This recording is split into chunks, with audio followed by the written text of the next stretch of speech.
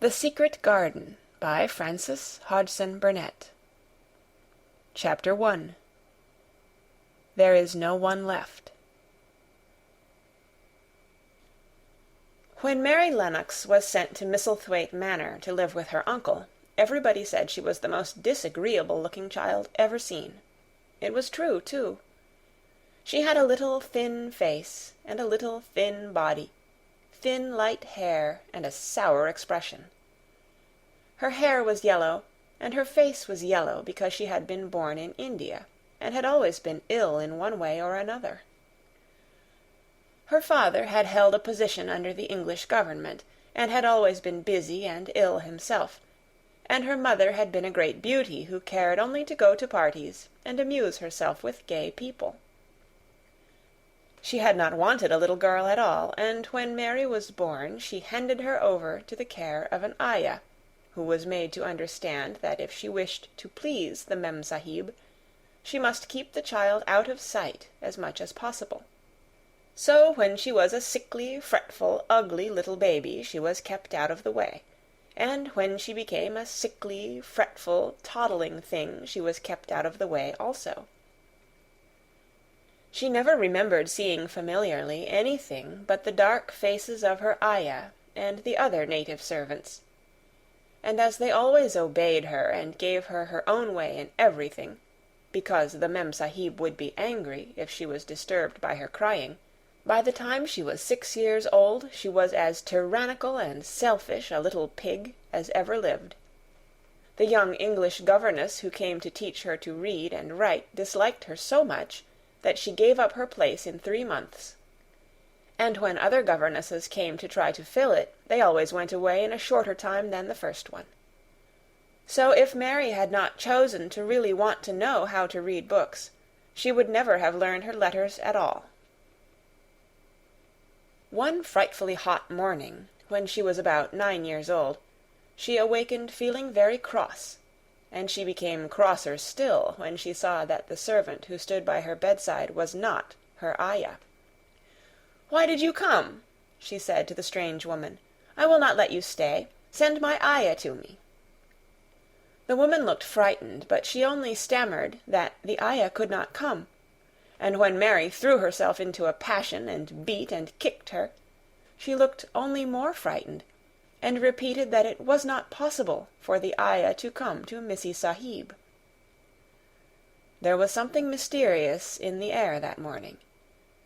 Nothing was done in its regular order, and several of the native servants seemed missing, while those whom Mary saw slunk or hurried about with ashy and scared faces.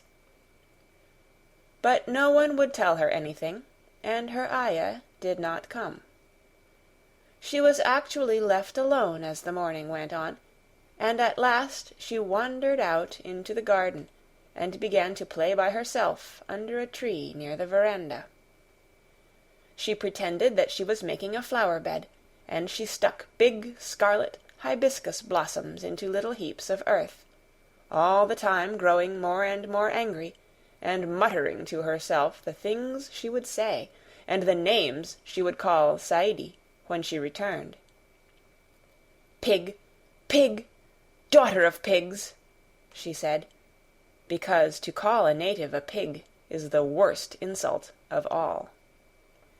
She was grinding her teeth and saying this over and over again when she heard her mother come out on the veranda with someone. She was with a fair young man, and they stood talking together in low, strange voices. Mary knew the fair young man who looked like a boy. She had heard that he was a very young officer who had just come from England. The child stared at him, but she stared most at her mother. She always did this when she had a chance to see her, because the Mem-Sahib, Mary used to call her that, oftener than anything else, was such a tall, slim, pretty person, and wore such lovely clothes. Her hair was like curly silk, and she had a delicate little nose which seemed to be disdaining things, and she had large, laughing eyes. All her clothes were thin and floating, and Mary said they were full of lace. They looked fuller of lace than ever this morning, but her eyes were not laughing at all. They were large and scared, and lifted imploringly to the fair boy officer's face. "Is it so very bad? Oh, is it?" Mary heard her say. "Awfully," the young man answered in a trembling voice. "Awfully, Mrs. Lennox. You ought to have gone to the hills 2 weeks ago." The Mem-Sahib wrung her hands. "Oh, I know I ought," she cried. "I only stayed to go to that silly dinner party. What a fool I was!" At that very moment such a loud sound of wailing broke out from the servants' quarters that she clutched the young man's arm, and Mary stood shivering from head to foot. The wailing grew wilder and wilder. "What is it? What is it?" Mrs. Lennox gasped. "Someone has died," answered the boy officer. "You did not say it had broken out among your servants." "I did not know," the Mem-Sahib cried. "Come with me, come with me." And she turned and ran into the house. After that, appalling things happened, and the mysteriousness of the morning was explained to Mary. The cholera had broken out in its most fatal form, and people were dying like flies. The ayah had been taken ill in the night, and it was because she had just died that the servants had wailed in the huts. Before the next day 3 other servants were dead, and others had run away in terror. There was panic on every side, and dying people in all the bungalows. During the confusion and bewilderment of the second day, Mary hid herself in the nursery, and was forgotten by everyone. Nobody thought of her, nobody wanted her, and strange things happened of which she knew nothing. Mary alternately cried and slept through the hours. She only knew that people were ill, and that she heard mysterious and frightening sounds. Once she crept into the dining-room and found it empty, though a partly finished meal was on the table, and chairs and plates looked as if they had been hastily pushed back when the diners rose suddenly for some reason. The child ate some fruit and biscuits, and being thirsty she drank a glass of wine which stood nearly filled. It was sweet, and she did not know how strong it was. Very soon it made her intensely drowsy, and she went back to her nursery and shut herself in again, frightened by cries she heard in the huts and by the hurrying sound of feet. The wine made her so sleepy that she could scarcely keep her eyes open, and she lay down on her bed and knew nothing more for a long time. Many things happened during the hours in which she slept so heavily, but she was not disturbed by the wails and the sound of things being carried in and out of the bungalow. When she awakened, she lay and stared at the wall. The house was perfectly still. She had never known it to be so silent before. She heard neither voices nor footsteps, and wondered if everybody had got well of the cholera and all the trouble was over. She wondered also who would take care of her now her ayah was dead. There would be a new ayah, and perhaps she would know some new stories. Mary had been rather tired of the old ones. She did not cry because her nurse had died. She was not an affectionate child, and had never cared much for anyone. The noise and hurrying about and wailing over the cholera had frightened her, and she had been angry because no one seemed to remember that she was alive. Everyone was too panic-stricken to think of a little girl no one was fond of. When people had the cholera, it seemed that they remembered nothing but themselves. But if everyone had got well again, surely someone would remember and come to look for her. But no one came, and as she lay waiting, the house seemed to grow more and more silent. She heard something rustling on the matting, and when she looked down she saw a little snake gliding along and watching her with eyes like jewels. She was not frightened, because he was a harmless little thing who would not hurt her, and he seemed in a hurry to get out of the room. He slipped under the door as she watched him. "How queer and quiet it is," she said. "It sounds as if there were no one in the bungalow but me and the snake." Almost the next minute she heard footsteps in the compound, and then on the veranda. They were men's footsteps, and the men entered the bungalow and talked in low voices. No one went to meet or speak to them, and they seemed to open doors and look into rooms. "What desolation!" she heard one voice say. "That pretty, pretty woman! I suppose the child, too. I heard there was a child, though no one ever saw her." Mary was standing in the middle of the nursery when they opened the door, a few minutes later. She looked an ugly, cross little thing, and was frowning because she was beginning to be hungry and feel disgracefully neglected. The first man who came in was a large officer she had once seen talking to her father. He looked tired and troubled, but when he saw her he was so startled that he almost jumped back. "Barney!" he cried out. "There is a child here! A child alone in a place like this! Mercy on us, who is she?" "I am Mary Lennox," the little girl said, drawing herself up stiffly. She thought the man was very rude to call her father's bungalow a place like this. "I fell asleep when everyone had the cholera, and I have only just wakened up. Why does nobody come?" "It is the child no one ever saw," exclaimed the man, turning to his companions. "She has actually been forgotten." "Why was I forgotten?"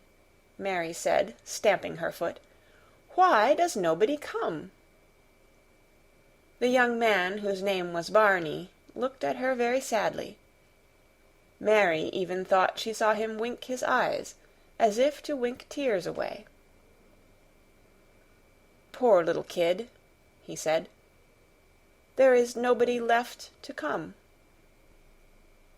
It was in that strange and sudden way that Mary found out that she had neither father nor mother left, that they had died and been carried away in the night, and that the few native servants who had not died also had left the house as quickly as they could get out of it, none of them even remembering that there was a Missie Sahib. That was why the place was so quiet. It was true that there was no one in the bungalow but herself and the little rustling snake. End of Chapter 1. The Secret Garden, by Frances Hodgson Burnett. Chapter 2. Mistress Mary, quite contrary. Mary had liked to look at her mother from a distance, and she had thought her very pretty, but as she knew very little of her, she could scarcely have been expected to love her or to miss her very much when she was gone. She did not miss her at all, in fact, and as she was a self-absorbed child, she gave her entire thought to herself, as she had always done. If she had been older, she would no doubt have been very anxious at being left alone in the world, but she was very young, and as she had always been taken care of, she supposed she always would be. What she thought was that she would like to know if she was going to nice people, who would be polite to her and give her her own way, as her ayah and the other native servants had done. She knew that she was not going to stay at the English clergyman's house, where she was taken at first. She did not want to stay. The English clergyman was poor, and he had 5 children nearly all the same age, and they wore shabby clothes and were always quarreling and snatching toys from each other. Mary hated their untidy bungalow and was so disagreeable to them that after the first day or two nobody would play with her.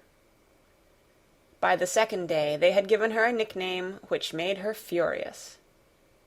It was Basil who thought of it first.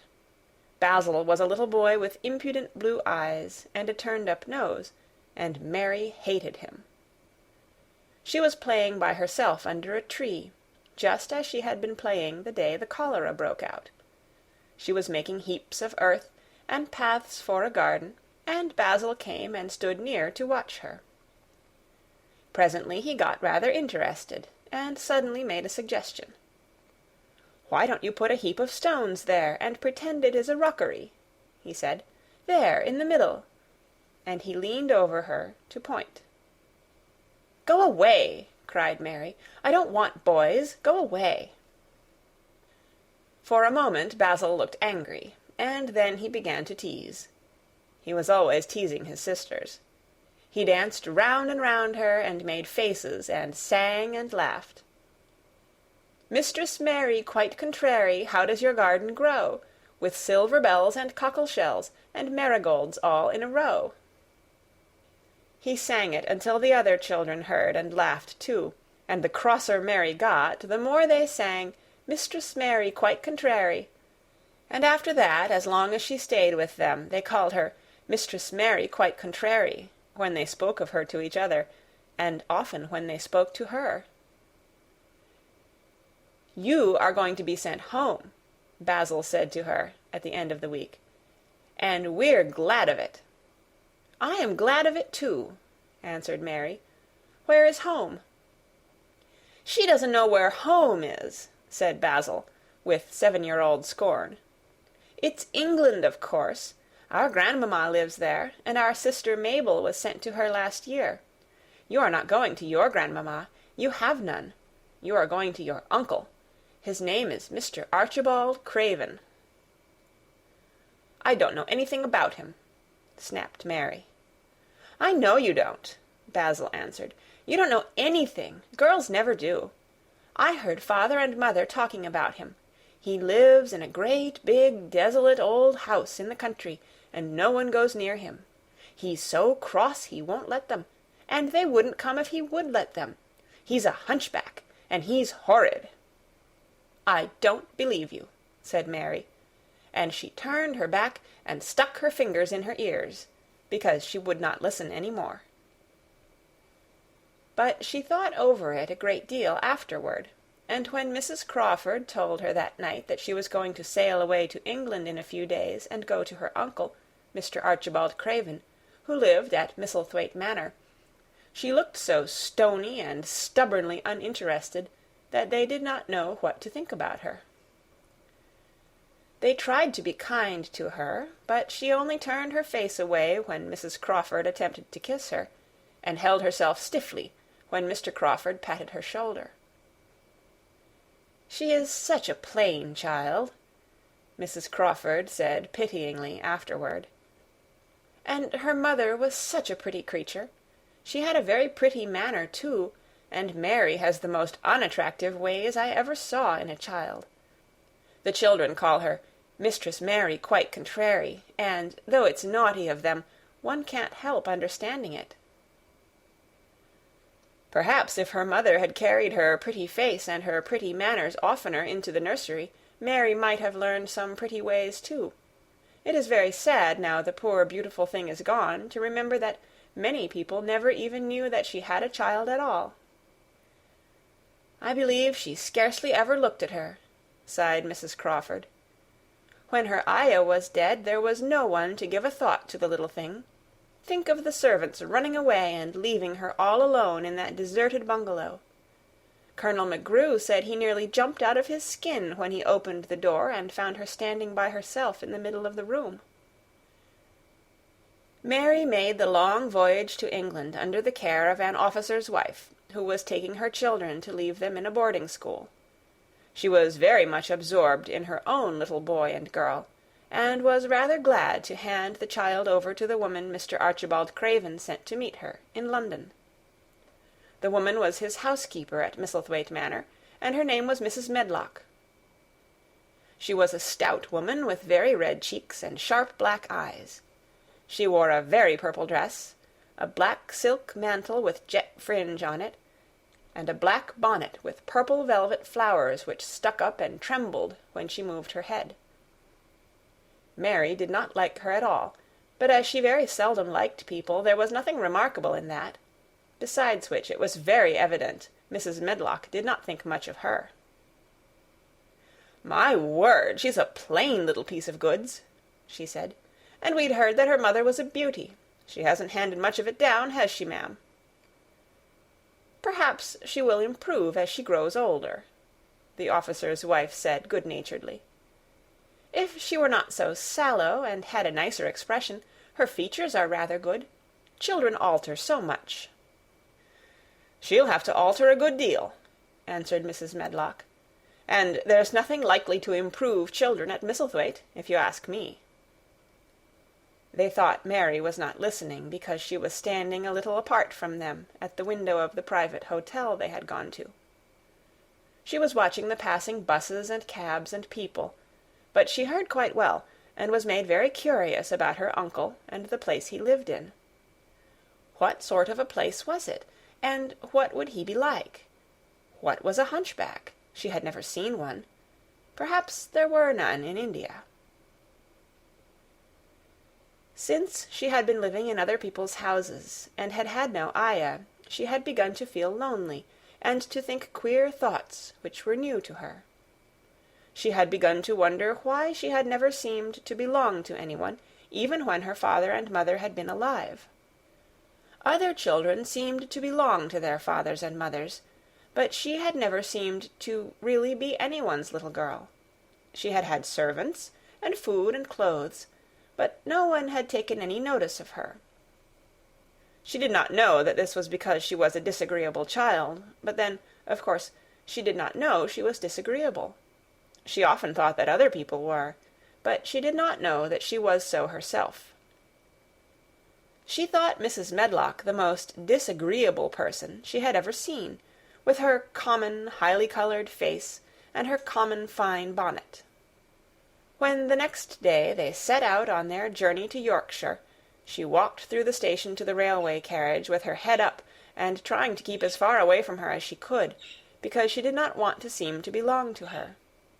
It would have made her angry to think people imagined she was her little girl. But Mrs. Medlock was not in the least disturbed by her and her thoughts. She was the kind of woman who would stand no nonsense from young ones. At least, that is what she would have said if she had been asked. She had not wanted to go to London just when her sister Maria's daughter was going to be married, but she had a comfortable, well-paid place as housekeeper at Misselthwaite Manor, and the only way in which she could keep it was to do at once what Mr. Archibald Craven told her to do. She never dared even to ask a question. "Captain Lennox and his wife died of the cholera," Mr. Craven had said in his short, cold way. "Captain Lennox was my wife's brother, and I am their daughter's guardian. The child is to be brought here. You must go to London and bring her yourself." So she packed her small trunk and made the journey. Mary sat in her corner of the railway carriage and looked plain and fretful. She had nothing to read or to look at, and she had folded her thin little black-gloved hands in her lap. Her black dress made her look yellower than ever, and her limp light hair straggled from under her black crape hat. "A more marred-looking young one I never saw in my life," Mrs. Medlock thought. Marred is a Yorkshire word, and means spoiled and pettish. She had never seen a child who sat so still without doing anything, and at last she got tired of watching her, and began to talk in a brisk, hard voice. "I suppose I may as well tell you something about where you are going to," she said. "Do you know anything about your uncle?" "No," said Mary. "Never heard your father and mother talk about him?" "No," said Mary, frowning. She frowned because she remembered that her father and mother had never talked to her about anything in particular. Certainly they had never told her things. "Humph!" muttered Mrs. Medlock, staring at her queer, unresponsive little face. She did not say any more for a few moments, and then she began again. "I suppose you might as well be told something, to prepare you. You are going to a queer place." Mary said nothing at all, and Mrs. Medlock looked rather discomfited by her apparent indifference. But, after taking a breath, she went on. "Not but that it's a grand big place in a gloomy way, and Mr. Craven's proud of it in his way, and that's gloomy enough too. The house is 600 years old, and it's on the edge of the moor, and there's near 100 rooms in it, though most of them shut up and locked. And there's pictures and fine old furniture and things that's been there for ages. And there's a big park round it, and gardens, and trees with branches trailing to the ground, some of them." She paused, and took another breath. "But there's nothing else," she ended suddenly. Mary had begun to listen in spite of herself. It all sounded so unlike India, and anything new rather attracted her. But she did not intend to look as if she were interested. That was one of her unhappy, disagreeable ways. So she sat still. "Well," said Mrs. Medlock, "what do you think of it?" "Nothing," she answered. "I know nothing about such places." That made Mrs. Medlock laugh a short sort of laugh. "Eh," she said, "but you are like an old woman. Don't you care?" "It doesn't matter," said Mary, "whether I care or not." "You are right enough there," said Mrs. Medlock. "It doesn't. What you're to be kept at Misselthwaite Manor for I don't know, unless because it's the easiest way. He's not going to trouble himself about you, that's sure and certain. He never troubles himself about no one." She stopped herself as if she had just remembered something in time. "He's got a crooked back," she said. "That set him wrong. He was a sour young man, and got no good of all his money and big place till he was married." Mary's eyes turned toward her in spite of her intention not to seem to care. She had never thought of the hunchback's being married, and she was a trifle surprised.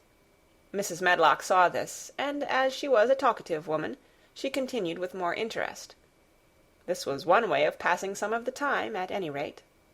"She was a sweet, pretty thing, and he'd have walked the world over to get her a blade o' grass she wanted. Nobody thought she'd marry him, but she did, and people said she married him for his money. But she didn't. She didn't. Positively.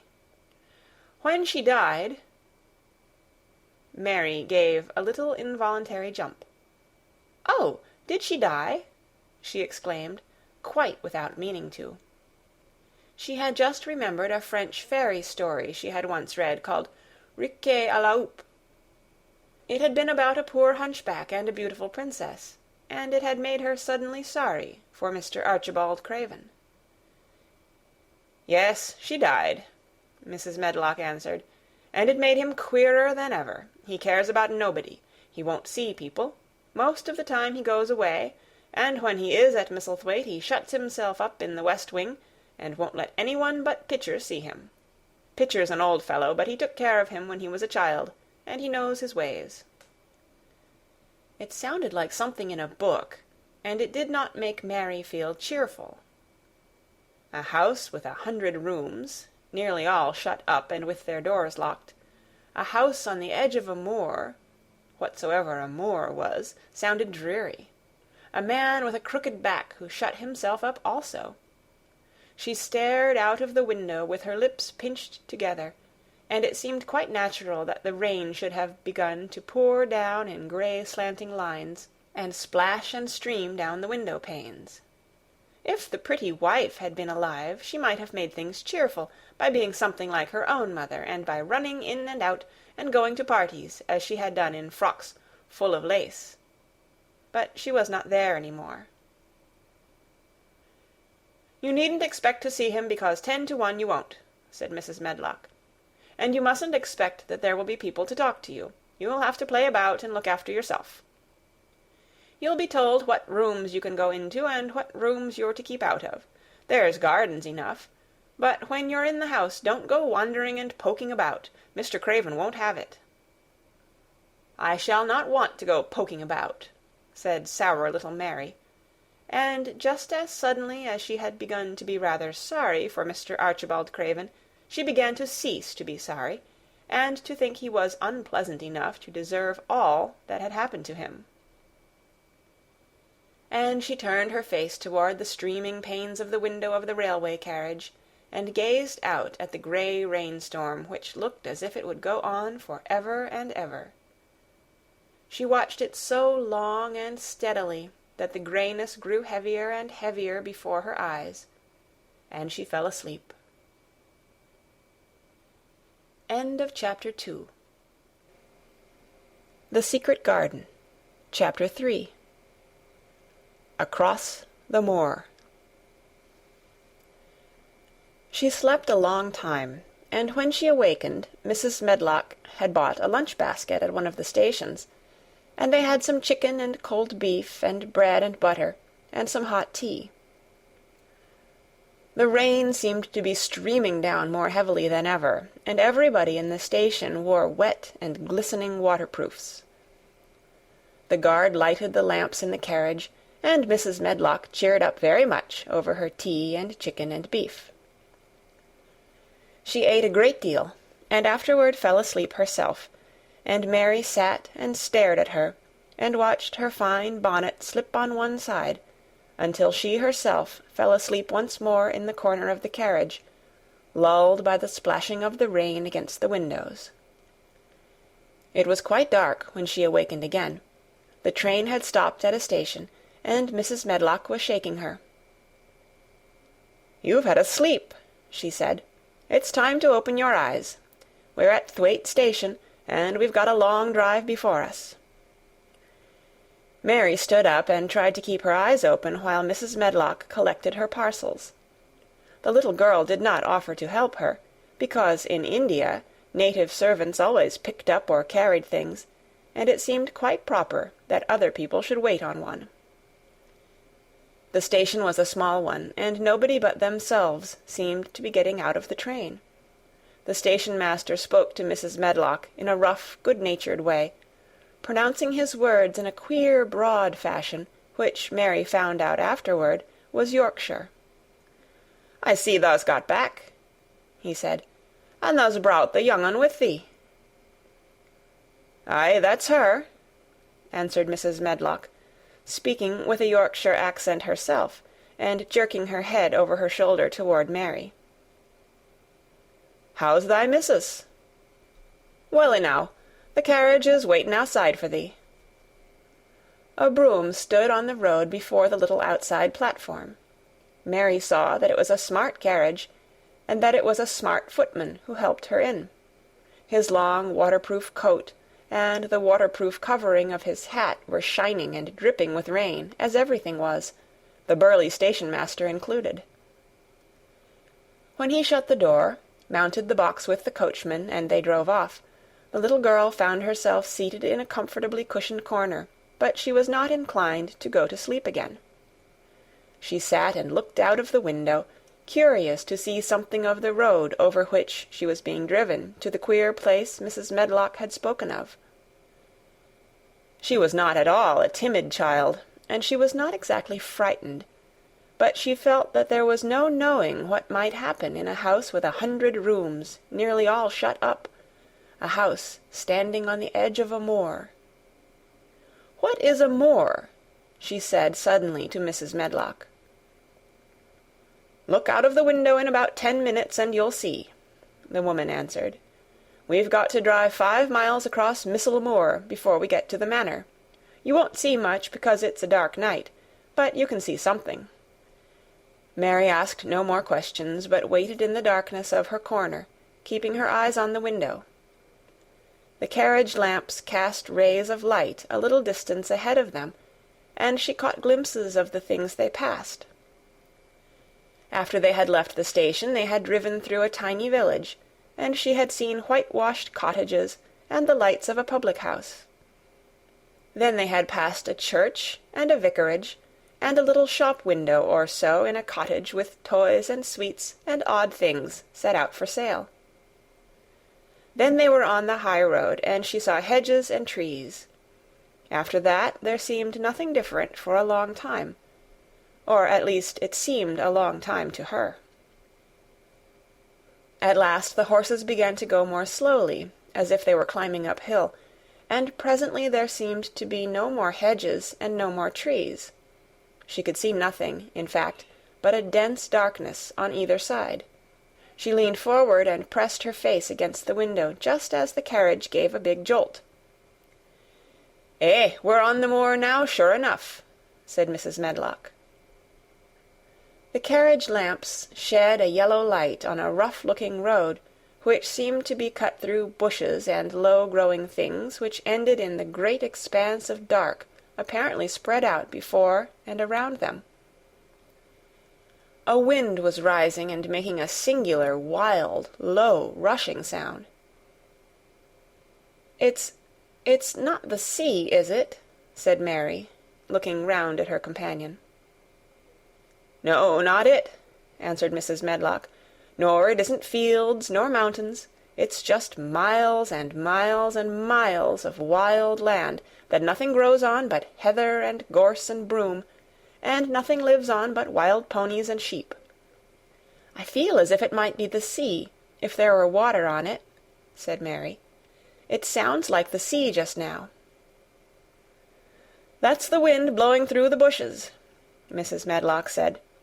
"It's a wild, dreary enough place to my mind, though there's plenty that likes it, particularly when the heather's in bloom." On and on they drove through the darkness, and though the rain stopped, the wind rushed by and whistled and made strange sounds. The road went up and down, and several times the carriage passed over a little bridge, beneath which water rushed very fast, with a great deal of noise. Mary felt as if the drive would never come to an end, and that the wide, bleak moor was a wide expanse of black ocean through which she was passing on a strip of dry land. "I don't like it," she said to herself. "I don't like it," and she pinched her thin lips more tightly together. The horses were climbing up a hilly piece of road when she first caught sight of a light. Mrs. Medlock saw it as soon as she did, and drew a long sigh of relief. I am glad to see that bit o' light twinkling," she exclaimed. "It's the light in the lodge window. We shall get a good cup of tea after a bit, at all events." It was after a bit, as she said, for when the carriage passed through the park gates, there was still 2 miles of avenue to drive through, and the trees, which nearly met overhead, made it seem as if they were driving through a long, dark vault. They drove out of the vault into a clear space, and stopped before an immensely long but low-built house, which seemed to ramble round a stone court. At first Mary thought that there were no lights at all in the windows, but as she got out of the carriage she saw that one room in a corner upstairs showed a dull glow. The entrance door was a huge one made of massive, curiously shaped panels of oak, studded with big iron nails and bound with great iron bars.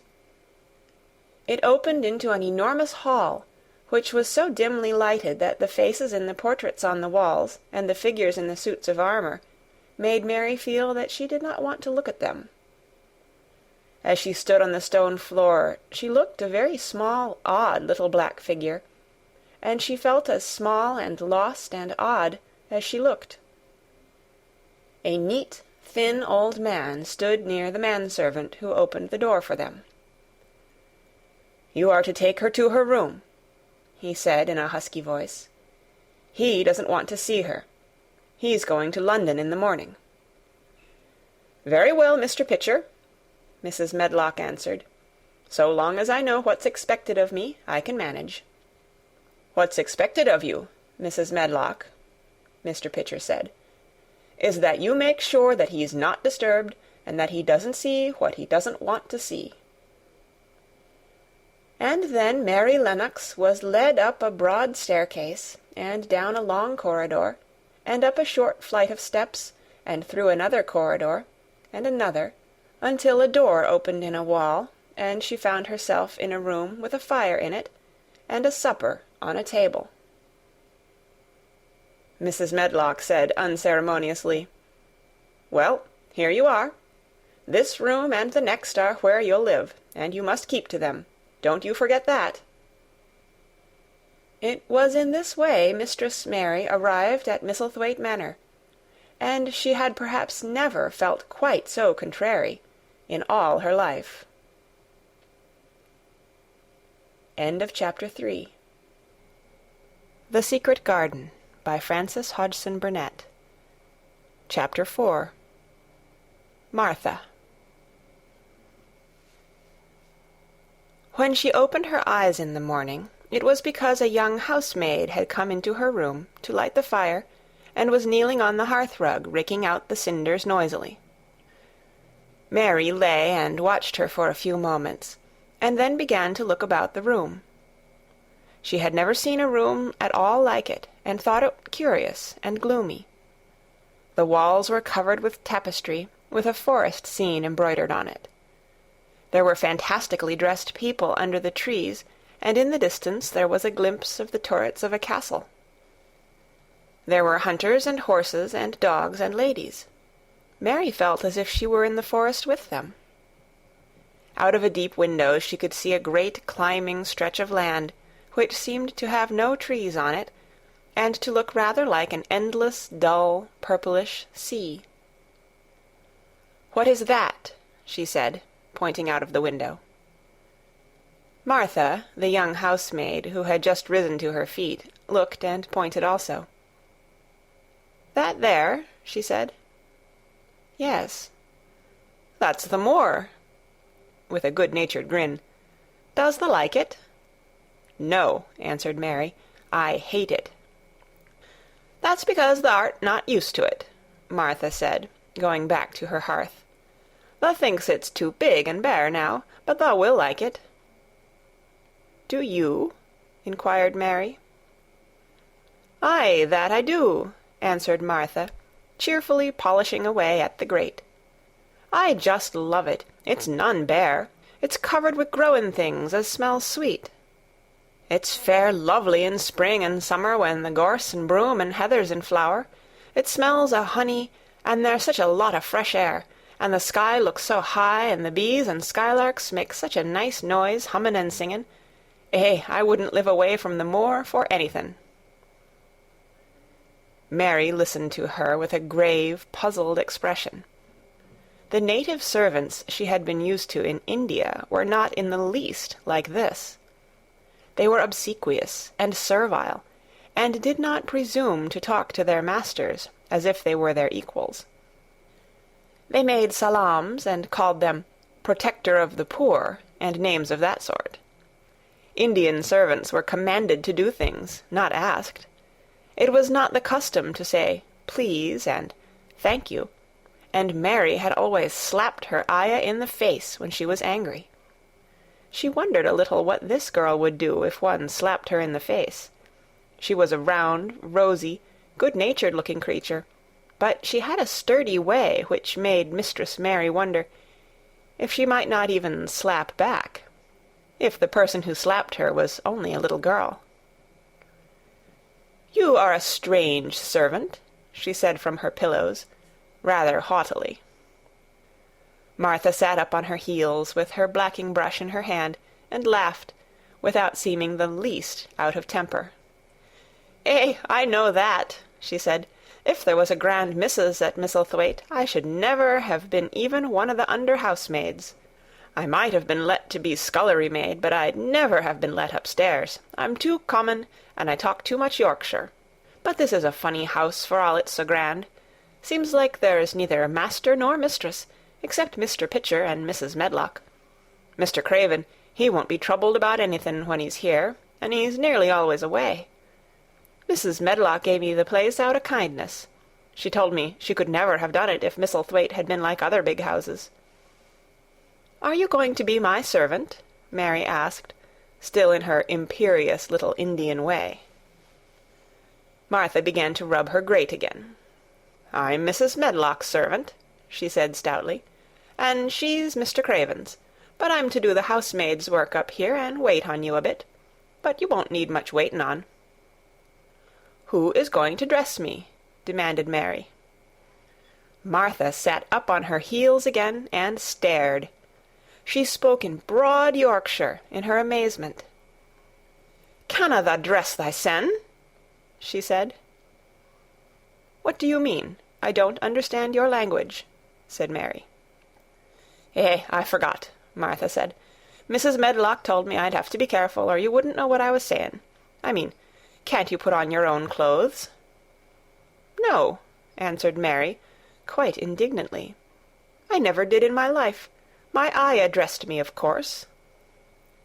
"Well," said Martha, evidently not in the least aware that she was impudent, "it's time thou should learn. Thou cannot begin younger. It'll do thee good to wait on thysen a bit. My mother always said she couldn't see why grand people's children didn't turn out fair fools, what with nurses, and being washed and dressed and took out to walk as if they was puppies." "It is different in India," said Mistress Mary disdainfully. She could scarcely stand this, but Martha was not at all crushed. I can see it's different," she answered, almost sympathetically. "I dare say it's because there's such a lot of blacks there, instead of respectable white people. When I heard you was coming from India, I thought you was a black too." Mary sat up in bed, furious. "What?" she said. "What? You thought I was a native? You daughter of a pig!" Martha stared and looked hot. "Who are you calling names?" she said. "You needn't be so vexed. That's not the way for a young lady to talk. I've nothing against the blacks. When you read about 'em in tracts, they're always very religious. You always read as a black's a man and a brother. I've never seen a black, and I was fair pleased to think I was going to see one close.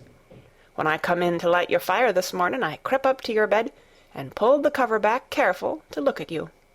And there you was," disappointedly. "No more black than me, for all you're so yeller." Mary did not even try to control her rage and humiliation. "You thought I was a native! You dared! You don't know anything about natives. They're not people. They're servants who must salaam to you. You know nothing about India. You know nothing about anything." She was in such a rage, and felt so helpless before the girl's simple stare, and somehow she suddenly felt so horribly lonely and far away from everything she understood, and which understood her, that she threw herself face downward on the pillows and burst into passionate sobbing.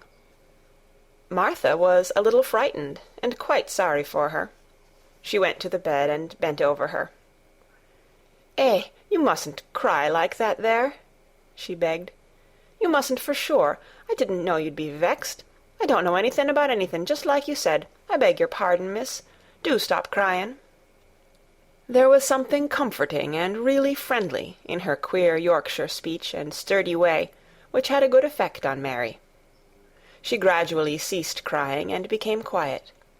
Martha looked relieved. "It's time for thee to get up now," she said. "Mrs. Medlock said I was to carry the breakfast and tea and dinner into the room next to this. It's been made into a nursery for thee. I'll help thee on with thy clothes if thou get out of bed. If the buttons are at the back, thou cannot button them up thyself."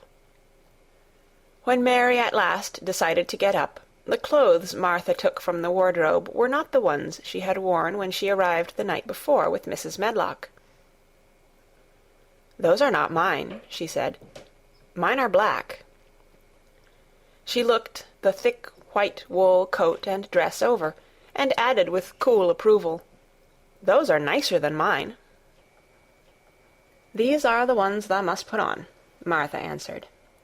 "Mr. Craven ordered Mrs. Medlock to get 'em in London. He said, 'I won't have a child dressed in black wandering about like a lost soul,' he said. 'It'd make the place sadder than it is. Put colour on her.' Mother said she knew what he meant. Mother always knows what a body means. She doesn't hold with black herself."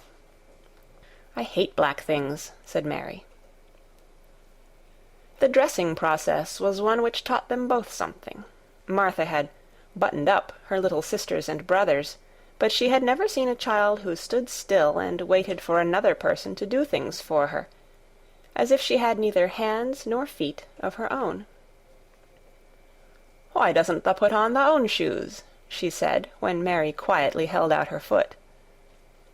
"My Ayah did it," answered Mary, staring. "It was the custom." She said that very often. It was the custom. The native servants were always saying it. If one told them to do a thing their ancestors had not done for 1,000 years, they gazed at one mildly and said, "It is not the custom," and one knew that was the end of the matter. It had not been the custom that Mistress Mary should do anything but stand and allow herself to be dressed like a doll. But before she was ready for breakfast, she began to suspect that her life at Misselthwaite Manor would end by teaching her a number of things quite new to her. Things such as putting on her own shoes and stockings, and picking up things she let fall. If Martha had been a well-trained, fine young lady's maid, she would have been more subservient and respectful, and would have known that it was her business to brush hair and button boots, and pick things up and lay them away. She was, however, only an untrained Yorkshire rustic, who had been brought up in a moorland cottage with a swarm of little brothers and sisters, who had never dreamed of doing anything but waiting on themselves and on the younger ones, who were either babies in arms, or just learning to totter about and tumble over things. If Mary Lennox had been a child who was ready to be amused, she would perhaps have laughed at Martha's readiness to talk, but Mary only listened to her coldly, and wondered at her freedom of manner. At first she was not at all interested, but gradually, as the girl rattled on in her good-tempered, homely way, Mary began to notice what she was saying. You should see 'em all," she said. "There's 12 of us, and my father only gets 16 shilling a week. I can tell you my mother's put to it to get porridge for 'em all. They tumble about on the moor and play there all day, and mother says the air of the moor fattens 'em. She says she believes they eat the grass, same as the wild ponies do. Our Dickon, he's 12 years old, and he's got a young pony he calls his own." "Where did he get it?" asked Mary. "He found it on the moor with its mother when it was a little one, and he began to make friends with it, and give it bits o' bread, and pluck young grass for it. And it got to like him, so it follows him about, and it lets him get on its back. Dickon's a kind lad, and animals likes him." Mary had never possessed an animal pet of her own, and had always thought she should like one.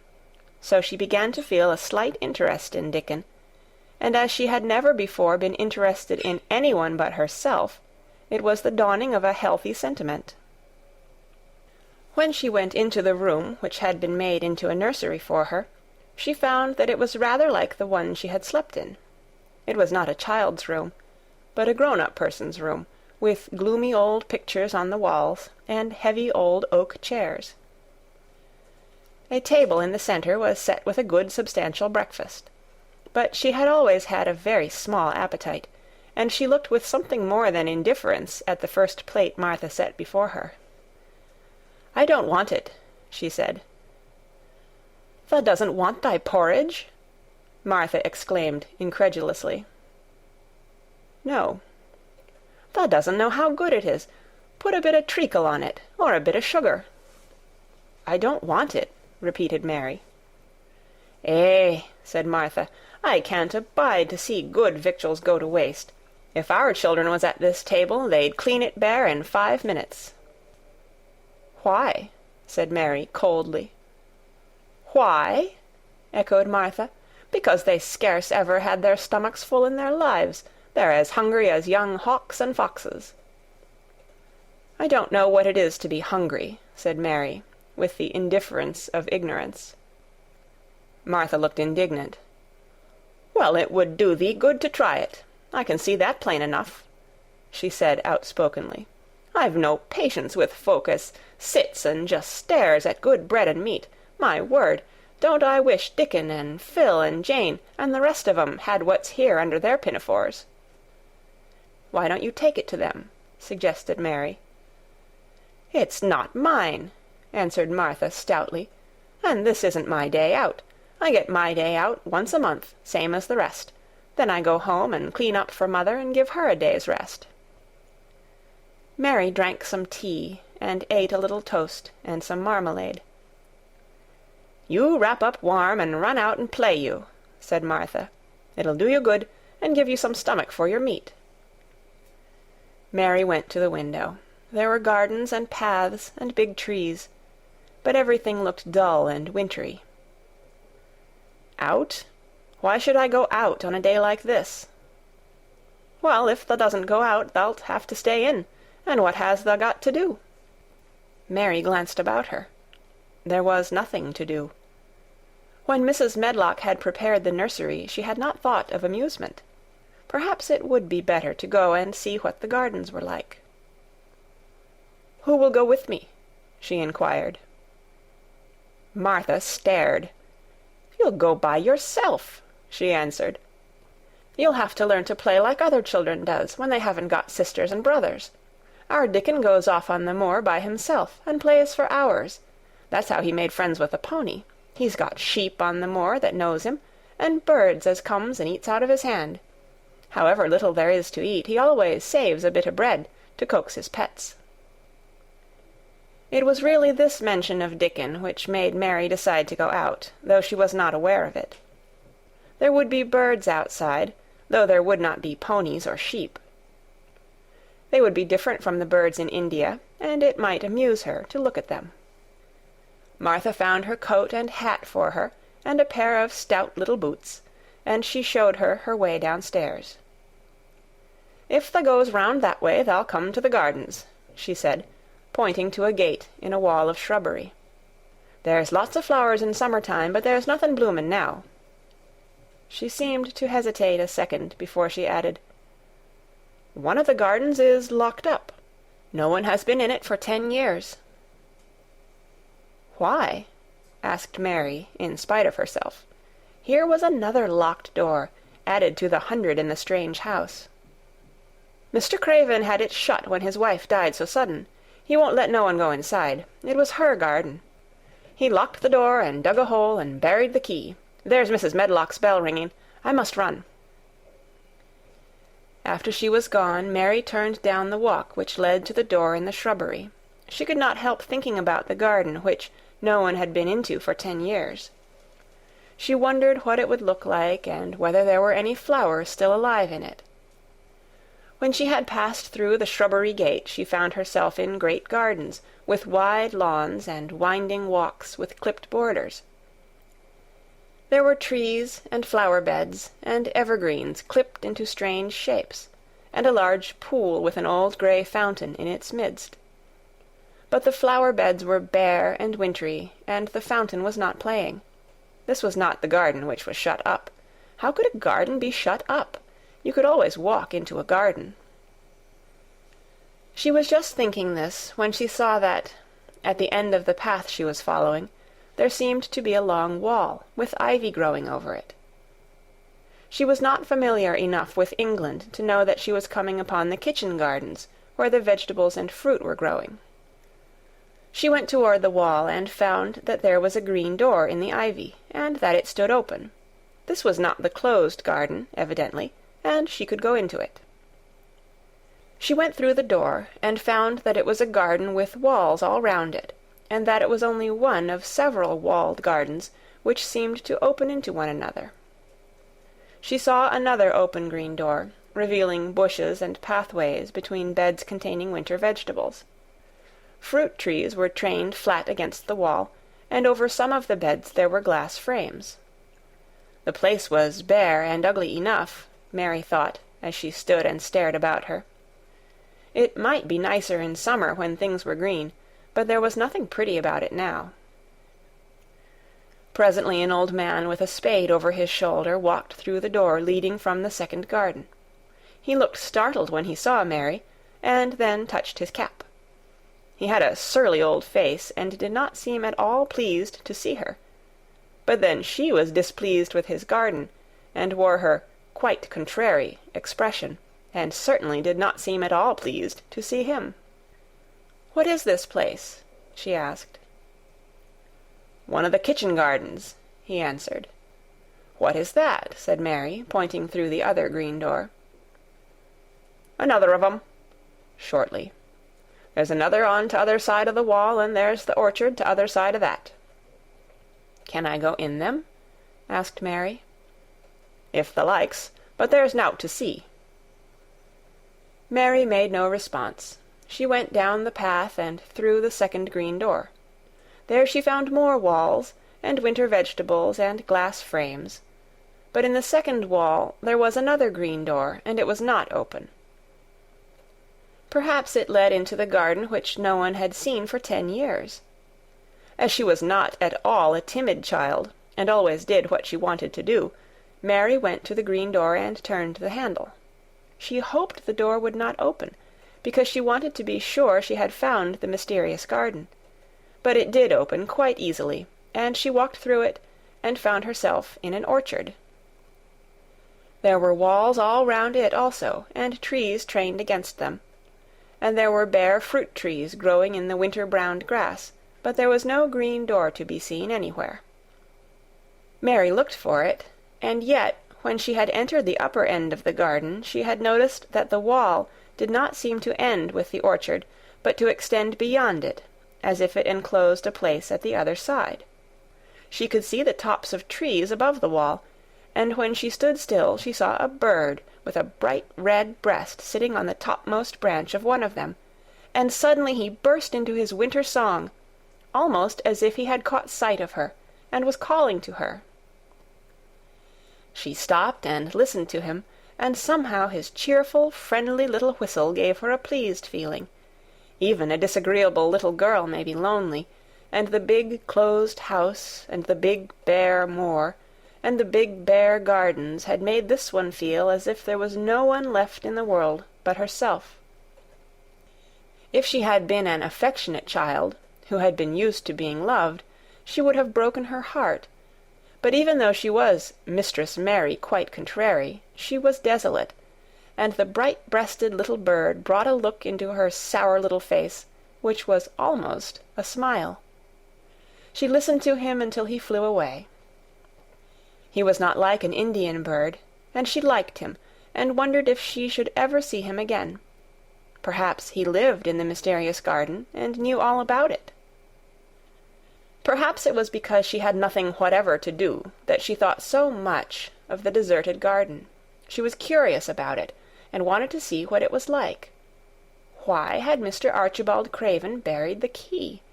If he had liked his wife so much, why did he hate her garden? She wondered if she should ever see him, but she knew that if she did she should not like him, and he would not like her, and that she should only stand and stare at him and say nothing, though she should be wanting dreadfully to ask him why he had done such a queer thing. People never like me, and I never like people, she thought. And I never can talk as the Crawford children could. They were always talking and laughing and making noises. She thought of the robin, and of the way he seemed to sing his song at her, and as she remembered the tree-top he perched on, she stopped rather suddenly on the path. I believe that tree was in the secret garden. I feel sure it was, she said. There was a wall round the place, and there was no door. She walked back into the first kitchen garden she had entered, and found the old man digging there. She went and stood beside him, and watched him a few moments in her cold little way.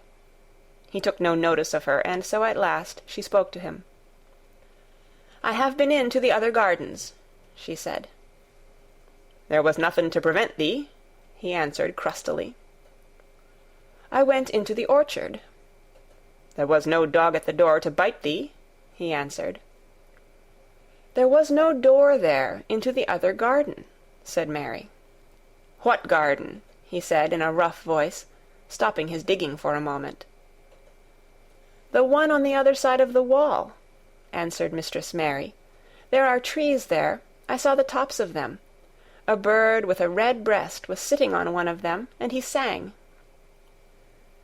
To her surprise, the surly old weather-beaten face actually changed its expression. A slow smile spread over it, and the gardener looked quite different. It made her think that it was curious how much nicer a person looked when he smiled. She had not thought of it before. He turned about to the orchard side of his garden and began to whistle, a low, soft whistle. She could not understand how such a surly man could make such a coaxing sound. Almost the next moment a wonderful thing happened. She heard a soft little rushing flight through the air, and it was the bird with the red breast flying to them, and he actually alighted on the big clod of earth quite near to the gardener's foot. "Here he is," chuckled the old man, and then he spoke to the bird as if he were speaking to a child. "Where has thou been, the cheeky little beggar?" he said. "I've not seen thee before to-day. Has thou begun the courtin' this early in the season? Thou'rt too forrard." The bird put his tiny head on one side and looked up at him with his soft bright eye, which was like a black dewdrop. He seemed quite familiar and not the least afraid. He hopped about and pecked the earth briskly, looking for seeds and insects. It actually gave Mary a queer feeling in her heart because he was so pretty and cheerful and seemed so like a person. He had a tiny, plump body and a delicate beak and slender, delicate legs. "Will he always come when you call him?" she asked, almost in a whisper. "Aye, that he will. I've knowed him ever since he was a fledgling. He come out of the nest in the other garden, and when first he flew over the wall he was too weak to fly back for a few days, and we got friendly. When he went over the wall again, the rest of the brood was gone, and he was lonely, and he come back to me." "What kind of a bird is he?" Mary asked. "Doesn't thou know? He's a robin redbreast, and they're the friendliest, curiousest birds alive. They're almost as friendly as dogs, if you know how to get on with 'em. Watch him pecking about there and looking round at us now and again. He knows we're talking about him." It was the queerest thing in the world to see the old fellow. He looked at the plump little scarlet waistcoated bird as if he were both proud and fond of him. "He's a conceited one," he chuckled. "He likes to hear folk talk about him, and curious, bless me, there never was his like for curiosity and meddlin'. He's always comin' to see what I'm plantin'. He knows all the things Mester Craven never troubles hisself to find out.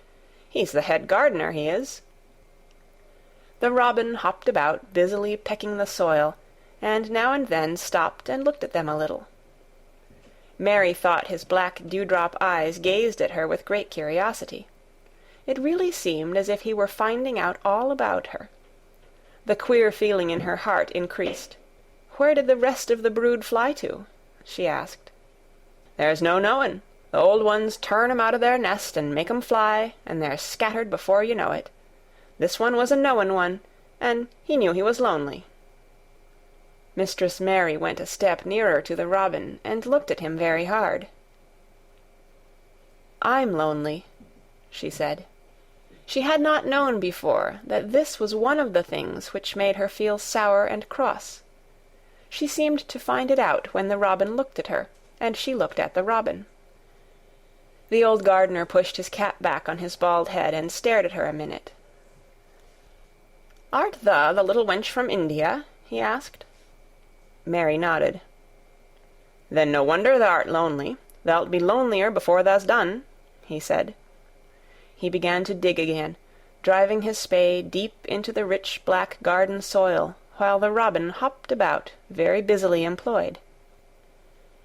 "What is your name?" Mary inquired. He stood up to answer her. "Ben Weatherstaff," he answered, and then he added with a surly chuckle, "I'm lonely mysel', except when he's with me," and he jerked his thumb toward the robin. "He's the only friend I've got." "I have no friends at all," said Mary. "I never had. My Ayah didn't like me, and I never played with anyone." It is a Yorkshire habit to say what you think with blunt frankness, and old Ben Weatherstaff was a Yorkshire moor-man. "Tha and me are a good bit alike," he said. "We was wove out of the same cloth. We're neither of us good-lookin', and we're both of us as sour as we look. We've got the same nasty tempers, both of us, I'll warrant." This was plain speaking, and Mary Lennox had never heard the truth about herself in her life. Native servants always salaamed and submitted to you whatever you did. She had never thought much about her looks, but she wondered if she was as unattractive as Ben Weatherstaff, and she also wondered if she looked as sour as he had looked before the robin came. She actually began to wonder also if she was nasty-tempered. She felt uncomfortable. Suddenly a clear, rippling little sound broke out near her, and she turned round. She was standing a few feet from a young apple-tree, and the robin had flown on to one of its branches and had burst out into a scrap of a song. Ben Weatherstaff laughed outright.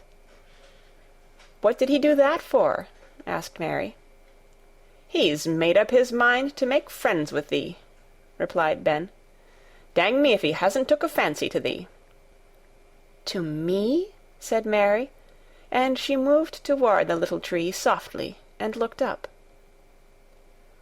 "Would you make friends with me?" she said to the robin, just as if she was speaking to a person.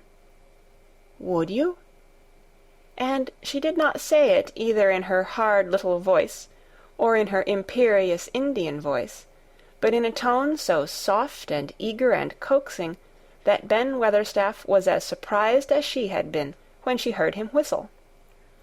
"Why," he cried out, "thus said that as nice and human as if there was a real child instead of a sharp old woman.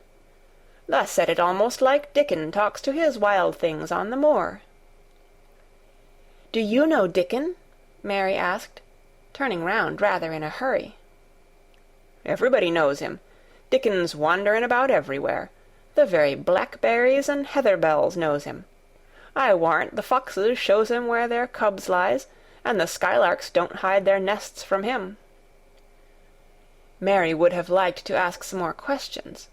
She was almost as curious about Dickon as she was about the deserted garden. But just that moment the robin, who had ended his song, gave a little shake of his wings, spread them, and flew away. He had made his visit, and had other things to do. "He has flown over the wall," Mary cried out, watching him. "He has flown into the orchard. He has flown across the other wall into the garden where there is no door." "He lives there," said old Ben. "He came out of the egg there. If he's courtin', he's making up to some young madam of a robin that lives among the old rose-trees there." "Rose-trees?" said Mary. "Are there rose-trees?" Ben Weatherstaff took up his spade again and began to dig. "There was 10 year ago," he mumbled. "I should like to see them," said Mary. "Where is the green door? There must be a door somewhere." Ben drove his spade deep and looked as uncompanionable as he had looked when she first saw him. "There was 10 year ago, but there isn't now," he said. "No door?" cried Mary. "There must be." "None as anyone can find, and none as is anyone's business. Don't you be a meddlesome wench, and poke your nose where it's no cause to go. Here, I must go on with my work. Get you gone and play you. I've no more time." And he actually stopped digging, threw his spade over his shoulder, and walked off, without even glancing at her or saying good-bye. End of Chapter 4. The Secret Garden, Chapter 5. The Cry in the Corridor. At first, each day which passed by for Mary Lennox was exactly like the others. Every morning she awoke in her tapestried room and found Martha kneeling upon the hearth building her fire. Every morning she ate her breakfast in the nursery, which had nothing amusing in it, and after each breakfast she gazed out of the window across to the huge moor which seemed to spread out on all sides and climb up to the sky, and after she had stared for a while she realized that if she did not go out she would have to stay in and do nothing, and so she went out. She did not know that this was the best thing she could have done, and she did not know that, when she began to walk quickly or even run along the paths and down the avenue, she was stirring her slow blood and making herself stronger by fighting with the wind which swept down from the moor. She ran only to make herself warm, and she hated the wind which rushed at her face and roared and held her back as if it were some giant she could not see.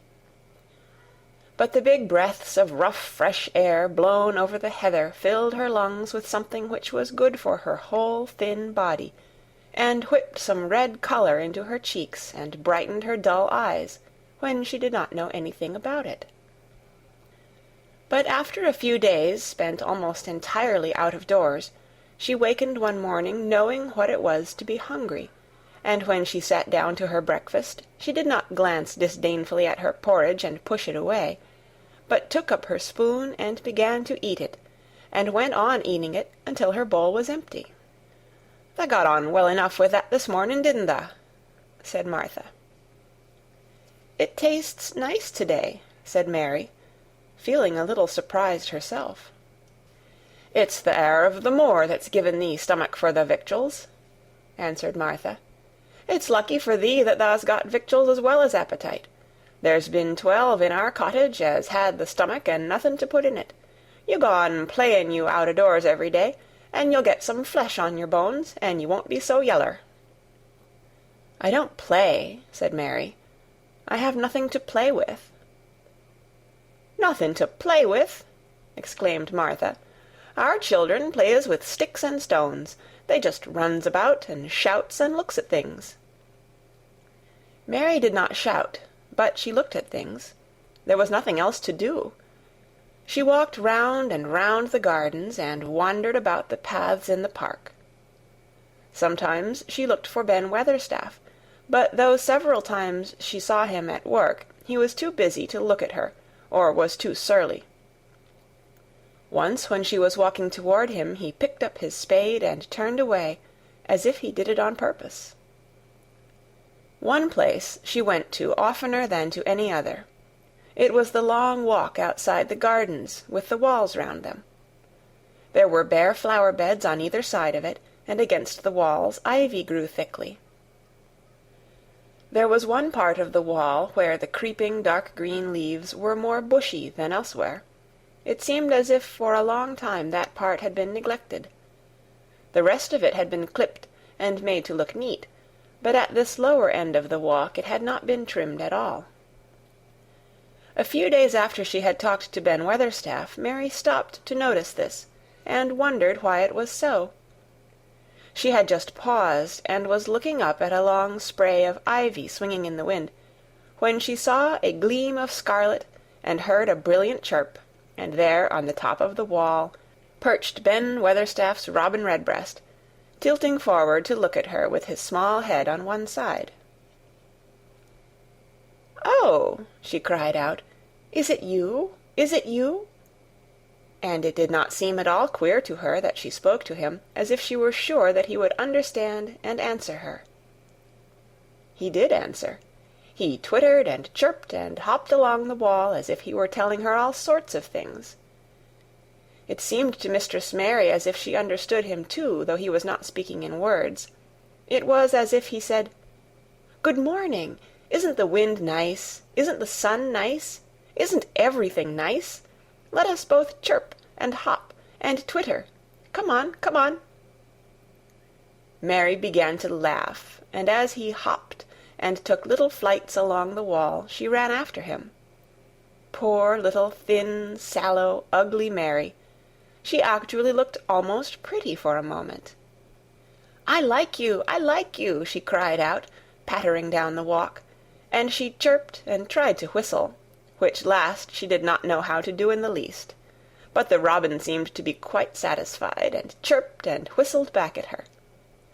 At last he spread his wings, and made a darting flight to the top of a tree, where he perched and sang loudly. That reminded Mary of the first time she had seen him. He had been swinging on a tree-top then, and she had been standing in the orchard. Now she was on the other side of the orchard, and standing in the path outside a wall, much lower down, and there was the same tree inside. "It's the garden no one can go into," she said to herself. "It's the garden without a door. He lives in there. How I wish I could see what it is like." She ran up the walk to the green door she had entered the first morning. Then she ran down the path through the other door, and then into the orchard. And when she stood and looked up, there was the tree on the other side of the wall, and there was the robin just finishing his song, and beginning to preen his feathers with his beak. "It is the garden," she said. "I am sure it is." She walked round and looked closely at that side of the orchard wall, but she only found what she had found before, that there was no door in it. Then she ran through the kitchen gardens again, and out into the walk outside the long ivy-covered wall, and she walked to the end of it and looked at it, but there was no door. And then she walked to the other end, looking again, but there was no door. "It's very queer," she said. "Ben Weatherstaff said there was no door, and there is no door. But there must have been one 10 years ago, because Mr. Craven buried the key." This gave her so much to think of that she began to be quite interested, and feel that she was not sorry that she had come to Misselthwaite Manor. In India she had always felt hot and too languid to care much about anything. The fact was that the fresh wind from the moor had begun to blow the cobwebs out of her young brain, and to waken her up a little. She stayed out of doors nearly all day, and when she sat down to her supper at night she felt hungry and drowsy and comfortable. She did not feel cross when Martha chattered away. She felt as if she rather liked to hear her, and at last she thought she would ask her a question. She asked it after she had finished her supper and had sat down on the hearth-rug before the fire. "Why did Mr. Craven hate the garden?" she said. She had made Martha stay with her, and Martha had not objected at all. She was very young, and used to a crowded cottage full of brothers and sisters, and she found it dull in the great servants' hall downstairs, where the footmen and upper housemaids made fun of her Yorkshire speech, and looked upon her as a common little thing, and sat and whispered among themselves.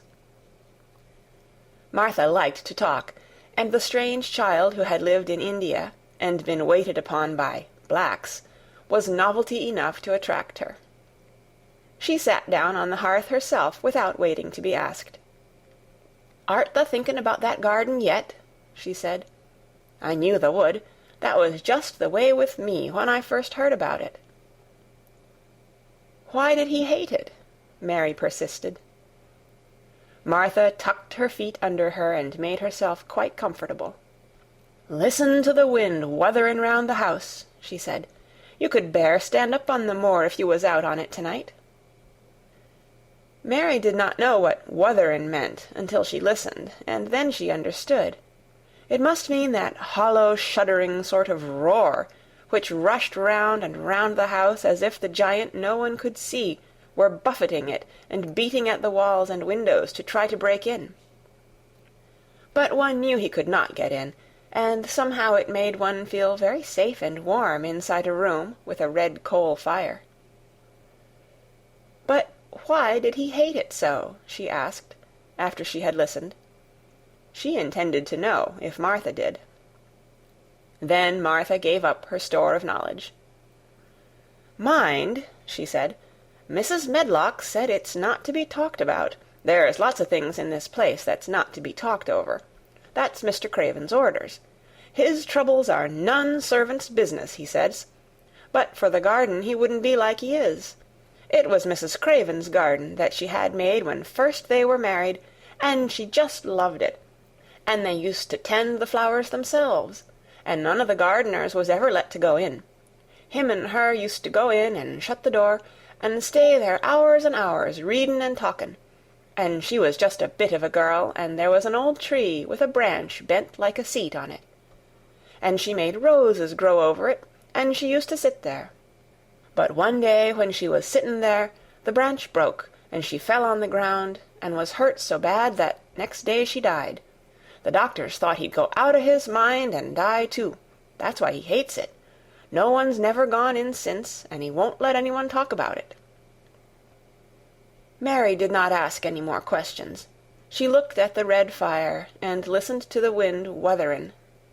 It seemed to be wutherin' louder than ever. At that moment a very good thing was happening to her. 4 good things had happened to her, in fact, since she came to Misselthwaite Manor. She had felt as if she had understood a robin, and that he had understood her.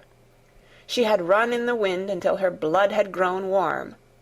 She had been healthily hungry for the first time in her life, and she had found out what it was to be sorry for someone. But as she was listening to the wind, she began to listen to something else. She did not know what it was, because at first she could scarcely distinguish it from the wind itself. It was a curious sound.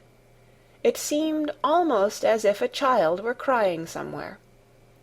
Sometimes the wind sounded rather like a child crying, but presently Mistress Mary felt quite sure this sound was inside the house, not outside it.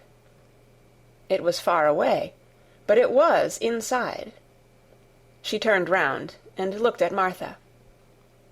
"Do you hear anyone crying?" she said. Martha suddenly looked confused. "No," she answered. "It's the wind. Sometimes it sounds like as if someone was lost on the moor and wailin'. It's got all sorts of sounds." "But listen," said Mary. "It's in the house, down one of those long corridors." And at that very moment a door must have been opened somewhere downstairs, for a great rushing draught blew along the passage, and the door of the room they sat in was blown open with a crash, and as they both jumped to their feet the light was blown out, and the crying sound was swept down the far corridor, so that it was to be heard more plainly than ever. "There," said Mary, "I told you so. It is someone crying, and it isn't a grown-up person." Martha ran and shut the door and turned the key, but before she did it they both heard the sound of a door in some far passage shutting with a bang, and then everything was quiet, for even the wind ceased wutherin' for a few moments. "It was the wind," said Martha stubbornly, "and if it wasn't, it was little Betty Butterworth, the scullery maid. She's had the toothache all day." But something troubled and awkward in her manner made Mistress Mary stare very hard at her. She did not believe she was speaking the truth. End of chapter 5. The Secret Garden by Frances Hodgson Burnett. Chapter 6. There was someone crying. There was. The next day the rain poured down in torrents again, and when Mary looked out of her window the moor was almost hidden by grey mist and cloud. There could be no going out today. "What do you do in your cottage when it rains like this?" she asked Martha. "Try to keep from under each other's feet, mostly," Martha answered. There does seem a lot of us then. Mother's a good-tempered woman, but she gets fair moithered. The biggest ones goes out in the cow-shed and plays there. Dickon, he doesn't mind the wet. He goes out just the same as if the sun was shinin'. He says he sees things on rainy days as doesn't show when it's fair weather. He once found a little fox cub half drowned in its hole, and he brought it home in the bosom of his shirt to keep it warm. Its mother had been killed near by, and the hole was swum out, and the rest of the litter was dead. He's got it at home now. He found a half-drowned young crow another time, and he brought it home too, and tamed it. It's named Soot, because it's so black, and it hops and flies about with him everywhere." The time had come when Mary had forgotten to resent Martha's familiar talk. She had even begun to find it interesting, and to be sorry when she stopped or went away. The stories she had been told by her ayah when she lived in India had been quite unlike those Martha had to tell, about the moorland cottage which held 14 people who lived in 4 little rooms, and never had quite enough to eat. The children seemed to tumble about and amuse themselves like a litter of rough, good-natured collie puppies. Mary was most attracted by the mother and Dickon. When Martha told stories of what Mother said or did, they always sounded comfortable. "If I had a raven or a fox cub, I could play with it," said Mary. "But I have nothing." Martha looked perplexed. "Can the knit?" she asked. "No," answered Mary. "Can the sew?" "No." "Can the read?" "Yes." "Then why doesn't the read somethin', or learn a bit o' spellin'? Thou'st old enough to be learning thy book a good bit now." "I haven't any books," said Mary. "Those I had were left in India." "That's a pity," said Martha. "If Mrs. Medlock 'ud let thee go into the library, there's thousands o' books there."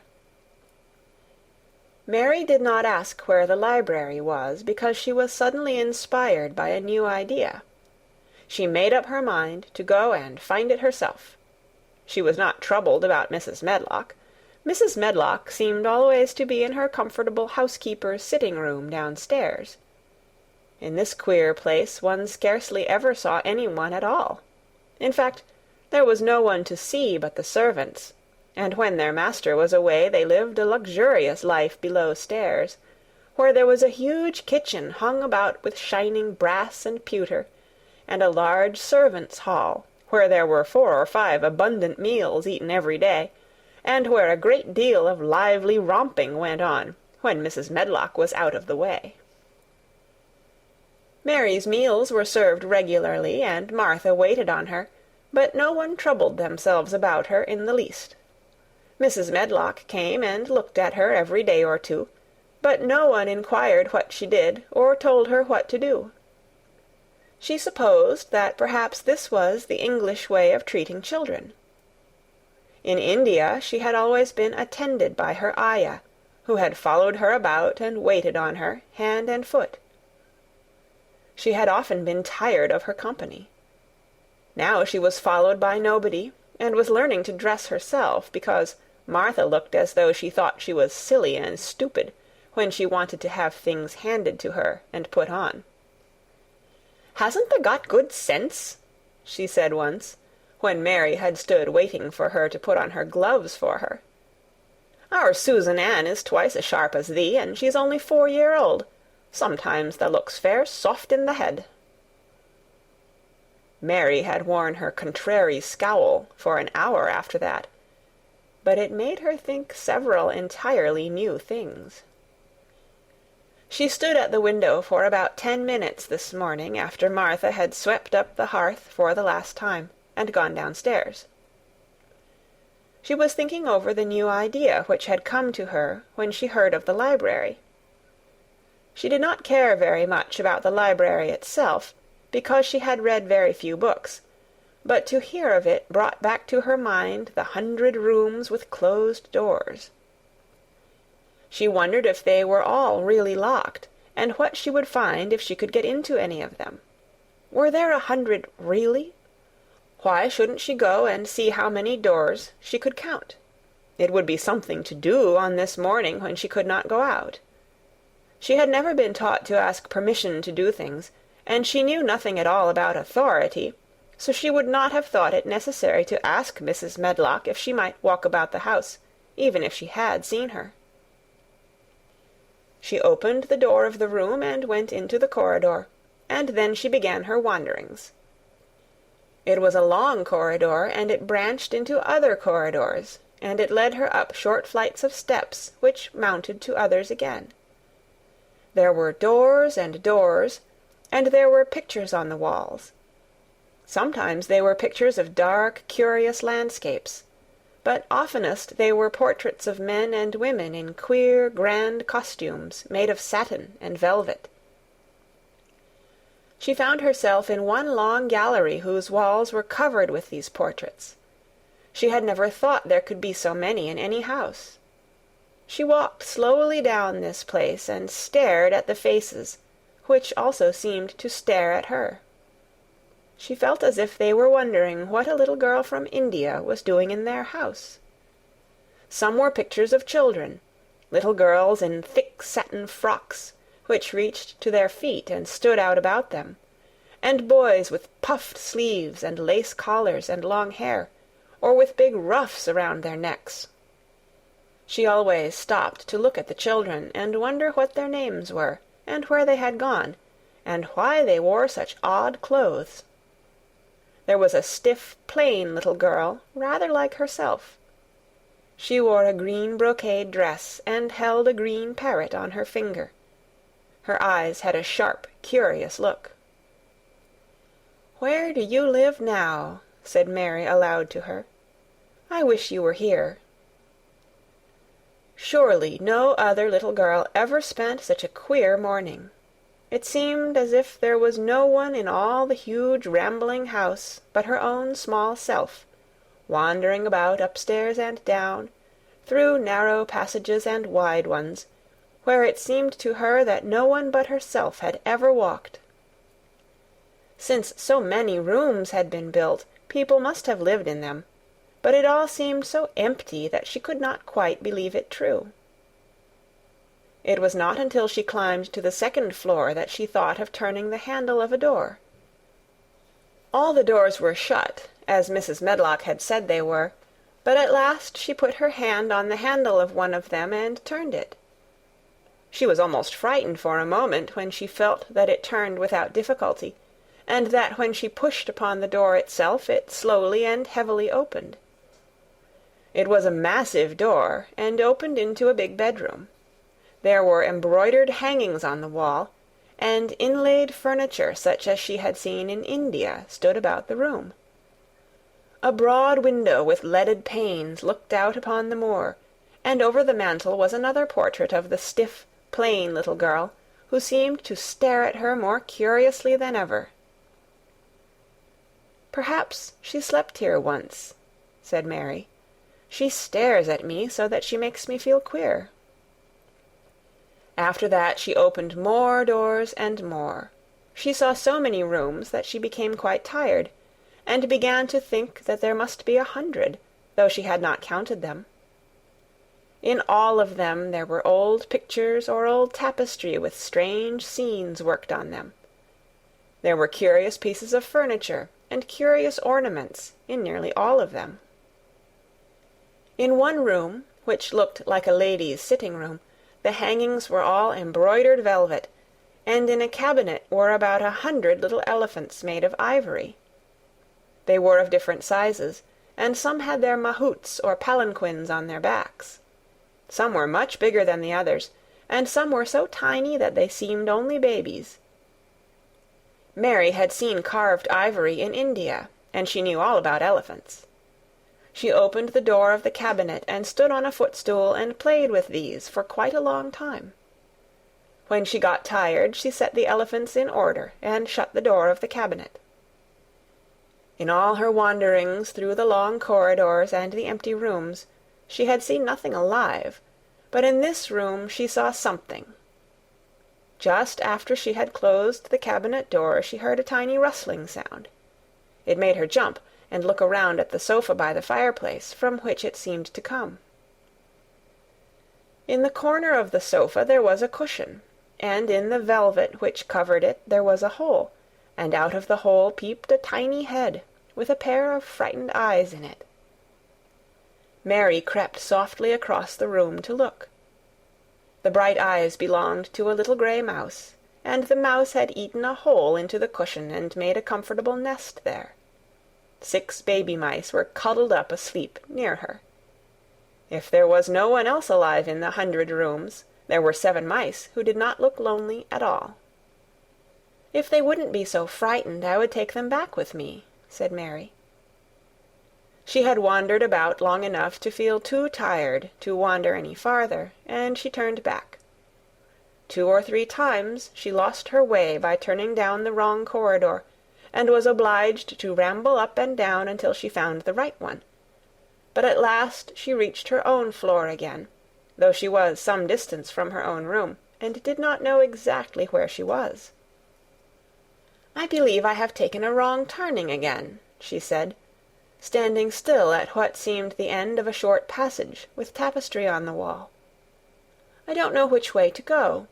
How still everything is." It was while she was standing here, and just after she had said this, that the stillness was broken by a sound. It was another cry, but not quite like the one she had heard last night. It was only a short one, a fretful, childish whine, muffled by passing through walls. "It's nearer than it was," said Mary, her heart beating rather faster, "and it is crying." She put her hand accidentally upon the tapestry near her, and then sprang back, feeling quite startled. The tapestry was the covering of a door which fell open, and showed her that there was another part of the corridor behind it, and Mrs. Medlock was coming up it with her bunch of keys in her hand, and a very cross look on her face.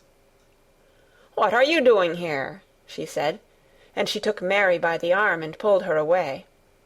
"What did I tell you?" "I turned round the wrong corner," explained Mary. "I didn't know which way to go, and I heard someone crying." She quite hated Mrs. Medlock at the moment, but she hated her more the next. "You didn't hear anything of the sort," said the housekeeper. "You come along back to your own nursery, or I'll box your ears." And she took her by the arm, and half pushed, half pulled her up one passage and down another, until she pushed her in at the door of her own room. "Now," she said, "you stay where you're told to stay, or you'll find yourself locked up. The master had better get you a governess, same as he said he would. You're one that needs some one to look sharp after you. I've got enough to do." She went out of the room and slammed the door after her, and Mary went and sat on the hearth-rug, pale with rage. She did not cry, but ground her teeth. "There was someone crying, there was, she said to herself. She had heard it twice now, and sometime she would find out. She had found out a great deal this morning. She felt as if she had been on a long journey, and at any rate she had had something to amuse her all the time, and she had played with the ivory elephants, and had seen the grey mouse and its babies in their nest in the velvet cushion. End of Chapter 6. The Secret Garden by Frances Hodgson Burnett. Chapter 7. The Key to the Garden. 2 days after this, when Mary opened her eyes, she sat upright in bed immediately, and called to Martha. "Look at the moor! Look at the moor!" The rainstorm had ended, and the grey mist and clouds had been swept away in the night by the wind. The wind itself had ceased, and a brilliant deep blue sky arched high over the moorland. Never, never had Mary dreamed of a sky so blue. In India, skies were hot and blazing. This was of a deep, cool blue, which almost seemed to sparkle like the waters of some lovely, bottomless lake. And here and there, high, high in the arched blueness, floated small clouds of snow-white fleece. The far-reaching world of the moor itself looked softly blue instead of gloomy purple-black or awful dreary grey. "Aye," said Martha, with a cheerful grin. "The storm's over for a bit. It does like this at this time of the year. It goes off in a night like it was pretendin' it had never been here and never meant to come again. That's because the springtime's on its way. It's a long way off yet, but it's comin'." "I thought perhaps it always rained or looked dark in England," Mary said. "Eh, no," said Martha, sitting up on her heels among her black-lead brushes. "Now to the sort." "What does that mean?" asked Mary seriously. In India the natives spoke different dialects, which only a few people understood, so she was not surprised when Martha used words she did not know. Martha laughed as she had done the first morning. "There now," she said, "I've talked broad Yorkshire again, like Mrs. Medlock said I mustn't. Now to the sort means nothin' of the sort," slowly and carefully. "But it takes so long to say it. Yorkshire's the sunniest place on earth, when it is sunny. I told thee thou'd like the moor after a bit. Just you wait till you see the gold-coloured gorse blossoms, and the blossoms o' the broom, and the heather flowerin', all purple bells, and hundreds o' butterflies flutterin', and bees hummin', and skylarks soarin' up and singin'. You'll want to get out on it at sunrise, and live out on it all day like Dickon does." "Could I ever get there?" asked Mary wistfully, looking through her window at the far-off blue. It was so new and big and wonderful, and such a heavenly colour. "I don't know," answered Martha. "Tha's never used thy legs since tha was born, it seems to me. Tha couldn't walk 5 mile. It's 5 mile to our cottage." "I should like to see your cottage." Martha stared at her a moment curiously before she took up her polishing brush and began to rub the grate again. She was thinking that the small plain face did not look quite as sour at this moment as it had done the first morning she saw it. It looked just a trifle like little Susan Ann's, when she wanted something very much. "I'll ask my mother about it," she said. "She's one of them that nearly always sees a way to do things. It's my day out today, and I'm going home. I am glad. Mrs. Medlock thinks a lot of mother. Perhaps she could talk to her." "I like your mother," said Mary. "I should think tha did," agreed Martha, polishing away. "I've never seen her," said Mary. "No, tha hasn't," replied Martha. She sat up on her heels again and rubbed the end of her nose with the back of her hand, as if puzzled for a moment. But she ended quite positively. "Well, she's that sensible and hard-workin' and good-natured and clean that no one could help liking her whether they'd seen her or not. When I'm going home to her on my day out, I just jump for joy when I'm crossing the moor." "I like Dickon," added Mary, "and I've never seen him." "Well," said Martha stoutly, "I've told thee that the very birds likes him, and the rabbits, and wild sheep and ponies, and the foxes themselves. I wonder," staring at her reflectively, "what Dickon would think of thee." "He wouldn't like me," said Mary in her stiff, cold little way. "No one does." Martha looked reflective again. "How does thou like thysel?" she inquired, really quite as if she were curious to know. Mary hesitated a moment and thought it over. "Not at all, really," she answered. "But I never thought of that before." Martha grinned a little, as if at some homely recollection. "Mother said that to me once," she said. "She was at her wash-tub, and I was in a bad temper and talking ill of folk, and she turns round on me and says, 'The young vixen, tha, there tha stand, saying tha doesn't like this one and tha doesn't like that one. How does tha like thysel?' It made me laugh, and it brought me to my senses in a minute." She went away in high spirits as soon as she had given Mary her breakfast. She was going to walk 5 miles across the moor to the cottage, and she was going to help her mother with the washing and do the week's baking, and enjoy herself thoroughly. Mary felt lonelier than ever when she knew she was no longer in the house. She went out into the garden as quickly as possible, and the first thing she did was to run round and round the fountain flower garden 10 times. She counted the times carefully, and when she had finished she felt in better spirits. The sunshine made the whole place look different. The high, deep blue sky arched over Misselthwaite as well as over the moor, and she kept lifting her face and looking up into it, trying to imagine what it would be like to lie down on one of the little snow-white clouds and float about. She went into the first kitchen garden and found Ben Weatherstaff working there with 2 other gardeners. The change in the weather seemed to have done him good. He spoke to her of his own accord. "Springtime's comin'," he said. "Cannot thou smell it?" Mary sniffed and thought she could. "I smell something nice and fresh and damp," she said. "That's the good rich earth," he answered, digging away. "It's in a good humour making ready to grow things. It's glad when plantin' time comes. It's dull in the winter when it's got nowt to do. In the flower gardens out there things will be stirring down below in the dark. The sun's warming 'em. You'll see bits o' green spikes sticking out of the black earth after a bit." "What will they be?" asked Mary.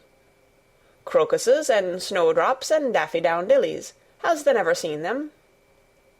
"No, everything is hot and wet and green after the rains in India," said Mary, "and I think things grow up in a night." "These won't grow up in a night," said Weatherstaff. "Thou'll have to wait for 'em. They'll poke up a bit higher here, and push out a spike more there, and uncurl a leaf this day, and another that. You watch 'em." "I am going to," answered Mary. Very soon she heard the soft rustling flight of wings again, and she knew at once that the robin had come again. He was very pert and lively, and hopped about so close to her feet, and put his head on one side, and looked at her so slyly, that she asked Ben Weatherstaff a question. "Do you think he remembers me?" she said. "Remembers thee?" said Weatherstaff indignantly. "He knows every cabbage stump in the gardens, let alone the people. He's never seen a little wench here before, and he's bent on finding out all about thee. Tha's no need to try to hide anything from him." "Are things stirring down below in the dark in that garden where he lives?" Mary inquired. "What garden?" grunted Weatherstaff, becoming surly again. "The one where the old rose-trees are." She could not help asking, because she wanted so much to know. "Are all the flowers dead, or do some of them come again in the summer? Are there ever any roses?" "Ask him," said Ben Weatherstaff, hunching his shoulders toward the robin. "He's the only one as knows. No one else has seen inside it for 10 year." 10 years was a long time, Mary thought. She had been born 10 years ago. She walked away, slowly thinking. She had begun to like the garden, just as she had begun to like the robin, and Dickon, and Martha's mother. She was beginning to like Martha, too. That seemed a good many people to like, when you were not used to liking. She thought of the robin as one of the people. She went to her walk outside the long ivy-covered wall over which she could see the tree-tops, and the second time she walked up and down the most interesting and exciting thing happened to her, and it was all through Ben Weatherstaff's robin. She heard a chirp and a twitter, and when she looked at the bare flower-bed at her left side, there he was, hopping about, and pretending to peck things out of the earth, to persuade her that he had not followed her. But she knew he had followed her, and the surprise so filled her with delight that she almost trembled a little. "You do remember me!" she cried out. "You do! You are prettier than anything else in the world!" She chirped and talked and coaxed, and he hopped and flirted his tail and twittered. It was as if he were talking. His red waistcoat was like satin, and he puffed his tiny breast out and was so fine and so grand and so pretty that it was really as if he were showing her how important and like a human person a robin could be. Mistress Mary forgot that she had ever been contrary in her life when he allowed her to draw closer and closer to him, and bend down and talk and try to make something like robin sounds. Oh, to think that he should actually let her come as near to him as that! He knew nothing in the world would make her put out her hand toward him, or startle him in the least tiniest way. He knew it because he was a real person, only nicer than any other person in the world. She was so happy that she scarcely dared to breathe. The flower-bed was not quite bare. It was bare of flowers because the perennial plants had been cut down for their winter rest, but there were tall shrubs and low ones which grew together at the back of the bed, and as the robin hopped about under them she saw him hop over a small pile of freshly turned-up earth. He stopped on it to look for a worm. The earth had been turned up because a dog had been trying to dig up a mole, and he had scratched quite a deep hole. Mary looked at it, not really knowing why the hole was there, and as she looked she saw something almost buried in the newly turned soil. It was something like a ring of rusty iron or brass, and when the robin flew up into a tree near by, she put out her hand and picked the ring up. It was more than a ring, however. It was an old key, which looked as if it had been buried a long time. Mistress Mary stood up and looked at it with an almost frightened face as it hung from her finger. "Perhaps it has been buried for 10 years," she said in a whisper. "Perhaps it is the key to the garden." End of Chapter 7. The Secret Garden by Frances Hodgson Burnett. Chapter 8. The Robin Who Showed the Way. She looked at the key quite a long time. She turned it over and thought about it. As I have said before, she was not a child who had been trained to ask permission or consult her elders about things. All she thought about the key was that if it was the key to the closed garden, and she could find out where the door was, she could perhaps open it and see what was inside the walls, and what had happened to the old rose-trees. It was because it had been shut up so long that she wanted to see it. It seemed as if it must be different from other places, and that something strange must have happened to it during 10 years. Besides that, if she liked it, she could go into it every day and shut the door behind her. And she could make up some play of her own and play it quite alone, because nobody would ever know where she was, but would think the door was still locked and the key buried in the earth. The thought of that pleased her very much. Living, as it were, all by herself in a house with 100 mysteriously closed rooms, and having nothing whatever to do to amuse herself, had set her inactive brain to working, and was actually awakening her imagination. There is no doubt that the fresh, strong, pure air from the moor had a great deal to do with it. Just as it had given her an appetite, and fighting with the wind had stirred her blood, so the same things had stirred her mind. In India she had always been too hot and languid and weak to care much about anything, but in this place she was beginning to care and to want to do new things. Already she felt less contrary, though she did not know why. She put the key in her pocket and walked up and down her walk. No one but herself ever seemed to come there, so she could walk slowly and look at the wall, or, rather, at the ivy growing on it. The ivy was the baffling thing. Howsoever carefully she looked, she could see nothing but thickly growing, glossy, dark green leaves. She was very much disappointed. Something of her contrariness came back to her as she paced the walk and looked over it at the tree-tops inside. It seemed so silly, she said to herself, to be near it and not be able to get in. She took the key in her pocket when she went back to the house, and she made up her mind that she would always carry it with her when she went out, so that if she ever should find the hidden door, she would be ready. Mrs. Medlock had allowed Martha to sleep all night at the cottage, but she was back at her work in the morning with cheeks redder than ever and in the best of spirits. "I got up at 4 o'clock," she said. It was pretty on the moor with the birds getting up and the rabbits scampering about and the sun rising. I didn't walk all the way. A man gave me a ride in his cart, and I did enjoy myself." She was full of stories of the delights of her day out. Her mother had been glad to see her, and they had got the baking and washing all out of the way. She had even made each of the children a dough-cake with a bit of brown sugar in it. "I had 'em all piping hot when they came in from playing on the moor, and the cottage all smelt a nice, clean, hot bacon, and there was a good fire, and they just shouted for joy. Our Dickon, he said our cottage was good enough for a king." In the evening they had all sat round the fire, and Martha and her mother had sewed patches on torn clothes and mended stockings, and Martha had told them about the little girl who had come from India, and who had been waited on all her life by what Martha called blacks, until she didn't know how to put on her own stockings.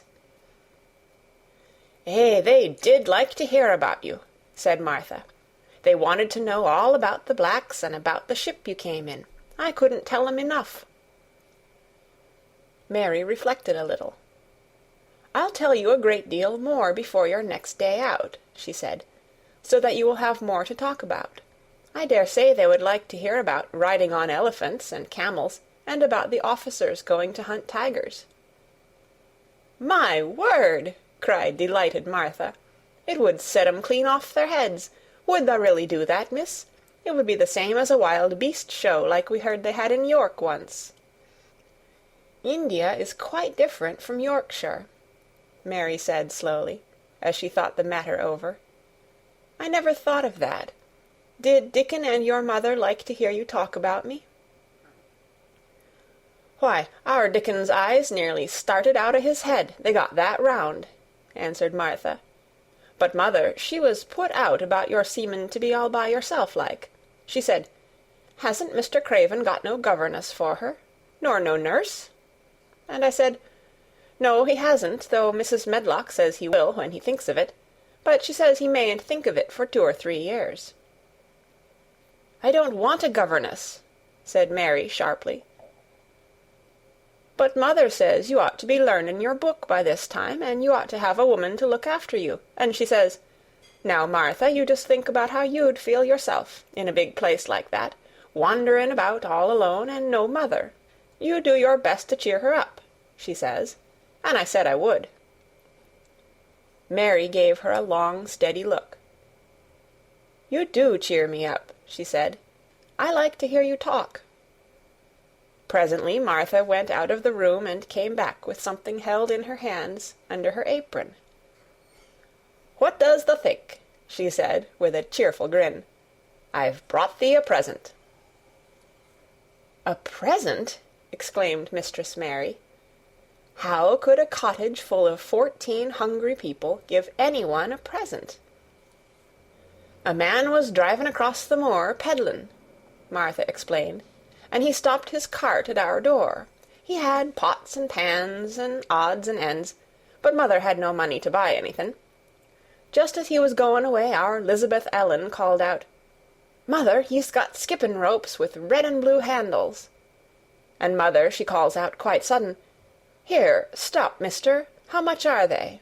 And he says, 'Tuppence.' And mother, she began fumblin' in her pocket, and she says to me, 'Martha, thou's brought me thy wages like a good lass, and I've got 4 places to put every penny, but I'm just goin' to take 2pence out of it to buy that child a skippin' rope.' And she bought one, and here it is." She brought it out from under her apron and exhibited it quite proudly. It was a strong, slender rope with a striped red and blue handle at each end, but Mary Lennox had never seen a skipping rope before. She gazed at it with a mystified expression. "What is it for?" she asked curiously. "For?" cried out Martha. "Does the mean that they've not got skippin' ropes in India, for all they've got elephants and tigers and camels? No wonder most of 'em's black. This is what it's for. Just watch me." And she ran into the middle of the room and, taking a handle in each hand, began to skip and skip and skip, while Mary turned in her chair to stare at her, and the queer faces in the old portraits seemed to stare at her too, and wonder what on earth this common little cottager had the impudence to be doing under their very noses. But Martha did not even see them. The interest and curiosity in Mistress Mary's face delighted her, and she went on skipping and counted as she skipped until she had reached 100. "I could skip longer than that," she said when she stopped. "I've skipped as much as 500 when I was 12, but I wasn't as fat then as I am now, and I was in practice." Mary got up from her chair, beginning to feel excited herself. "It looks nice," she said. "Your mother is a kind woman. Do you think I could ever skip like that?" "You just try it," urged Martha, handing her the skipping rope. "You can't skip 100 at first, but if you practice, you'll mount up. That's what mother said. She says, 'Nothin' will do her more good than a skippin' rope. It's the sensiblest toy a child can have. Let her play out in the fresh air skippin', and it'll stretch her legs and arms and give her some strength in 'em.'"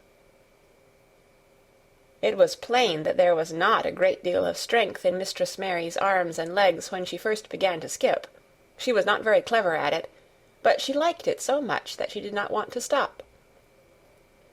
"Put on the things and run and skip out-a-doors," said Martha. "Mother said I must tell you to keep out-a-doors as much as you could, even when it rains a bit, so as the wrap-up warm." Mary put on her coat and hat and took her skipping rope over her arm. She opened the door to go out, and then suddenly thought of something and turned back rather slowly. "Martha," she said, "they were your wages. It was your twopence, really. Thank you." She said it stiffly because she was not used to thanking people or noticing that they did things for her. "Thank you," she said, and held out her hand because she did not know what else to do. Martha gave her hand a clumsy little shake, as if she was not accustomed to this sort of thing either. Then she laughed. Thou'rt a queer old womanish thing," she said. "If tha'd been our Elizabeth Ellen, tha'd have given me a kiss." Mary looked stiffer than ever. "Do you want me to kiss you?" Martha laughed again. "Nay, not me," she answered. "If tha was different, perhaps tha'd want to thysel, but tha isn't. Run off outside and play with thy rope." Mistress Mary felt a little awkward as she went out of the room. Yorkshire people seemed strange, and Martha was always rather a puzzle to her. At first she had disliked her very much, but now she did not. The skipping rope was a wonderful thing. She counted and skipped and counted, until her cheeks were quite red, and she was more interested than she had ever been since she was born. The sun was shining, and a little wind was blowing, not a rough wind, but one which came in delightful little gusts, and brought a fresh scent of newly turned earth with it. She skipped round the fountain garden, and up one walk and down another. She skipped at last into the kitchen garden, and saw Ben Weatherstaff digging and talking to his robin, which was hopping about him. She skipped down the walk toward him, and he lifted his head and looked at her with a curious expression. She had wondered if he would notice her. She wanted him to see her skip. "Well," he exclaimed, "upon my word, p'raps tha'rt a young un after all, and p'raps tha's got child's blood in thy veins instead of sour buttermilk. Tha's skipped red into thy cheeks as sure as my name's Ben Weatherstaff. I wouldn't have believed tha could do it." "I never skipped before," Mary said. "I'm just beginning. I can only go up to 20. "Tha keep on," said Ben. "Tha shapes well enough at it for a young un that's lived with heathen. Just see how he's watching thee," jerking his head toward the robin. "He followed after thee yesterday. He'll be at it again to-day. He'll be bound to find out what the skippin' rope is. He's never seen one. Shaking his head at the bird.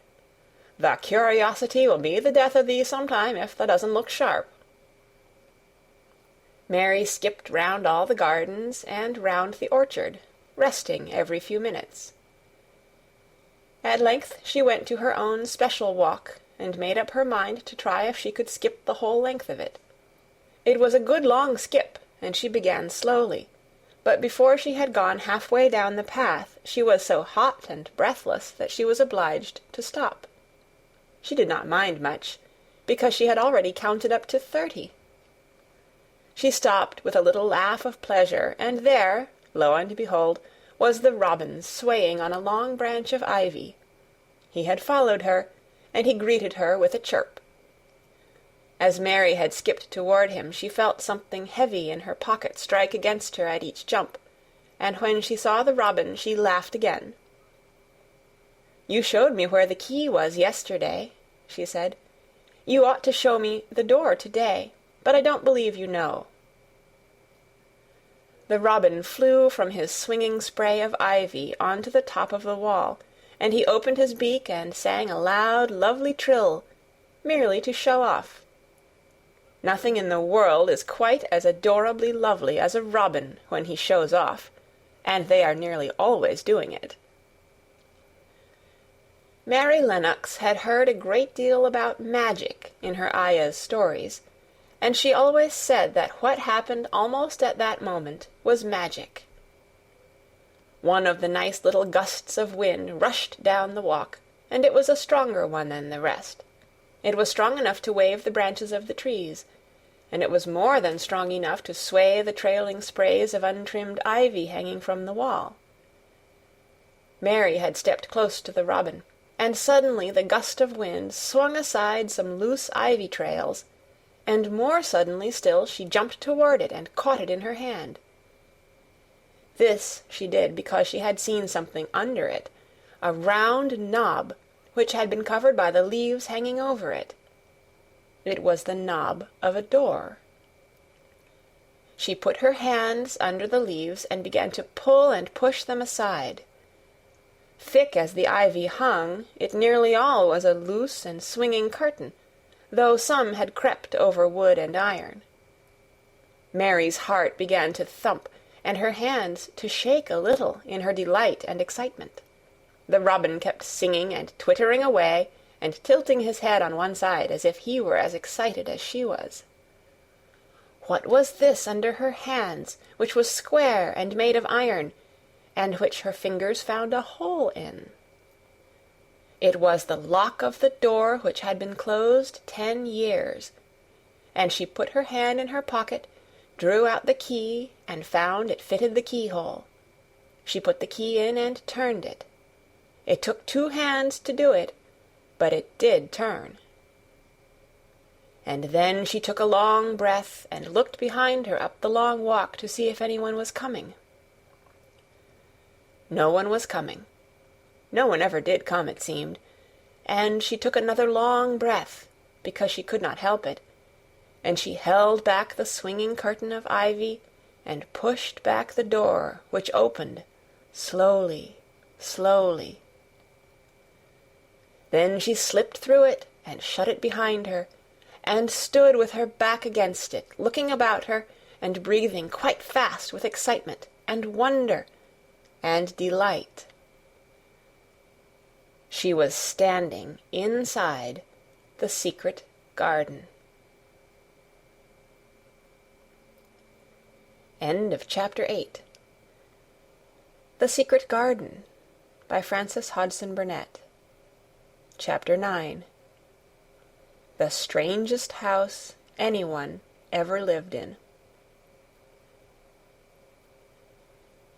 It was the sweetest, most mysterious-looking place anyone could imagine.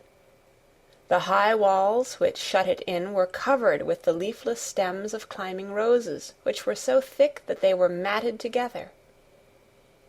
Mary Lennox knew they were roses because she had seen a great many roses in India. All the ground was covered with grass of a wintry brown, and out of it grew clumps of bushes, which were surely rose bushes if they were alive. There were numbers of standard roses which had so spread their branches that they were like little trees. There were other trees in the garden, and one of the things which made the place look strangest and loveliest was that climbing roses had run all over them and swung down long tendrils, which made light swaying curtains, and here and there they had caught at each other or at a far-reaching branch, and had crept from one tree to another, and made lovely bridges of themselves. There were neither leaves nor roses on them now, and Mary did not know whether they were dead or alive, but their thin gray or brown branches and sprays looked like a sort of hazy mantle spreading over everything, walls and trees, and even brown grass, where they had fallen from their fastenings and run along the ground. It was this hazy tangle from tree to tree which made it all look so mysterious. Mary had thought it must be different from other gardens which had not been left all by themselves so long, and indeed it was different from any other place she had ever seen in her life. "How still it is," she whispered. "How still." Then she waited a moment and listened at the stillness. The robin, who had flown to his tree-top, was still as all the rest. He did not even flutter his wings. He sat without stirring, and looked at Mary. No wonder it is still," she whispered again. "I am the first person who has spoken in here for 10 years." She moved away from the door, stepping as softly as if she were afraid of awakening someone. She was glad that there was grass under her feet, and that her steps made no sounds. She walked under one of the fairy-like gray arches between the trees, and looked up at the sprays and tendrils which formed them. "I wonder if they are all quite dead," she said. "Is it all a quite dead garden? I wish it wasn't." If she had been Ben Weatherstaff, she could have told whether the wood was alive by looking at it. But she could only see that there were only gray or brown sprays and branches, and none showed any signs of even a tiny leaf-bud anywhere. But she was inside the wonderful garden, and she could come through the door under the ivy any time, and she felt as if she had found a world all her own. The sun was shining inside the 4 walls, and the high arch of blue sky over this particular piece of Misselthwaite seemed even more brilliant and soft than it was over the moor. The robin flew down from his tree-top and hopped about or flew after her from one bush to another. He chirped a good deal, and had a very busy air, as if he were showing her things. Everything was strange and silent, and she seemed to be hundreds of miles away from anyone, but somehow she did not feel lonely at all.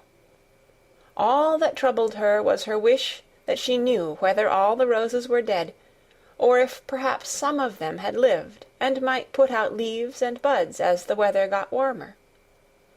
She did not want it to be a quite dead garden. If it were a quite alive garden, how wonderful it would be, and what thousands of roses would grow on every side. Her skipping rope had hung over her arm when she came in, and after she had walked about for a while, she thought she would skip round the whole garden, stopping when she wanted to look at things. There seemed to have been grass paths here and there, and in 1 or 2 corners there were alcoves of evergreen with stone seats or tall moss-covered flower urns in them. As she came near the second of these alcoves, she stopped skipping. There had once been a flower-bed in it, and she thought she saw something sticking out of the black earth, some sharp little pale green points. She remembered what Ben Weatherstaff had said, and she knelt down to look at them. "Yes, they are tiny growing things, and they might be crocuses or snowdrops or daffodils," she whispered. She bent very close to them and sniffed the fresh scent of the damp earth. She liked it very much. "Perhaps there are some other ones coming up in other places," she said. "I will go all over the garden and look." She did not skip, but walked. She went slowly and kept her eyes on the ground. She looked in the old border beds and among the grass, and after she had gone round, trying to miss nothing, she had found ever so many more sharp pale green points, and she had become quite excited again. "It isn't a quite dead garden," she cried out softly to herself. "Even if the roses are dead, there are other things alive." She did not know anything about gardening, but the grass seemed so thick in some of the places where the green points were pushing their way through, that she thought they did not seem to have room enough to grow. She searched about until she found a rather sharp piece of wood, and knelt down and dug and weeded out the weeds and grass, until she made nice little clear places around them. "Now they look as if they could breathe," she said, after she had finished with the first ones. "I am going to do ever so many more. I'll do all I can see. If I haven't time today, I can come tomorrow." She went from place to place, and dug and weeded, and enjoyed herself so immensely that she was led on from bed to bed, and into the grass under the trees. The exercise made her so warm that she first threw her coat off, and then her hat, and without knowing it she was smiling down onto the grass and the pale green points all the time. The robin was tremendously busy. He was very much pleased to see gardening begun on his own estate. He had often wondered at Ben Weatherstaff. Where gardening is done, all sorts of delightful things to eat are turned up with the soil. Now here was this new kind of creature, who was not half Ben's size, and yet had had the sense to come into his garden and begin at once. Mistress Mary worked in her garden until it was time to go to her midday dinner. In fact, she was rather late in remembering, and when she put on her coat and hat and picked up her skipping rope, she could not believe that she had been working 2 or 3 hours. She had been actually happy all the time, and dozens of the tiny pale green points were to be seen in cleared places, looking twice as cheerful as they had looked before, when the grass and weeds had been smothering them. "I shall come back this afternoon," she said, looking all round at her new kingdom, and speaking to the trees and the rose bushes, as if they heard her. Then she ran lightly across the grass and pushed open the slow old door and slipped through it under the ivy. She had such red cheeks and such bright eyes, and ate such a dinner that Martha was delighted. "2 pieces o' meat and 2 helps o' rice puddin'," she said. Mother will be pleased when I tell her what the skippin' rope's done for thee." In the course of her digging with her pointed stick, Mistress Mary had found herself digging up a sort of white root, rather like an onion. She had put it back in its place and patted the earth carefully down on it, and just now she wondered if Martha could tell her what it was. "Martha," she said, "what are those white roots that look like onions?" "They're bulbs," answered Martha. "Lots o' spring flowers grow from 'em. The very little ones are snowdrops and crocuses, and the big ones are narcissuses and jonquils and daffydowndillys. The biggest of all is lilies and purple flags. They are nice. Dickon's got a whole lot of 'em planted in our bit o' garden." "Does Dickon know all about them?" asked Mary, a new idea taking possession of her. "Our Dickon can make a flower grow out of a brick walk. Mother says he just whispers things out o' the ground." "Do bulbs live a long time? Would they live years and years if no one helped them?" inquired Mary anxiously. "They're things as helps themselves," said Martha. "That's why poor folk can afford to have 'em. If you don't trouble 'em, most of 'em'll work away underground for a lifetime, and spread out and have little uns. There's a place in the park woods here where there's snowdrops by thousands. They're the prettiest sight in Yorkshire when the spring comes. No one knows when they was first planted." "I wish the spring was here now," said Mary. "I want to see all the things that grow in England." She had finished her dinner and gone to her favorite seat on the hearthrug. I wish I had a little spade," she said. "Whatever does thou want a spade for?" asked Martha, laughing. "Art thou going to take to diggin'? I must tell mother that, too." Mary looked at the fire and pondered a little. She must be careful if she meant to keep her secret kingdom. She wasn't doing any harm, but if Mr. Craven found out about the open door he would be fearfully angry, and get a new key and lock it up forevermore. She really could not bear that. "This is such a big, lonely place," she said slowly, as if she were turning matters over in her mind. "The house is lonely, and the park is lonely, and the gardens are lonely. So many places seem shut up. I never did many things in India, but there were more people to look at, natives and soldiers marching by, and sometimes bands playing, and my ayah told me stories. There is no one to talk to here except you and Ben Weatherstaff, and you have to do your work, and Ben Weatherstaff won't speak to me often. I thought if I had a little spade, I could dig somewhere as he does, and I might make a little garden, if he would give me some seeds." Martha's face quite lighted up. "There now," she exclaimed, "if that wasn't one of the things Mother said! She says, 'There's such a lot of room in that big place, why don't they give her a bit for herself, even if she doesn't plant nothin' but parsley and radishes? She'd dig and rake away and be right down happy over it.' Them was the very words she said." "Were they?" said Mary. "How many things she knows, doesn't she?" "Eh," said Martha, "it's like she says, a woman as brings up 12 children learns something besides her ABC. Children's as good as 'rithmetic to set you finding out things." "How much would a spade cost, a little one?" Mary asked.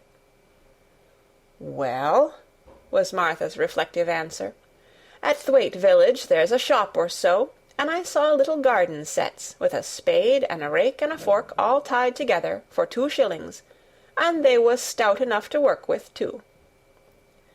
"I've got more than that in my purse," said Mary. "Mrs. Morrison gave me 5 shillings, and Mrs. Medlock gave me some money from Mr. Craven." "Did he remember thee that much?" exclaimed Martha.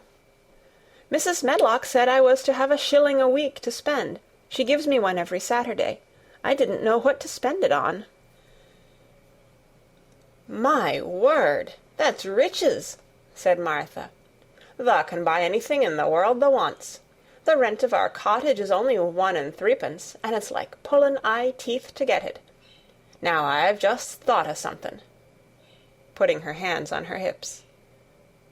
"What?" said Mary, eagerly. "In the shop at Thwaite they sell packages of flower seeds for a penny each, and our Dickon he knows which is the prettiest ones, and how to make 'em grow. He walks over to Thwaite many a day just for the fun of it. Does thou know how to print letters?" suddenly. "I know how to write," Mary answered. Martha shook her head. "Our Dickon can only read printin'. If thou could print, we could write a letter to him, and ask him to go and buy the garden tools and the seeds at the same time." "Oh, you're a good girl!" Mary cried. "You are, really. I didn't know you were so nice. I know I can print letters if I try. Let's ask Mrs. Medlock for a pen and ink and some paper." "I've got some of my own," said Martha. "I bought 'em so I could print a bit of a letter to mother of a Sunday. I'll go and get it." She ran out of the room, and Mary stood by the fire and twisted her thin little hands together with sheer pleasure. "If I have a spade," she whispered, "I can make the earth nice and soft, and dig up weeds. If I have seeds, and can make flowers grow, the garden won't be dead at all. It will come alive." She did not go out again that afternoon, because when Martha returned with her pen and ink and paper, she was obliged to clear the table and carry the plates and dishes downstairs, and when she got into the kitchen Mrs. Medlock was there and told her to do something, so Mary waited for what seemed to her a long time before she came back. Then it was a serious piece of work to write to Dickon. Mary had been taught very little because her governesses had disliked her too much to stay with her. She could not spell particularly well, but she found that she could print letters when she tried. This was the letter Martha dictated to her. "My dear Dickon, this comes hoping to find you well as it leaves me at present. Miss Mary has plenty of money, and will you go to Thwaite and buy her some flower seeds and a set of garden tools to make a flower bed? Pick the prettiest ones and easy to grow, because she has never done it before and lived in India, which is different. Give my love to mother and every one of you. Miss Mary is going to tell me a lot more, so that on my next day out you can hear about elephants and camels and gentlemen going hunting lions and tigers. Your loving sister, Martha Phoebe Sowerby. We'll put the money in the envelope, and I'll get the butcher boy to take it in his cart. He's a great friend of Dickon's," said Martha. "How shall I get the things when Dickon buys them?" "He'll bring 'em to you himself. He'll like to walk over this way." "Oh!" exclaimed Mary. "Then I shall see him. I never thought I should see Dickon." "Does thou want to see him?" asked Martha suddenly, for Mary had looked so pleased. "Yes, I do. I never saw a boy foxes and crows loved. I want to see him very much."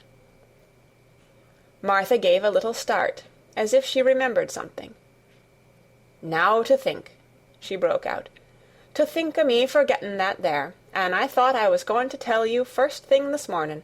I asked Mother, and she said she'd ask Mrs. Medlock her own self." "Do you mean—" Mary began.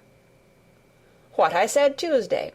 Ask her if you might be driven over to our cottage some day, and have a bit o' Mother's hot oat cake and butter, and a glass o' milk." It seemed as if all the interesting things were happening in one day. To think of going over the moor in the daylight and when the sky was blue. To think of going into the cottage which held 12 children. "Does she think Mrs. Medlock would let me go?" she asked, quite anxiously. "Aye, she thinks she would. She knows what a tidy woman Mother is, and how clean she keeps the cottage."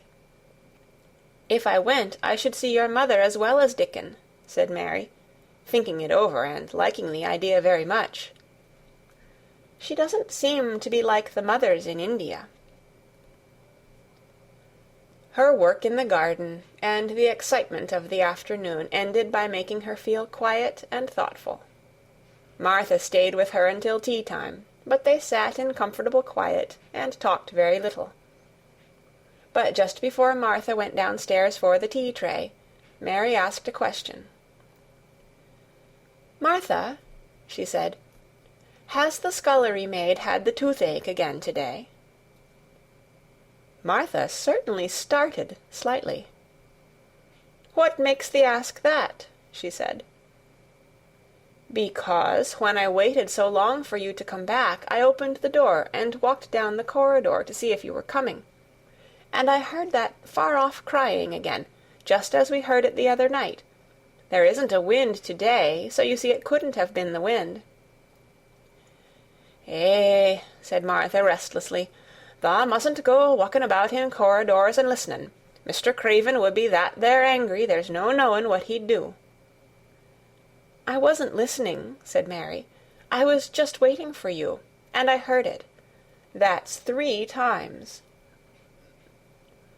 "My word, there's Mrs. Medlock's bell," said Martha, and she almost ran out of the room.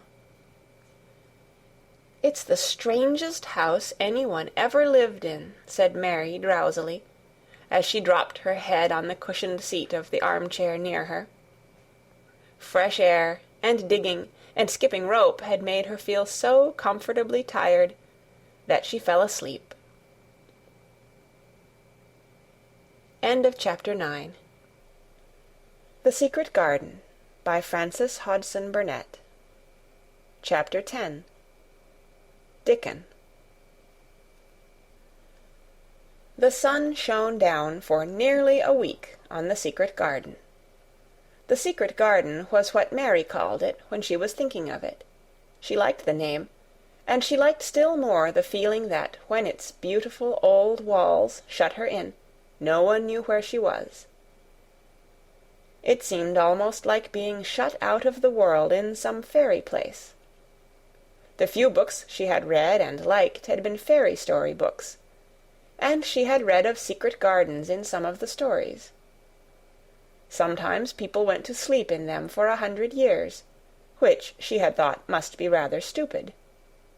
She had no intention of going to sleep, and in fact she was becoming wider awake every day which passed at Misselthwaite.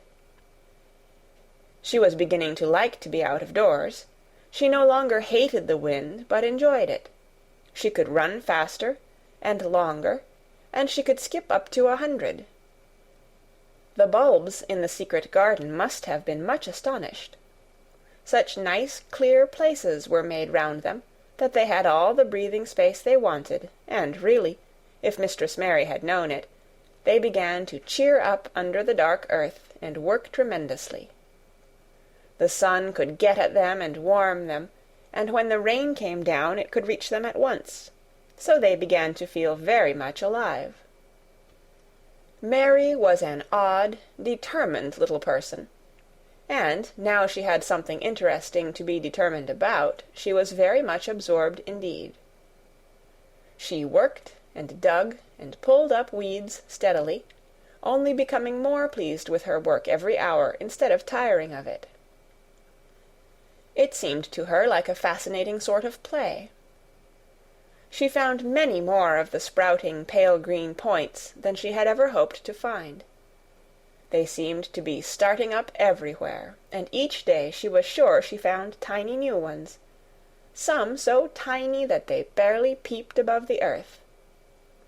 There were so many that she remembered what Martha had said about the snowdrops by the thousands, and about bulbs spreading and making new ones. These had been left to themselves for 10 years, and perhaps they had spread, like the snowdrops, into thousands. She wondered how long it would be before they showed that they were flowers. Sometimes she stopped digging to look at the garden and try to imagine what it would be like when it was covered with thousands of lovely things in bloom. During that week of sunshine she became more intimate with Ben Weatherstaff. She surprised him several times by seeming to start up beside him as if she sprang out of the earth. The truth was that she was afraid that he would pick up his tools and go away if he saw her coming, so she always walked toward him as silently as possible. But, in fact, he did not object to her as strongly as he had at first. Perhaps he was secretly rather flattered by her evident desire for his elderly company. Then, also, she was more civil than she had been. He did not know that when she first saw him she spoke to him as she would have spoken to a native, and had not known that a cross, sturdy old Yorkshire man was not accustomed to salaam to his masters, and be merely commanded by them to do things. "Thou art like the robin," he said to her one morning when he lifted his head and saw her standing by him. "I never knows when I shall see thee, or which side thou come from." "He's friends with me now," said Mary. "That's like him," snapped Ben Weatherstaff. "Making up to the women folk just for vanity and flightiness. There's nothing he wouldn't do for the sake of showing off and flirting his tail feathers. He's as full of pride as an egg's full of meat." He very seldom talked much, and sometimes did not even answer Mary's questions except by a grunt, but this morning he said more than usual. He stood up and rested one hobnailed boot on the top of his spade, while he looked her over. "How long has thou been here?" he jerked out. "I think it's about a month," she answered. "Thou's beginning to do Misselthwaite credit," he said. "Thou's a bit fatter than thou was, and thou's not quite so yeller. Thou looked like a young plucked crow when thou first came into this garden. Thinks I to myself, I never set eyes on an uglier, sourer-faced young un." Mary was not vain, and as she had never thought much of her looks, she was not greatly disturbed. "I know I'm fatter," she said. "My stockings are getting tighter. They used to make wrinkles. There's the robin, Ben Weatherstaff." There, indeed, was the robin, and she thought he looked nicer than ever.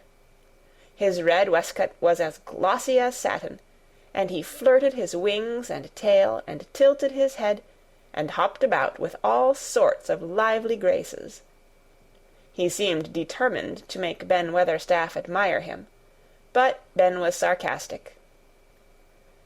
"Aye, there thou art," he said. "Thou can put up with me for a bit sometimes when thou's got no one better.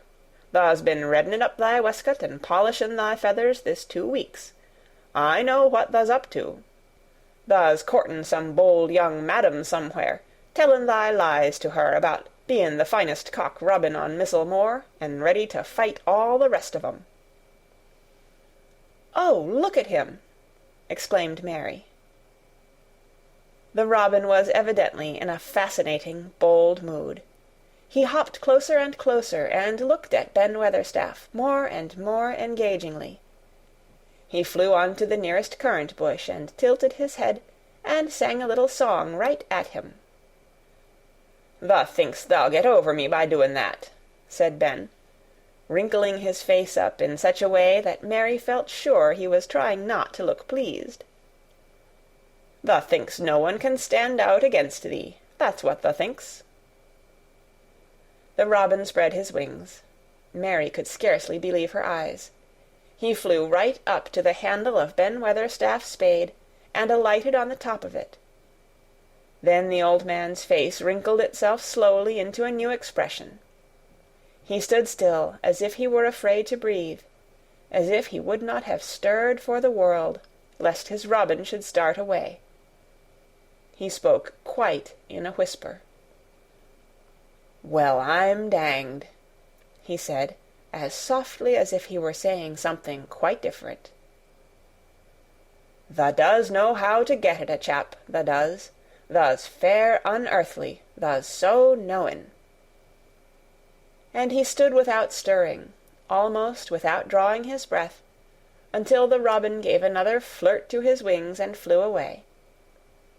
Then he stood looking at the handle of the spade as if there might be magic in it, and then he began to dig again, and said nothing for several minutes.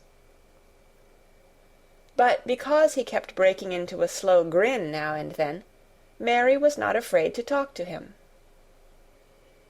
"Have you a garden of your own?" she asked. "No, I'm bachelor, and lodge with Martin at the gate." "If you had one," said Mary, "what would you plant?" "Cabbages and taters and onions." "But if you wanted to make a flower garden," persisted Mary, "what would you plant?" "Bulbs and sweet-smellin' things, but mostly roses." Mary's face lighted up. "Do you like roses?" she said. Ben Weatherstaff rooted up a weed and threw it aside before he answered. "Well, yes, I do. I was learned that by a young lady I was gardener to. She had a lot in a place she was fond of, and she loved 'em like they was children, or robins. I've seen her bend over and kiss 'em." He dragged out another weed and scowled at it. "That were as much as 10 year ago." "Where is she now?" asked Mary, much interested.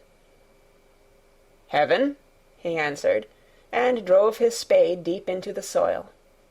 "'Cording to what parson says." "What happened to the roses?" Mary asked again, more interested than ever. "They was left to themselves." Mary was becoming quite excited. "Did they quite die? Do roses quite die when they are left to themselves?" she ventured. "Well, I'd got to like 'em, and I liked her, and she liked 'em," Ben Weatherstaff admitted reluctantly. "Once or twice a year I'd go and work at 'em a bit, prune 'em and dig about the roots. They run wild, but they was in rich soil, so some of 'em lived." "When they have no leaves, and look gray and brown and dry, how can you tell whether they are dead or alive?" inquired Mary. "Wait till the spring gets at 'em. Wait till the sun shines on the rain, and the rain falls on the sunshine, and then they'll find out." "How? How?" cried Mary, forgetting to be careful. "Look along the twigs and branches, and if thou see a bit of a brown lump swellin' here and there, watch it after the warm rain, and see what happens." He stopped suddenly, and looked curiously at her eager face. "Why does thou care so much about roses and such, all of a sudden?" he demanded. Mistress Mary felt her face grow red. She was almost afraid to answer. I want to play that I have a garden of my own," she stammered. There is nothing for me to do. I have nothing, and no one." "Well," said Ben Weatherstaff slowly, as he watched her, "that's true, thou hasn't." He said it in such an odd way that Mary wondered if he was actually a little sorry for her. She had never felt sorry for herself. She had only felt tired and cross, because she disliked people and things so much. But now the world seemed to be changing and getting nicer. If no one found out about the secret garden, she should enjoy herself always. She stayed with him for 10 or 15 minutes longer, and asked him as many questions as she dared. He answered every one of them in his queer, grunting way, and he did not seem really cross, and did not pick up his spade and leave her. He said something about roses just as she was going away, and it reminded her of the ones he had said he had been fond of. "Do you go and see those other roses now?" she asked. "Not been this year. My rheumatics has made me too stiff in the joints." He said it in his grumbling voice, and then quite suddenly he seemed to get angry with her, though she did not see why he should. "Now look here," he said sharply, "don't thou ask so many questions. Thou art the worst wench for asking questions I've ever come across. Get thee gone and play thee. I've done talking for to-day." And he said it so crossly that she knew there was not the least use in staying another minute. She went skipping slowly down the outside walk, thinking him over and saying to herself that, queer as it was, here was another person whom she liked in spite of his crossness. She liked old Ben Weatherstaff. Yes, she did like him. She always wanted to try to make him talk to her. Also, she began to believe that he knew everything in the world about flowers. There was a laurel-hedged walk which curved round the secret garden and ended at a gate which opened into a wood in the park. She thought she would slip round this walk and look into the wood and see if there were any rabbits hopping about. She enjoyed the skipping very much, and when she reached the little gate she opened it and went through because she heard a low, peculiar whistling sound, and wanted to find out what it was. It was a very strange thing indeed. She quite caught her breath as she stopped to look at it. A boy was sitting under a tree, with his back against it, playing on a rough wooden pipe. He was a funny-looking boy, about 12. He looked very clean, and his nose turned up, and his cheeks were as red as poppies, and never had Mistress Mary seen such round and such blue eyes in any boy's face.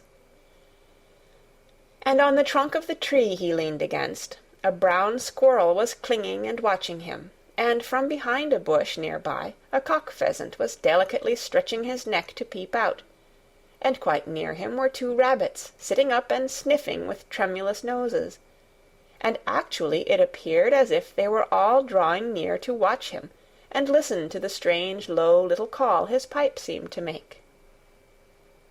When he saw Mary, he held up his hand and spoke to her in a voice almost as low as, and rather like, his piping. "Don't thou move," he said. "It 'ud flight 'em." Mary remained motionless. He stopped playing his pipe, and began to rise from the ground.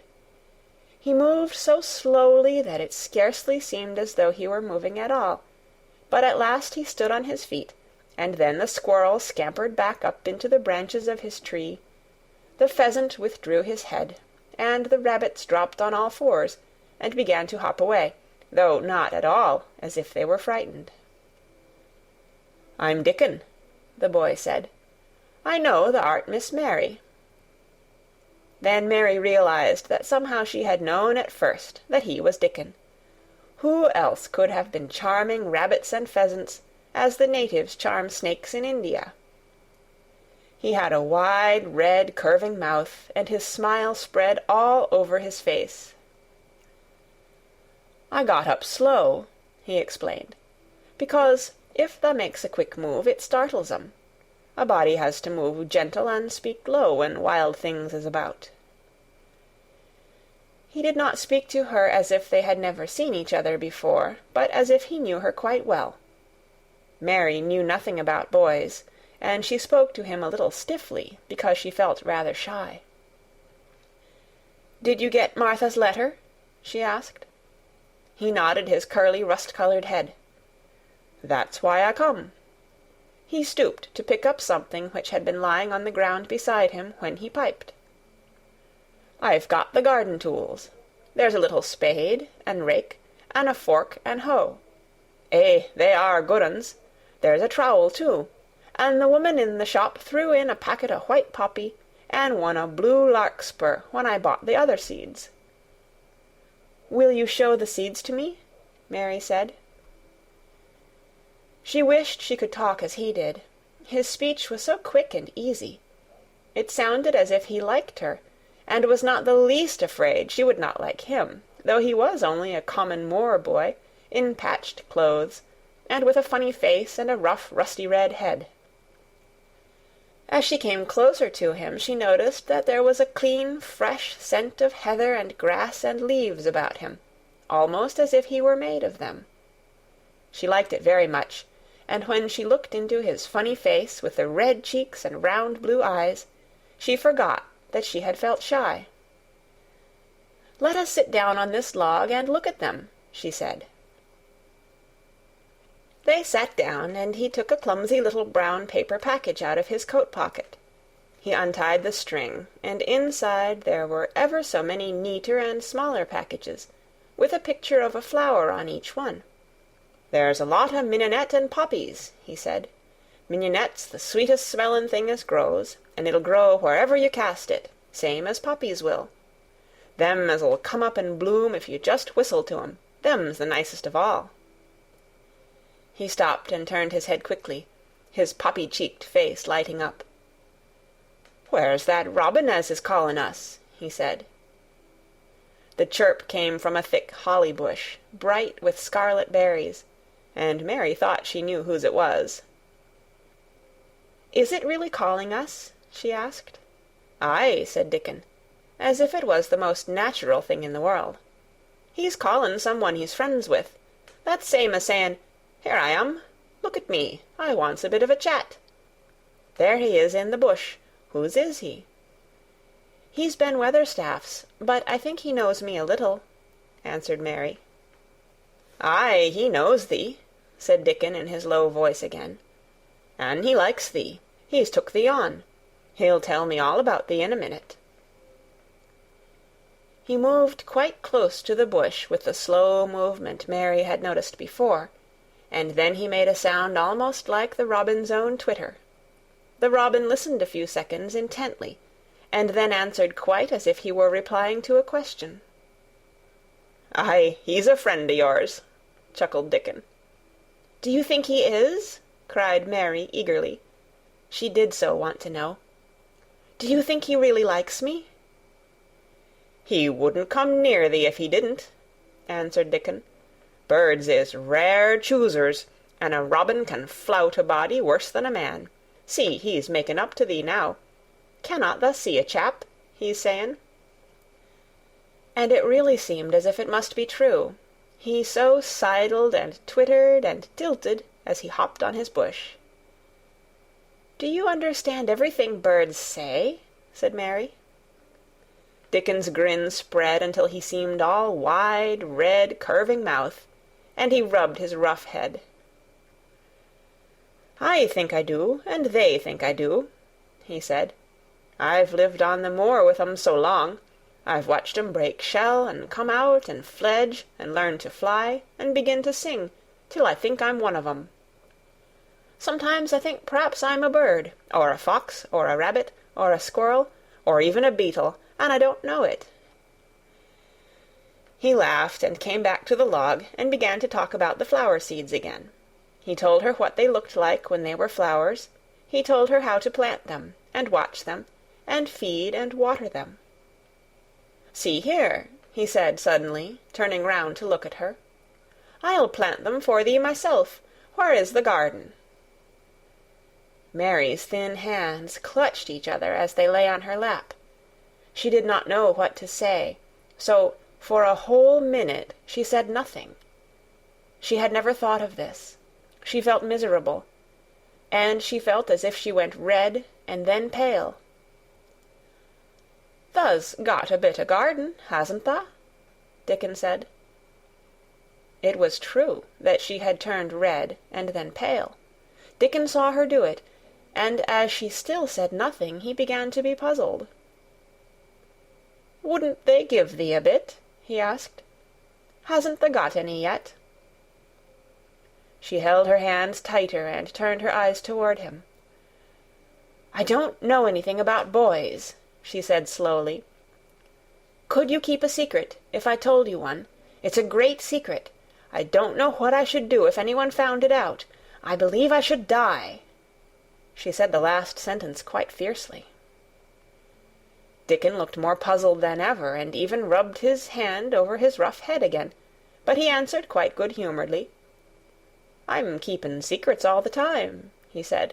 "If I couldn't keep secrets from the other lads, secrets about foxes' cubs, and birds' nests, and wild things' holes, there'd be nought safe on the moor.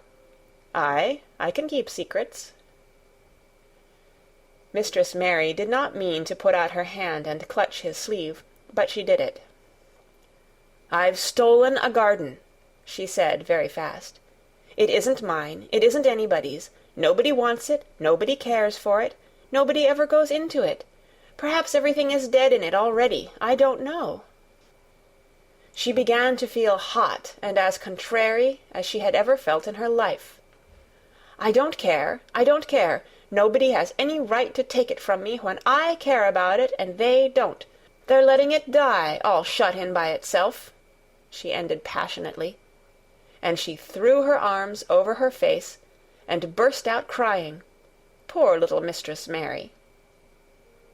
Dickon's curious blue eyes grew rounder and rounder. "Eh," he said, drawing his exclamation out slowly, and the way he did it meant both wonder and sympathy. "I've nothing to do," said Mary. "Nothing belongs to me. I found it myself, and I got into it myself. I was only just like the robin, and they wouldn't take it from the robin." "Where is it?" asked Dickon in a dropped voice. Mistress Mary got up from the log at once. She knew she felt contrary again, and obstinate, and she did not care at all. She was imperious and Indian, and at the same time hot and sorrowful. "Come with me and I'll show you," she said. She led him round the laurel path and to the walk where the ivy grew so thickly. Dickon followed her with a queer, almost pitying look on his face. He felt as if he were being led to look at some strange bird's nest, and must move softly. When she stepped to the wall and lifted the hanging ivy, he started. There was a door, and Mary pushed it slowly open, and they passed in together, and then Mary stood and waved her hand round defiantly. "It's this," she said. "It's a secret garden, and I'm the only one in the world who wants it to be alive." Dickon looked round and round about it, and round again. "Eh," he almost whispered, "it is a queer, pretty place. It's like as if a body was in a dream." End of chapter 10. The Secret Garden, by Frances Hodgson Burnett. Chapter 11. The Nest of the Missel Thrush. For 2 or 3 minutes he stood looking round him, while Mary watched him, and then he began to walk about softly, even more lightly than Mary had walked the first time she had found herself inside the 4 walls. His eyes seemed to be taking in everything, the grey trees with the grey creepers climbing over them and hanging from their branches, the tangle on the walls and among the grass, the evergreen alcoves with the stone seats and tall flower urns standing in them. "I never thought I'd see this place," he said at last, in a whisper. "Did you know about it?" asked Mary. She had spoken aloud, and he made a sign to her. "We must talk low," he said, "or someone'll hear us and wonder what's to do in here." "Oh, I forgot," said Mary, feeling frightened and putting her hand quickly against her mouth. "Did you know about the garden?" she asked again, when she had recovered herself. Dickon nodded. "Martha told me there was one as no one ever went inside," he answered. "Us used to wonder what it was like." He stopped and looked round at the lovely grey tangle about him, and his round eyes looked queerly happy. "Eh, the nests as'll be here come springtime," he said. "It 'ud be the safest nestin' place in England, no one never comin' near, and tangles o' trees and roses to build in. I wonder all the birds on the moor don't build here." Mistress Mary put her hand on his arm again, without knowing it. "Will there be roses?" she whispered. "Can you tell? I thought perhaps they were all dead." "Eh, no, not them, not all of 'em," he answered. "Look here." He stepped over to the nearest tree, an old, old one, with grey lichen all over its bark, but upholding a curtain of tangled sprays and branches. He took a thick knife out of his pocket and opened one of its blades. "There's lots o' dead wood as ought to be cut out," he said. "An' there's a lot o' old wood, but it made some new last year. This here's a new bit." And he touched a shoot which looked brownish-green instead of hard, dry grey. Mary touched it herself in an eager, reverent way. "That one," she said. "Is that one quite alive, quite?" Dickon curved his wide, smiling mouth. "It's as wick as you or me," he said, and Mary remembered that Martha had told her that wick meant alive or lively. "I'm glad it's wick," she cried out in her whisper. "I want them all to be wick. Let us go round the garden and count how many wick ones there are." She quite panted with eagerness, and Dickon was as eager as she was. They went from tree to tree, and from bush to bush. Dickon carried his knife in his hand, and showed her things which she thought wonderful. "They've run wild," he said, "but the strongest ones has fair thrived on it. The delicatest ones has died out, but the others has growed and spread, till they's a wonder. See here." And he pulled down a thick, grey, dry-looking branch. "A body might think this was dead wood, but I don't believe it is, down to the root. I'll cut it low down and see." He knelt, and with his knife cut the lifeless-looking branch through, not far above the earth. "There," he said exultantly. "I told thee so. There's green in that wood yet. Look at it." Mary was down on her knees before he spoke, gazing with all her might. "When it looks a bit greenish and juicy like that, it's wick," he explained. "When the inside is dry and breaks easy, like this here piece I've cut off, it's done for.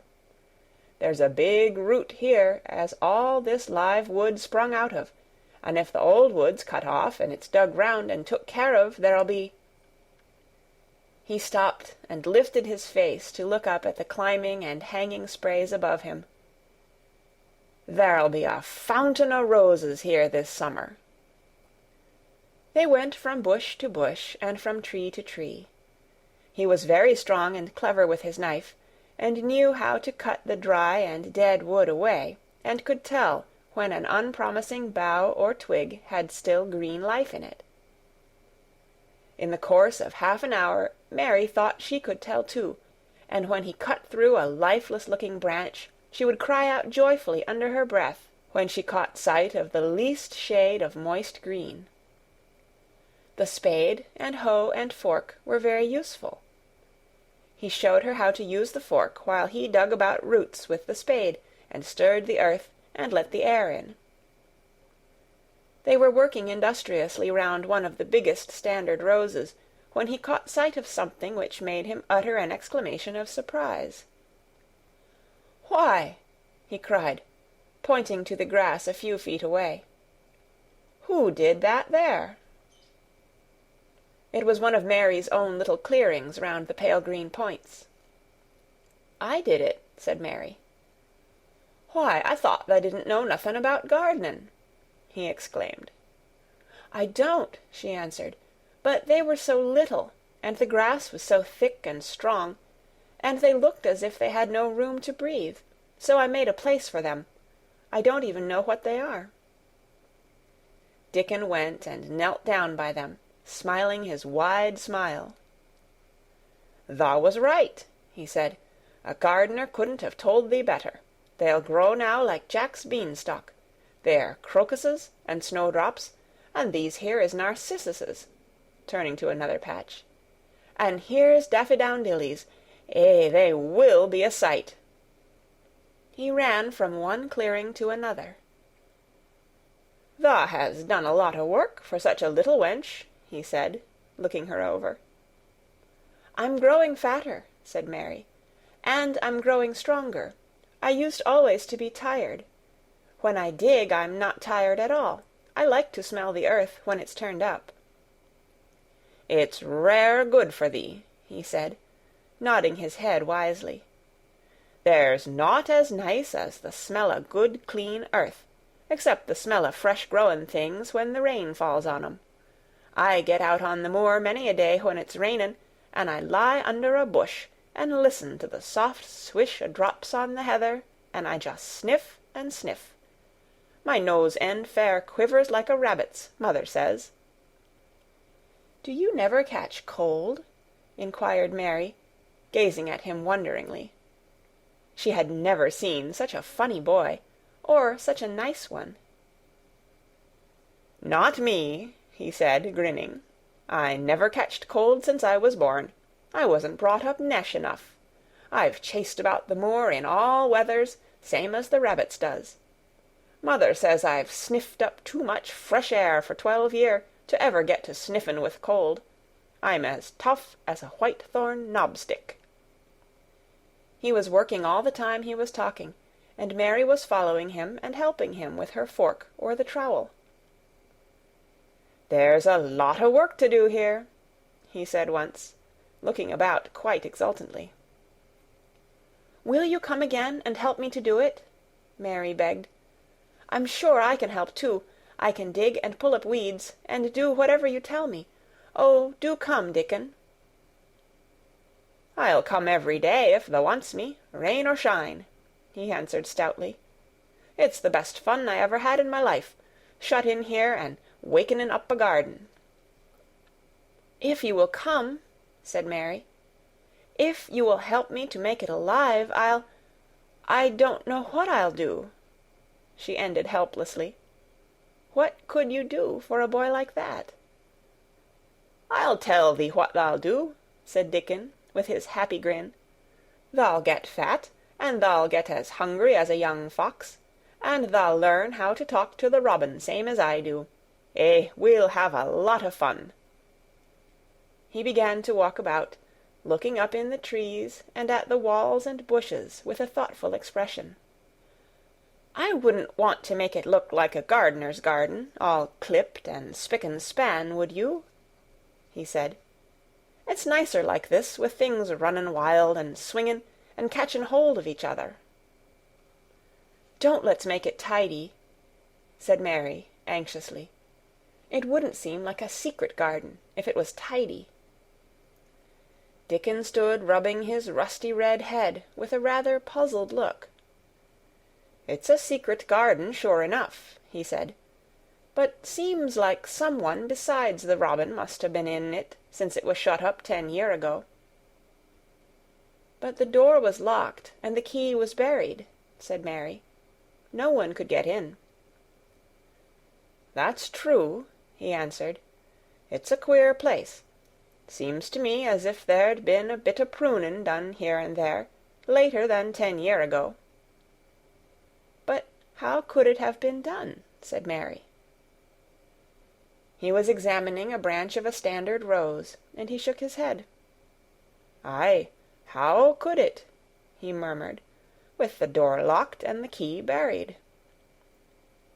Mistress Mary always felt that, however many years she lived, she should never forget that first morning when her garden began to grow.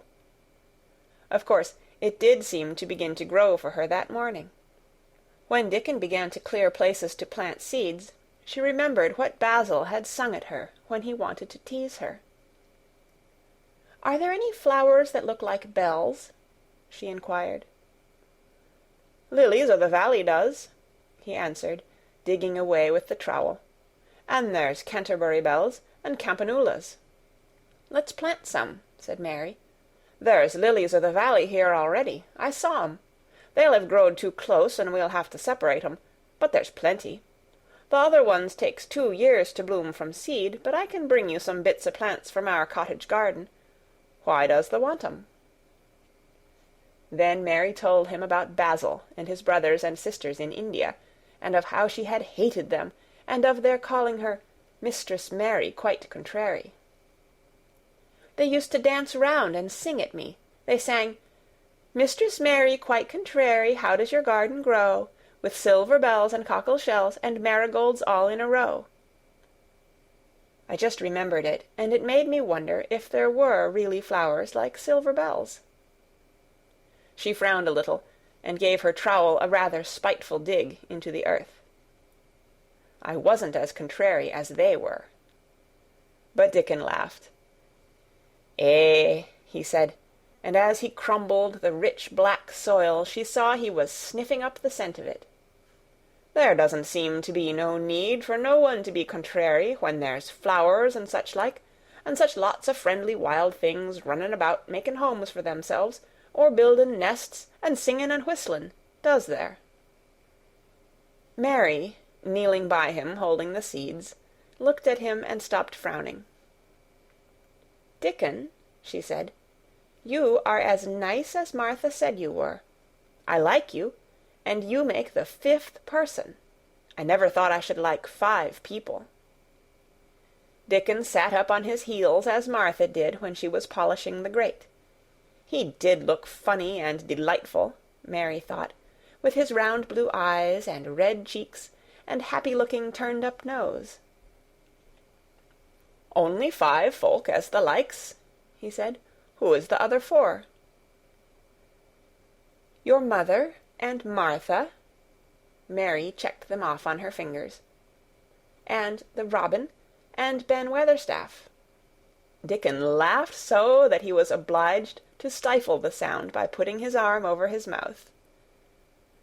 "I know thou thinks I'm a queer lad," he said, "but I think thou art the queerest little lass I ever saw." Then Mary did a strange thing. She leaned forward and asked him a question she had never dreamed of asking any one before.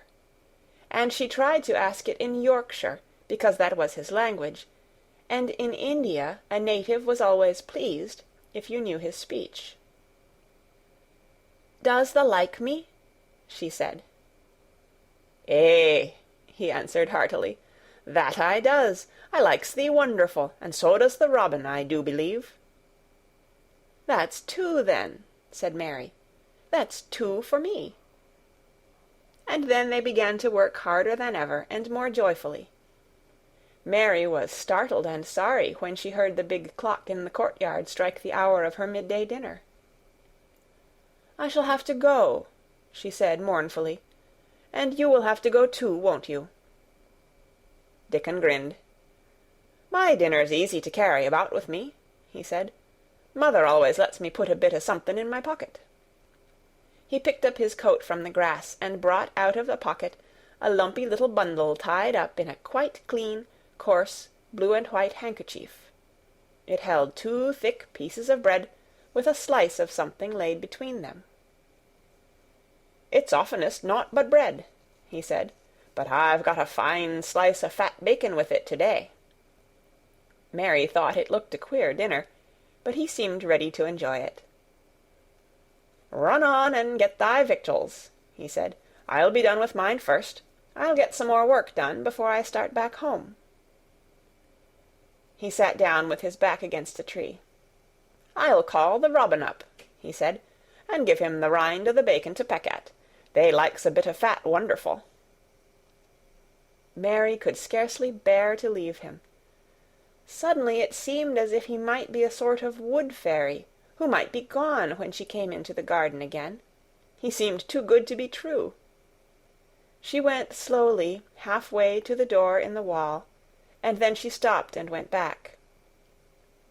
"Whatever happens, you never would tell," she said. His poppy-colored cheeks were distended with his first big bite of bread and bacon, but he managed to smile encouragingly. "If thou was a missel-thrush, and showed me where thy nest was, does thou think I'd tell anyone? Not me," he said. "Thou art as safe as a missel-thrush." And she was quite sure she was. End of chapter 11. The Secret Garden by Frances Hodgson Burnett. Chapter 12.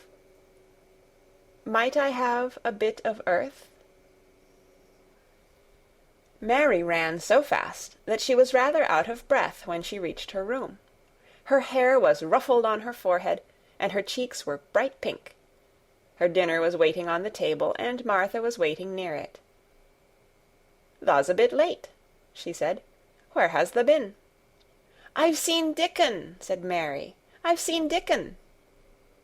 "I knew he'd come," said Martha exultantly. "How does thou like him?" I think he's beautiful," said Mary, in a determined voice. Martha looked rather taken aback, but she looked pleased too. "Well," she said, "he's the best lad as ever was born, but us never thought he was handsome. His nose turns up too much." "I like it to turn up," said Mary. "An' his eyes is so round," said Martha, a trifle doubtful. "Though they're a nice colour." "I like them round," said Mary, "and they are exactly the colour of the sky over the moor." Martha beamed with satisfaction.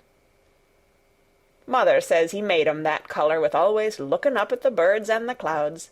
But he has got a big mouth, hasn't he?" "I love his big mouth," said Mary obstinately. "I wish mine were just like it." Martha chuckled delightedly. "It'd look rare and funny in thy bit of a face," she said. "But I knowed it would be that way when thou saw him. How did thou like the seeds and the garden tools?" "How did you know he brought them?" asked Mary. I never thought of him not bringing 'em. He'd be sure to bring 'em, if they was in Yorkshire. He's such a trusty lad." Mary was afraid that she might begin to ask difficult questions, but she did not. She was very much interested in the seeds and gardening tools, and there was only one moment when Mary was frightened. This was when she began to ask where the flowers were to be planted. "Who did thou ask about it?" she inquired. "I haven't asked anybody yet," said Mary, hesitating. "Well, I wouldn't ask the head gardener. He's too grand, Mr. Roach is." "I've never seen him," said Mary. "I've only seen under-gardeners and Ben Weatherstaff." "If I was you, I'd ask Ben Weatherstaff," advised Martha. "He's not half so bad as he looks, for all he's so crabbed. Mr. Craven lets him do what he likes, because he was here when Mrs. Craven was alive, and he used to make her laugh. She liked him. Perhaps he'd find you a corner somewhere out of the way." "If it was out of the way, and no one wanted it, no one could mind my having it, could they?" Mary said anxiously. "There wouldn't be no reason," answered Martha. "You wouldn't do no harm." Mary ate her dinner as quickly as she could, and when she rose from the table she was going to run to her room to put on her hat again, but Martha stopped her. "I've got something to tell you," she said. "I thought I'd let you eat your dinner first. Mr. Craven came back this morning, and I think he wants to see you." Mary turned quite pale. "Oh," she said, "why? He didn't want to see me when I came. I heard Pitcher say he didn't." "Well," explained Martha, "Mrs. Medlock says it's because o' mother. She was walking to Thwaite village, and she met him. She'd never spoke to him before, but Mrs. Craven had been to our cottage 2 or 3 times. He'd forgot, but mother hadn't, and she made bold to stop him. I don't know what she said to him about you, but she said something as put him in the mind to see you before he goes away again tomorrow." "Oh," cried Mary, "is he going away tomorrow? I am so glad." "He's going for a long time. He mayn't come back till autumn or winter. He's going to travel in foreign places. He's always doing it." "Oh, I'm so glad, said Mary thankfully. If he did not come back until winter, or even autumn, there would be time to watch the secret garden come alive. Even if he found out then and took it away from her, she would have had that much, at least. "When do you think he will want to see—" She did not finish the sentence because the door opened, and Mrs. Medlock walked in. She had on her best black dress and cap, and her collar was fastened with a large brooch with a picture of a man's face on it. It was a colored photograph of Mr. Medlock, who had died years ago, and she always wore it when she was dressed up. She looked nervous and excited. "Your hair's rough," she said quickly. "Go and brush it. Martha, help her to slip on her best dress. Mr. Craven sent me to bring her to him in his study." All the pink left Mary's cheeks. Her heart began to thump, and she felt herself changing into a stiff, plain, silent child again. She did not even answer Mrs. Medlock, but turned and walked into her bedroom, followed by Martha. She said nothing while her dress was changed, and her hair brushed, and after she was quite tidy, she followed Mrs. Medlock down the corridors in silence. What was there for her to say? She was obliged to go and see Mr. Craven, and he would not like her, and she would not like him. She knew what he would think of her. She was taken to a part of the house she had not been into before. At last Mrs. Medlock knocked at a door, and when some one said, "Come in," they entered the room together. A man was sitting in an armchair before the fire, and Mrs. Medlock spoke to him. "This is Miss Mary, sir," she said. "You can go and leave her here. I will ring for you when I want you to take her away," said Mr. Craven. When she went out and closed the door, Mary could only stand waiting, a plain little thing, twisting her thin hands together. She could see that the man in the chair was not so much a hunchback as a man with high, rather crooked shoulders, and he had black hair streaked with white. He turned his head over his high shoulders and spoke to her. "Come here," he said. Mary went to him. He was not ugly. His face would have been handsome if it had not been so miserable. He looked as if the sight of her worried and fretted him, and as if he did not know what in the world to do with her. "Are you well?" he asked. "Yes," answered Mary. "Do they take good care of you?" "Yes." He rubbed his forehead fretfully as he looked her over. "You are very thin," he said. "I am getting fatter," Mary answered in what she knew was her stiffest way. What an unhappy face he had! His black eyes seemed as if they scarcely saw her, as if they were seeing something else, and he could hardly keep his thoughts upon her. "I forgot you," he said. "How could I remember you? I intended to send you a governess or a nurse or someone of that sort, but I forgot." "Please," began Mary, "please," and then the lump in her throat choked her. "What do you want to say?" he inquired. I am too big for a nurse," said Mary, "and please, please don't make me have a governess yet." He rubbed his forehead again and stared at her. "That was what the Sowerby woman said," he muttered absent-mindedly. Then Mary gathered a scrap of courage. Is she Martha's mother?" she stammered. "Yes, I think so," he replied. "She knows about children," said Mary. "She has 12. She knows." He seemed to rouse himself. "What do you want to do?" "I want to play out of doors," Mary answered, hoping that her voice did not tremble. "I never liked it in India. It makes me hungry here, and I am getting fatter." He was watching her. "Mrs. Sowerby said it would do you good. Perhaps it will," he said. "She thought you had better get stronger before you had a governess." "It makes me feel strong when I play, and the wind comes over the moor," argued Mary. "Where do you play?" he asked next. "Everywhere," gasped Mary. "Martha's mother sent me a skipping rope. I skip and run, and I look about to see if things are beginning to stick up out of the earth. I don't do any harm." "Don't look so frightened," he said in a worried voice. "You could not do any harm, a child like you. You may do what you like." Mary put her hand up to her throat, because she was afraid he might see the excited lump which she felt jump into it. She came a step nearer to him. "May I?" she said tremulously.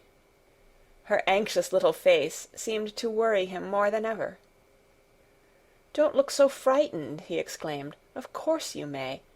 I am your guardian, though I am a poor one for any child. I cannot give you time or attention. I am too ill and wretched and distracted, but I wish you to be happy and comfortable. I don't know anything about children, but Mrs. Medlock is to see that you have all you need. I sent for you today because Mrs. Sowerby said I ought to see you. Her daughter had talked about you. She thought you needed fresh air and freedom and running about." "She knows all about children," Mary said again, in spite of herself. "She ought to," said Mr. Craven. "I thought her rather bold to stop me on the moor, but she said Mrs. Craven had been kind to her." It seemed hard for him to speak his dead wife's name. "She is a respectable woman.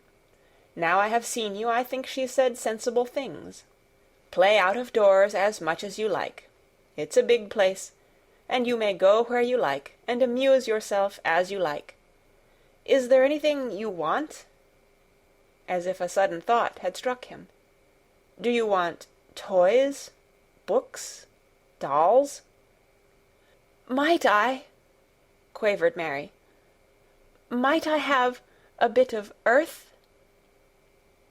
In her eagerness she did not realize how queer the words would sound, and that they were not the ones she had meant to say.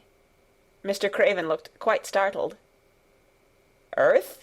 he repeated. "What do you mean?" "To plant seeds in, to make things grow, to see them come alive," Mary faltered. He gazed at her a moment, and then passed his hand quickly over his eyes. "Do you care about gardens so much?" he said slowly. "I didn't know about them in India," said Mary. "I was always ill and tired, and it was too hot. I sometimes made little beds in the sand and stuck flowers in them. But here it is different." Mr. Craven got up and began to walk slowly across the room. "A bit of earth," he said to himself, and Mary thought that somehow she must have reminded him of something. When he stopped and spoke to her, his dark eyes looked almost soft and kind. "You can have as much earth as you want," he said. "You remind me of someone else who loved the earth and things that grow. When you see a bit of earth you want," with something like a smile, "take it, child, and make it come alive." "May I take it from anywhere, if it's not wanted?" "Anywhere," he answered. "There, you must go now. I am tired." He touched the bell to call to Mrs. Medlock. "Good-bye. I shall be away all summer." Mrs. Medlock came so quickly that Mary thought she must have been waiting in the corridor. "Mrs. Medlock," Mr. Craven said to her, "now I have seen the child, I understand what Mrs. Sowerby meant. She must be less delicate before she begins lessons. Give her simple, healthy food. Let her run wild in the garden.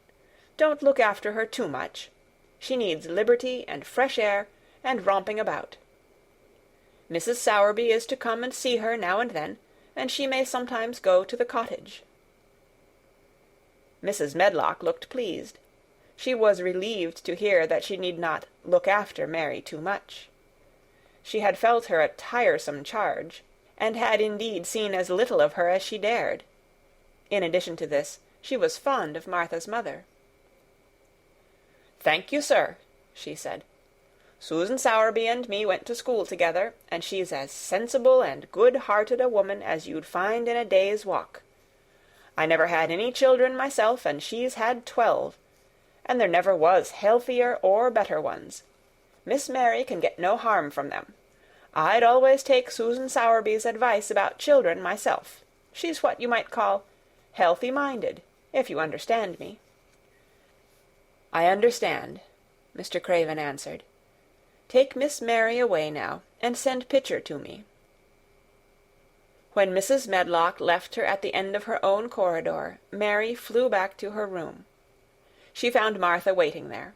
Martha had, in fact, hurried back, after she had removed the dinner service. "I can have my garden!" cried Mary. "I may have it where I like. I am not going to have a governess for a long time. Your mother is coming to see me, and I may go to your cottage. He says a little girl like me could not do any harm, and I may do what I like, anywhere." "Eh," said Martha delightedly. "That was nice of him, wasn't it?" "Martha," said Mary solemnly, "he is really a nice man, only his face is so miserable, and his forehead is all drawn together." She ran as quickly as she could to the garden. She had been away so much longer than she had thought she should, and she knew Dickon would have to set out early on his 5-mile walk. When she slipped through the door under the ivy, she saw he was not working where she had left him. The gardening tools were laid together under a tree. She ran to them, looking all round the place, but there was no Dickon to be seen. He had gone away, and the secret garden was empty, except for the robin, who had just flown across the wall, and sat on a standard rose-bush watching her. "He's gone," she said woefully. "Oh, was he only a wood-fairy?"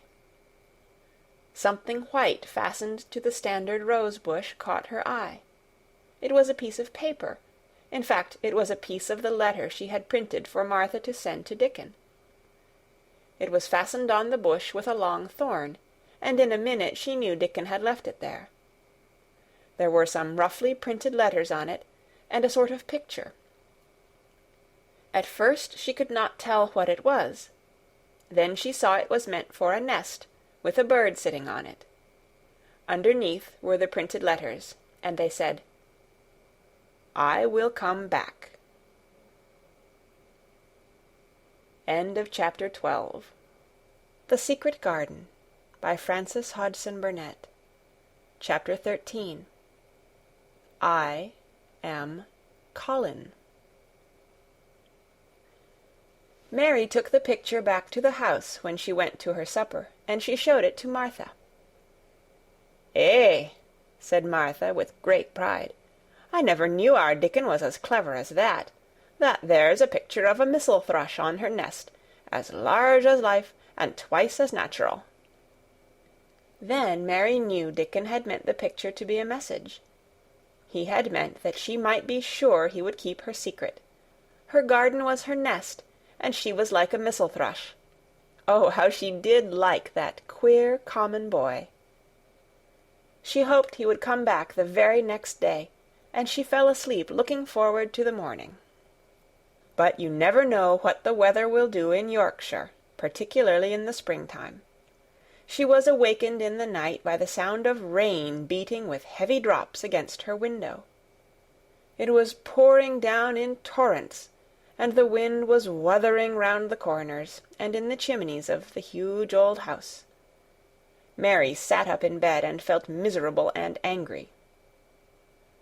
"The rain is as contrary as I ever was," she said. "It came because it knew I did not want it." She threw herself back on her pillow and buried her face. She did not cry, but she lay and hated the sound of the heavily beating rain. She hated the wind and its wuthering. She could not go to sleep again. The mournful sound kept her awake because she felt mournful herself. If she had felt happy, it would probably have lulled her to sleep. How it wuthered, and how the big raindrops poured down and beat against the pane. "It sounds just like a person lost on the moor and wandering on and on crying," she said. She had been lying awake, turning from side to side for about an hour, when suddenly something made her sit up in bed and turn her head toward the door, listening. She listened and she listened. "It isn't the wind now," she said in a loud whisper. "That isn't the wind. It is different.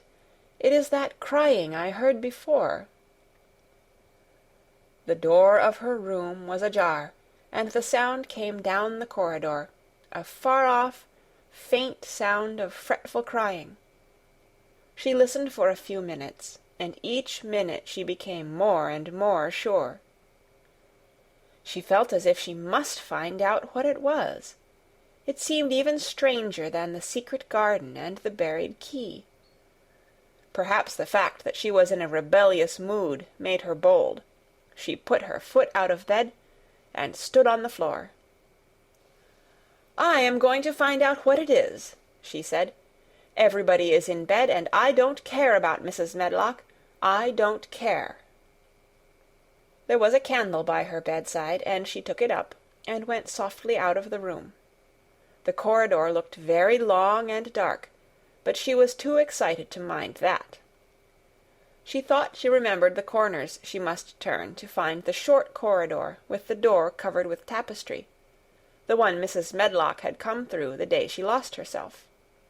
The sound had come up that passage. So she went on with her dim light, almost feeling her way, her heart beating so loud that she fancied she could hear it. The far-off, faint crying went on and led her. Sometimes it stopped for a moment or so, and then began again. Was this the right corner to turn? She stopped and thought. Yes, it was. Down this passage, and then to the left, and then up 2 broad steps, and then to the right again. Yes, there was the tapestry door. She pushed it open very gently, and closed it behind her, and she stood in the corridor and could hear the crying quite plainly, though it was not loud. It was on the other side of the wall at her left, and a few yards farther on there was a door. She could see a glimmer of light coming from beneath it.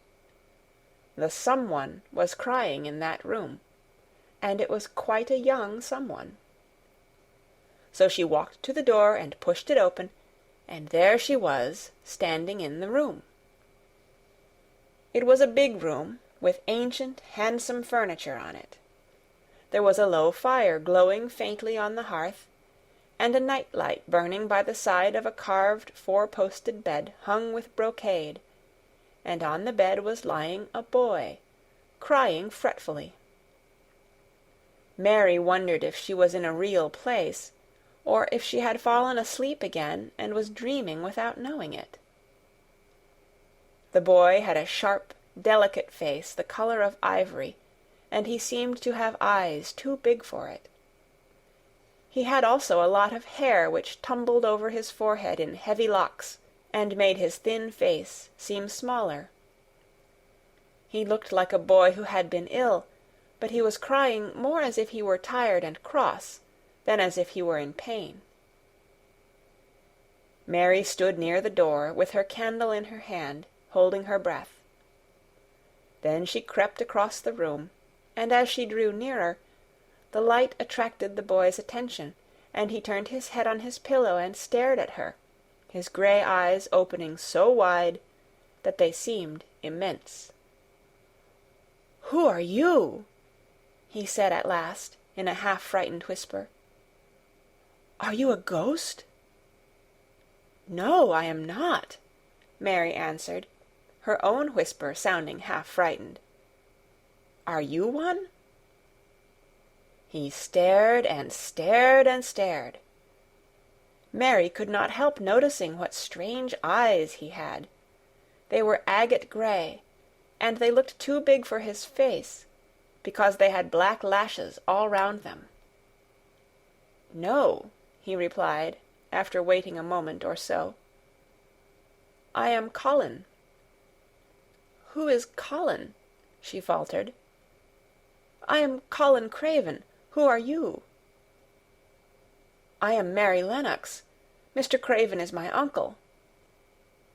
"He is my father," said the boy. "Your father?" gasped Mary. "No one ever told me he had a boy. Why didn't they?" "Come here," he said, still keeping his strange eyes fixed on her with an anxious expression.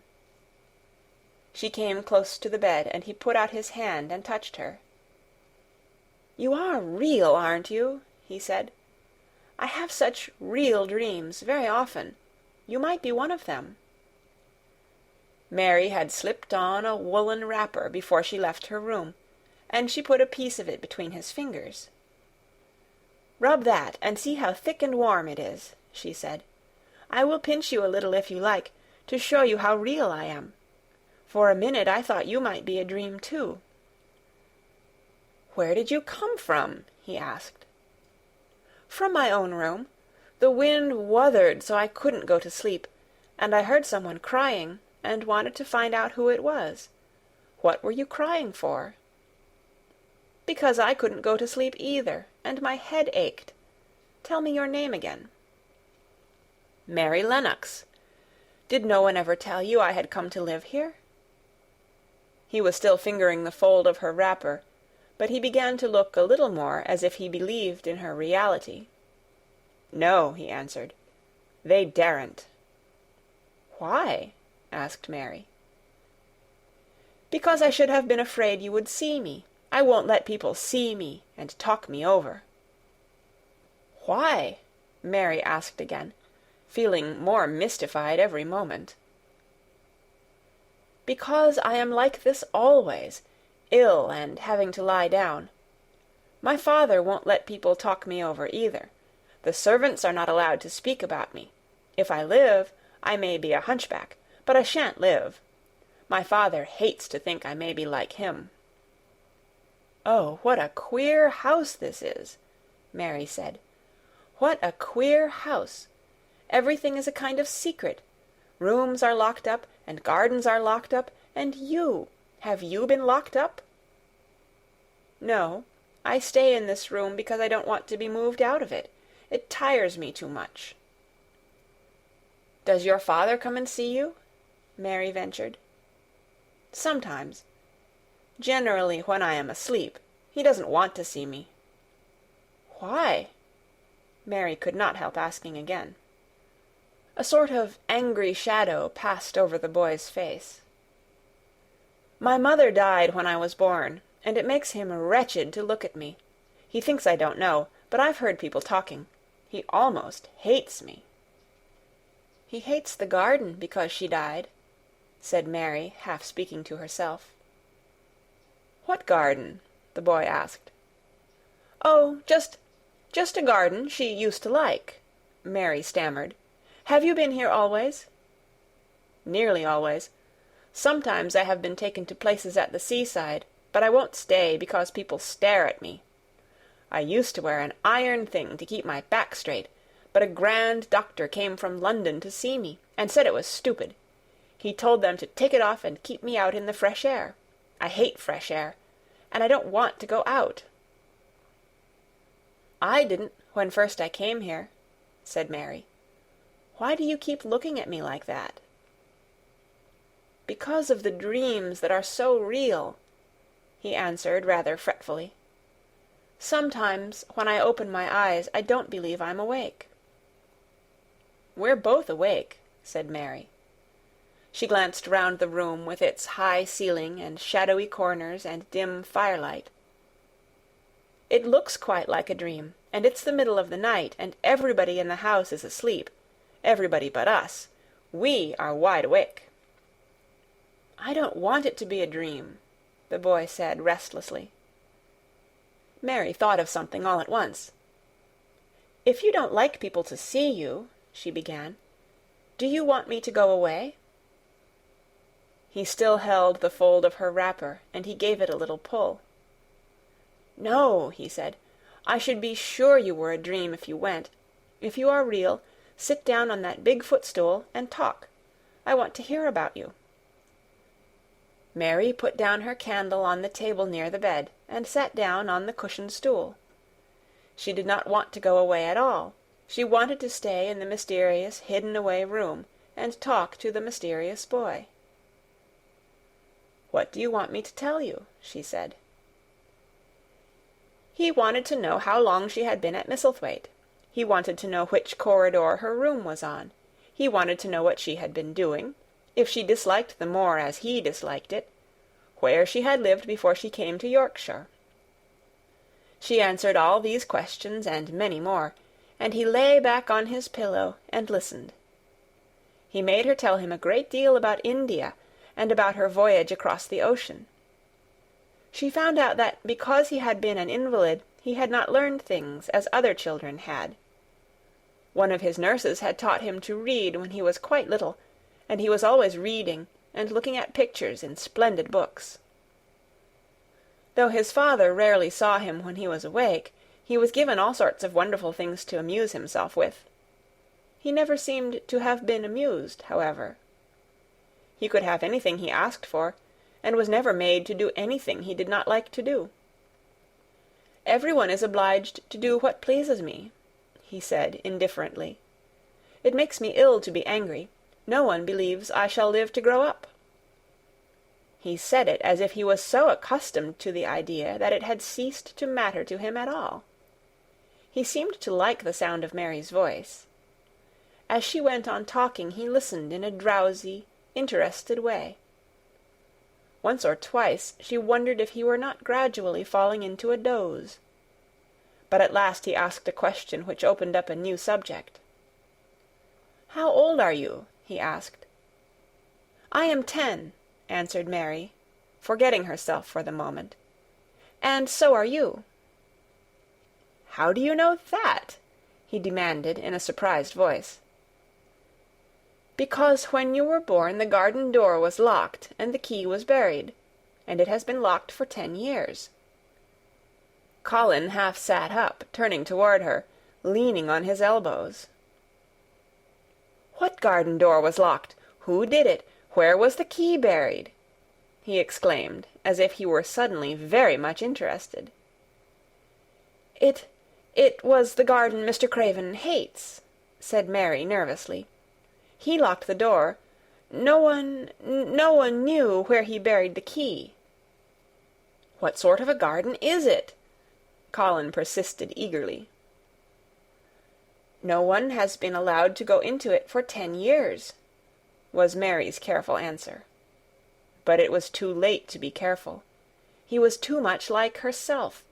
He, too, had had nothing to think about, and the idea of a hidden garden attracted him as it had attracted her. He asked question after question. Where was it? Had she never looked for the door? Had she never asked the gardeners? "They won't talk about it," said Mary. "I think they have been told not to answer questions." "I would make them," said Colin. "Could you?" Mary faltered, beginning to feel frightened. If he could make people answer questions, who knew what might happen? "Everyone is obliged to please me. I told you that," he said. "If I were to live, this place would sometime belong to me. They all know that. I would make them tell me." Mary had not known that she herself had been spoiled, but she could see quite plainly that this mysterious boy had been. He thought that the whole world belonged to him. How peculiar he was, and how coolly he spoke of not living. "Do you think you won't live?" she asked, partly because she was curious, and partly in hope of making him forget the garden. "I don't suppose I shall," he answered as indifferently as he had spoken before. "Ever since I remember anything, I have heard people say I shan't. At first they thought I was too little to understand, and now they think I don't hear, but I do. My doctor is my father's cousin. He's quite poor, and if I die he will have all Misselthwaite when my father is dead. I should think he wouldn't want me to live." "Do you want to live?" inquired Mary. "No," he answered, in a cross, tired fashion. "But I don't want to die. When I feel ill, I lie here and think about it until I cry and cry." "I have heard you crying 3 times," Mary said, "but I did not know who it was. Were you crying about that?" She did so want him to forget the garden. "I dare say," he answered. "Let us talk about something else. Talk about that garden. Don't you want to see it?" "Yes," answered Mary, in quite a low voice. "I do," he went on persistently. "I don't think I ever really wanted to see anything before, but I want to see that garden. I want the key dug up. I want the door unlocked. I would let them take me there in my chair. That would be getting fresh air. I am going to make them open the door." He had become quite excited, and his strange eyes began to shine like stars, and looked more immense than ever. "They have to please me," he said. "I will make them take me there, and I will let you go too." Mary's hands clutched each other. Everything would be spoiled, everything. Dickon would never come back. She would never again feel like a missel thrush with a safe-hidden nest. "Oh, don't do that!" she cried out. He stared as if he thought she had gone crazy. "Why?" he exclaimed. "You said you wanted to see it." "I do," she answered, almost with a sob in her throat. "But if you make them open the door and take you in like that, it will never be a secret again." He leaned still farther forward. "A secret?" he said. "What do you mean? Tell me."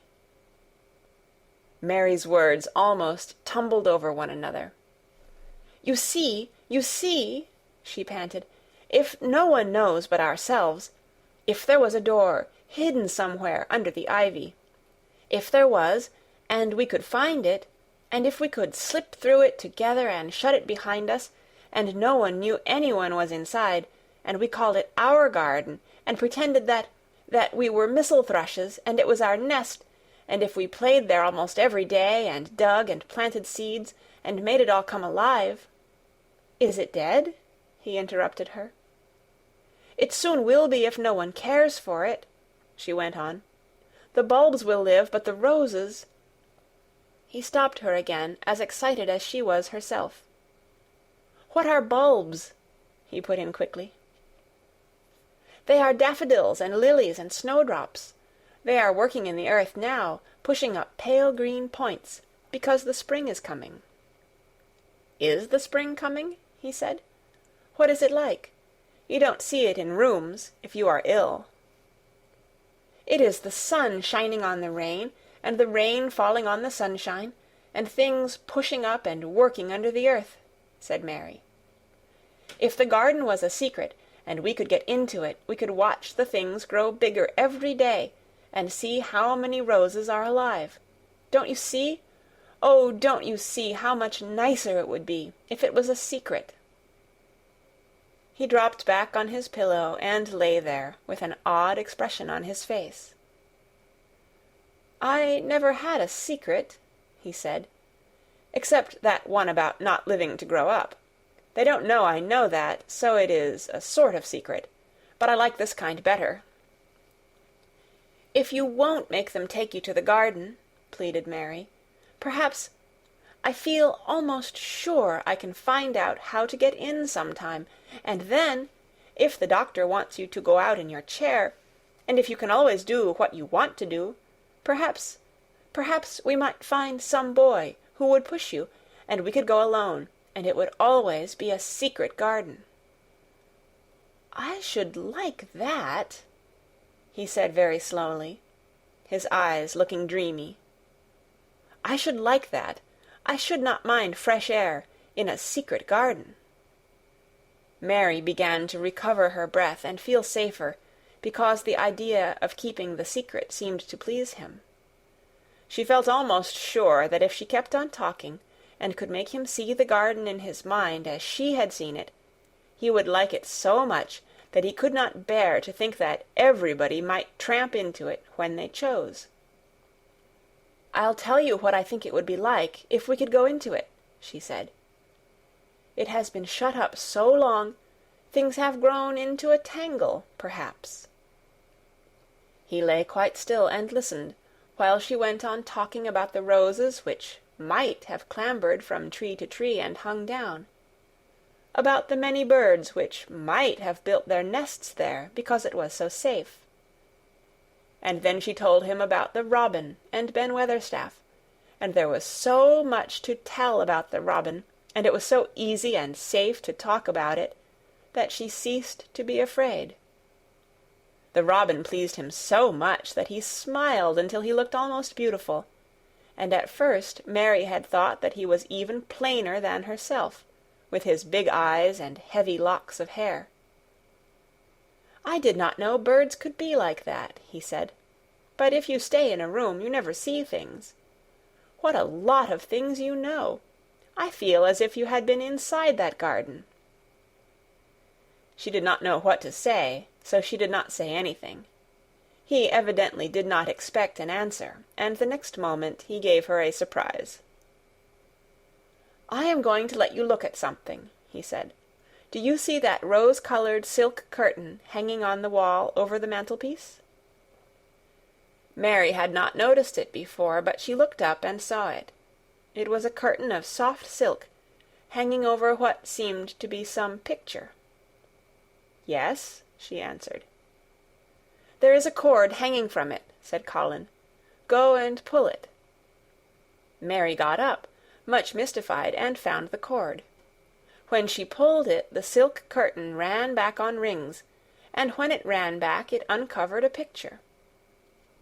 It was the picture of a girl with a laughing face. She had bright hair tied up with a blue ribbon, and her gay, lovely eyes were exactly like Colin's unhappy ones, agate gray, and looking twice as big as they really were because of the black lashes all round them. "She is my mother," said Colin complainingly. "I don't see why she died. Sometimes I hate her for doing it." "How queer," said Mary. "If she had lived, I believe I should not have been ill always," he grumbled. "I dare say I should have lived too, and my father would not have hated to look at me. I dare say I should have had a strong back. Draw the curtain again." Mary did as she was told, and returned to her footstool. "She is much prettier than you," she said, "but her eyes are just like yours.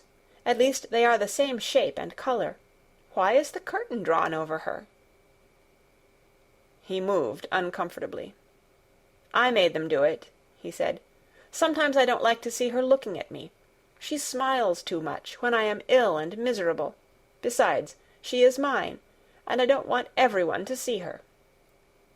There were a few moments of silence, and then Mary spoke. "What would Mrs. Medlock do if she found out that I had been here?" she inquired. "She would do as I told her to do," he answered, "and I should tell her that I wanted you to come here and talk to me every day. I am glad you came." "So am I," said Mary.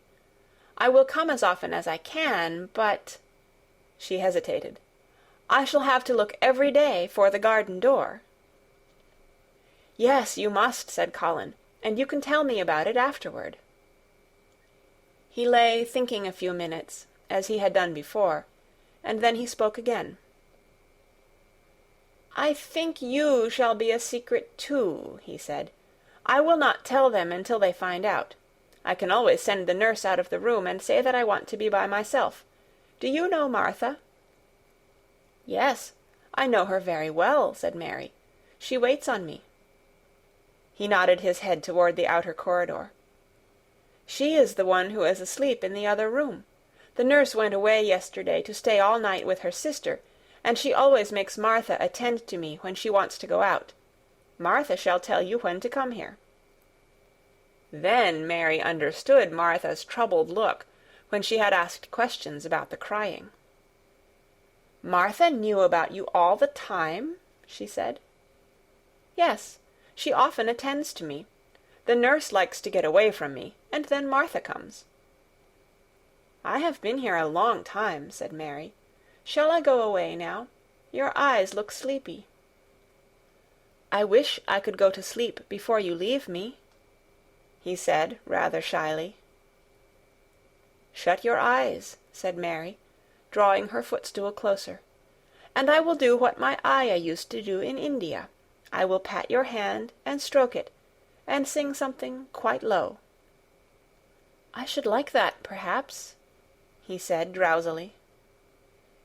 Somehow she was sorry for him, and did not want him to lie awake, so she leaned against the bed and began to stroke and pat his hand, and sing a very low little chanting song in Hindustani. "That is nice," he said, more drowsily still, and she went on chanting and stroking, but when she looked at him again, his black lashes were lying close against his cheeks, for his eyes were shut, and he was fast asleep. So she got up softly, took her candle, and crept away without making a sound. End of Chapter 13. The Secret Garden, by Frances Hodgson Burnett. Chapter 14. A Young Rajah. The moor was hidden in mist when the morning came, and the rain had not stopped pouring down. There could be no going out of doors. Martha was so busy that Mary had no opportunity of talking to her, but in the afternoon she asked her to come and sit with her in the nursery. She came bringing the stocking she was always knitting when she was doing nothing else. "What's the matter with thee?" she asked as soon as they sat down. "Thou looks as if thou'd something to say." I have found out what the crying was," said Mary. Martha let her knitting drop on her knee and gazed at her with startled eyes. "Thou hasn't!" she exclaimed. "Never!" "I heard it in the night," Mary went on, "and I got up and went to see where it came from. It was Colin. I found him." Martha's face became red with fright. "Eh, Miss Mary," she said, half crying. "Thou shouldn't have done it. Thou shouldn't. Thou'll get me in trouble. I never told thee nothing about him, but thou'll get me in trouble. I shall lose my place, and what'll mother do?" "You won't lose your place," said Mary. "He was glad I came. We talked, and he said he was glad I came." "Was he?" cried Martha. "Art thou sure? Thou doesn't know what he's like when anything vexes him. He's a big lad to cry like a baby, but when he's in a passion he'll fair scream just to frighten us. He knows us daren't call our souls our own." "He wasn't vexed," said Mary. "I asked him if I should go away, and he made me stay. He asked me questions, and I sat on a big footstool, and talked to him about India, and about the Robin and Gardens. He wouldn't let me go. He let me see his mother's picture. Before I left him, I sang him to sleep." Martha fairly gasped with amazement. "I can scarcely believe thee," she protested. "It's as if thou'd walked straight into a lion's den. If he'd been like he is most times, he'd have throwed himself into one of his tantrums and roused the house. He won't let strangers look at him." "He let me look at him. I looked at him all the time, and he looked at me. "We stared," said Mary. "I don't know what to do," cried agitated Martha. "If Mrs. Medlock finds out, she'll think I broke orders and told thee, and I shall be packed back to mother." "He is not going to tell Mrs. Medlock anything about it yet. It's to be a sort of secret just at first," said Mary firmly. "And he says everybody is obliged to do as he pleases." "Aye, that's true enough, the bad lad," sighed Martha, wiping her forehead with her apron. "He says Mrs. Medlock must, and he wants me to come and talk to him every day, and you are to tell me when he wants me." "Me?" said Martha. "I shall lose my place. I shall, for sure." "You can't if you are doing what he wants you to do, and everybody is ordered to obey him," Mary argued. "Does thou mean to say," cried Martha with wide-open eyes, "that he was nice to thee?" "I think he almost liked me," Mary answered. "Then thou must have bewitched him," decided Martha, drawing a long breath. "Do you mean magic?" inquired Mary. "I've heard about magic in India, but I can't make it. I just went into his room, and I was so surprised to see him I stood and stared. And then he turned round and stared at me, and he thought I was a ghost or a dream, and I thought perhaps he was. And it was so queer being there alone together in the middle of the night and not knowing about each other. And we began to ask each other questions. And when I asked him if I must go away, he said I must not." "The world's comin' to an end," gasped Martha. "What is the matter with him?" asked Mary. "Nobody knows for sure and certain," said Martha. "Mr. Craven went off his head like when he was born. The doctors thought he'd have to be put in asylum. It was because Mrs. Craven died, like I told you. He wouldn't set eyes on the baby. He just raved and said it'd be another hunchback like him, and it'd better die." "Is Colin a hunchback?" Mary asked. "He didn't look like one." "He isn't yet," said Martha, "but he began all wrong. Mother said that there was enough trouble and raging in the house to set any child wrong. They was afraid his back was weak, and they've always been taking care of it, keeping him lying down and not letting him walk. Once they made him wear a brace, but he fretted so he was downright ill. Then a big doctor came to see him and made them take it off. He talked to the other doctor quite rough, in a polite way. He said there'd been too much medicine and too much letting him have his own way." "I think he's a very spoiled boy," said Mary. "He's the worst young nowt as ever was," said Martha. "I won't say as he hasn't been ill a good bit. He's had coughs and colds that's nearly killed him 2 or 3 times. Once he had rheumatic fever, and once he had typhoid. Mrs. Medlock did get a fright then. He'd been out of his head, and she was talking to the nurse, thinking he didn't know nothing, and she said, 'He'll die this time sure enough, and best thing for him and for everybody.' And she looked at him, and there he was with his big eyes open, staring at her as sensible as she was herself. She didn't know what happened, but he just stared at her and says, 'You give me some water and stop talking.'" "Do you think he will die?" asked Mary. "Mother says there's no reason why any child should live that gets no fresh air and doesn't do nothing but lie on his back and read picture books and take medicine. He's weak and hates the trouble of being taken out of doors, and he gets cold so easy he says it makes him ill." Mary sat and looked at the fire.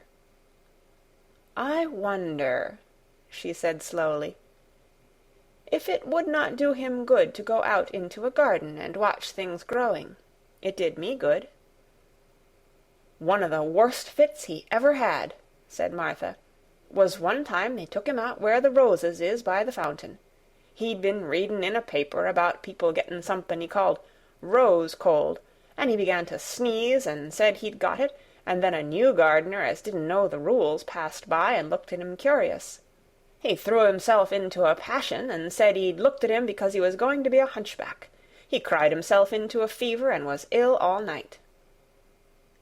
"If he ever gets angry at me, I'll never go and see him again," said Mary. "He'll have thee if he wants thee," said Martha. "Thou may as well know that at the start." Very soon afterward a bell rang, and she rolled up her knitting. "I dare say the nurse wants me to stay with him a bit," she said. "I hope he's in a good temper." She was out of the room about 10 minutes, and then she came back with a puzzled expression. "Well, thou has bewitched him," she said.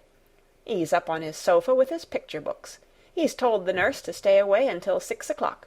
I'm to wait in the next room. The minute she was gone, he called me to him and says, 'I want Mary Lennox to come and talk to me, and remember you're not to tell anyone. You better go as quick as you can.'" Mary was quite willing to go quickly. She did not want to see Colin as much as she wanted to see Dickon, but she wanted to see him very much. There was a bright fire on the hearth when she entered his room, and in the daylight she saw it was a very beautiful room indeed. There were rich colors in the rugs and hangings, and pictures and books on the walls which made it look glowing and comfortable, even in spite of the grey sky and falling rain. Colin looked rather like a picture himself. He was wrapped in a velvet dressing-gown, and sat against a big brocaded cushion. He had a red spot on each cheek. "Come in," he said. "I've been thinking about you all morning." "I've been thinking about you, too," answered Mary.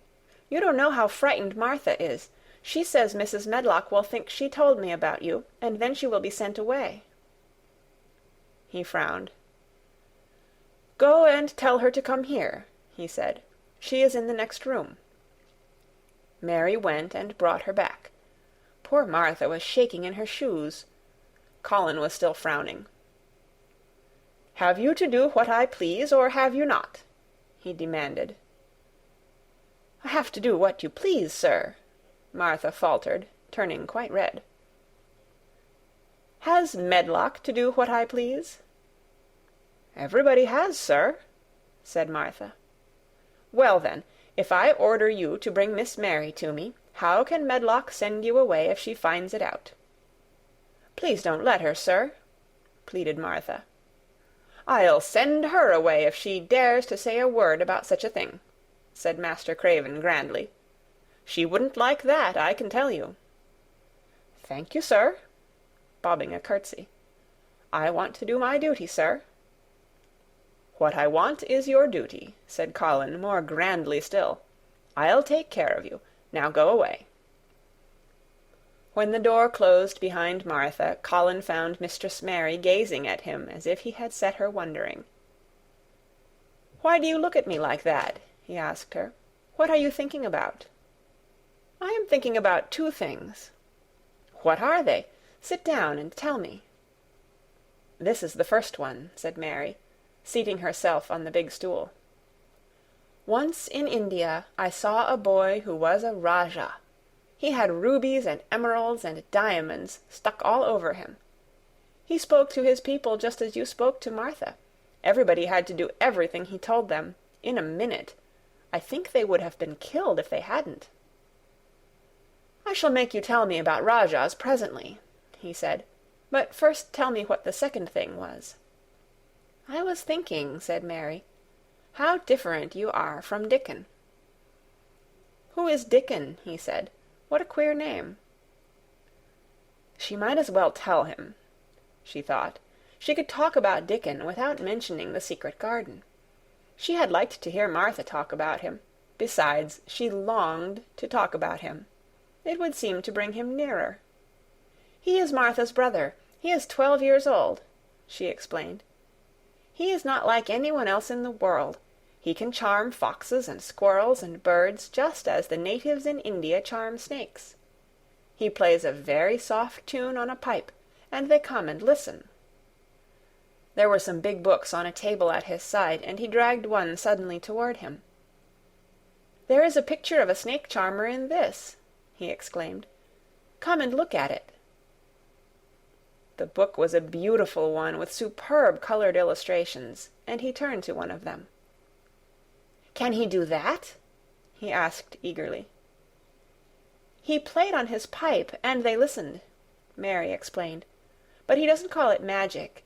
He says it's because he lives on the moor so much, and he knows their ways. He says he feels sometimes as if he was a bird or a rabbit himself, he likes them so. I think he asked the robin questions.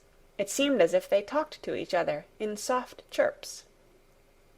Colin lay back on his cushion, and his eyes grew larger and larger, and the spots on his cheeks burned. "Tell me some more about him," he said. "He knows all about eggs and nests," Mary went on, "and he knows where foxes and badgers and otters live. He keeps them secret so that other boys won't find their holes and frighten them. He knows about everything that grows or lives on the moor." "Does he like the moor?" said Colin. "How can he, when it's such a great, bare, dreary place?" "It's the most beautiful place," protested Mary. "Thousands of lovely things grow on it, and there are thousands of little creatures all busy building nests and making holes and burrows, and chippering or singing or squeaking to each other. They are so busy and having such fun under the earth or in the trees or heather. It's their world." "How do you know all that?" said Colin, turning on his elbow to look at her. "I have never been there once, really," said Mary, suddenly remembering. "I only drove over it in the dark. I thought it was hideous. Martha told me about it first, and then Dickon. When Dickon talks about it, you feel as if you saw things and heard them, and as if you were standing in the heather with the sun shining, and the gorse smelling like honey, and all full of bees and butterflies." "You never see anything if you are ill," said Colin restlessly. He looked like a person listening to a new sound in the distance and wondering what it was. "You can't if you stay in a room," said Mary. "I couldn't go on the moor," he said in a resentful tone. Mary was silent for a minute, and then she said something bold. "You might, sometime." He moved as if he were startled. "Go on the moor? How could I? I am going to die." "How do you know?" said Mary unsympathetically. She didn't like the way he had of talking about dying. She did not feel very sympathetic. She felt rather as if he almost boasted about it. "Oh, I've heard it ever since I remember," he answered crossly. "They are always whispering about it and thinking I don't notice. They wish I would, too." Mistress Mary felt quite contrary. She pinched her lips together. "If they wished I would," she said, "I wouldn't. Who wishes you would?" "The servants, and of course Dr. Craven, because he would get Misselthwaite and be rich instead of poor. He daren't say so, but he always looks cheerful when I am worse. When I had typhoid fever, his face got quite fat. I think my father wishes it too." "I don't believe he does," said Mary quite obstinately. That made Colin turn and look at her again. "Don't you?" he said. And then he lay back on his cushion and was still, as if he were thinking. And there was quite a long silence. Perhaps they were both of them thinking strange things children do not usually think. "I like the grand doctor from London, because he made them take the iron thing off," said Mary at last. "Did he say you were going to die?" "No." "What did he say?" "He didn't whisper," Colin answered. "Perhaps he knew I hated whispering. I heard him say one thing quite aloud. He said, 'The lad might live if he would make up his mind to it. Put him in the humour.' It sounded as if he was in a temper." "I'll tell you who would put you in the humour, perhaps," said Mary, reflecting. She felt as if she would like this thing to be settled one way or the other. "I believe Dickon would. He's always talking about live things. He never talks about dead things or things that are ill. He's always looking up in the sky to watch birds flying, or looking down at the earth to see something growing. He has such round blue eyes, and they are so wide open with looking about. And he laughs such a big laugh with his wide mouth, and his cheeks are as red as cherries. She pulled her stool nearer to the sofa, and her expression quite changed at the remembrance of the wide curving mouth and wide open eyes. "See here," she said, "don't let us talk about dying. I don't like it. Let us talk about living. Let us talk and talk about Dickon. And then we will look at your pictures." It was the best thing she could have said. To talk about Dickon meant to talk about the moor, and about the cottage and the 14 people who lived in it on 16 shillings a week, and the children who got fat on the moor grass like the wild ponies, and about Dickon's mother, and the skipping rope, and the moor with the sun on it, and about pale green points sticking up out of the black sod. And it was all so alive that Mary talked more than she had ever talked before, and Colin both talked and listened as he had never done either before. And they both began to laugh over nothings, as children will when they are happy together. And they laughed so that in the end they were making as much noise as if they had been two ordinary, healthy, natural 10-year-old creatures, instead of a hard little unloving girl, and a sickly boy who believed that he was going to die. They enjoyed themselves so much that they forgot the pictures and they forgot about the time. They had been laughing quite loudly over Ben Weatherstaff and his robin, and Colin was actually sitting up as if he had forgotten about his weak back, when he suddenly remembered something. "Do you know, there is one thing we have never once thought of," he said. "We are cousins." It seemed so queer that they had talked so much and never remembered this simple thing that they laughed more than ever, because they had got into the humour to laugh at anything. And in the midst of the fun the door opened, and in walked Dr. Craven and Mrs. Medlock. Dr. Craven started in actual alarm, and Mrs. Medlock almost fell back because he had accidentally bumped against her. "Good Lord!" exclaimed poor Mrs. Medlock, with her eyes almost starting out of her head. "Good Lord!" "What is this?" said Dr. Craven, coming forward. "What does it mean?" Then Mary was reminded of the boy Rajah again. Colin answered as if neither the doctor's alarm nor Mrs. Medlock's terror were of the slightest consequence. He was as little disturbed or frightened as if an elderly cat and dog had walked into the room. "This is my cousin, Mary Lennox," he said. "I asked her to come and talk to me. I like her. She must come and talk to me whenever I send for her." Dr. Craven turned reproachfully to Mrs. Medlock. "Oh, sir," she panted, "I don't know how it's happened. There's not a servant on the place that dare to talk. They all have their orders." "Nobody told her anything," said Colin. "She heard me crying and found me herself. I am glad she came. Don't be silly, Medlock." Mary saw that Dr. Craven did not look pleased, but it was quite plain that he dare not oppose his patient. He sat down by Colin and felt his pulse. "I am afraid there has been too much excitement. Excitement is not good for you, my boy," he said. "I should be excited if she kept away," answered Colin, his eyes beginning to look dangerously sparkling. "I am better. She makes me better. The nurse must bring up her tea with mine. We will have tea together." Mrs. Medlock and Dr. Craven looked at each other in a troubled way, but there was evidently nothing to be done. "He does look rather better, sir," ventured Mrs. Medlock. "But," thinking the matter over, "he looked better this morning before she came into the room." "She came into the room last night. She stayed with me a long time. She sang a Hindustani song to me, and it made me go to sleep," said Colin. "I was better when I wakened up. I wanted my breakfast. I want my tea now. Tell Nurse, Medlock." Dr. Craven did not stay very long.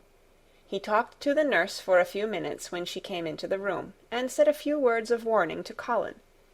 He must not talk too much. He must not forget that he was ill. He must not forget that he was very easily tired. Mary thought that there seemed to be a number of uncomfortable things he was not to forget. Colin looked fretful, and kept his strange, black-lashed eyes fixed on Dr. Craven's face. "I want to forget it," he said at last. "She makes me forget it. That is why I want her." Dr. Craven did not look happy when he left the room. He gave a puzzled glance at the little girl sitting on the large stool. She had become a stiff, silent child again as soon as he entered, and he could not see what the attraction was. The boy actually did look brighter, however, and he sighed rather heavily as he went down the corridor. "They are always wanting me to eat things when I don't want to," said Colin, as the nurse brought in the tea and put it on the table by the sofa. "Now, if you'll eat, I will. Those muffins look so nice and hot. Tell me about Rajahs." End of Chapter 14. The Secret Garden by Frances Hodgson Burnett. Chapter 15. Nest Building. After another week of rain, the high arch of blue sky appeared again, and the sun which poured down was quite hot. Though there had been no chance to see either the secret garden or Dickon, Mistress Mary had enjoyed herself very much. The week had not seemed long. She had spent hours of every day with Colin in his room, talking about Rajahs, or gardens, or Dickon and the cottage on the moor. They had looked at the splendid books and pictures, and sometimes Mary had read things to Colin, and sometimes he had read a little to her. When he was amused and interested, she thought he scarcely looked like an invalid at all, except that his face was so colourless, and he was always on the sofa. "You are a sly young one to listen and get out of your bed to go following things up like you did that night," Mrs. Medlock said once. "But there's no saying it's not been a sort of blessing to the lot of us. He's not had a tantrum or a whining fit since you made friends. The nurse was just going to give up the case because she was so sick of him, but she says she doesn't mind staying now you've gone on duty with her," laughing a little. In her talks with Colin, Mary had tried to be very cautious about the secret garden. There were certain things she wanted to find out from him, but she felt that she must find them out without asking him direct questions. In the first place, as she began to like to be with him, she wanted to discover whether he was the kind of boy you could tell a secret to. He was not in the least like Dickon, but he was evidently so pleased with the idea of a garden no one knew anything about that she thought perhaps he could be trusted. But she had not known him long enough to be sure. The second thing she wanted to find out was this: if he could be trusted, if he really could, wouldn't it be possible to take him to the garden without having anyone find it out? The grand doctor had said that he must have fresh air, and Colin had said that he would not mind fresh air in a secret garden. Perhaps if he had a great deal of fresh air, and knew Dickon and the robin, and saw things growing, he might not think so much about dying. Mary had seen herself in the glass sometimes lately when she had realized that she looked quite a different creature from the child she had seen when she arrived from India. This child looked nicer. Even Martha had seen a change in her. "The air from the moor has done thee good already," she had said. "Thou'rt not nigh so yeller, and thou'rt not nigh so scrawny. Even the hair doesn't slamp down on the head so flat. It's got some life in it, so as it sticks out a bit." "It's like me," said Mary.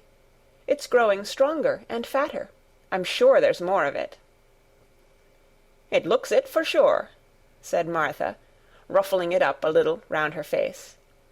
"Thou'rt not half so ugly when it's that way, and there's a bit of red in the cheeks." If gardens and fresh air had been good for her, perhaps they would be good for Colin. But then, if he hated people to look at him, perhaps he would not like to see Dickon. "Why does it make you angry when you are looked at?" she inquired one day. "I always hated it," he answered, "even when I was very little. Then when they took me to the seaside, and I used to lie in my carriage, everybody used to stare, and ladies would stop and talk to my nurse, and then they would begin to whisper, and I knew then they were saying I shouldn't live to grow up. Then sometimes the ladies would pat my cheeks and say, "Poor child!" Once when a lady did that, I screamed out loud and bit her hand. She was so frightened she ran away. "She thought you had gone mad like a dog," said Mary, not at all admiringly. "I don't care what she thought," said Colin, frowning. "I wonder why you didn't scream and bite me when I came into your room," said Mary. Then she began to smile slowly. "I thought you were a ghost or a dream," he said. "You can't bite a ghost or a dream, and if you scream they don't care." "Would you hate it if a boy looked at you?"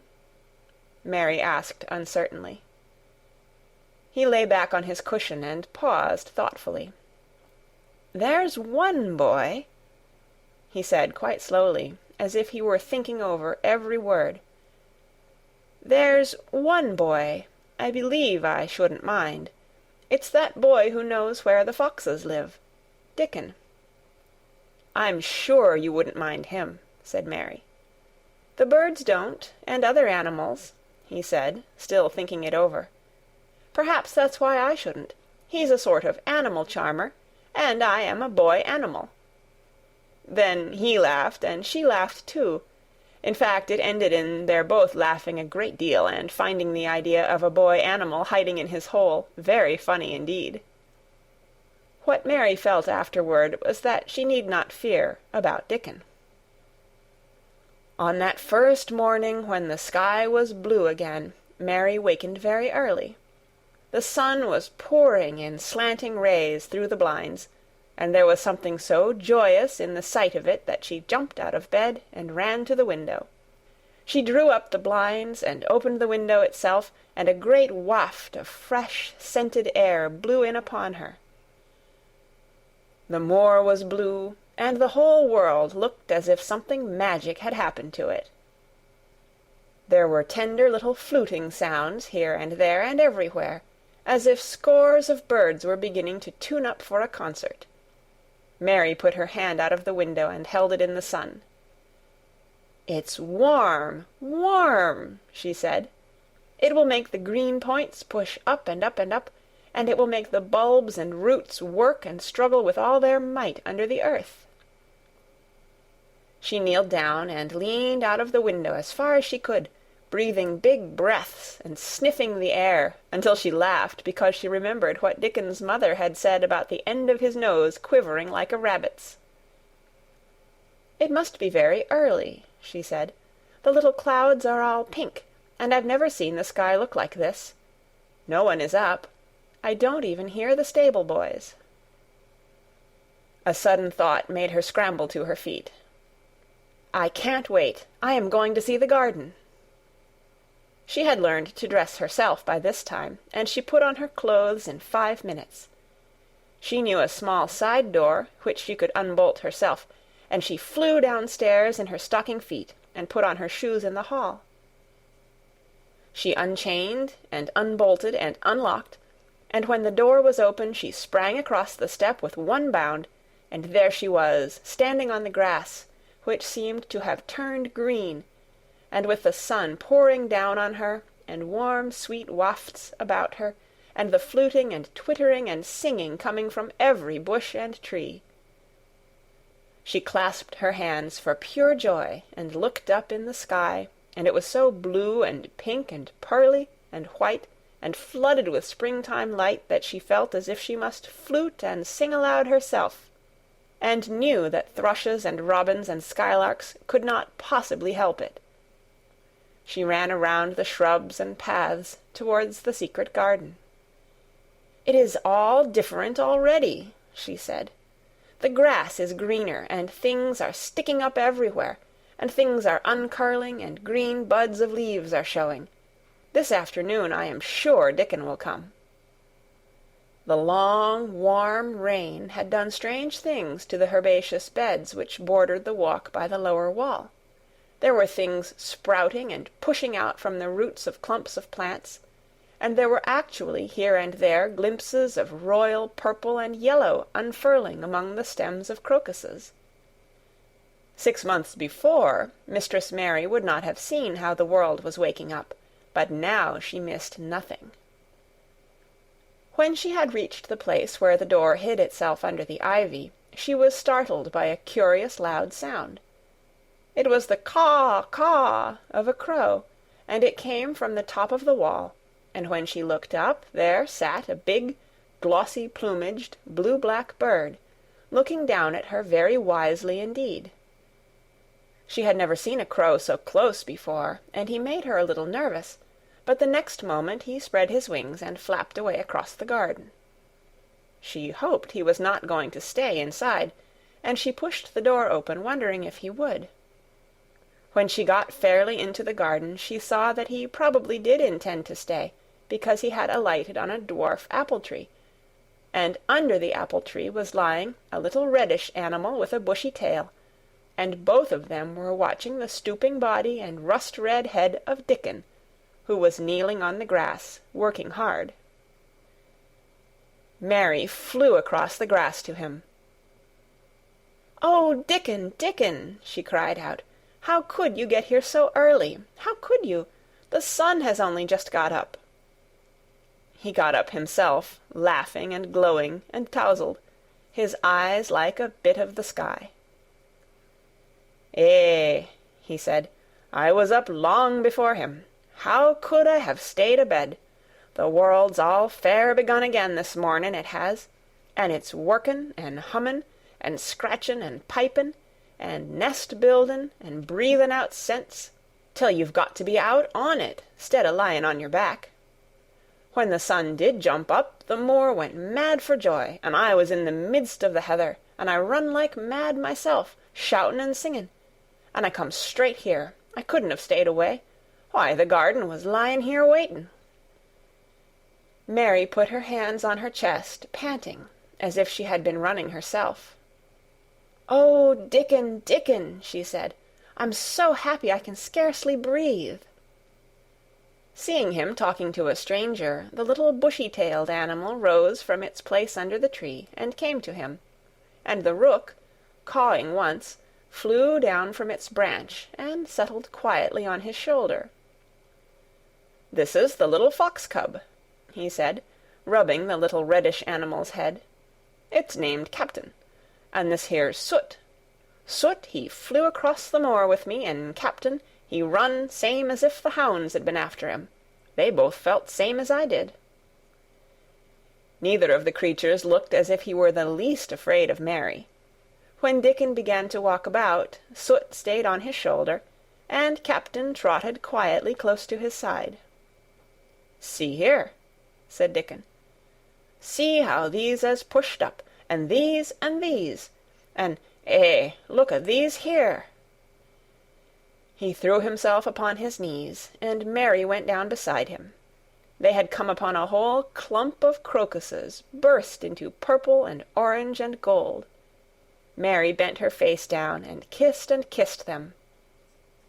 "You never kiss a person in that way," she said, when she lifted her head. "Flowers are so different." He looked puzzled, but smiled. He said, "I've kissed mother many a time that way, when I come in from the moor after a day's roamin', and she stood there at the door in the sun, looking so glad and comfortable." They ran from one part of the garden to another, and found so many wonders that they were obliged to remind themselves that they must whisper or speak low. He showed her swelling leaf-buds on rose branches which had seemed dead. He showed her 10,000 new green points pushing through the mold. They put their eager young noses close to the earth and sniffed its warm springtime breathing. They dug and pulled and laughed low with rapture until Mistress Mary's hair was as tumbled as Dickon's, and her cheeks were almost as poppy-red as his. There was every joy on earth in the secret garden that morning, and in the midst of them came a delight more delightful than all, because it was more wonderful.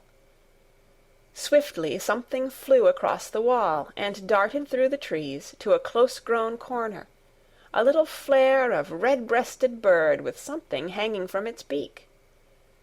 Dickon stood quite still, and put his hand on Mary almost as if they had suddenly found themselves laughing in church. "We munnot stir," he whispered in broad Yorkshire. "We munnot scarce breathe. I knowed he was mate huntin' when I seed him last. It's Ben Weatherstaff's robin. He's buildin' his nest. He'll stay here, if us don't fright him." They settled down softly upon the grass, and sat there without moving. "Us mustn't seem as if us was watchin' him too close," said Dickon. "He'd be out with us for good if he got the notion us was interferin' now. He'll be a good bit different till all this is over. He's settin' up housekeepin'. He'll be shyer and readier to take things ill. He's got no time for visitin' and gossipin'. Us must keep still a bit, and try to look as if us was grass and trees and bushes. Then when he's got used to seein' us, I'll chirp a bit, and he'll know us'll not be in his way." Mistress Mary was not at all sure that she knew, as Dickon seemed to, how to try to look like grass and trees and bushes. But he had said the queer thing as if it were the simplest and most natural thing in the world, and she felt it must be quite easy to him, and indeed she watched him for a few minutes carefully, wondering if it was possible for him to quietly turn green and put out branches and leaves. But he only sat wonderfully still, and when he spoke dropped his voice to such a softness that it was curious that she could hear him, but she could. "It's part o' the springtime, this nest-buildin' is," he said. "I warrant it's been goin' on in the same way every year since the world was begun. They've got their way o' thinkin' and doin' things, and a body had better not meddle. You can lose a friend in springtime easier than any other season, if you're too curious." "If we talk about him, I can't help looking at him," Mary said as softly as possible. "We must talk of something else. There is something I want to tell you." "He'll like it better if us talks o' something else," said Dickon. "What is it thou's got to tell me?" "Well, do you know about Colin?" she whispered. He turned his head to look at her. "What does thou know about him?" he asked. "I've seen him. I have been to talk to him every day this week. He wants me to come. He says I'm making him forget about being ill and dying," answered Mary. Dickon looked actually relieved as soon as the surprise died away from his round face. "I am glad o' that," he exclaimed. "I'm right down glad. It makes me easier. I knowed I must say nothing about him, and I don't like having to hide things." "Don't you like hiding the garden?" said Mary. "I'll never tell about it," he answered. "But I says to mother, 'Mother,' I says, 'I got a secret to keep. It's not a bad un, thou knows that. It's no worse than hiding where a bird's nest is. Thou doesn't mind it, does thou?'" Mary always wanted to hear about mother. "What did she say?" she asked, not at all afraid to hear. Dickon grinned sweet-temperedly. "It was just like her, what she said," he answered. "She give my head a bit of a rub and laughed, and she says, 'Eh, lad, thou can have all the secrets thou likes. I've knowed thee 12 year.'" "How did you know about Colin?" asked Mary. "Everybody as knowed about Mester Craven knowed there was a little lad as was like to be a cripple, and they knowed Mester Craven didn't like him to be talked about. Folks is sorry for Mester Craven, because Mrs. Craven was such a pretty young lady, and they was so fond of each other. Mrs. Medlock stops in our cottage whenever she goes to Thwaite, and she doesn't mind talking to mother before us children, because she knows us has been brought up to be trusty. How did thou find out about him? Martha was in a fine trouble the last time she came home. She said tha'd heard him frettin', and thou was asking questions, and she didn't know what to say." Mary told him her story about the midnight wuthering of the wind which had wakened her, and about the faint far-off sounds of the complaining voice which had led her down the dark corridors with her candle, and had ended with her opening of the door of the dimly lighted room with the carven four-posted bed in the corner. When she described the small ivory-white face and the strange black-rimmed eyes, Dickon shook his head. "Them's just like his mother's eyes, only hers was always laughin', they say," he said. "They say as Mr. Craven can't bear to see him when he's awake, and it's because his eyes is so like his mother's, and yet looks so different in his miserable bit of a face." "Do you think he wants to die?" whispered Mary. "No, but he wishes he'd never been born. Mother, she says that's the worst thing on earth for a child. Them as is not wanted scarce ever thrives. Mr. Craven, he'd buy anything as money could buy for the poor lad, but he'd like to forget as he's on earth. For one thing, he's afraid he'll look at him some day and find he's growed hunchback." "Colin's so afraid of it himself that he won't sit up," said Mary. "He says he's always thinking that if he should feel a lump coming, he should go crazy and scream himself to death." He oughtn't to lie there thinking things like that," said Dickon. "No lad could get well as thought them sort of things." The fox was lying on the grass close by him, looking up to ask for a pat now and then, and Dickon bent down and rubbed his neck softly, and thought a few minutes in silence. Presently he lifted his head and looked round the garden. "When first we got in here," he said, "it seemed like everything was grey. Look round now, and tell me if thou doesn't see a difference." Mary looked, and caught her breath a little. "Why," she cried, "the grey wall is changing. It is as if a green mist were creeping over it. It's almost like a green gauze veil." "Aye," said Dickon, "and it'll be greener and greener till the grey's all gone. Can thou guess what I was thinking?" "I know it was something nice," said Mary eagerly. "I believe it was something about Colin." "I was thinking that if he was out here, he wouldn't be watching for lumps to grow on his back. He'd be watching for buds to break on the rose bushes, and he'd likely be healthier," explained Dickon.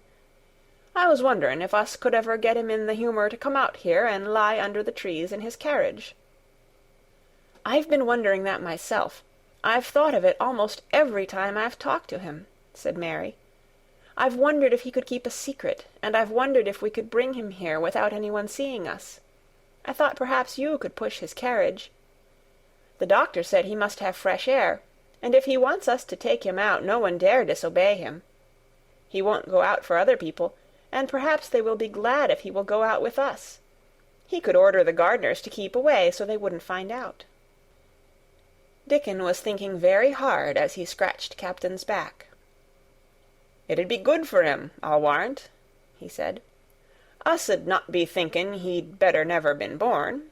Us'd be just two children watching a garden grow, and he'd be another. Two lads and a little lass just looking on at the springtime. I warrant it'd be better than doctor's stuff."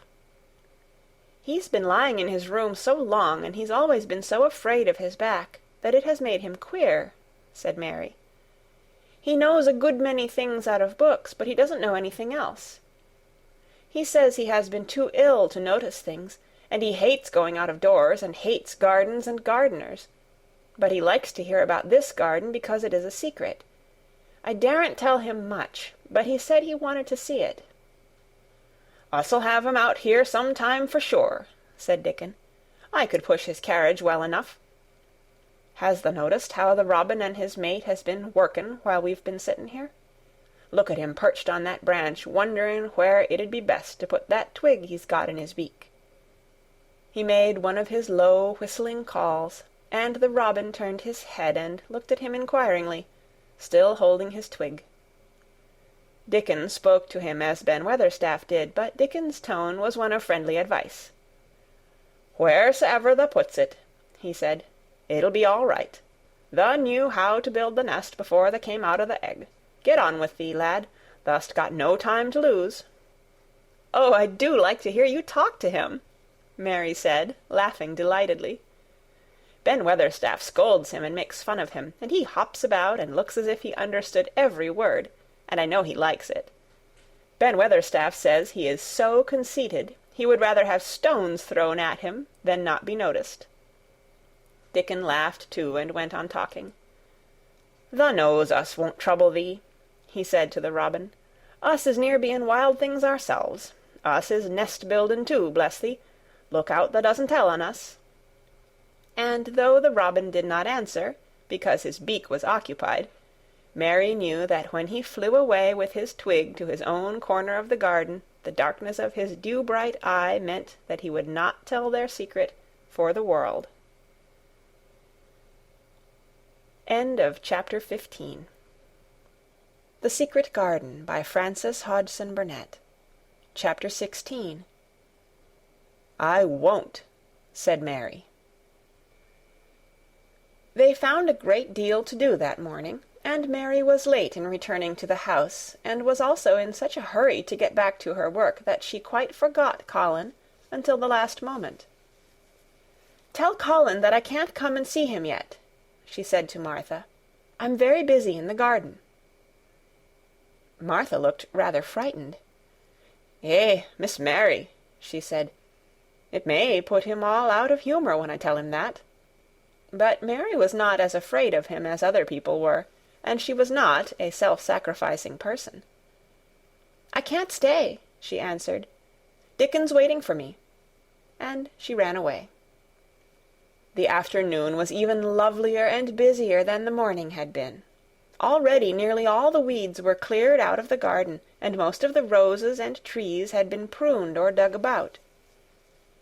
Dickon had brought a spade of his own, and he had taught Mary to use all her tools, so that by this time it was plain that, though the lovely wild place was not likely to become a gardener's garden, it would be a wilderness of growing things before the springtime was over. "There'll be apple blossoms and cherry blossoms overhead," Dickon said, working away with all his might. "And there'll be peach and plum trees in bloom against the walls, and the grass'll be a carpet of flowers." The little fox and the rook were as happy and busy as they were, and the robin and his mate flew backward and forward like tiny streaks of lightning.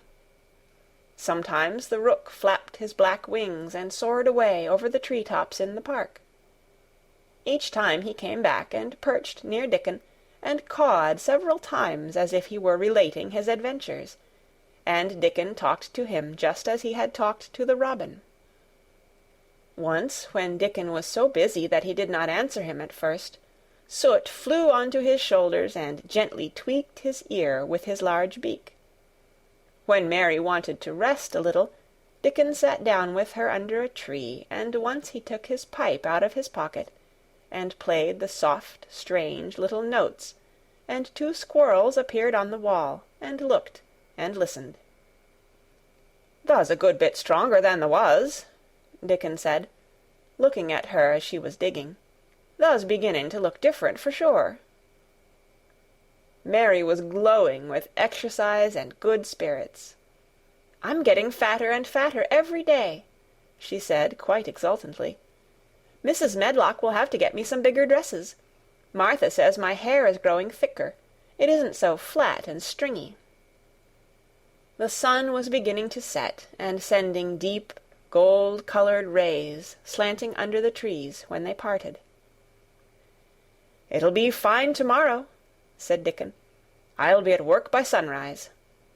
"So will I," said Mary. She ran back to the house as quickly as her feet would carry her. She wanted to tell Colin about Dickon's fox cub and the rook, and about what the springtime had been doing. She felt sure he would like to hear. So it was not very pleasant when she opened the door of her room to see Martha standing waiting for her with a doleful face. "What is the matter?" she asked. "What did Colin say when you told him I couldn't come?" "Eh," said Martha, "I wish tha'd gone.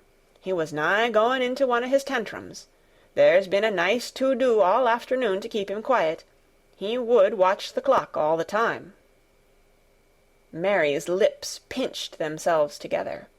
She was no more used to considering other people than Colin was, and she saw no reason why an ill-tempered boy should interfere with the thing she liked best. She knew nothing about the pitifulness of people who had been ill and nervous, and who did not know that they could control their tempers, and need not make other people ill and nervous too. When she had had a headache in India, she had done her best to see that everybody else also had a headache or something quite as bad. And she felt she was quite right. But of course now she felt that Colin was quite wrong. He was not on his sofa when she went into his room. He was lying flat on his back in bed, and he did not turn his head toward her as she came in. This was a bad beginning, and Mary marched up to him with her stiff manner. "Why didn't you get up?" she said. "I did get up this morning when I thought you were coming," he answered, without looking at her. "I made them put me back in bed this afternoon. My back ached, and my head ached, and I was tired. Why didn't you come?" "I was working in the garden with Dickon," said Mary. Colin frowned, and condescended to look at her. "I won't let that boy come here if you go and stay with him instead of coming to talk to me," he said. Mary flew into a fine passion. She could fly into a passion without making a noise. She just grew sour and obstinate, and did not care what happened. "If you send Dickon away, I'll never come into this room again," she retorted. "You'll have to if I want you," said Colin. "I won't," said Mary. "I'll make you," said Colin. "They shall drag you in." "Shall they, Mr. Rajah?" said Mary fiercely. "They may drag me in, but they can't make me talk when they get me here. I'll sit and clench my teeth and never tell you one thing. I won't even look at you. I'll stare at the floor." They were a nice, agreeable pair as they glared at each other. If they had been two little street boys, they would have sprung at each other and had a rough-and-tumble fight. As it was, they did the next thing to it. "You are a selfish thing!" cried Colin. "What are you?" said Mary. "Selfish people always say that. Anyone is selfish who doesn't do what they want. You're more selfish than I am. You're the most selfish boy I ever saw." "I'm not," snapped Colin. "I'm not as selfish as your fine Dickon is. He keeps you playing in the dirt when he knows I'm all by myself. He's selfish, if you like." Mary's eyes flashed fire. "He's nicer than any other boy that ever lived," she said. He's like an angel." It might sound rather silly to say that, but she didn't care. "A nice angel!" Colin sneered ferociously. "He's a common cottage boy off the moor." "He's better than a common Rajah," retorted Mary. "He's 1,000 times better." Because she was the stronger of the two, she was beginning to get the better of him. The truth was that he had never had a fight with anyone like himself in his life, and upon the whole it was rather good for him, though neither he nor Mary knew anything about that. He turned his head on his pillow and shut his eyes, and a big tear was squeezed out and ran down his cheek. He was beginning to feel pathetic and sorry for himself, not for anyone else. "I'm not as selfish as you, because I'm always ill, and I'm sure there is a lump coming on my back," he said. "And I am going to die besides." "You're not," contradicted Mary unsympathetically. He opened his eyes wide with indignation. He had never heard such a thing said before. He was at once furious and slightly pleased, if a person could be both at one time. "I'm not?" he cried. "I am. You know I am. Everybody says so." "I don't believe it," said Mary sourly. "You just say that to make people sorry. I believe you're proud of it. I don't believe it. If you were a nice boy, it might be true, but you're too nasty." In spite of his invalid back, Colin sat up in bed quite in a healthy rage. "Get out of the room!" he shouted, and he caught hold of his pillow and threw it at her. He was not strong enough to throw it far, and it only fell at her feet, but Mary's face looked as pinched as a nutcracker. "I'm going," she said, "and I won't come back." She walked to the door and when she reached it, she turned round and spoke again. "I was going to tell you all sorts of nice things," she said. "Dickon brought his fox and his rook, and I was going to tell you all about them. Now I won't tell you a single thing." She marched out of the door and closed it behind her, and there, to her great astonishment, she found the trained nurse, standing as if she had been listening, and, more amazing still, she was laughing. She was a big, handsome young woman, who ought not to have been a trained nurse at all, as she could not bear invalids, and she was always making excuses to leave Colin to Martha or anyone else who would take her place. Mary had never liked her, and she simply stood and gazed up at her, as she stood giggling into her handkerchief. "What are you laughing at?" she asked her. "At you two young ones," said the nurse. "It's the best thing that could happen to the sickly, pampered thing, to have someone to stand up to him that's as spoiled as himself." And she laughed into her handkerchief again. "If he'd had a young vixen of a sister to fight with, it would have been the saving of him." "Is he going to die?" "I don't know, and I don't care," said the nurse. "Hysterics and temper are half what ails him." "What are hysterics?" asked Mary. "You'll find out if you work him into a tantrum after this. But at any rate you've given him something to have hysterics about, and I'm glad of it."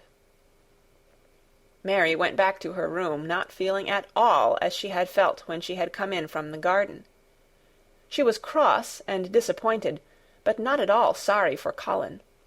She had looked forward to telling him a great many things, and she had meant to try to make up her mind whether it would be safe to trust him with the great secret. She had been beginning to think it would be, but now she had changed her mind entirely. She would never tell him, and he could stay in his room and never get any fresh air, and die if he liked. It would serve him right. She felt so sour and unrelenting that for a few minutes she almost forgot about Dickon, and the green veil creeping over the world, and the soft wind blowing down from the moor. Martha was waiting for her, and the trouble in her face had been temporarily replaced by interest and curiosity. There was a wooden box on the table, and its cover had been removed, and revealed that it was full of neat packages. "Mr. Craven sent it to you," said Martha. "It looks as if it had picture books in it." Mary remembered what he had asked her the day she had gone to his room. "Do you want anything? Dolls, toys, books?"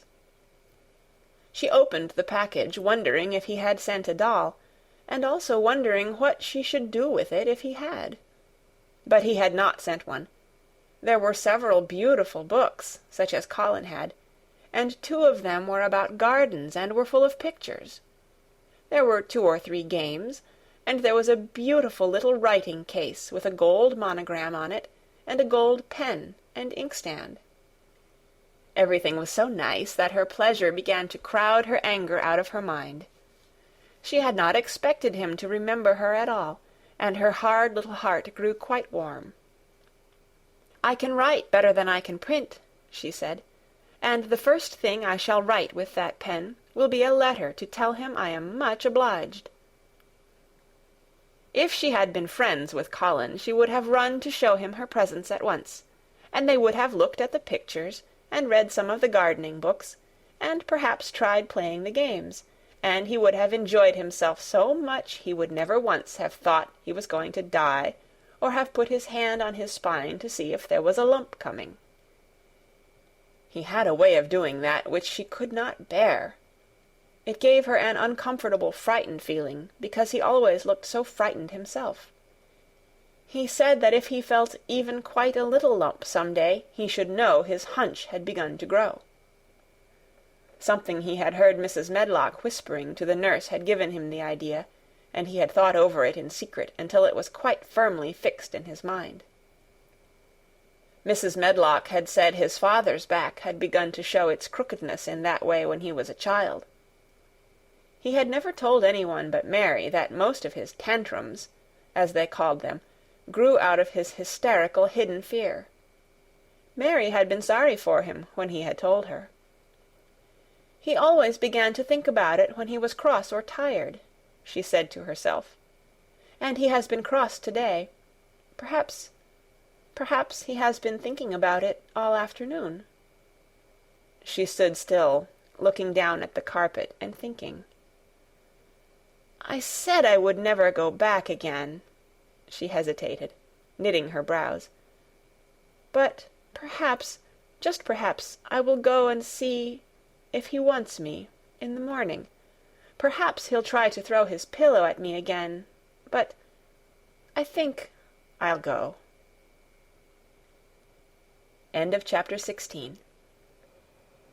The Secret Garden, chapter 17. A Tantrum. She had got up very early in the morning, and had worked hard in the garden, and she was tired and sleepy, so as soon as Martha had brought her supper and she had eaten it, she was glad to go to bed.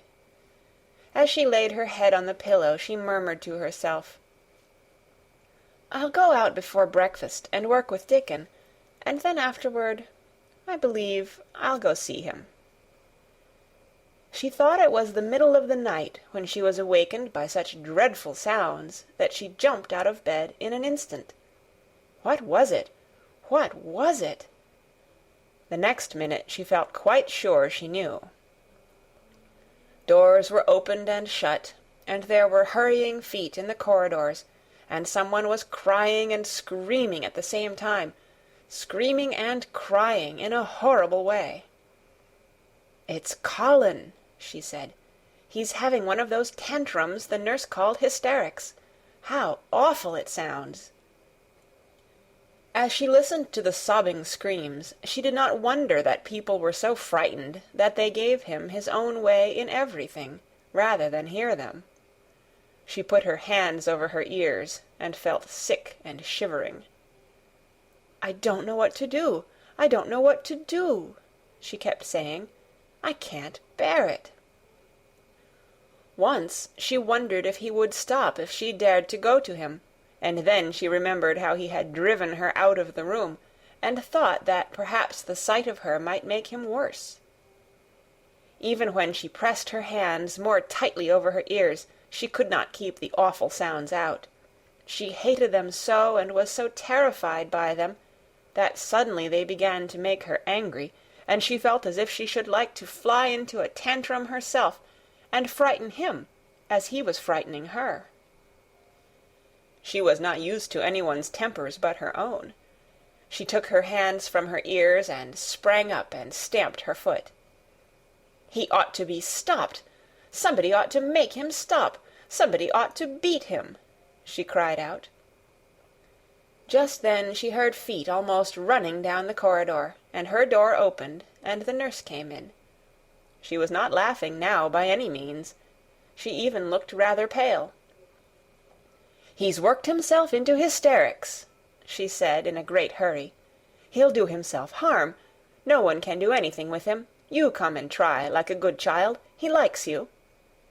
He turned me out of the room this morning, said Mary, stamping her foot with excitement. The stamp rather pleased the nurse. The truth was that she had been afraid she might find Mary crying and hiding her head under the bedclothes. That's right, she said. You're in the right humour. You go and scold him. Give him something new to think of. Do go, child, as quick as ever you can. It was not until afterward that Mary realized that the thing had been funny as well as dreadful, that it was funny that all the grown-up people were so frightened that they came to a little girl, just because they guessed she was almost as bad as Colin himself. She flew along the corridor, and the nearer she got to the screams, the higher her temper mounted. She felt quite wicked by the time she reached the door.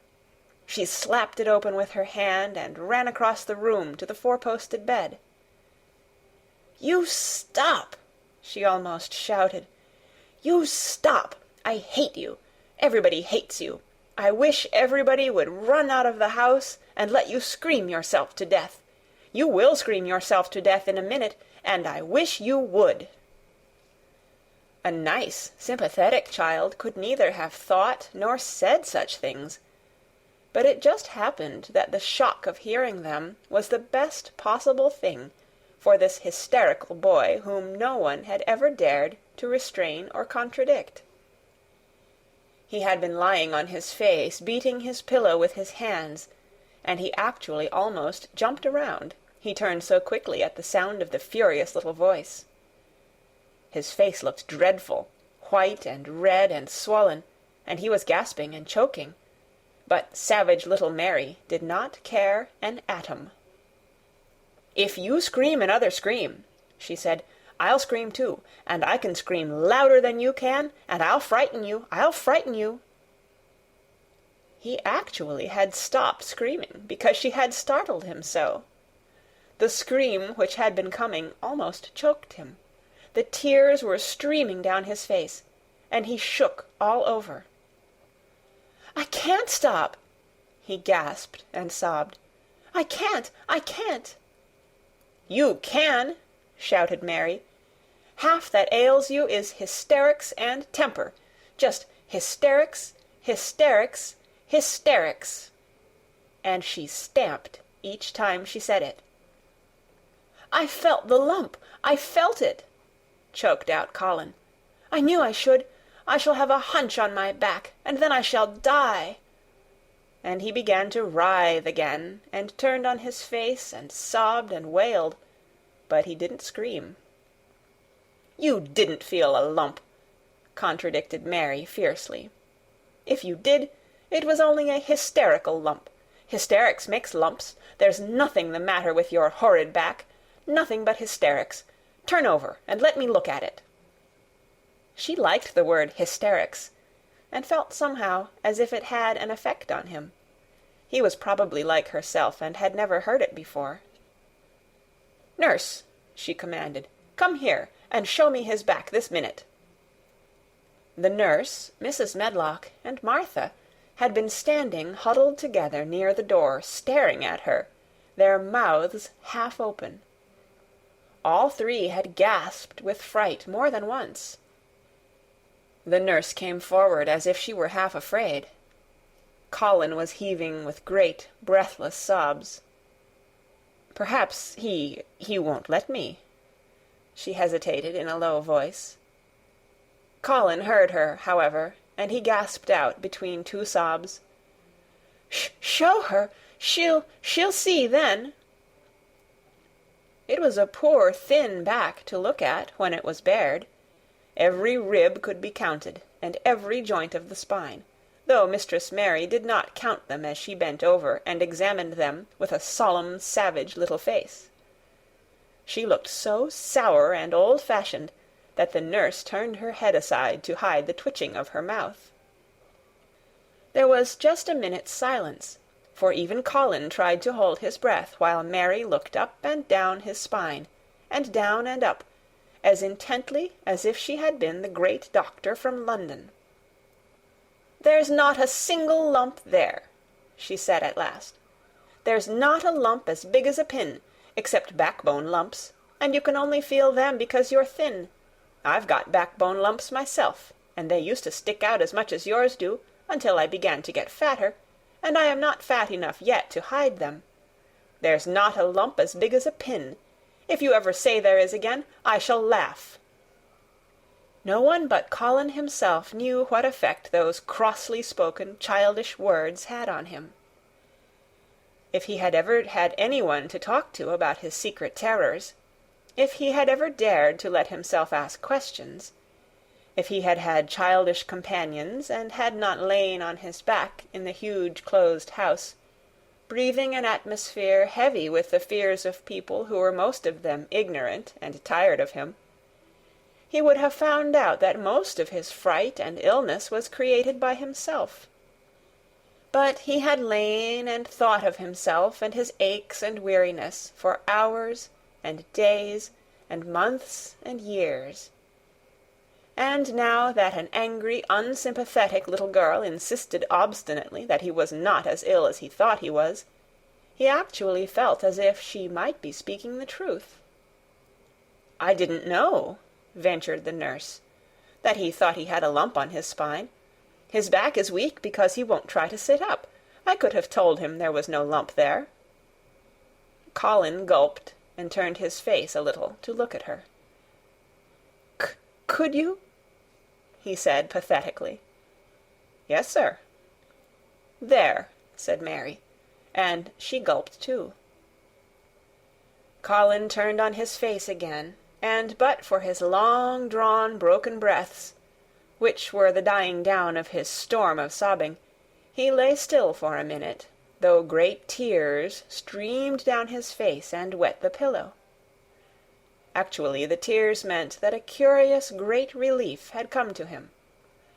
Presently he turned and looked at the nurse again, and strangely enough he was not like a Rajah at all as he spoke to her. "Do you think I could live to grow up?" he said. The nurse was neither clever nor soft-hearted, but she could repeat some of the London doctor's words. "You probably will if you will do what you are told to do, and not give way to your temper, and stay out a great deal in the fresh air." Colin's tantrum had passed, and he was weak and worn out with crying, and this perhaps made him feel gentle. He put out his hand a little toward Mary, and I am glad to say that, her own tantrum having passed, she was softened too, and met him half-way with her hand, so that it was a sort of making up. I'll go out with you, Mary," he said. "I shan't hate fresh air if we can find—" He remembered just in time to stop himself from saying, "if we can find the secret garden," and he ended, "I shall like to go out with you if Dickon will come and push my chair. I do so want to see Dickon, and the fox, and the crow." The nurse remade the tumbled bed, and shook and straightened the pillows. Then she made Colin a cup of beef tea, and gave a cup to Mary, who was really very glad to get it after her excitement. Mrs. Medlock and Martha gladly slipped away, and after everything was neat and calm and in order, the nurse looked as if she would very gladly slip away also. She was a healthy young woman who resented being robbed of her sleep, and she yawned quite openly as she looked at Mary, who had pushed her big footstool close to the four-posted bed and was holding Colin's hand. "You must go back and get your sleep out," she said. "He'll drop off after a while if he's not too upset. Then I'll lie down myself in the next room." "Would you like me to sing you that song I learned from my ayah?" Mary whispered to Colin. His hand pulled hers gently, and he turned his tired eyes on her appealingly. "Oh, yes," he answered. "It's such a soft song. I shall go to sleep in a minute."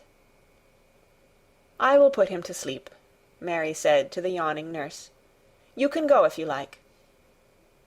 "Well," said the nurse, with an attempt at reluctance, "if he doesn't go to sleep in half an hour, you must call me." "Very well," answered Mary. The nurse was out of the room in a minute, and as soon as she was gone, Colin pulled Mary's hand again. "I almost told," he said, "but I stopped myself in time. I won't talk, and I'll go to sleep. But you said you had a whole lot of nice things to tell me. Do you think you have found out anything at all about the way into the secret garden?" Mary looked at his poor little tired face and swollen eyes, and her heart relented.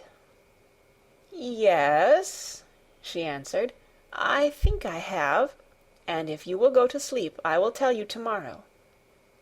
His hand quite trembled. "Oh, Mary," he said, "oh, Mary, if I could get into it, I think I should live to grow up. Do you suppose that, instead of singing the ayah song, you could just tell me softly, as you did that first day, what you imagine it looks like inside? I am sure it will make me go to sleep." "Yes," answered Mary. "Shut your eyes." He closed his eyes and lay quite still, and she held his hand and began to speak very slowly and in a very low voice. "I think it has been left alone so long that it has grown all into a lovely tangle. I think the roses have climbed and climbed and climbed, until they hang from the branches and walls and creep over the ground, almost like a strange grey mist. Some of them have died, but many are alive, and when the summer comes there will be curtains and fountains of roses. I think the ground is full of daffodils and snowdrops and lilies and iris, working their way out of the dark. Now the spring has begun, perhaps...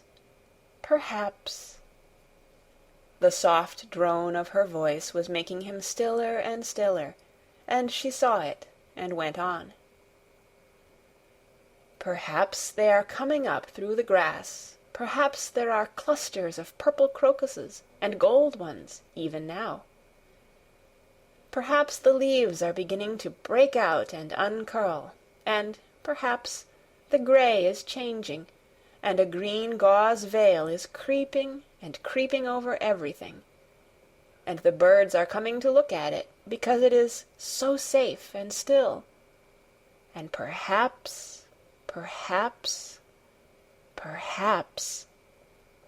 very softly and slowly indeed, the robin has found a mate, and is building a nest. And Colin was asleep. End of chapter 17. The Secret Garden by Frances Hodgson Burnett. Chapter 18. The Munnot Waste No Time. Of course, Mary did not waken early the next morning. She slept late because she was tired, and when Martha brought her breakfast, she told her that though Colin was quite quiet, he was ill and feverish, as he always was after he had worn himself out with a fit of crying. Mary ate her breakfast slowly as she listened. "He says he wishes thou would please go and see him as soon as thou can," Martha said. "It's queer what a fancy he's took to thee. Thou did give it him last night for sure, didn't thou? Nobody else would have dared to do it. Eh, poor lad, he's been spoiled till salt won't save him. Mother says as the two worst things as can happen to a child is never to have his own way, or always to have it. She doesn't know which is the worst. Thou was in a fine temper thyself, too, but he says to me when I went into his room, 'Please ask Miss Mary if she'll please come and talk to me.' Think o' him saying please. Will you go, miss?" "I'll run and see Dickon first," said Mary. "No, I'll go and see Colin first, and tell him... I know what I'll tell him," with a sudden inspiration. She had her hat on when she appeared in Colin's room, and for a second he looked disappointed. He was in bed. His face was pitifully white, and there were dark circles round his eyes. "I'm glad you came," he said. "My head aches, and I ache all over because I'm so tired. Are you going somewhere?" Mary went and leaned against his bed. "I won't be long," she said. "I'm going to Dickon, but I'll come back. Colin, it's something about the garden." His whole face brightened, and a little color came into it. "Oh, is it?" he cried out. "I dreamed about it all night. I heard you say something about gray changing into green, and I dreamed I was standing in a place all filled with trembling little green leaves, and there were birds on nests everywhere, and they looked so soft and still. I'll lie and think about it until you come back." In 5 minutes Mary was with Dickon in their garden. The fox and the crow were with him again, and this time he had brought 2 tame squirrels. "I came over on the pony this morning," he said. "Eh, he is a good little chap, Jump is. I brought these 2 in my pockets. This here one he's called Nut, and this here other one's called Shell." When he said Nut, one squirrel leaped onto his right shoulder, and when he said Shell, the other one leaped onto his left shoulder.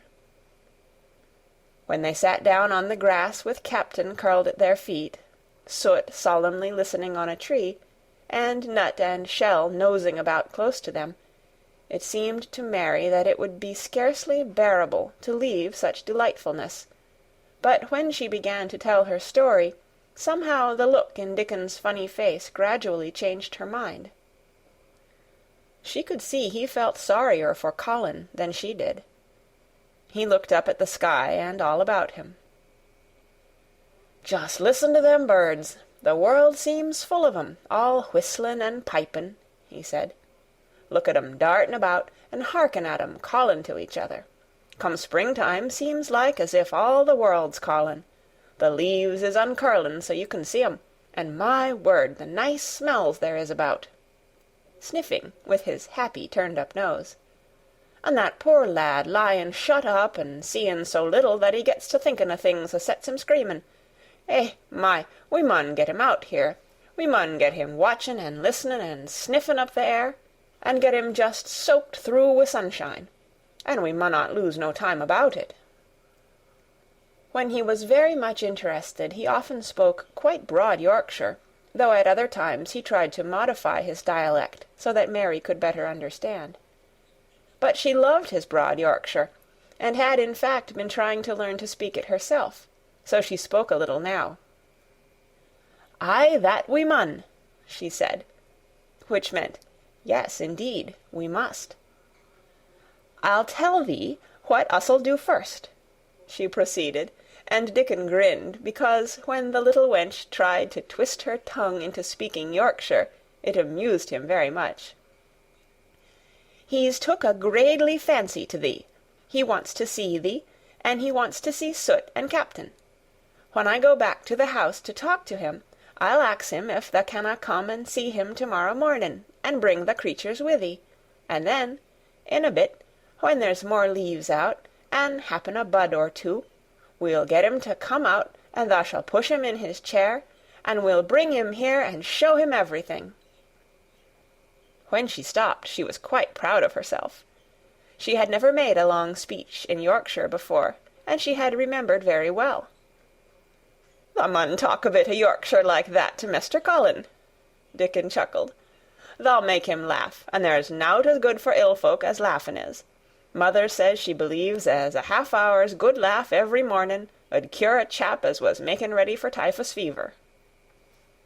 "I'm going to talk Yorkshire to him this very day," said Mary, chuckling herself. The garden had reached the time when every day and every night it seemed as if magicians were passing through it, drawing loveliness out of the earth and the boughs with wands. It was hard to go away and leave it all, particularly as Nut had actually crept onto her dress, and Shell had scrambled down the trunk of the apple-tree they sat under, and stayed there looking at her with inquiring eyes. But she went back to the house, and when she sat down close to Colin's bed, he began to sniff, as Dickon did, though not in such an experienced way. "You smell like flowers, and fresh things," he cried out quite joyously. "What is it you smell of? It's cool and warm and sweet all at the same time." "It's the wind from the moor," said Mary. "It comes a-sittin' on the grass under a tree wi' Dickon and wi' Captain and Soot and Nut and Shell. It's the springtime and out-a-doors and sunshine, as smells so gradely." She said it as broadly as she could, and you do not know how broadly Yorkshire sounds until you have heard someone speak it. Colin began to laugh. "What are you doing?" he said. "I never heard you talk like that before. How funny it sounds." "I'm givin' thee a bit o' Yorkshire," answered Mary triumphantly. "I canna talk as gradely as Dickon and Martha can, but tha sees I can shape a bit. Doesn't tha understand a bit o' Yorkshire when tha hears it? And tha a Yorkshire lad thysel, bred and born. I wonder tha'rt not ashamed o' thy face."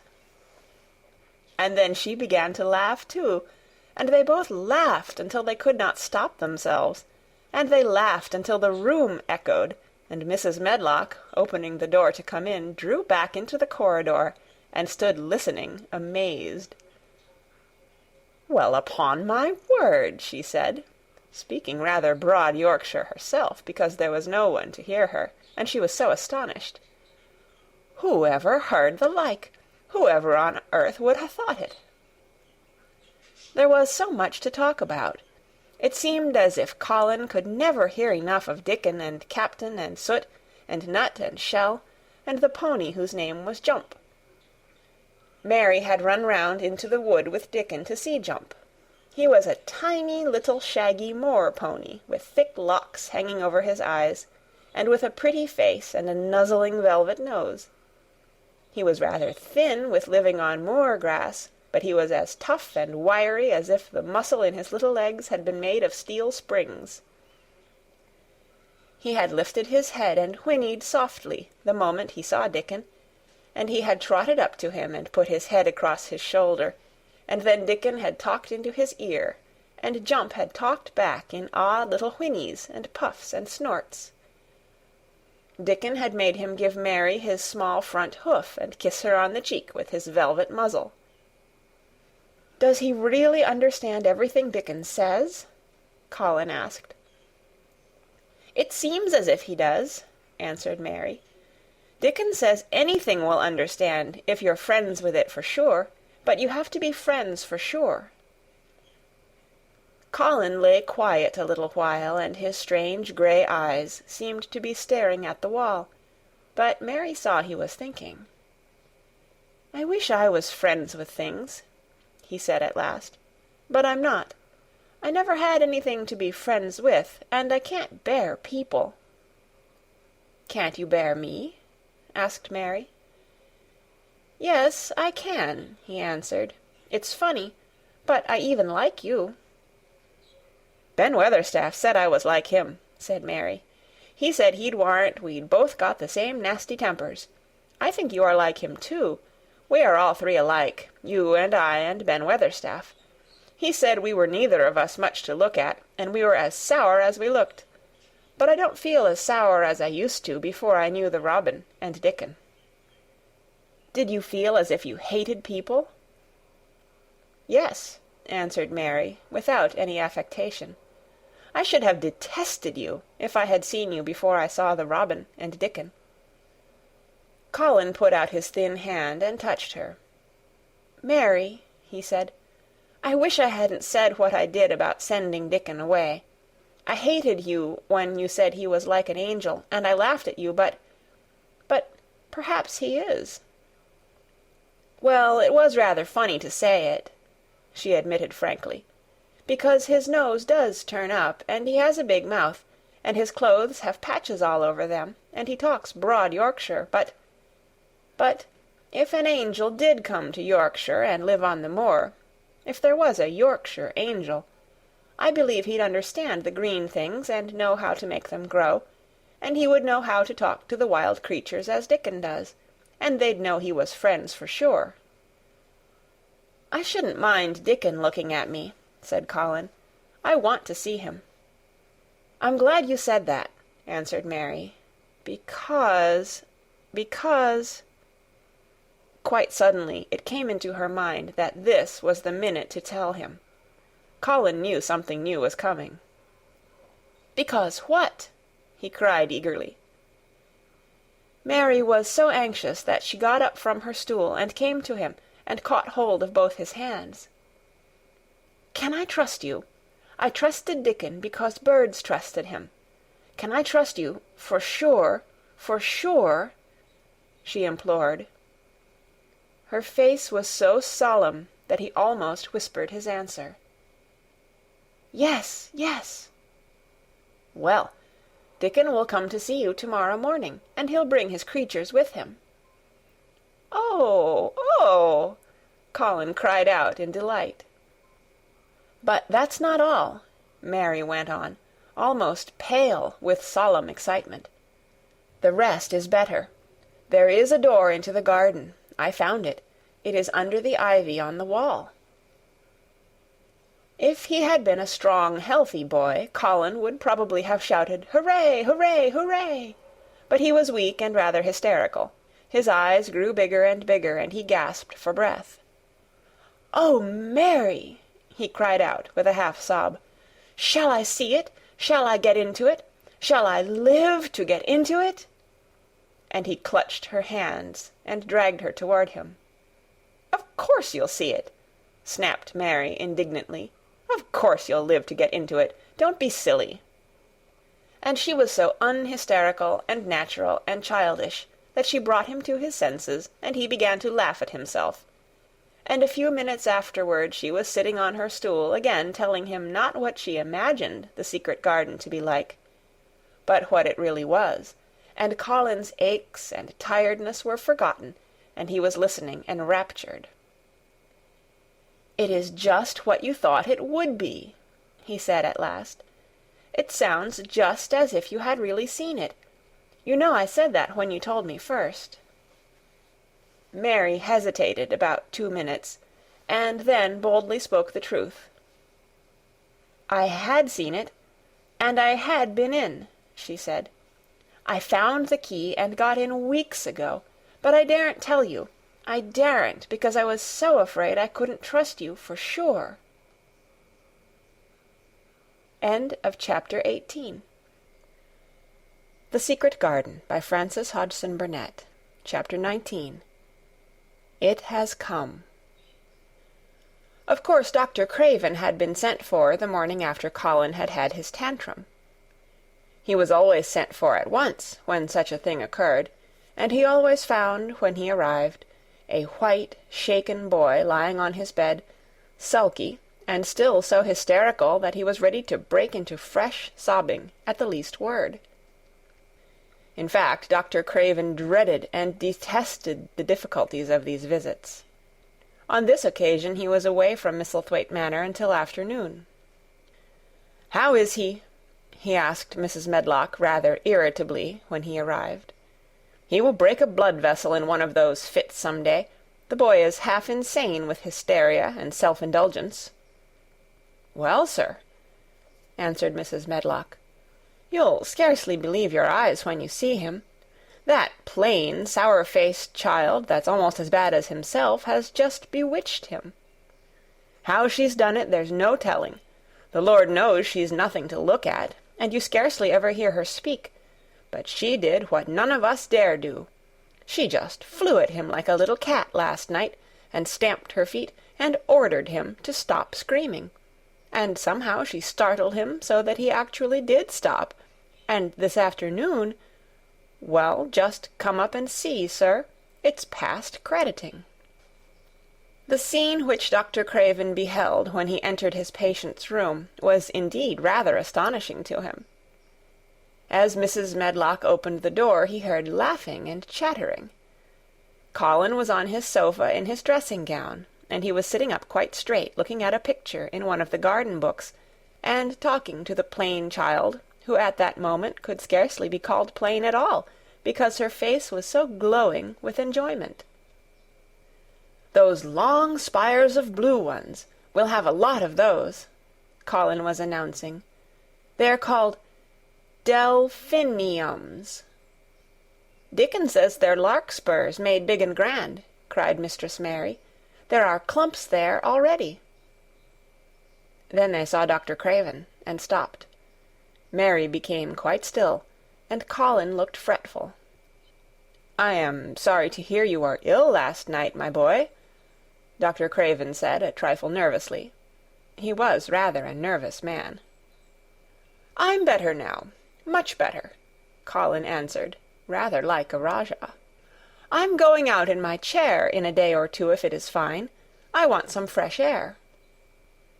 Dr. Craven sat down by him and felt his pulse, and looked at him curiously. "It must be a very fine day," he said, "and you must be very careful not to tire yourself." "Fresh air won't tire me," said the young Rajah. As there had been occasions when this same young gentleman had shrieked aloud with rage, and had insisted that fresh air would give him cold and kill him, it is not to be wondered at that his doctor felt somewhat startled. "I thought you did not like fresh air," he said. "I don't when I am by myself," replied the Rajah, "but my cousin is going out with me." "And the nurse, of course," suggested Dr. Craven. "No, I will not have the nurse," so magnificently that Mary could not help remembering how the young native prince had looked, with his diamonds and rubies and pearls stuck all over him, and the great rubies on the small dark hand he had waved to command his servants to approach with salams and receive his orders. "My cousin knows how to take care of me. I am always better when she is with me. She made me better last night. A very strong boy, I know, will push my carriage." Dr. Craven felt rather alarmed. If this tiresome, hysterical boy should chance to get well, he himself would lose all chance of inheriting Misselthwaite. But he was not an unscrupulous man, though he was a weak one, and he did not intend to let him run into actual danger. "He must be a strong boy, and a steady boy," he said, "and I must know something about him. Who is he?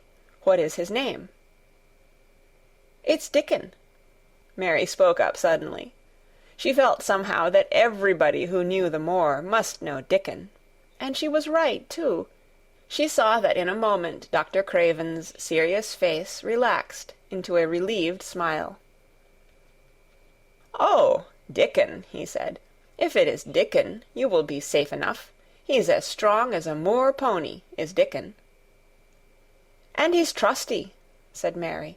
"He's the trustiest lad i' Yorkshire." She had been talking Yorkshire to Colin, and she forgot herself. "Did Dickon teach you that?" asked Dr. Craven, laughing outright. "I'm learning it as if it was French," said Mary, rather coldly. "It's like a native dialect in India. Very clever people try to learn them. I like it, and so does Colin." "Well, well," he said. "If it amuses you, perhaps it won't do you any harm. Did you take your bromide last night, Colin?" "No," Colin answered. "I wouldn't take it at first, and after Mary made me quiet she talked me to sleep, in a low voice, about the spring creeping into a garden." "That sounds soothing," said Dr. Craven, more perplexed than ever, and glancing sideways at Mistress Mary sitting on her stool and looking down silently at the carpet. "You are evidently better, but you must remember—" "I don't want to remember," interrupted the Rajah, appearing again. "When I lie by myself and remember, I begin to have pains everywhere, and I think of things that make me begin to scream because I hate them so. If there was a doctor anywhere who could make you forget you were ill instead of remembering it, I would have him brought here." And he waved a thin hand, which ought really to have been covered with royal signet rings made of rubies. "It is because my cousin makes me forget that she makes me better." Dr. Craven had never made such a short stay after a tantrum. Usually he was obliged to remain a very long time and do a great many things. This afternoon he did not give any medicine or leave any new orders, and he was spared any disagreeable scenes. When he went downstairs he looked very thoughtful, and when he talked to Mrs. Medlock in the library she felt that he was a much puzzled man. "Well, sir," she ventured, "could you have believed it?" "It is certainly a new state of affairs," said the doctor, "and there's no denying it is better than the old one." "I believe Susan Sowerby's right, I do that," said Mrs. Medlock. "I stopped in her cottage on my way to Thwaite yesterday and had a bit of a talk with her, and she says to me, 'Well, Sarah Ann, she mayn't be a good child, and she mayn't be a pretty one, but she's a child, and children needs children.' We went to school together, Susan Sowerby and me." "She's the best sick nurse I know," said Dr. Craven. "When I find her in a cottage, I know the chances are that I shall save my patient." Mrs. Medlock smiled. She was fond of Susan Sowerby. "She's got a way with her, has Susan," she went on quite volubly. "I've been thinking all morning of one thing she said yesterday. She says, 'Once when I was givin' the children a bit of a preach after they'd been fightin', I says to 'em all, "When I was at school my joggraphy told as the world was shaped like an orange. and I found out before I was 10 that the whole orange doesn't belong to nobody. No one owns more than his bit of a quarter, and there's times it seems like there's not enow quarters to go round. But don't you, none o' you, think as you own the whole orange, or you'll find out you're mistaken, and you won't find it out without hard knocks. What children learns from children, she says, is that there's no sense in grabbin' at the whole orange, peel and all. If you do, you'll likely not get even the pips, and them's too bitter to eat." "She's a shrewd woman," said Dr. Craven, putting on his coat. "Well, she's got a way of saying things," ended Mrs. Medlock, much pleased. "Sometimes I've said to her, 'Susan, if you was a different woman and didn't talk such broad Yorkshire, I've seen the times when I should have said you was clever.'" That night Colin slept without once awakening, and when he opened his eyes in the morning he lay still and smiled without knowing it, smiled because he felt so curiously comfortable. It was actually nice to be awake, and he turned over and stretched his limbs luxuriously. He felt as if tight strings which had held him had loosened themselves and let him go. He did not know that Dr. Craven would have said that his nerves had relaxed and rested themselves. Instead of lying and staring at the wall and wishing he had not awakened, his mind was full of the plans he and Mary had made yesterday, of pictures of the garden and of Dickon and his wild creatures. It was so nice to have things to think about. And he had not been awake more than 10 minutes when he heard feet running along the corridor, and Mary was at the door. The next minute she was in the room and had run across to his bed, bringing with her a waft of fresh air full of the scent of the morning. "You've been out! You've been out! There's that nice smell of leaves!" he cried. She had been running, and her hair was loose and blown, and she was bright with the air and pink-cheeked, though he could not see it. "It's so beautiful," she said, a little breathless with her speed. "You never saw anything so beautiful. It has come. I thought it had come that other morning, but it was only coming. It is here now. It has come, the spring. Dickon says so." "Has it?" cried Colin, and though he really knew nothing about it, he felt his heart beat. He actually sat up in bed. "Open the window," he added, laughing half with joyful excitement and half at his own fancy. "Perhaps we may hear golden trumpets." And though he laughed, Mary was at the window in a moment, and in a moment more it was opened wide, and freshness and softness and scents and birds' songs were pouring through. "That's fresh air," she said. "Lie on your back and draw in long breaths of it. That's what Dickon does when he's lying on the moor. He says he feels it in his veins, and it makes him strong, and he feels as if he could live for ever and ever. Breathe it and breathe it." She was only repeating what Dickon had told her, but she caught Colin's fancy. "For ever and ever, does it make him feel like that?" he said, and he did as she told him, drawing in long, deep breaths over and over again, until he felt that something quite new and delightful was happening to him. Mary was at his bedside again. "Things are crowding up out of the earth," she ran on in a hurry, "and there are flowers uncurling, and buds on everything, and the green veil has covered nearly all the gray, and the birds are in such a hurry about their nests for fear they may be too late, that some of them are even fighting for places in the secret garden.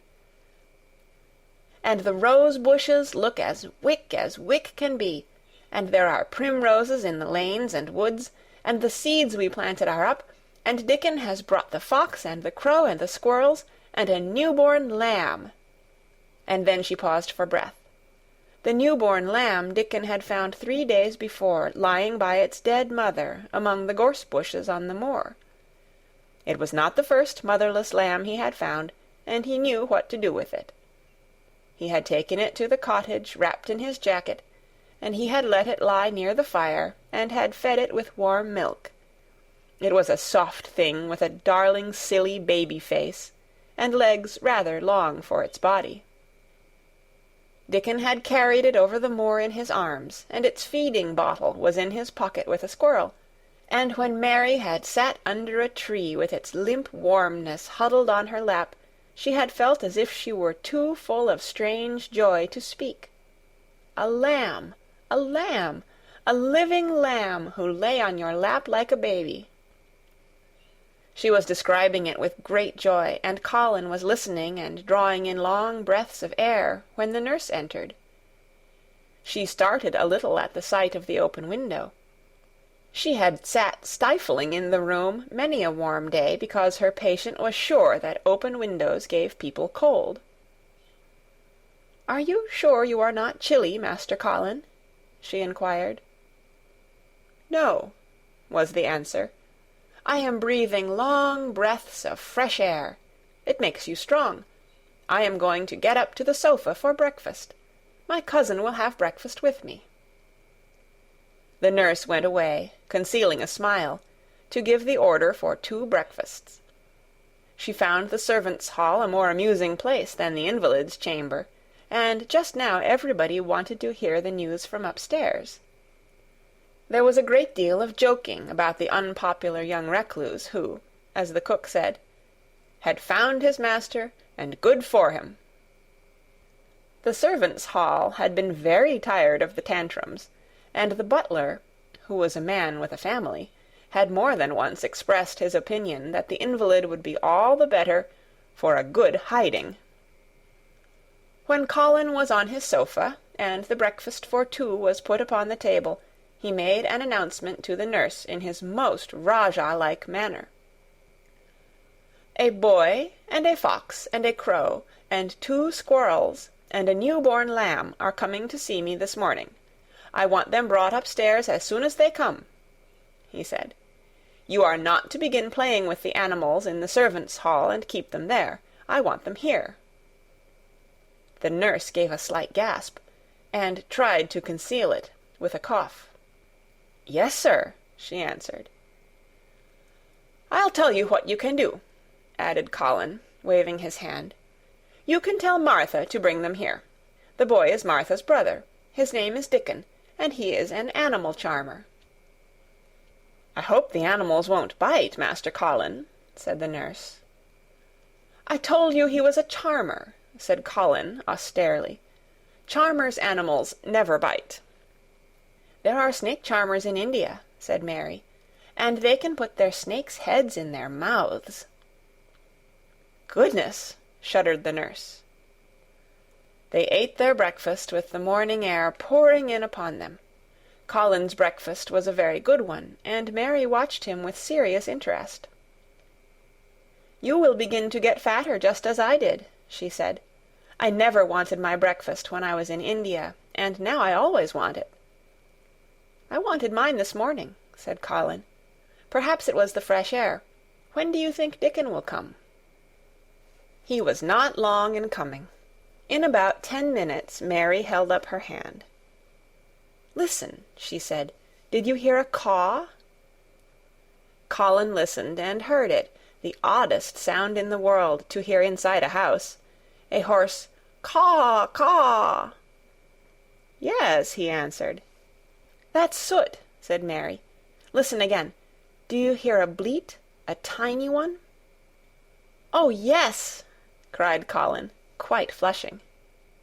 "That's the new-born lamb," said Mary. "He's coming." Dickon's moorland boots were thick and clumsy, and though he tried to walk quietly, they made a clumping sound as he walked through the long corridors. Mary and Colin heard him marching, marching, until he passed through the tapestry door onto the soft carpet of Colin's own passage. "If you please, sir," announced Martha, opening the door. "If you please, sir, here's Dickon and his creatures." Dickon came in, smiling his nicest wide smile. The new-born lamb was in his arms, and the little red fox trotted by his side. Nut sat on his left shoulder, and Soot on his right, and Shell's head and paws peeped out of his coat pocket. Colin slowly sat up and stared, as he had stared when he first saw Mary, but this was a stare of wonder and delight. The truth was that in spite of all he had heard, he had not in the least understood what this boy would be like, and that his fox and his crow and his squirrels and his lamb were so near to him and his friendliness that they seemed almost to be a part of himself. Colin had never talked to a boy in his life, and he was so overwhelmed by his own pleasure and curiosity that he did not even think of speaking. But Dickon did not feel the least shy or awkward. He had not felt embarrassed because the crow had not known his language, and had only stared and had not spoken to him the first time they met. Creatures were always like that until they found out about you. He walked over to Colin's sofa and put the new-born lamb quietly on his lap, and immediately the little creature turned to the warm velvet dressing-gown and began to nuzzle and nuzzle into its folds, and butt its tight-curled head with soft impatience against his side. Of course no boy could have helped speaking then. "What is it doing?" cried Colin. "What does it want?" "It wants its mother," said Dickon, smiling more and more. "I brought it to thee a bit hungry, because I knowed tha'd like to see it feed." He knelt down by the sofa, and took a feeding bottle from his pocket.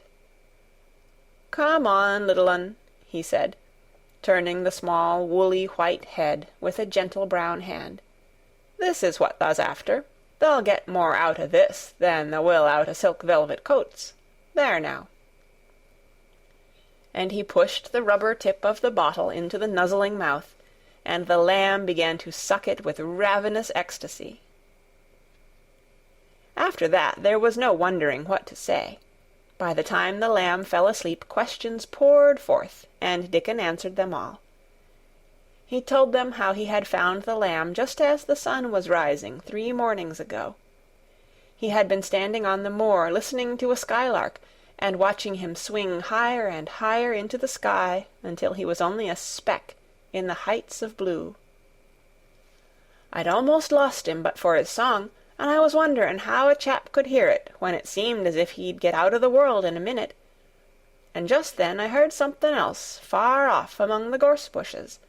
It was a weak bleatin', and I knowed it was the new lamb as was hungry, and I knowed it wouldn't be hungry if it hadn't lost its mother somehow. So I set off searchin'. I did have a look for it. I went in and out among the gorse bushes, and round, and I always seemed to take the wrong turnin'. But at last I seed a bit o' white by a rock on top o' the moor, and I climbed up, and found the little un half dead wi' cold and clemmin'." While he talked, Soot flew solemnly in and out of the open window, and cawed remarks about the scenery, while Nut and Shell made excursions into the big trees outside, and ran up and down trunks and explored branches. Captain curled up near Dickon, who sat on the hearth-rug from preference. They looked at the pictures in the gardening books, and Dickon knew all the flowers by their country names, and knew exactly which ones were already growing in the secret garden. "I couldna say that there name," he said, pointing to one under which was written Aquilegia. "But us calls that a columbine, and that there one it's a snapdragon, and they both grow wild in hedges, but these is garden ones, and they are bigger and grander. There's some big clumps o' columbine in the garden. They'll look like a bed o' blue and white butterflies flutterin' when they're out." "I'm going to see them," cried Colin. "I am going to see them." "Aye, that thou mun," said Mary, quite seriously. "And thou munnot lose no time about it." End of Chapter 19. The Secret Garden, by Frances Hodgson Burnett. Chapter 20. I shall live for ever and ever and ever. But they were obliged to wait more than a week, because first there came some very windy days, and then Colin was threatened with a cold, which two things happening one after the other would no doubt have thrown him into a rage, but that there was so much careful and mysterious planning to do, and almost every day Dickon came in, if only for a few minutes, to talk about what was happening on the moor, and in the lanes and hedges, and on the borders of streams. The things he had to tell about otters and badgers and water-rats' houses, not to mention birds' nests and field mice and their burrows, were enough to make you almost tremble with excitement when you heard all the intimate details from an animal charmer, and realized with what thrilling eagerness and anxiety the whole busy underworld was working. "They're the same as us," said Dickon, "only they have to build their homes every year, and it keeps 'em so busy they fair scuffle to get 'em done." The most absorbing thing, however, was the preparations to be made before Colin could be transported with sufficient secrecy to the garden. No one must see the chair carriage, and Dickon and Mary, after they turned a certain corner of the shrubbery and entered upon the walk outside the ivied walls. As each day passed, Colin had become more and more fixed in his feeling that the mystery surrounding the garden was one of its greatest charms. Nothing must spoil that. No one must ever suspect that they had a secret. People must think that he was simply going out with Mary and Dickon because he liked them, and did not object to their looking at him. They had long and quite delightful talks about their route. They would go up this path, and down that one, and cross the other, and go round among the fountain flower beds as if they were looking at the bedding-out plants the head gardener, Mr. Roach, had been having arranged. That would seem such a rational thing to do that no one would think it at all mysterious. They would turn into the shrubbery walks and lose themselves until they came to the long walls. It was almost as serious and elaborately thought out as the plans of march made by great generals in time of war. Rumors of the new and curious things which were occurring in the invalid's apartments had of course filtered through the servants' hall into the stable-yards and out among the gardeners, but, notwithstanding this, Mr. Roach was startled one day when he received orders from Master Colin's room to the effect that he must report himself in the apartment no outsider had ever seen, as the invalid himself desired to speak to him. "Well, well," he said to himself as he hurriedly changed his coat. "What's to do now? His Royal Highness that wasn't to be looked at, calling up a man he's never set eyes on." Mr. Roach was not without curiosity. He had never caught even a glimpse of the boy, and had heard a dozen exaggerated stories about his uncanny looks and ways, and his insane tempers. The thing he had heard oftenest was that he might die at any moment, and there had been numerous fanciful descriptions of a humped back and helpless limbs, given by people who had never seen him. "Things are changing in this house, Mr. Roach," said Mrs. Medlock, as she led him up the back staircase to the corridor on to which opened the hitherto mysterious chamber. "Let us hope they're changing for the better, Mrs. Medlock," he answered. "They couldn't well change for the worse," she continued, "and, queer as it all is, there's them as finds their duties made a lot easier to stand up under. Don't you be surprised, Mr. Roach, if you find yourself in the middle of a menagerie, and Martha Sowerby's Dickon more at home than you or me could ever be."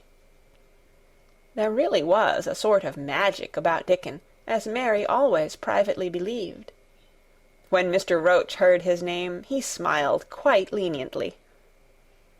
"He'd be at home in Buckingham Palace, or at the bottom of a coal mine," he said, "and yet it's not impudence either.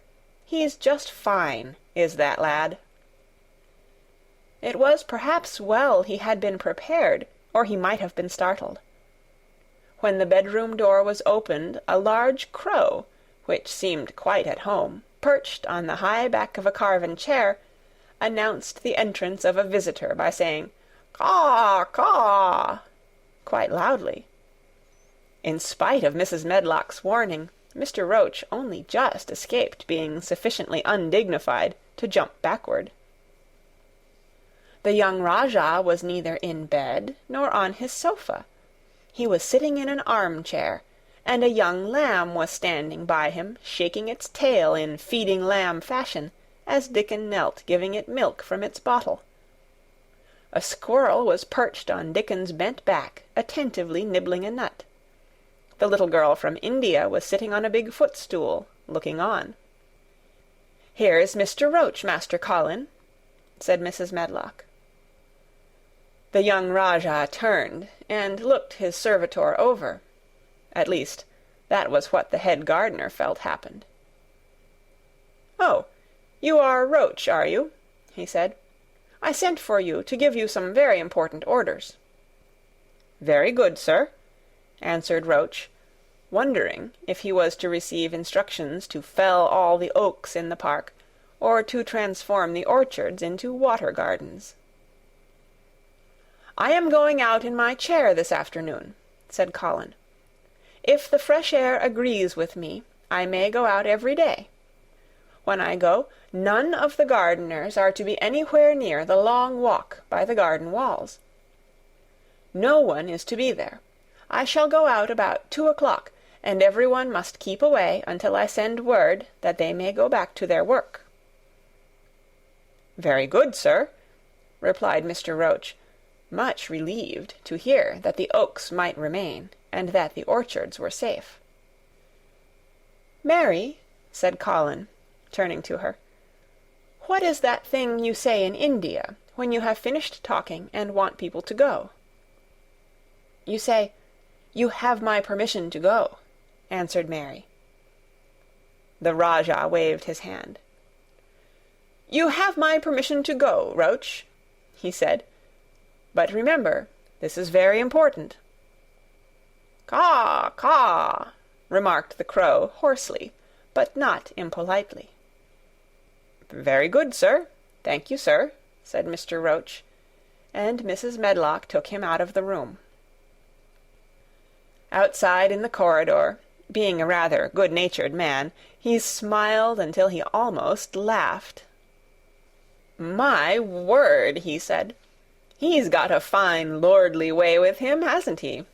You'd think he was a whole royal family rolled into one, prince consort and all." "Eh," protested Mrs. Medlock, "we've had to let him trample all over every one of us ever since he had feet, and he thinks that's what folks was born for." "Perhaps he'll grow out of it, if he lives," suggested Mr. Roach. "Well, there's one thing pretty sure," said Mrs. Medlock. "If he does live, and that Indian child stays here, I'll warrant she teaches him that the whole orange does not belong to him, as Susan Sowerby says.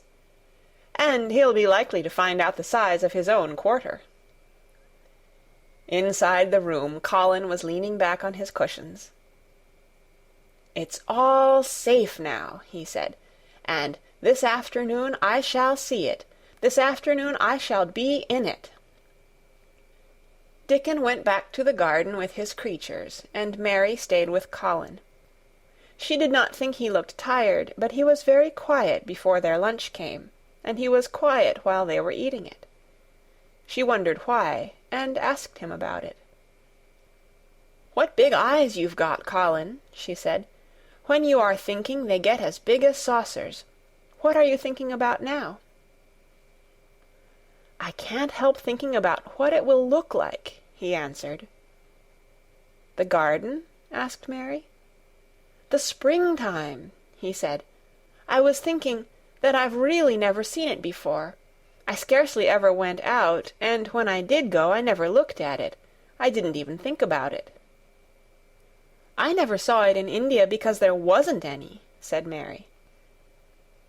Shut in and morbid as his life had been, Colin had more imagination than she had, and at least he had spent a good deal of time looking at wonderful books and pictures.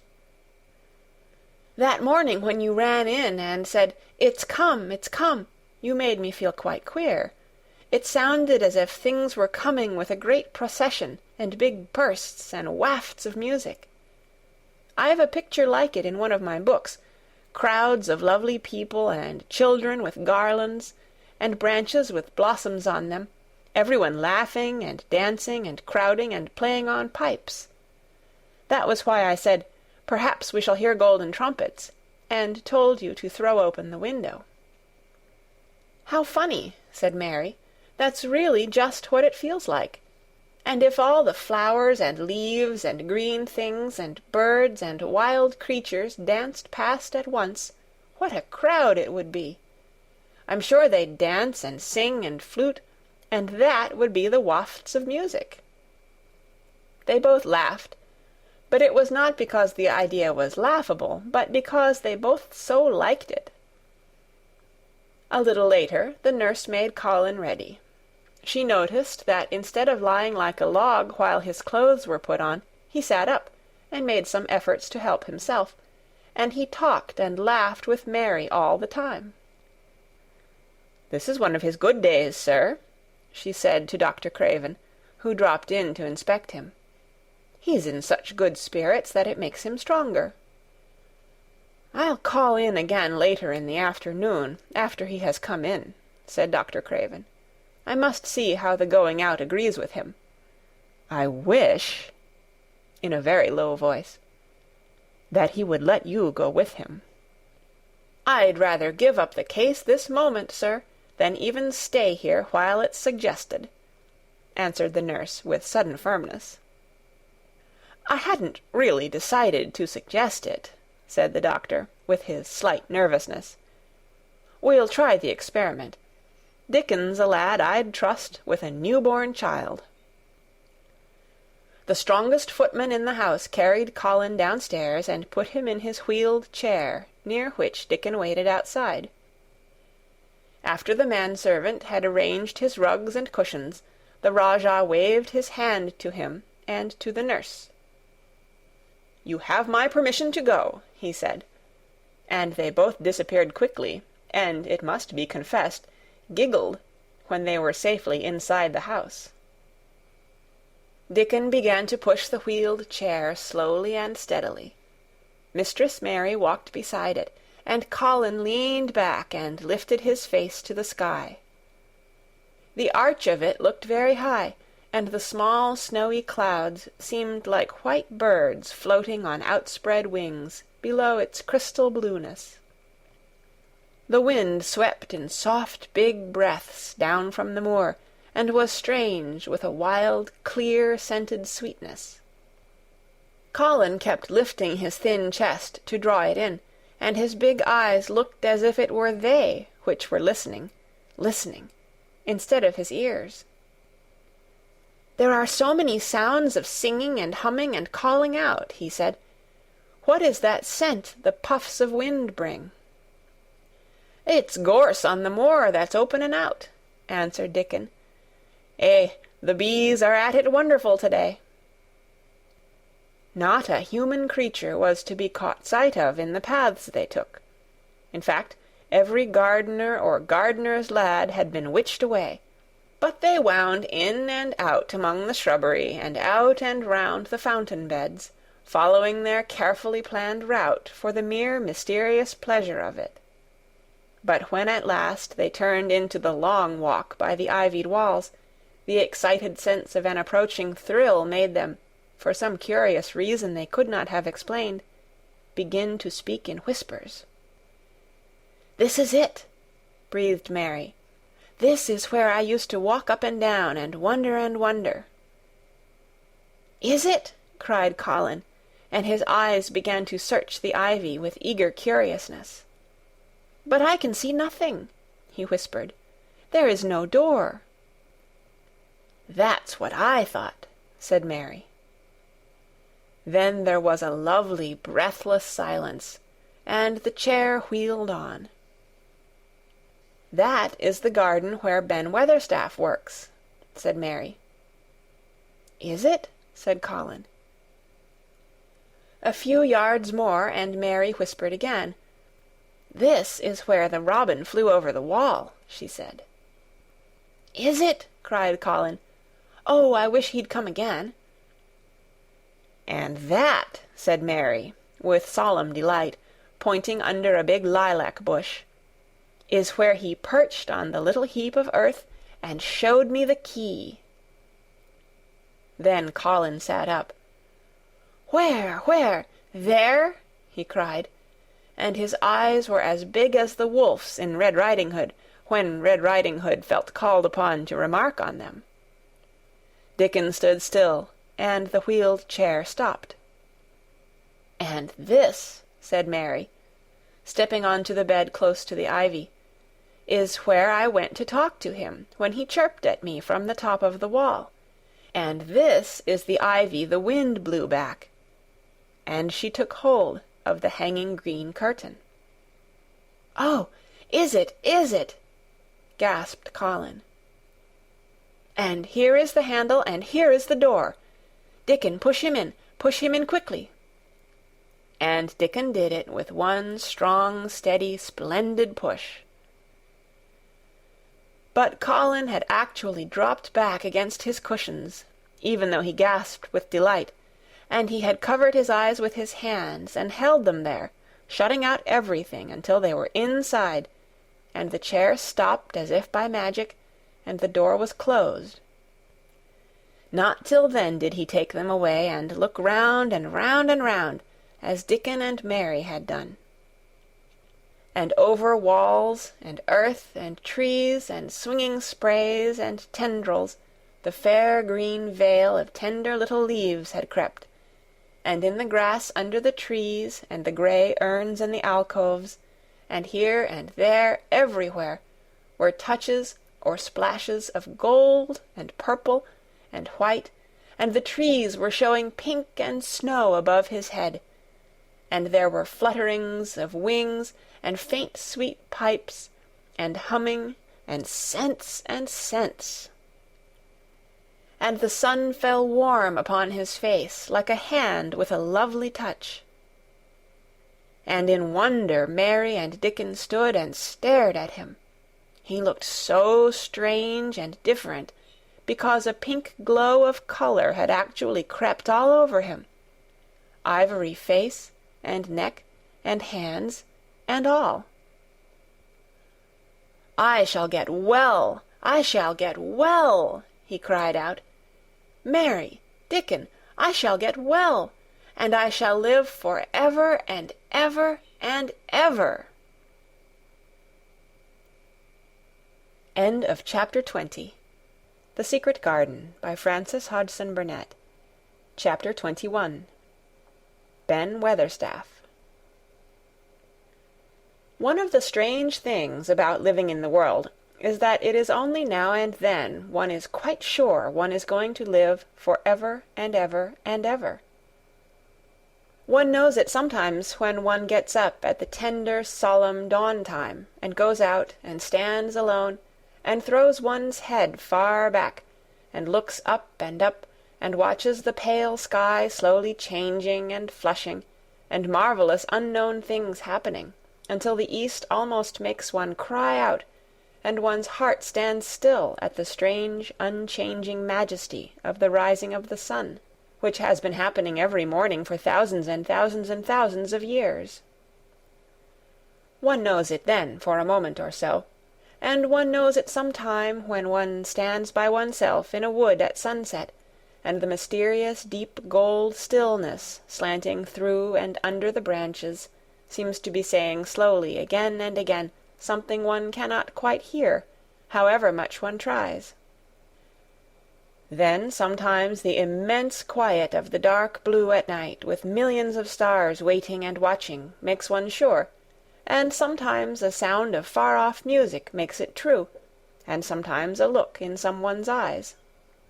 And it was like that with Colin when he first saw and heard and felt the springtime inside the 4 high walls of a hidden garden.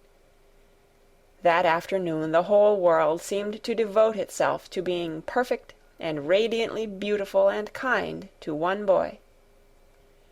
Perhaps out of pure heavenly goodness the spring came and crowned everything it possibly could into that one place. More than once Dickon paused in what he was doing, and stood still, with a sort of growing wonder in his eyes, shaking his head softly. "Eh, it is gradely," he said. "I'm 12, going on 13, and there's a lot o' afternoons in 13 years, but seems to me like I never seed one as gradely as this 'ere." "Aye, it is a gradely one," said Mary, and she sighed for mere joy. "I'll warrant it's the gradeliest one as ever was in this world."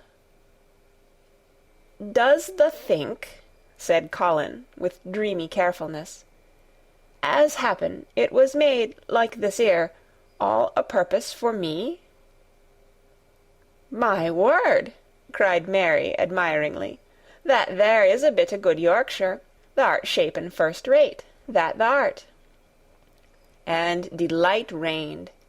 They drew the chair under the plum-tree, which was snow-white with blossoms and musical with bees. It was like a king's canopy, a fairy king's. There were flowering cherry-trees near, and apple-trees whose buds were pink and white, and here and there one had burst wide open. Between the blossoming branches of the canopy bits of blue sky looked down, like wonderful eyes.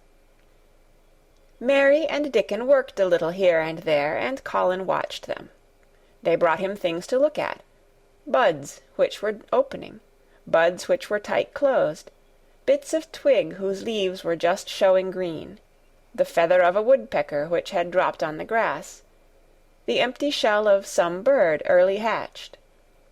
Dickon pushed the chair slowly round and round the garden, stopping every other moment to let him look at wonders springing out of the earth or trailing down from trees. It was like being taken in state round the country of a magic king and queen, and shown all the mysterious riches it contained.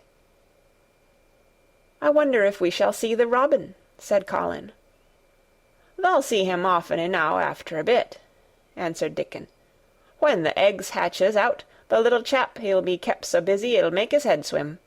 Thou'll see him flyin' backward and for'ard, carryin' worms nigh as big as himself, and that much noise goin' on in the nest when he gets there, as fair flusters him so as he scarce knows which big mouth to drop the first piece in.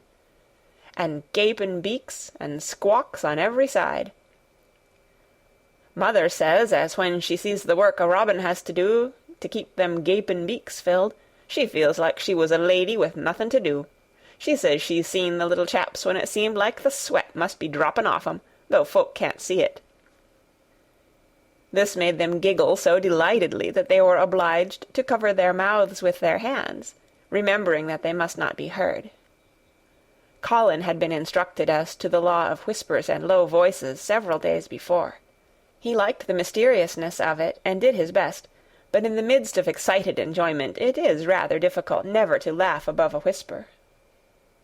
Every moment of the afternoon was full of new things, and every hour the sunshine grew more golden.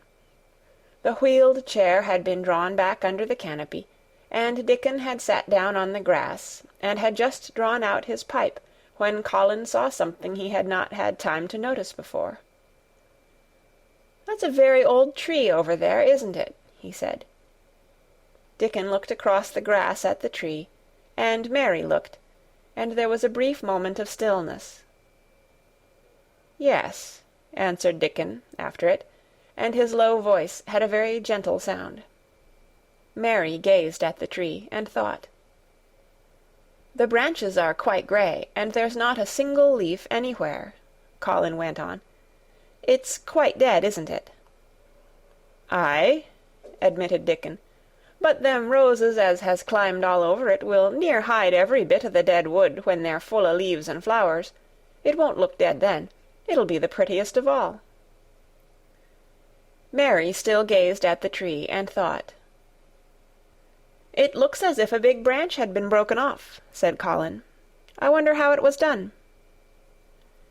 "It's been done many a year," answered Dickon. "Eh!"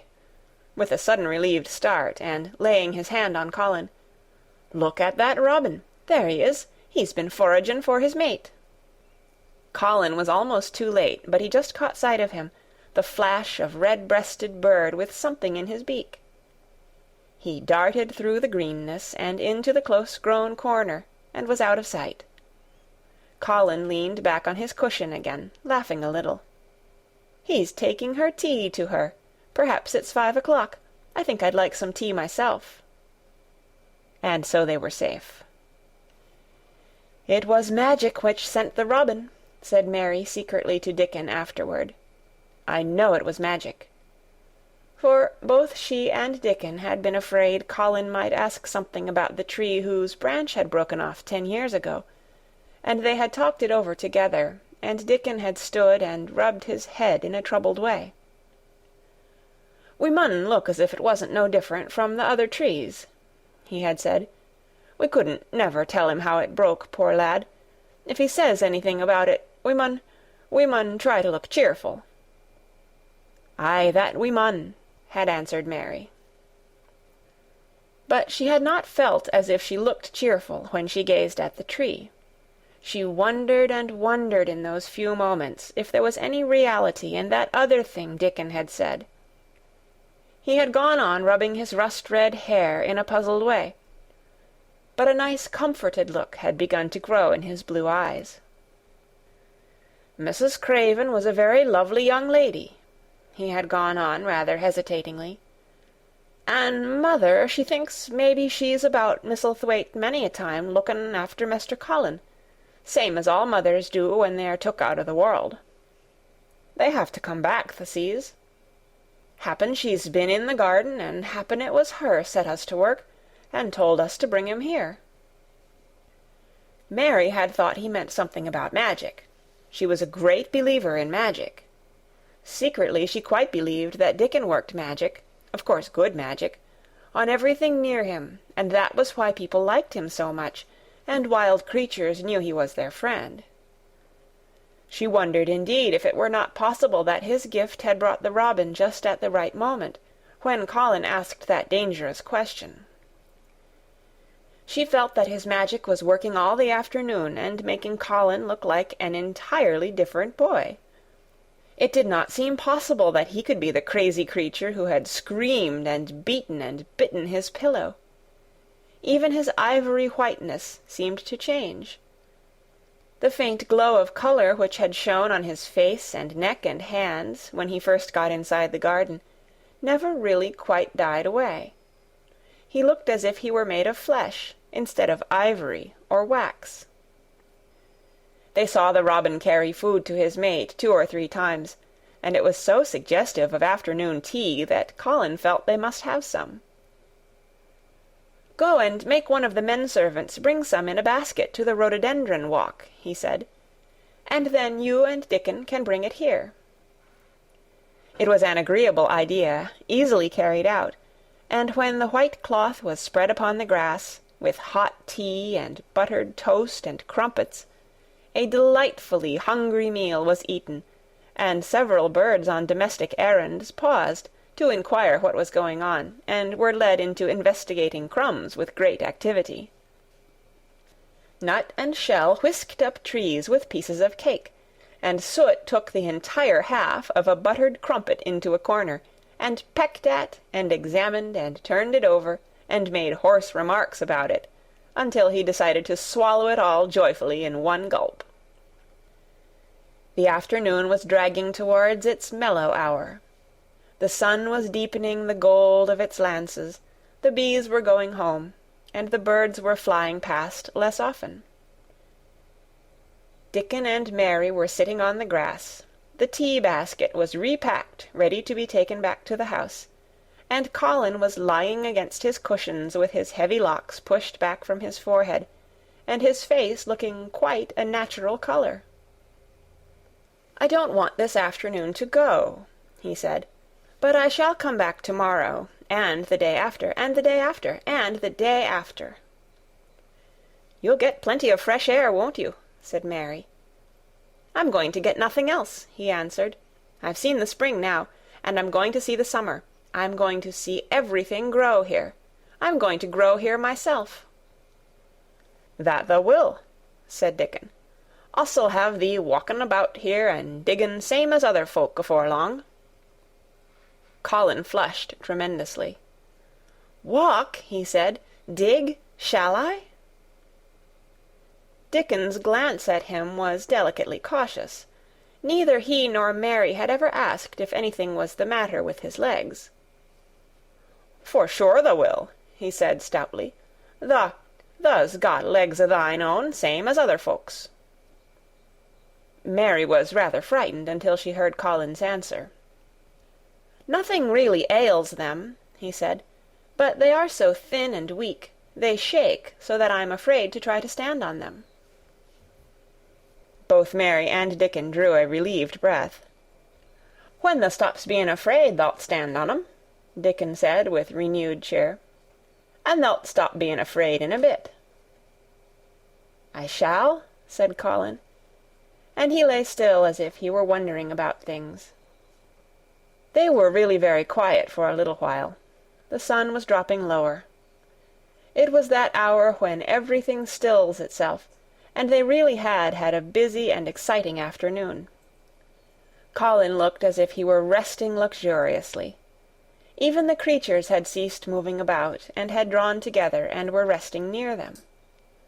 Soot had perched on a low branch and drawn up one leg, and dropped the grey film drowsily over his eyes.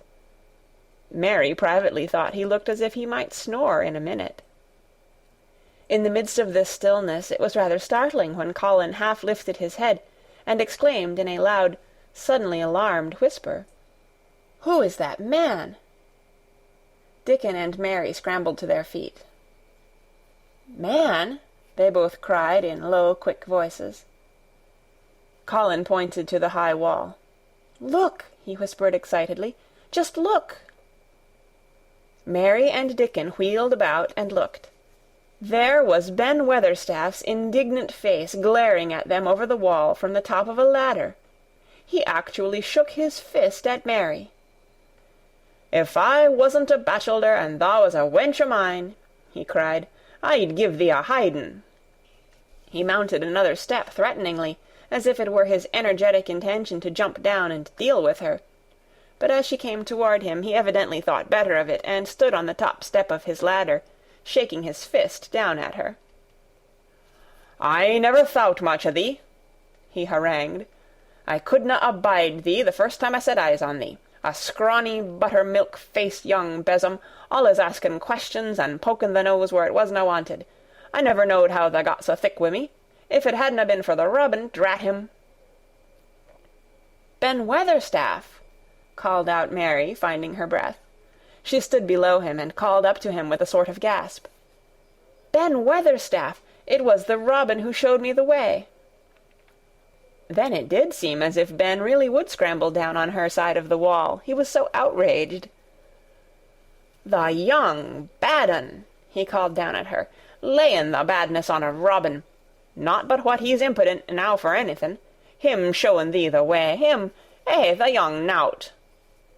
She could see his next words burst out because he was overpowered by curiosity. "However i' this world did thou get in?" "It was the robin who showed me the way," she protested obstinately. "He didn't know he was doing it, but he did. And I can't tell you from here while you're shaking your fist at me." He stopped shaking his fist very suddenly at that very moment, and his jaw actually dropped as he stared over her head at something he saw coming over the grass toward him. At the first sound of his torrent of words, Colin had been so surprised that he had only sat up and listened as if he were spellbound. But in the midst of it he had recovered himself and beckoned imperiously to Dickon. "Wheel me over there," he commanded. "Wheel me quite close and stop right in front of him." And this, if you please, this is what Ben Weatherstaff beheld, and which made his jaw drop. A wheeled chair with luxurious cushions and robes which came toward him looking rather like some sort of state coach, because a young Rajah leaned back in it with royal command in his great black-rimmed eyes, and a thin white hand extended haughtily toward him. And it stopped right under Ben Weatherstaff's nose. It was really no wonder his mouth dropped open. "Do you know who I am?" demanded the Rajah. How Ben Weatherstaff stared! His red old eyes fixed themselves on what was before him as if he were seeing a ghost. He gazed and gazed, and gulped a lump down his throat, and did not say a word. "Do you know who I am?" demanded Colin still more imperiously. "Answer." Ben Weatherstaff put his gnarled hand up, and passed it over his eyes and over his forehead, and then he did answer in a queer, shaky voice. "Who thou art," he said. "Aye, that I do, with a mother's eyes staring at me out o' the face. Lord knows how thou come here, but thou'rt the poor cripple." Colin forgot that he had ever had a back. His face flushed scarlet, and he sat bolt upright. "I'm not a cripple!" he cried out furiously. "I'm not!" "He's not!" cried Mary, almost shouting up the wall in her fierce indignation. "He's not got a lump as big as a pin. I looked, and there was none there, not one." Ben Weatherstaff passed his hand over his forehead again, and gazed as if he could never gaze enough. His hand shook, and his mouth shook, and his voice shook. He was an ignorant old man, and a tactless old man, and he could only remember the things he had heard. Thou hasn't got a crooked back?" he said hoarsely. "No," shouted Colin. Thou hasn't got crooked legs?" quavered Ben more hoarsely yet. It was too much. The strength which Colin usually threw into his tantrums rushed through him now in a new way. Never yet had he been accused of crooked legs, even in whispers, and the perfectly simple belief in their existence which was revealed by Ben Weatherstaff's voice was more than Rajah flesh and blood could endure. His anger and insulted pride made him forget everything but this one moment, and filled him with a power he had never known before, an almost unnatural strength. "Come here!" he shouted to Dickon, and he actually began to tear the coverings off his lower limbs, and disentangle himself. Come here, this minute!" Dickon was by his side in a second. Mary caught her breath in a short gasp, and felt herself turn pale. "He can do it, he can do it, he can do it, he can!" she gabbled over to herself under her breath as fast as ever she could. There was a brief, fierce scramble. The rugs were tossed on the ground. Dickon held Colin's arm. The thin legs were out. The thin feet were on the grass. Colin was standing upright, as straight as an arrow, and looking strangely tall, his head thrown back, and his strange eyes flashing lightning. "Look at me!" he flung up at Ben Weatherstaff. "Just look at me, you! Just look at me!" "He's as straight as I am," cried Dickon. "He's as straight as any lad o' Yorkshire." What Ben Weatherstaff did Mary thought queer beyond measure. He choked and gulped, and suddenly tears ran down his weather-wrinkled cheeks as he struck his old hands together. "Eh," he burst forth, "the lies folk tells! Thou'rt as thin as a lath, and as white as a wraith, but there's not a knob on thee. Thou'lt make a man yet. God bless thee." Dickon held Colin's arm strongly, but the boy had not begun to falter. He stood straighter and straighter, and looked Ben Weatherstaff in the face. "I'm your master," he said, "when my father is away, and you are to obey me. This is my garden. Don't dare to say a word about it. You get down from that ladder and go out to the long walk, and Miss Mary will meet you and bring you here. I want to talk to you. We did not want you, but now you will have to be in the secret. Be quick." Ben Weatherstaff's crabbed old face was still wet with that one queer rush of tears. It seemed as if he could not take his eyes from thin, straight Colin standing on his feet with his head thrown back. "Eh, lad," he almost whispered. "Eh, my lad." And then, remembering himself, he suddenly touched his hat, gardener fashion, and said, "Yes, sir, yes, sir," and obediently disappeared as he descended the ladder. End of Chapter 21. The Secret Garden, by Frances Hodgson Burnett. Chapter 22. When the Sun Went Down. When his head was out of sight, Colin turned to Mary. "Go and meet him," he said, and Mary flew across the grass to the door under the ivy. Dickon was watching him with sharp eyes. There were scarlet spots on his cheeks, and he looked amazing, but he showed no signs of falling. "I can stand," he said, and his head was still held up, and he said it quite grandly. "I told thee thou could as soon as thou stopped being afraid," answered Dickon, "and thou's stopped." "Yes, I've stopped," said Colin. Then suddenly he remembered something Mary had said. "Are you making magic?" he asked sharply. Dickon's curly mouth spread in a cheerful grin. "Thou's doing magic thysel'," he said. "It's same magic as made these here work out o' the earth." And he touched with his thick boot a clump of crocuses in the grass. Colin looked down at them. "Aye," he said slowly. "There couldna be bigger magic than that there. There couldna be." He drew himself up straighter than ever. "I'm going to walk to that tree," he said, pointing to one a few feet away from him. "I'm going to be standing when Weatherstaff comes here. I can rest against the tree if I like. When I want to sit down, I will sit down, but not before. Bring a rug from the chair." He walked to the tree, and though Dickon held his arm, he was wonderfully steady. When he stood against the tree trunk, it was not too plain that he supported himself against it, and he still held himself so straight that he looked tall. When Ben Weatherstaff came through the door in the wall, he saw him standing there, and he heard Mary muttering something under her breath. "What art saying?"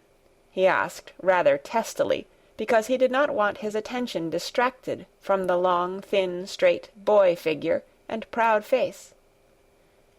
But she did not tell him. What she was saying was this: "You can do it. You can do it. I told you you could. You can do it. You can do it. You can." She was saying it to Colin because she wanted to make magic and keep him on his feet looking like that. She could not bear that he should give in before Ben Weatherstaff. He did not give in. She was uplifted by a sudden feeling that he looked quite beautiful in spite of his thinness. He fixed his eyes on Ben Weatherstaff in his funny, imperious way. "Look at me," he commanded. "Look at me all over. Am I a hunchback? Have I got crooked legs?" Ben Weatherstaff had not quite got over his emotion, but he had recovered a little, and answered almost in his usual way. "Not tha," he said. "Nowt o' the sort. What's tha been doing with thysel', hiding out o' sight and letting folk think tha was cripple and half-witted?" "Half-witted!" said Colin angrily. "Who thought that?" "Lots o' fools," said Ben. "The world's full o' jackasses brayin', and they never bray nowt but lies. What did tha shut thysel' up for?" "Everyone thought I was going to die," said Colin shortly. "I'm not."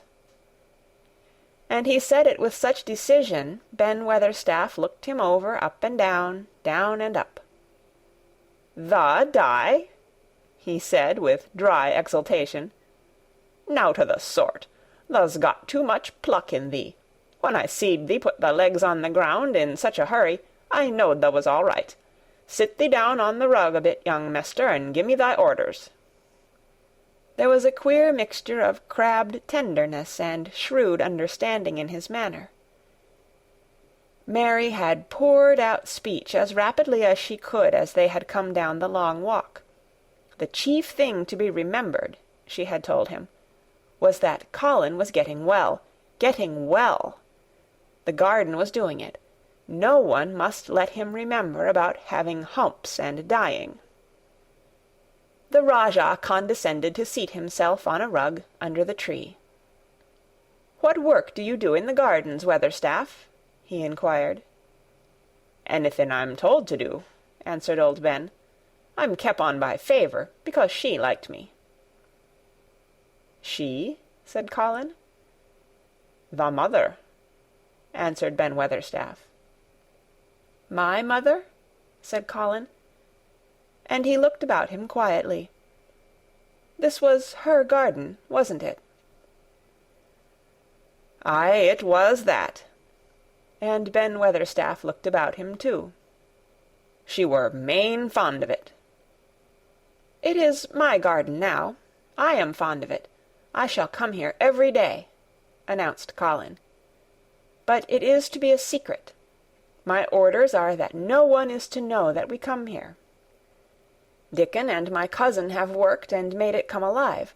I shall send for you sometimes to help, but you must come when no one can see you." Ben Weatherstaff's face twisted itself in a dry old smile. "I've come here before when no one saw me," he said. "What?" exclaimed Colin. "When?" "The last time I was here," rubbing his chin and looking round, "was about 2 year ago." "But no one has been in it for 10 years," cried Colin. "There was no door." "I'm no one," said old Ben dryly, "and I didn't come through the door. I come over the wall. The rheumatics held me back the last 2 year." "The common did a bit of prunin'," cried Dickon. "I couldn't make out how it had been done."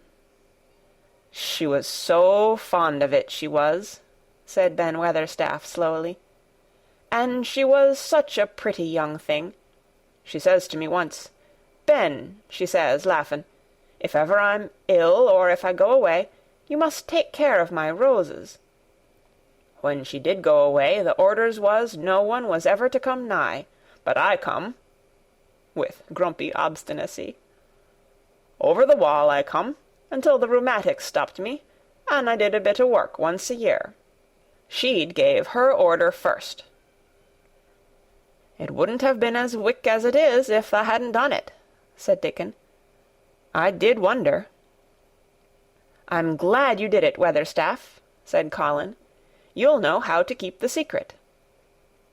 "Aye, I'll know, sir," answered Ben, "and it'll be easier for a man wi' rheumatics to come in at the door." On the grass near the tree Mary had dropped her trowel. Colin stretched out his hand and took it up. An odd expression came into his face, and he began to scratch at the earth. His thin hand was weak enough, but presently, as they watched him, Mary with quite breathless interest, he drove the end of the trowel into the soil and turned some over. "You can do it, you can do it," said Mary to herself. "I tell you, you can." Dickon's round eyes were full of eager curiousness, but he said not a word. Ben Weatherstaff looked on with interested face.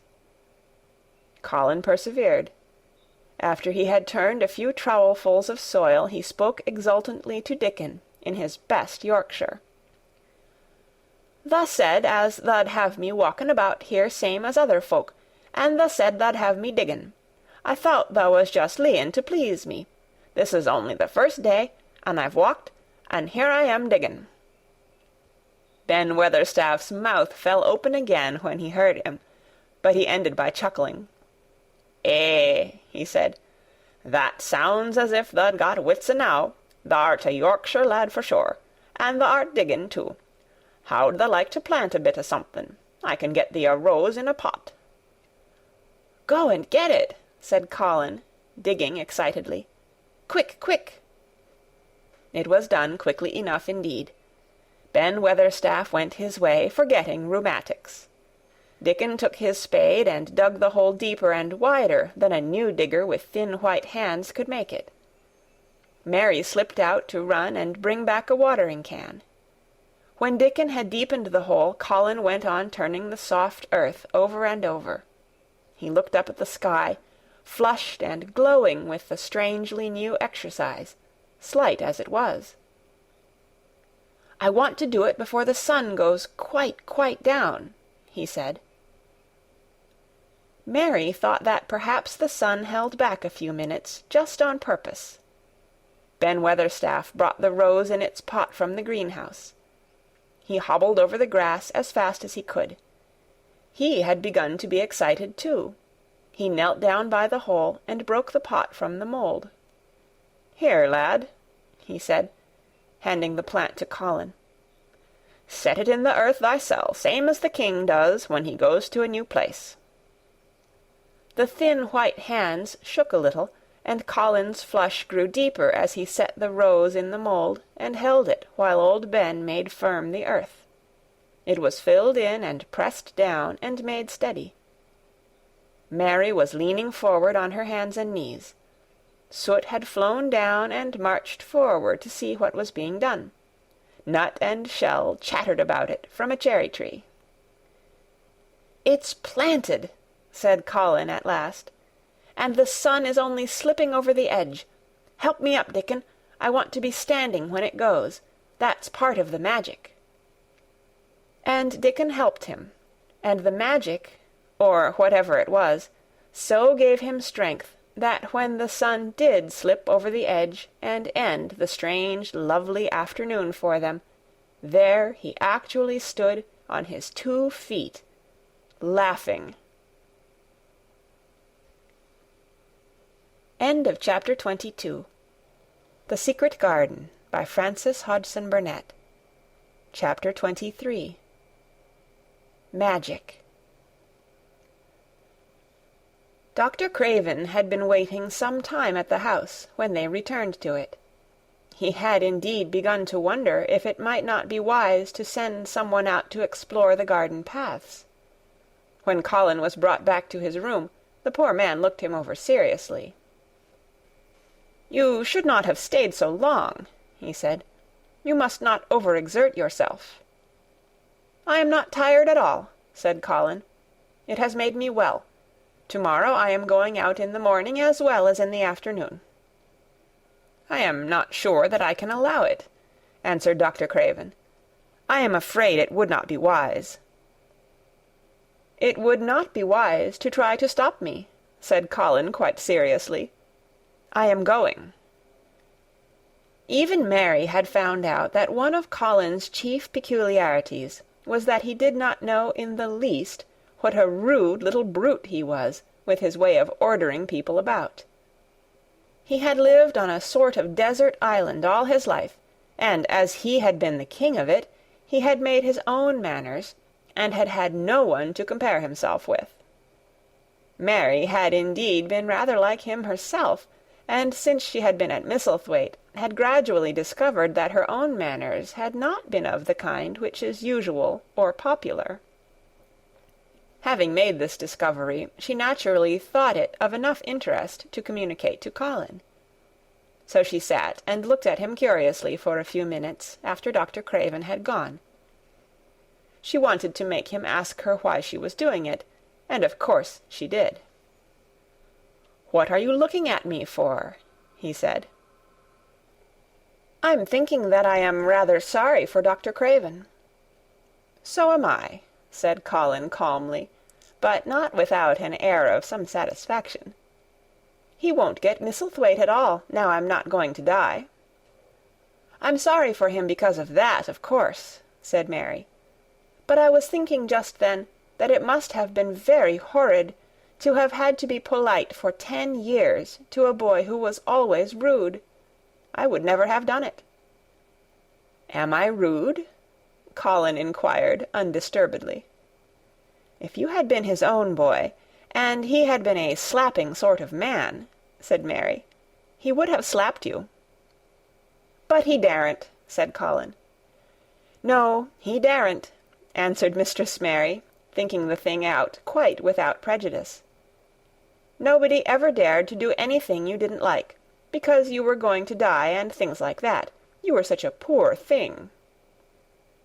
"But," announced Colin stubbornly, "I am not going to be a poor thing. I won't let people think I'm one. I stood on my feet this afternoon." "It is always having your own way that has made you so queer," Mary went on, thinking aloud. Colin turned his head, frowning. "Am I queer?" he demanded. "Yes," answered Mary, "very. But you needn't be cross," she added impartially, "because so am I queer, and so is Ben Weatherstaff. But I am not as queer as I was before I began to like people, and before I found the garden." "I don't want to be queer," said Colin. "I am not going to be." And he frowned again with determination. He was a very proud boy. He lay thinking for a while, and then Mary saw his beautiful smile begin, and gradually change his whole face. "I shall stop being queer," he said, "if I go every day to the garden. There is magic in there, good magic, you know, Mary. I am sure there is." "So am I," said Mary. "Even if it isn't real magic," Colin said, "we can pretend it is. Something is there, something." "It's magic," said Mary, "but not black. It's as white as snow." They always called it magic. And indeed it seemed like it in the months that followed, the wonderful months, the radiant months, the amazing ones. Oh, the things which happened in that garden! If you have never had a garden, you cannot understand, and if you have had a garden, you will know that it would take a whole book to describe all that came to pass there. At first it seemed that green things would never cease pushing their way through the earth, in the grass, in the beds, even in the crevices of the walls. Then the green things began to show buds, and the buds began to unfurl and show color, every shade of blue, every shade of purple, every tint and hue of crimson. In its happy days, flowers had been tucked away into every inch and hole and corner. Ben Weatherstaff had seen it done, and had himself scraped out mortar from between the bricks of the wall, and made pockets of earth for lovely clinging things to grow on. Iris and white lilies rose out of the grass in sheaves, and the green alcoves filled themselves with amazing armies of the blue and white flower-lances of tall delphiniums, or columbines, or campanulas. "She was main fond o' them, she was," Ben Weatherstaff said. "She liked them things as was allus pointing up to the blue sky, she used to tell. Not as she was one o' them as looked down on the earth, not her. She just loved it, but she said as the blue sky allus looked so joyful." The seeds Dickon and Mary had planted grew as if fairies had tended them. Satiny poppies of all tints danced in the breeze by the score, gaily defying flowers which had lived in the garden for years, and which, it might be confessed, seemed rather to wonder how such new people had got there. And the roses, rising out of the grass, tangled round the sundial, wreathing the tree trunks and hanging from their branches, climbing up the walls and spreading over them with long garlands falling in cascades. They came alive day by day, hour by hour. Fair fresh leaves, and buds, tiny at first, but swelling and working magic until they burst and uncurled into cups of scent, delicately spilling themselves over their brims and filling the garden air. Colin saw it all, watching each change as it took place. Every morning he was brought out, and every hour of each day, when it didn't rain, he spent in the garden. Even gray days pleased him. He would lie on the grass, watching things growing, he said. If you watched long enough, he declared, you could see buds unsheath themselves. Also you could make the acquaintance of strange, busy insect things, running about on various unknown but evidently serious errands, sometimes carrying tiny scraps of straw, or feather, or food, or climbing blades of grass as if they were trees, from whose tops one could look out to explore the country. A mole throwing up its mound at the end of its burrow, and making its way out at last with the long-nailed paws which looked so like elfish hands, had absorbed him one whole morning. Ants' ways, beetles' ways, bees' ways, frogs' ways, birds' ways, plants' ways, gave him a new world to explore, and when Dickon revealed them all and added foxes' ways, otters' ways, ferrets' ways, squirrels' ways, and trout and water-rats and badgers' ways, there was no end of things to talk about and think over. And this was not the half of the magic. The fact that he had really once stood on his feet had set Colin thinking tremendously, and when Mary told him of the spell she had worked, he was excited, and approved of it greatly. He talked of it constantly. "Of course there must be lots of magic in the world," he said wisely one day, "but people don't know what it is like, or how to make it. Perhaps the beginning is just to say nice things are going to happen, until you make them happen. I am going to try and experiment." The next morning, when they went to the secret garden, he sent at once for Ben Weatherstaff. Ben came as quickly as he could, and found the Rajah standing on his feet under a tree, and looking very grand, but also very beautifully smiling. "Good morning, Ben Weatherstaff," he said. "I want you, and Dickon, and Miss Mary to stand in a row and listen to me, because I am going to tell you something very important."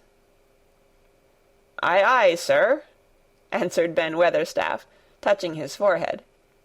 One of the long-concealed charms of Ben Weatherstaff was that in his boyhood he had once run away to sea, and had made voyages. So he could reply like a sailor. "I am going to try a scientific experiment," explained the Rajah. "When I grow up, I am going to make great scientific discoveries, and I am going to begin now with this experiment." "Aye, aye, sir," said Ben Weatherstaff promptly, though this was the first time he had heard of great scientific discoveries. It was the first time Mary had heard of them either, but even at this stage she had begun to realize that, queer as he was, Colin had read about a great many singular things, and was somehow a very convincing sort of boy. When he held up his head and fixed his strange eyes on you, it seemed as if you believed him almost in spite of yourself, though he was only 10 years old, going on 11. At this moment he was especially convincing, because he suddenly felt the fascination of actually making a sort of speech, like a grown-up person. "The great scientific discoveries I am going to make," he went on, "will be about magic. Magic is a great thing, and scarcely anyone knows anything about it, except a few people in old books, and Mary a little, because she was born in India, where there are fakirs. I believe Dickon knows some magic, but perhaps he doesn't know he knows it. He charms animals and people. I would never have let him come to see me if he had not been an animal charmer, which is a boy charmer too, because a boy is an animal. I am sure there is magic in everything, only we have not sense enough to get hold of it and make it do things for us, like electricity and horses and steam." This sounded so imposing that Ben Weatherstaff became quite excited, and really could not keep still. "Aye, aye, sir," he said, and he began to stand up quite straight. "When Mary found this garden, it looked quite dead," the orator proceeded. "Then something began pushing things up out of the soil, and making things out of nothing. One day things weren't there, and another they were. I had never watched things before, and it made me feel very curious. Scientific people are always curious, and I am going to be scientific. I keep saying to myself, 'What is it? What is it? It's something. It can't be nothing. I don't know its name, so I call it magic. I have never seen the sun rise, but Mary and Dickon have, and from what they tell me I am sure that is magic too. Something pushes it up and draws it. Sometimes, since I've been in the garden, I've looked up through the trees at the sky, and I have had a strange feeling of being happy, as if something were pushing and drawing in my chest, and making me breathe fast. Magic is always pushing and drawing and making things out of nothing. Everything is made out of magic, leaves and trees, flowers and birds, badgers and foxes and squirrels and people. So it must be all around us. In this garden, in all the places. The magic in this garden has made me stand up and know I am going to live to be a man.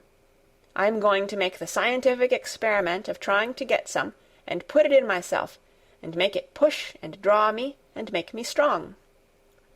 I don't know how to do it, but I think that if you keep thinking about it, and calling it, perhaps it will come. Perhaps that is the first baby way to get it. When I was going to try to stand that first time, Mary kept saying to herself as fast as she could, "You can do it, you can do it." And I did. I had to try myself at the same time, of course, but her magic helped me, and so did Dickon's. Every morning and evening, and as often in the daytime as I can remember, I am going to say, "Magic is in me. Magic is making me well. I am going to be as strong as Dickon, as strong as Dickon. And you must all do it too. That is my experiment. Will you help, Ben Weatherstaff?" "Aye, aye, sir," said Ben Weatherstaff. "Aye, aye." If you keep doing it every day as regularly as soldiers go through drill, we shall see what will happen, and find out if the experiment succeeds. You learn things by saying them over and over, and thinking about them until they stay in your mind forever, and I think it will be the same with magic. If you keep calling it to come to you, and help you, it will get to be part of you, and it will stay and do things. I once heard an officer in India tell my mother that there were fakirs who said words over and over thousands of times, said Mary. "I've heard Jem Fettleworth's wife say the same thing over thousands of times, callin' Jem a drunken brute," said Ben Weatherstaff dryly. "Summat allus comes o' that, sure enough. He gave her a good hidin' and went to the Blue Lion and got as drunk as a lord." Colin drew his brows together and thought a few minutes. Then he cheered up. "Well," he said, "you see, something did come of it. She used the wrong magic until she made him beat her. If she'd used the right magic, and had said something nice, perhaps he wouldn't have got as drunk as a lord, and perhaps he might have bought her a new bonnet." Ben Weatherstaff chuckled, and there was shrewd admiration in his little old eyes. "Thou'rt a clever lad as well as a straight-legged one, Mester Colin," he said. "Next time I see Bess Fettleworth, I'll give her a bit of a hint o' what magic will do for her. She'd be rare and pleased if the scientific experiment worked, and so 'ud Jem." Dickon had stood listening to the lecture, his round eyes shining with curious delight. Nut and Shell were on his shoulders, and he held a long-eared white rabbit in his arm, and stroked it softly, while it laid its ears along its back, and enjoyed itself. "Do you think the experiment will work?" Colin asked him, wondering what he was thinking. He so often wondered what Dickon was thinking when he saw him looking at him or at one of his creatures with his happy wide smile. He smiled now, and his smile was wider than usual. "Aye," he answered, "that I do. It'll work same as the seeds do when the sun shines on 'em. It'll work for sure. Shall us begin it now?" Colin was delighted, and so was Mary. Fired by recollections of fakirs and devotees in illustrations, Colin suggested that they should all sit cross-legged under the tree, which made a canopy. "It will be like sitting in a sort of temple," said Colin. "I'm rather tired, and I want to sit down." "Eh," said Dickon, "thou mustn't begin by saying thou'rt tired. Thou might spoil the magic." Colin turned and looked at him, into his innocent round eyes. "That's true," he said slowly. "I must only think of the magic." It all seemed most majestic and mysterious when they sat down in their circle. Ben Weatherstaff felt as if he had somehow been led into appearing at a prayer meeting. Ordinarily, he was very fixed in being what he called "agen prayer meetin's," but this being the Rajah's affair, he did not resent it, and was indeed inclined to be gratified at being called upon to assist. Mistress Mary felt solemnly enraptured. Dickon held his rabbit in his arm, and perhaps he made some charmer's signal no one heard, for when he sat down, cross-legged like the rest, the crow, the fox, the squirrels, and the lamb slowly drew near and made part of the circle, settling each into a place of rest, as if of their own desire. "The creatures have come," said Colin gravely. "They want to help us." Colin really looked quite beautiful, Mary thought. He held his head high as if he felt like a sort of priest, and his strange eyes had a wonderful look in them.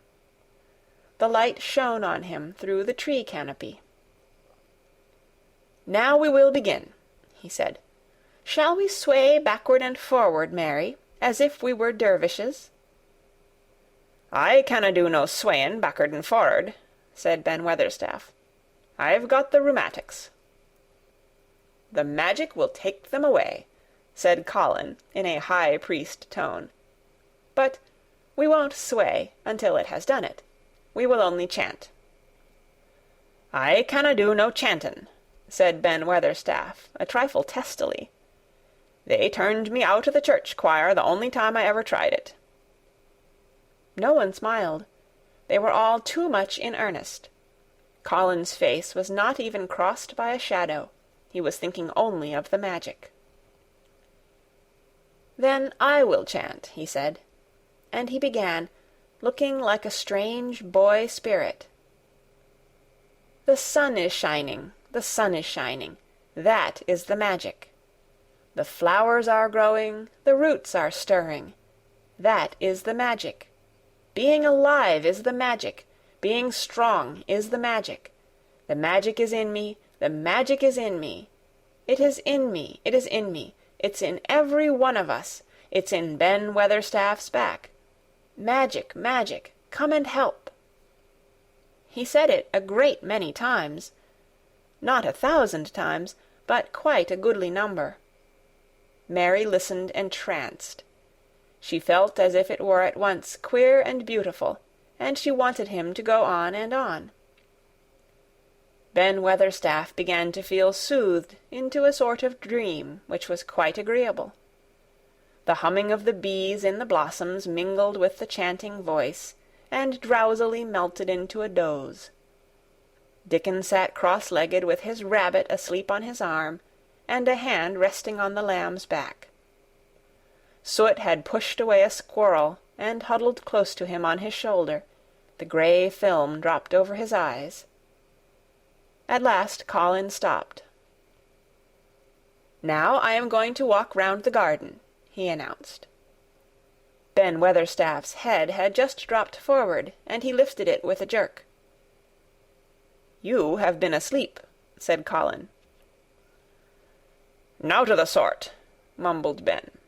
"The sermon was good enow, but I'm bound to get out afore the collection."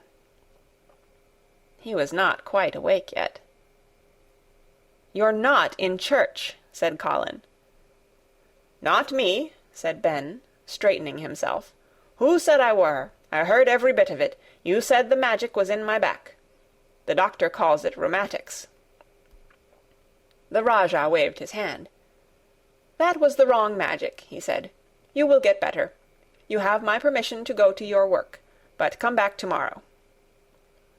"I'd like to see thee walk round the garden," grunted Ben. It was not an unfriendly grunt, but it was a grunt. In fact, being a stubborn old party, and not having entire faith in magic, he had made up his mind that if he were sent away, he would climb his ladder, and look over the wall, so that he might be ready to hobble back, if there were any stumbling. The Rajah did not object to his staying, and so the procession was formed. It really did look like a procession. Colin was at its head with Dickon on one side, and Mary on the other. Ben Weatherstaff walked behind, and the creatures trailed after them, the lamb and the fox-cub keeping close to Dickon, the white rabbit hopping along or stopping to nibble, and Soot following with the solemnity of a person who felt himself in charge. It was a procession which moved slowly, but with dignity. Every few yards it stopped to rest. Colin leaned on Dickon's arm, and privately Ben Weatherstaff kept a sharp lookout, but now and then Colin took his hand from its support and walked a few steps alone. His head was held up all the time, and he looked very grand. "The magic is in me," he kept saying. "The magic is making me strong. I can feel it. I can feel it." It seemed very certain that something was upholding and uplifting him. He sat on the seats in the alcoves, and once or twice he sat down on the grass, and several times he paused in the path and leaned on Dickon, but he would not give up until he had gone all round the garden. When he returned to the canopy tree, his cheeks were flushed, and he looked triumphant. "I did it! The magic worked!" he cried. "That is my first scientific discovery." "What will Dr. Craven say?" broke out Mary. "He won't say anything," Colin answered, "because he will not be told. This is to be the biggest secret of all. No one is to know anything about it until I have grown so strong that I can walk and run like any other boy. I shall come here every day in my chair, and I shall be taken back in it. I won't have people whispering and asking questions, and I won't let my father hear about it until the experiment has quite succeeded.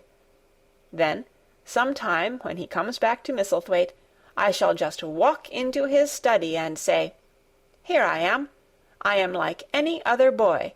I am quite well, and I shall live to be a man. It has been done by a scientific experiment.'" "He will think he is in a dream," cried Mary. "He won't believe his eyes." Colin flushed triumphantly. He had made himself believe that he was going to get well, which was really more than half the battle, if he had been aware of it. And the thought which stimulated him more than any other was this imagining what his father would look like when he saw that he had a son who was as straight and strong as other fathers' sons. One of his darkest miseries in the unhealthy, morbid past days had been his hatred of being a sickly, weak-backed boy whose father was afraid to look at him. "He'll be obliged to believe them," he said. "One of the things I am going to do, after the magic works and before I begin to make scientific discoveries, is to be an athlete." "We shall have thee taken to boxing in a week or so," said Ben Weatherstaff. "Thou'lt end wi' winning the belt and being champion prize-fighter of all England." Colin fixed his eyes on him sternly. "Weatherstaff," he said, "that is disrespectful. You must not take liberties because you are in the secret. However much the magic works, I shall not be a prize-fighter. I shall be a scientific discoverer." Ax pardon, sir," answered Ben, touching his forehead in salute.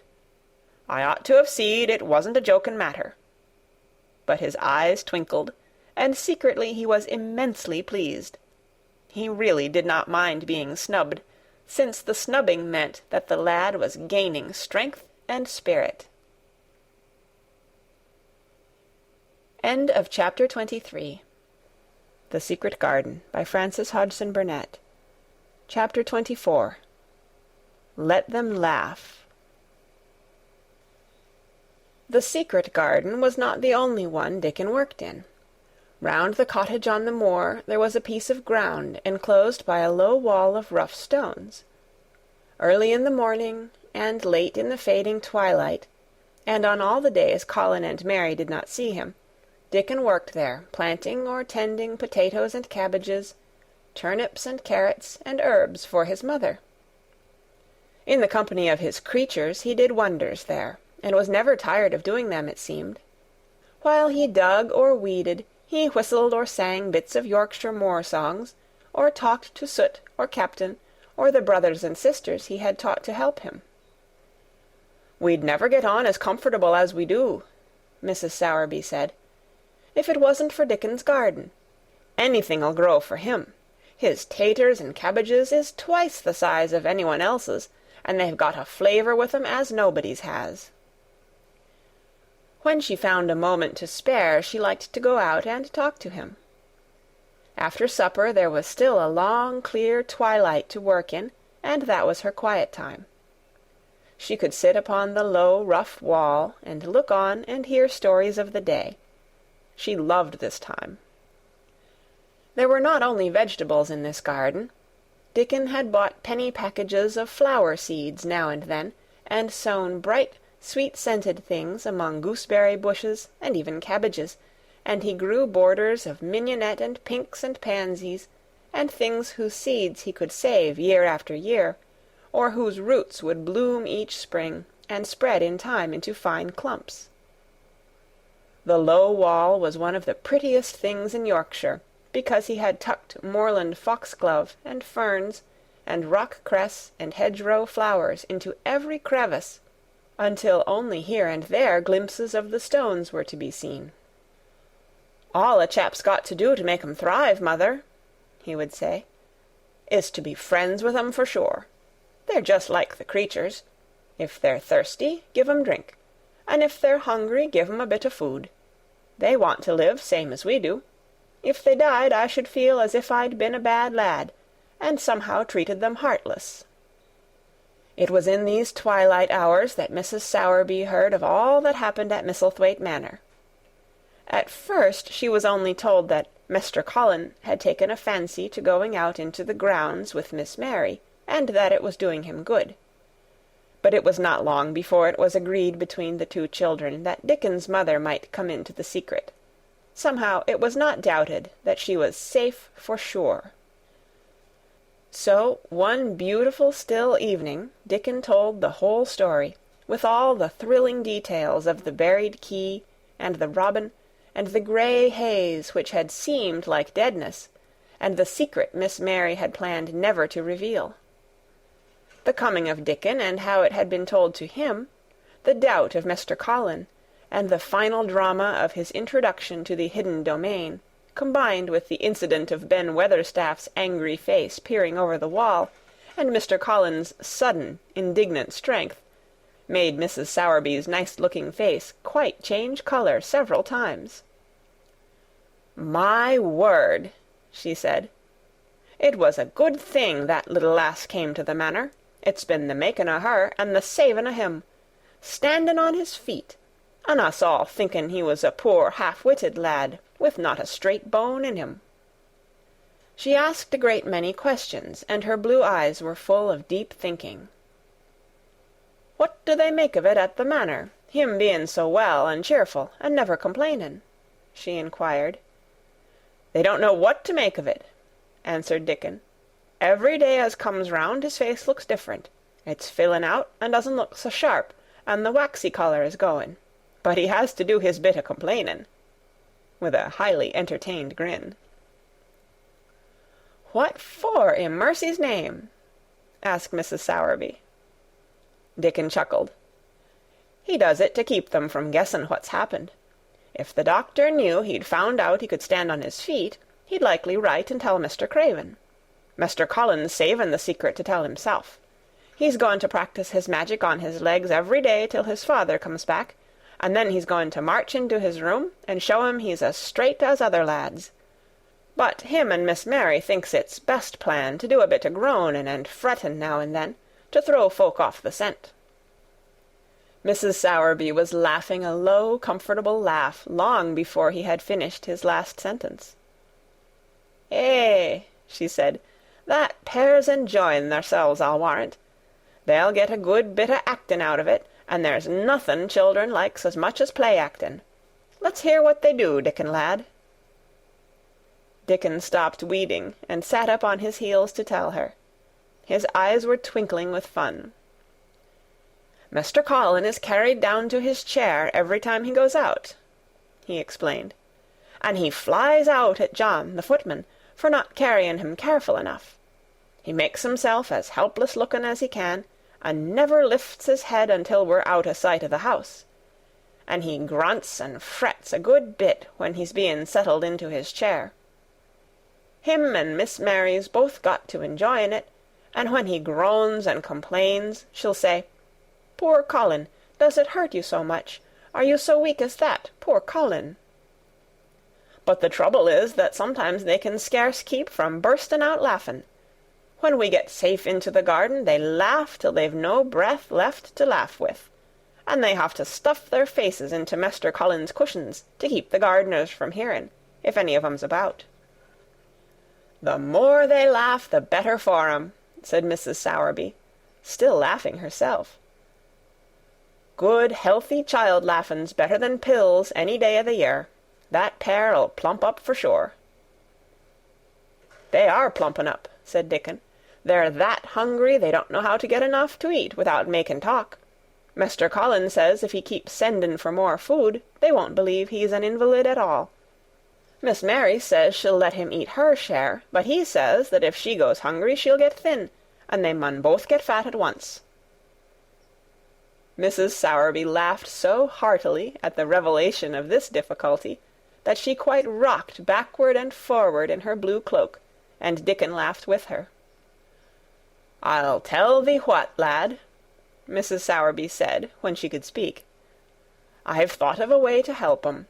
When thou goes to 'em in the mornings, thou shalt take a pail o' good new milk, and I'll bake 'em a crusty cottage loaf, or some buns wi' currants in 'em, same as you children like. Nothing so good as fresh milk and bread. Then they could take the edge off o' their hunger while they were in their garden, and the fine food they get indoors 'ud polish off the corners." "Eh, mother," said Dickon admiringly, "what a wonder thou art! Thou always sees a way out o' things. They was quite in a pother yesterday. They didn't see how they was to manage without ordering up more food. They felt that empty inside."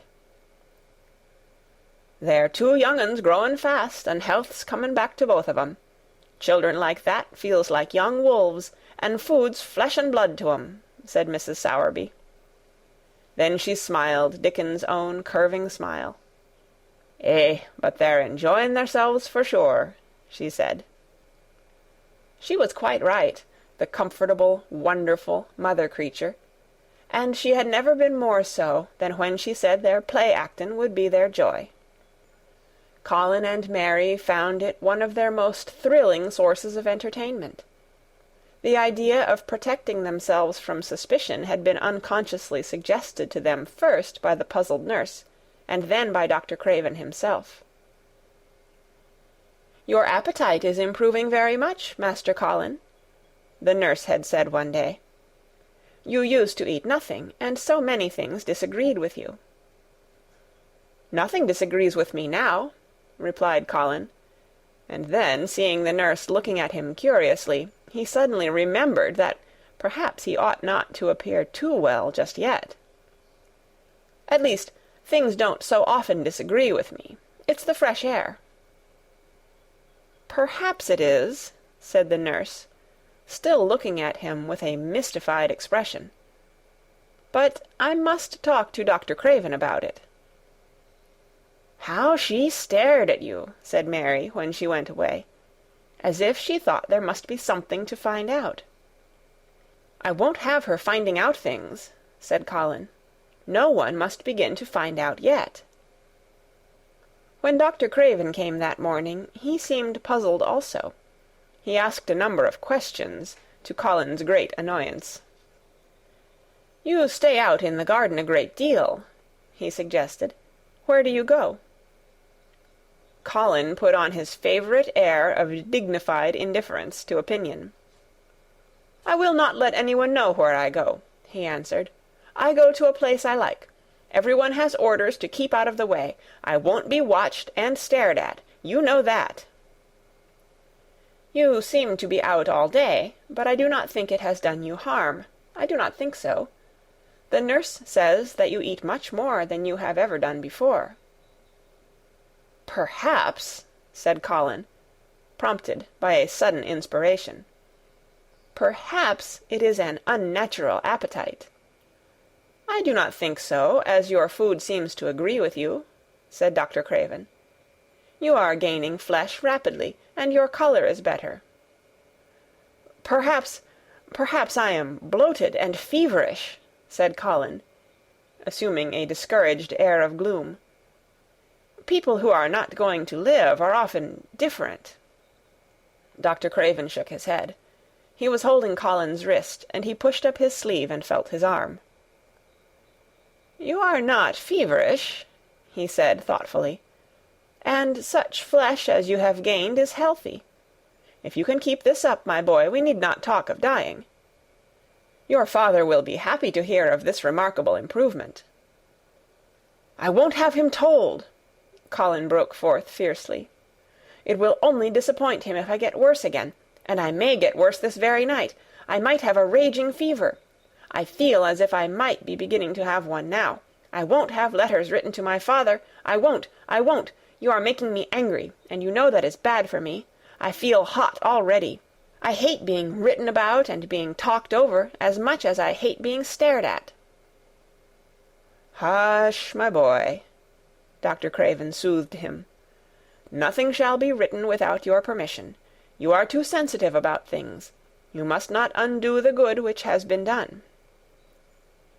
He said no more about writing to Mr. Craven, and when he saw the nurse he privately warned her that such a possibility must not be mentioned to the patient. "The boy is extraordinarily better," he said. "His advance seems almost abnormal.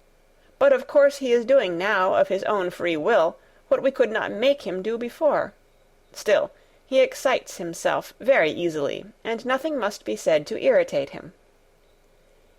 Mary and Colin were much alarmed, and talked together anxiously.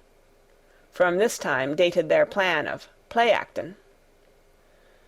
"I may be obliged to have a tantrum," said Colin regretfully. "I don't want to have one, and I'm not miserable enough now to work myself into a big one.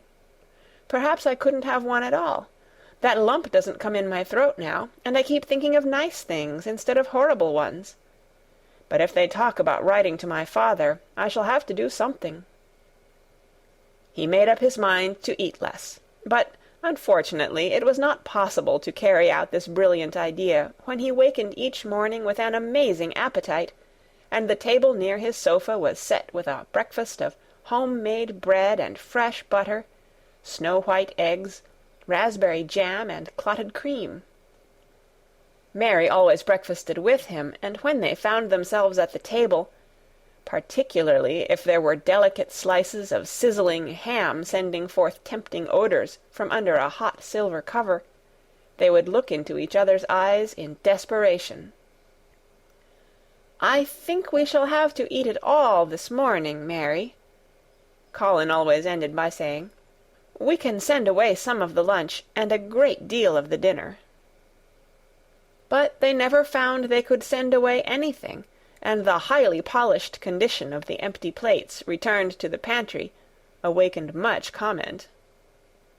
"I do wish," Colin would say also, "I do wish the slices of ham were thicker, and one muffin each is not enough for anyone." "It is enough for a person who is going to die," answered Mary when first she heard this. "But it's not enough for a person who is going to live. I sometimes feel as if I could eat 3 when those nice fresh heather and gorse smells from the moor come pouring in at the open window." The morning that Dickon, after they had been enjoying themselves in the garden for about 2 hours, went behind a big rose bush and brought forth 2 tin pails, and revealed that one was full of rich new milk with cream on the top of it, and that the other held cottage-made currant buns, folded in a clean blue and white napkin, buns so carefully tucked in that they were still hot, there was a riot of surprised joyfulness. What a wonderful thing for Mrs. Sowerby to think of! What a kind, clever woman she must be! How good the buns were, and what delicious fresh milk! "Magic is in her, just as it is in Dickon," said Colin. "It makes her think of ways to do things, nice things. She is a magic person. Tell her we are grateful, Dickon, extremely grateful." He was given to using rather grown-up phrases at times. He enjoyed them. He liked this so much that he improved upon it. "Tell her she has been most bounteous, and our gratitude is extreme."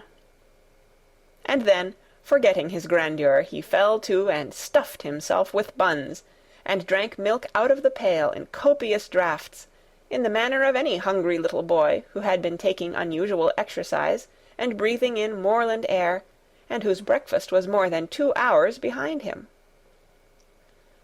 This was the beginning of many agreeable incidents of the same kind.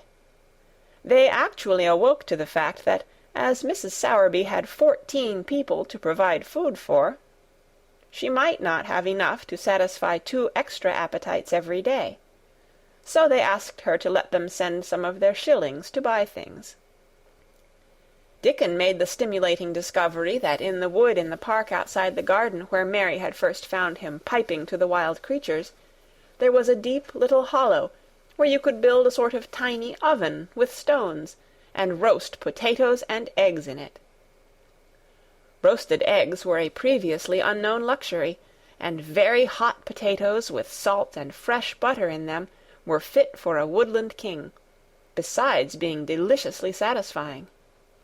You could buy both potatoes and eggs, and eat as many as you liked, without feeling as if you were taking food out of the mouths of 14 people. Every beautiful morning the magic was worked by the mystic circle under the plum-tree which provided a canopy of thickening green leaves after its brief blossom-time was ended.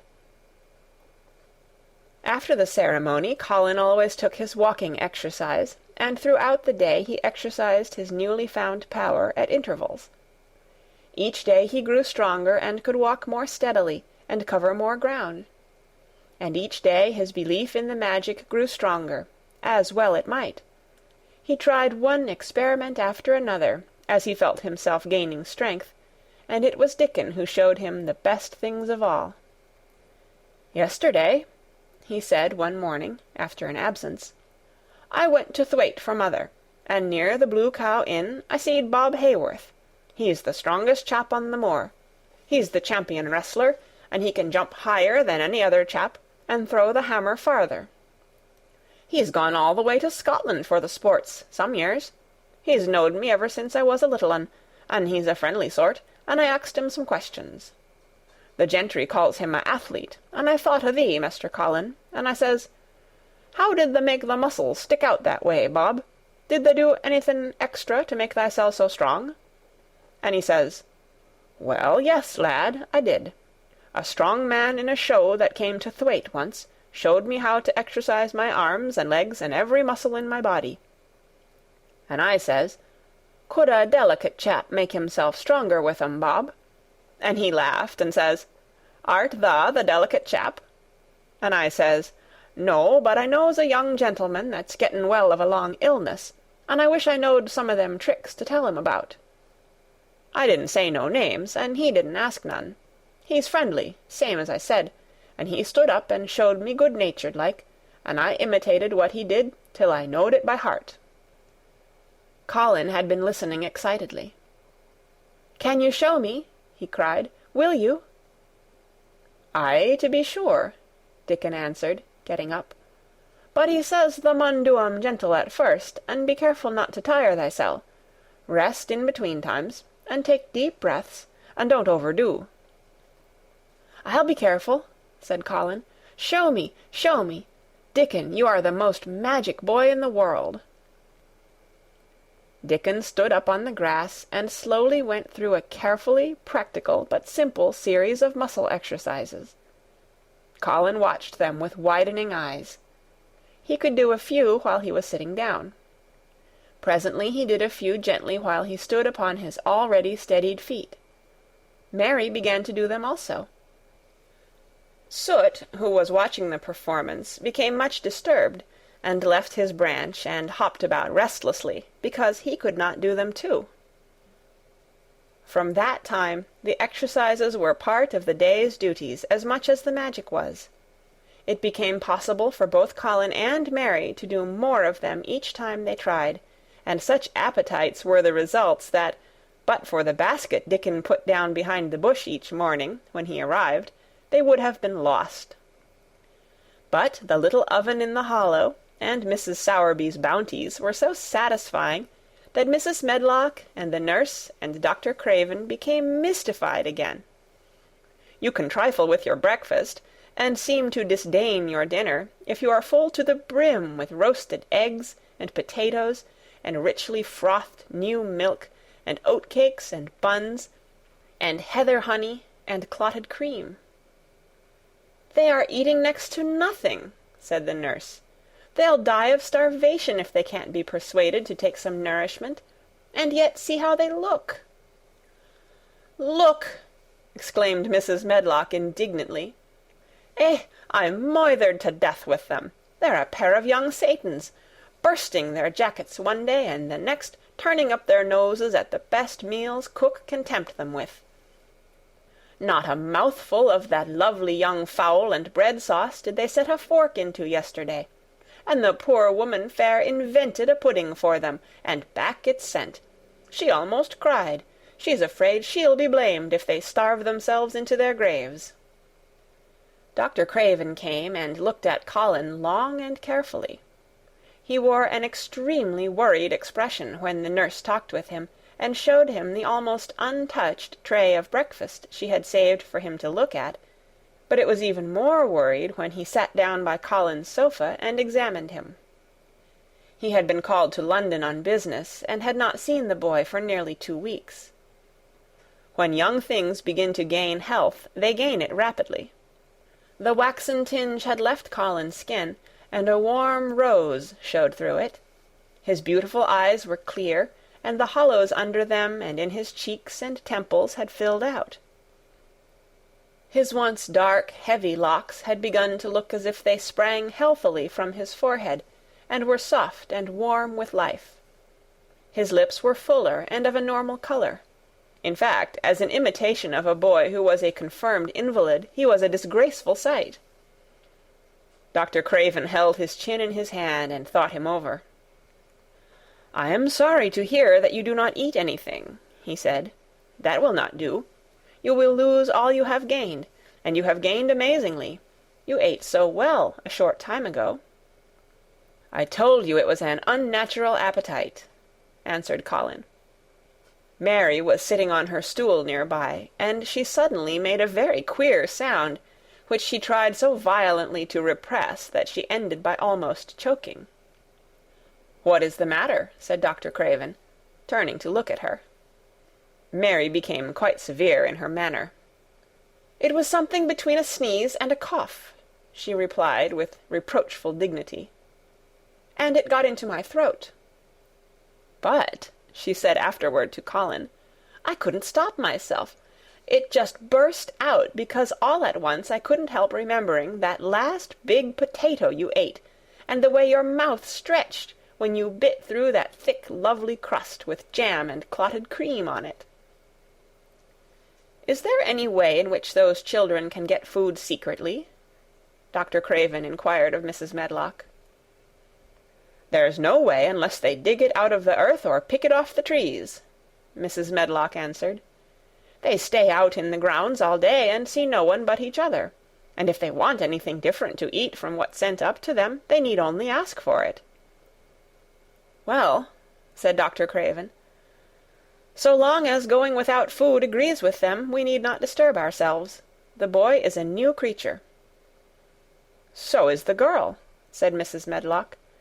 She's begun to be downright pretty since she's filled out and lost her ugly little sour look. Her hair's grown thick and healthy-looking, and she's got a bright colour. The glummest, ill-natured little thing she used to be, and now her and Master Colin laugh together like a pair of crazy young ones. Perhaps they're growing fat on that." "Perhaps they are," said Dr. Craven. "Let them laugh." End of Chapter 24. The Secret Garden by Frances Hodgson Burnett. Chapter 25. The Curtain. And the secret garden bloomed and bloomed, and every morning revealed new miracles. In the robin's nest there were eggs, and the robin's mate sat upon them, keeping them warm with her feathery little breast and careful wings. At first she was very nervous, and the robin himself was indignantly watchful. Even Dickon did not go near the close-grown corner in those days, but waited until by the quiet working of some mysterious spell he seemed to have conveyed to the soul of the little pair that in the garden there was nothing which was not quite like themselves, nothing which did not understand the wonderfulness of what was happening to them, the immense, tender, terrible, heart-breaking beauty and solemnity of eggs. If there had been one person in that garden who had not known, through all his or her innermost being, that if an egg were taken away or hurt, the whole world would whirl round and crash through space and come to an end, if there had been even one who did not feel it and act accordingly, there could have been no happiness, even in that golden springtime air. But they all knew it and felt it, and the robin and his mate knew they knew it. At first the robin watched Mary and Colin with sharp anxiety. For some mysterious reason he knew he need not watch Dickon. The first moment he set his dew-bright black eye on Dickon, he knew he was not a stranger, but a sort of robin without beak or feathers. He could speak robin, which is a quite distinct language, not to be mistaken for any other. To speak robin to a robin is like speaking French to a Frenchman. Dickon always spoke it to the robin himself, so the queer gibberish he used when he spoke to humans did not matter in the least. The robin thought he spoke this gibberish to them because they were not intelligent enough to understand feathered speech. His movements were also robin. They never startled one by being sudden enough to seem dangerous or threatening. Any robin could understand Dickon, so his presence was not even disturbing. But at the outset it seemed necessary to be on guard against the other two. In the first place, the boy creature did not come into the garden on his legs. He was pushed in on a thing with wheels, and the skins of wild animals were thrown over him. That in itself was doubtful. Then, when he began to stand up and move about, he did it in a queer, unaccustomed way, and the others seemed to have to help him. The robin used to secret himself in a bush and watch this anxiously, his head tilted first on one side and then on the other. He thought that the slow movements might mean that he was preparing to pounce, as cats do. When cats are preparing to pounce, they creep over the ground very slowly. The robin talked this over with his mate a great deal for a few days, but after that he decided not to speak of the subject, because her terror was so great that he was afraid it might be injurious to the eggs. When the boy began to walk by himself, and even to move more quickly, it was an immense relief. But for a long time, or it seemed a long time to the robin, he was a source of some anxiety. He did not act as the other humans did. He seemed very fond of walking, but he had a way of sitting or lying down for a while, and then getting up, in a disconcerting manner, to begin again. One day the robin remembered that when he himself had been made to learn to fly by his parents, he had done much the same sort of thing. He had taken short flights of a few yards, and then had been obliged to rest. So it occurred to him that this boy was learning to fly, or rather to walk. He mentioned this to his mate, and when he told her that the eggs would probably conduct themselves in the same way after they were fledged, she was quite comforted, and even became eagerly interested, and derived great pleasure from watching the boy over the edge of her nest, though she always thought that the eggs would be much cleverer and learn more quickly. But then she said indulgently that humans were always more clumsy and slow than eggs, and most of them never seemed really to learn to fly at all. You never met them in the air, or on tree-tops. After a while the boy began to move about as the others did, but all three of the children at times did unusual things. They would stand under the trees, and move their arms and legs and heads about in a way which was neither walking, nor running, nor sitting down. They went through these movements at intervals every day, and the robin was never able to explain to his mate what they were doing or trying to do. He could only say that he was sure that the eggs would never flap about in such a manner, but as the boy who could speak robin so fluently was doing the thing with them, birds could be quite sure that the actions were not of a dangerous nature. Of course, neither the robin nor his mate had ever heard of the champion wrestler, Bob Hayworth, and his exercises for making the muscles stand out like lumps. Robins are not like human beings. Their muscles are always exercised from the first, and so they develop themselves in a natural manner. If you have to fly about to find every meal you eat, your muscles do not become atrophied. Atrophied means wasted away through want of use.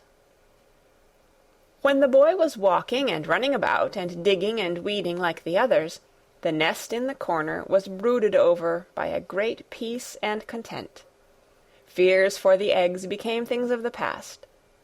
Knowing that your eggs were as safe as if they were locked in a bank vault, and the fact that you could watch so many curious things going on, made setting a most entertaining occupation.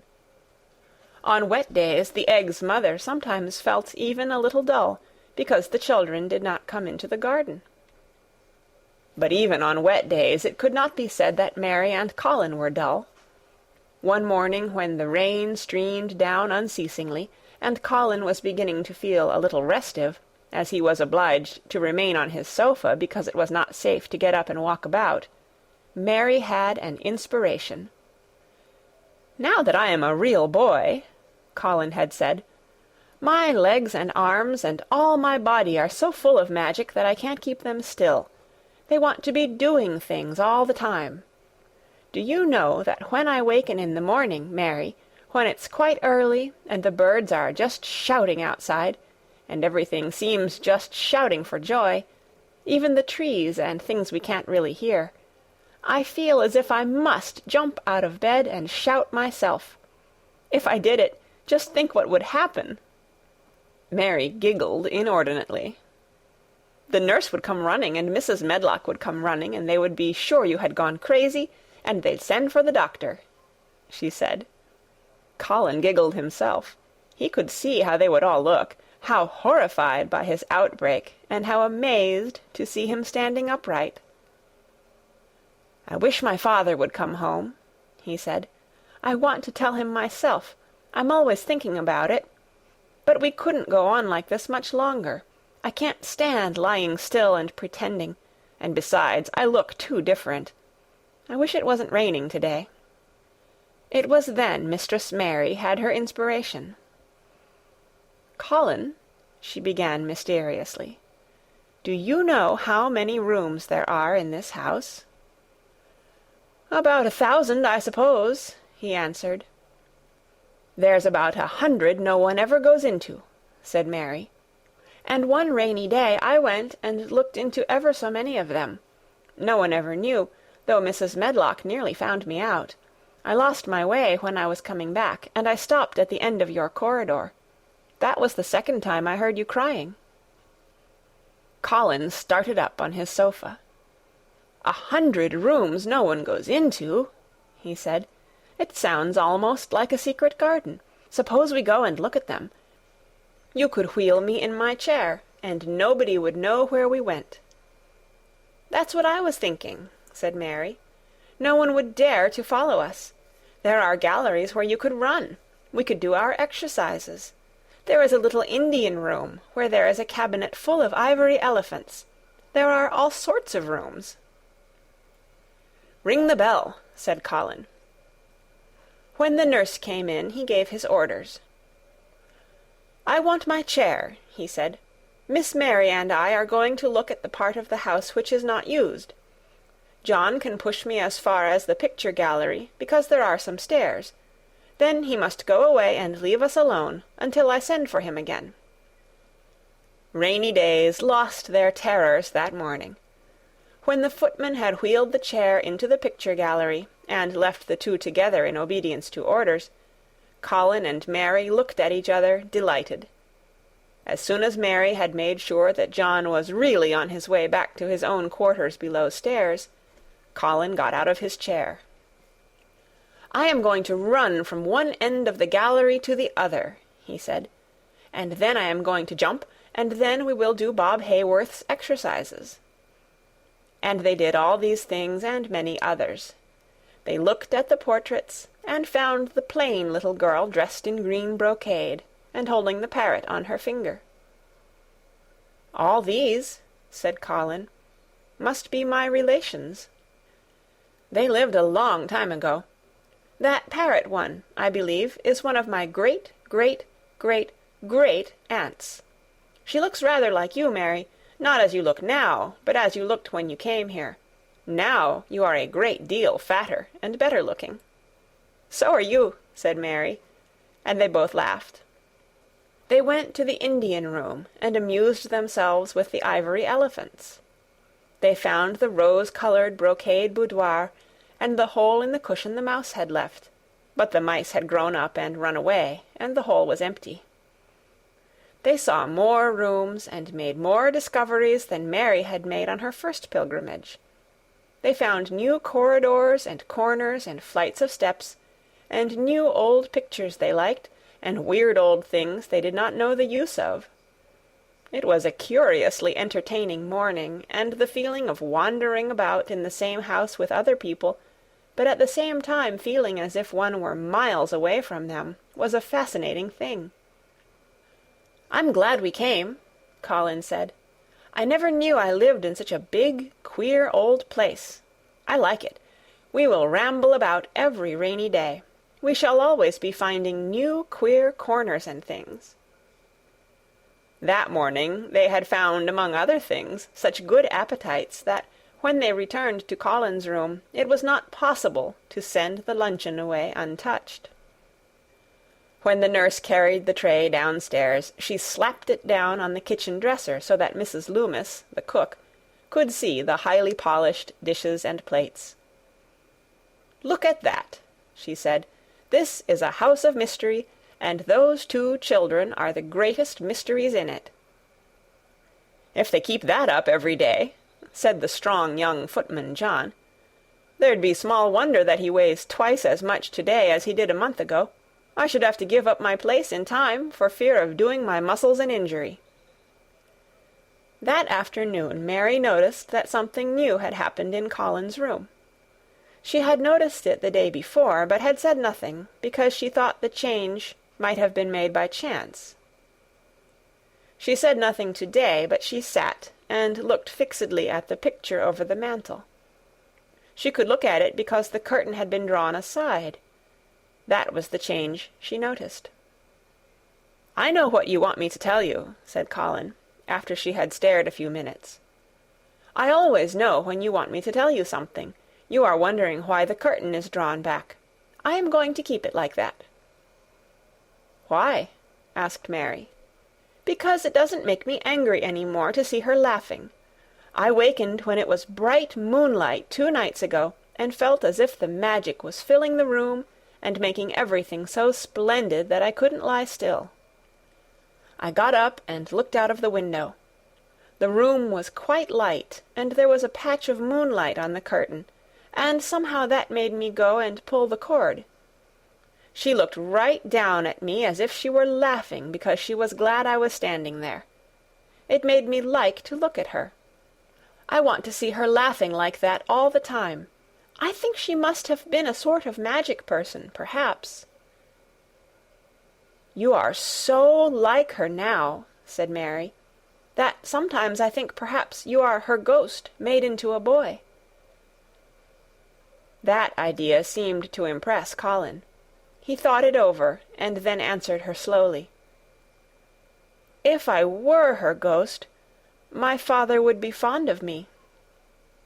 "Do you want him to be fond of you?" inquired Mary. "I used to hate it because he was not fond of me. If he grew fond of me, I think I should tell him about the magic. It might make him more cheerful." End of chapter 25. The Secret Garden. Chapter 26. Its Mother. Their belief in the magic was an abiding thing. After the morning's incantations, Colin sometimes gave them magic lectures. "I like to do it," he explained, "because when I grow up and make great scientific discoveries, I shall be obliged to lecture about them, and so this is practice. I can only give short lectures now because I am very young, and besides, Ben Weatherstaff would feel as if he were in church, and he would go to sleep." "The best thing about lecturing," said Ben, "is that a chap can get up and say aught he pleases, and no other chap can answer him back. I wouldn't be again lecturing a bit myself sometimes." But when Colin held forth under his tree, old Ben fixed devouring eyes on him, and kept them there. He looked him over with critical affection. It was not so much the lecture which interested him as the legs which looked straighter and stronger each day, the boyish head which held itself up so well, the once sharp chin and hollow cheeks, which had filled and rounded out, and the eyes which had begun to hold the light he remembered in another pair. Sometimes, when Colin felt Ben's earnest gaze meant that he was much impressed, he wondered what he was reflecting on, and once, when he had seemed quite entranced, he questioned him. "What are you thinking about, Ben Weatherstaff?" he asked. "I was thinking," answered Ben, "as I'd warrant tha's gone up 3 or 4 pound this week. I was looking at the calves and the shoulders. I'd like to get thee on a pair of scales." "It's the magic, and Mrs. Sowerby's buns and milk and things," said Colin. "You see, the scientific experiment has succeeded." That morning Dickon was too late to hear the lecture. When he came he was ruddy with running, and his funny face looked more twinkling than usual. As they had a good deal of weeding to do after the rains, they fell to work. They always had plenty to do after a warm, deep, sinking rain. The moisture which was good for the flowers was also good for the weeds which thrust up tiny blades of grass and points of leaves which must be pulled up before their roots took too firm hold. Colin was as good at weeding as anyone in these days, and he could lecture while he was doing it. "The magic works best when you work yourself," he said this morning. "You can feel it in your bones and muscles. I am going to read books about bones and muscles, but I am going to write a book about magic. I am making it up now. I keep finding out things." It was not very long after he had said this that he laid down his trowel and stood up on his feet. He had been silent for several minutes, and they had seen that he was thinking out lectures, as he often did. When he dropped his trowel and stood upright, it seemed to Mary and Dickon as if a sudden strong thought had made him do it.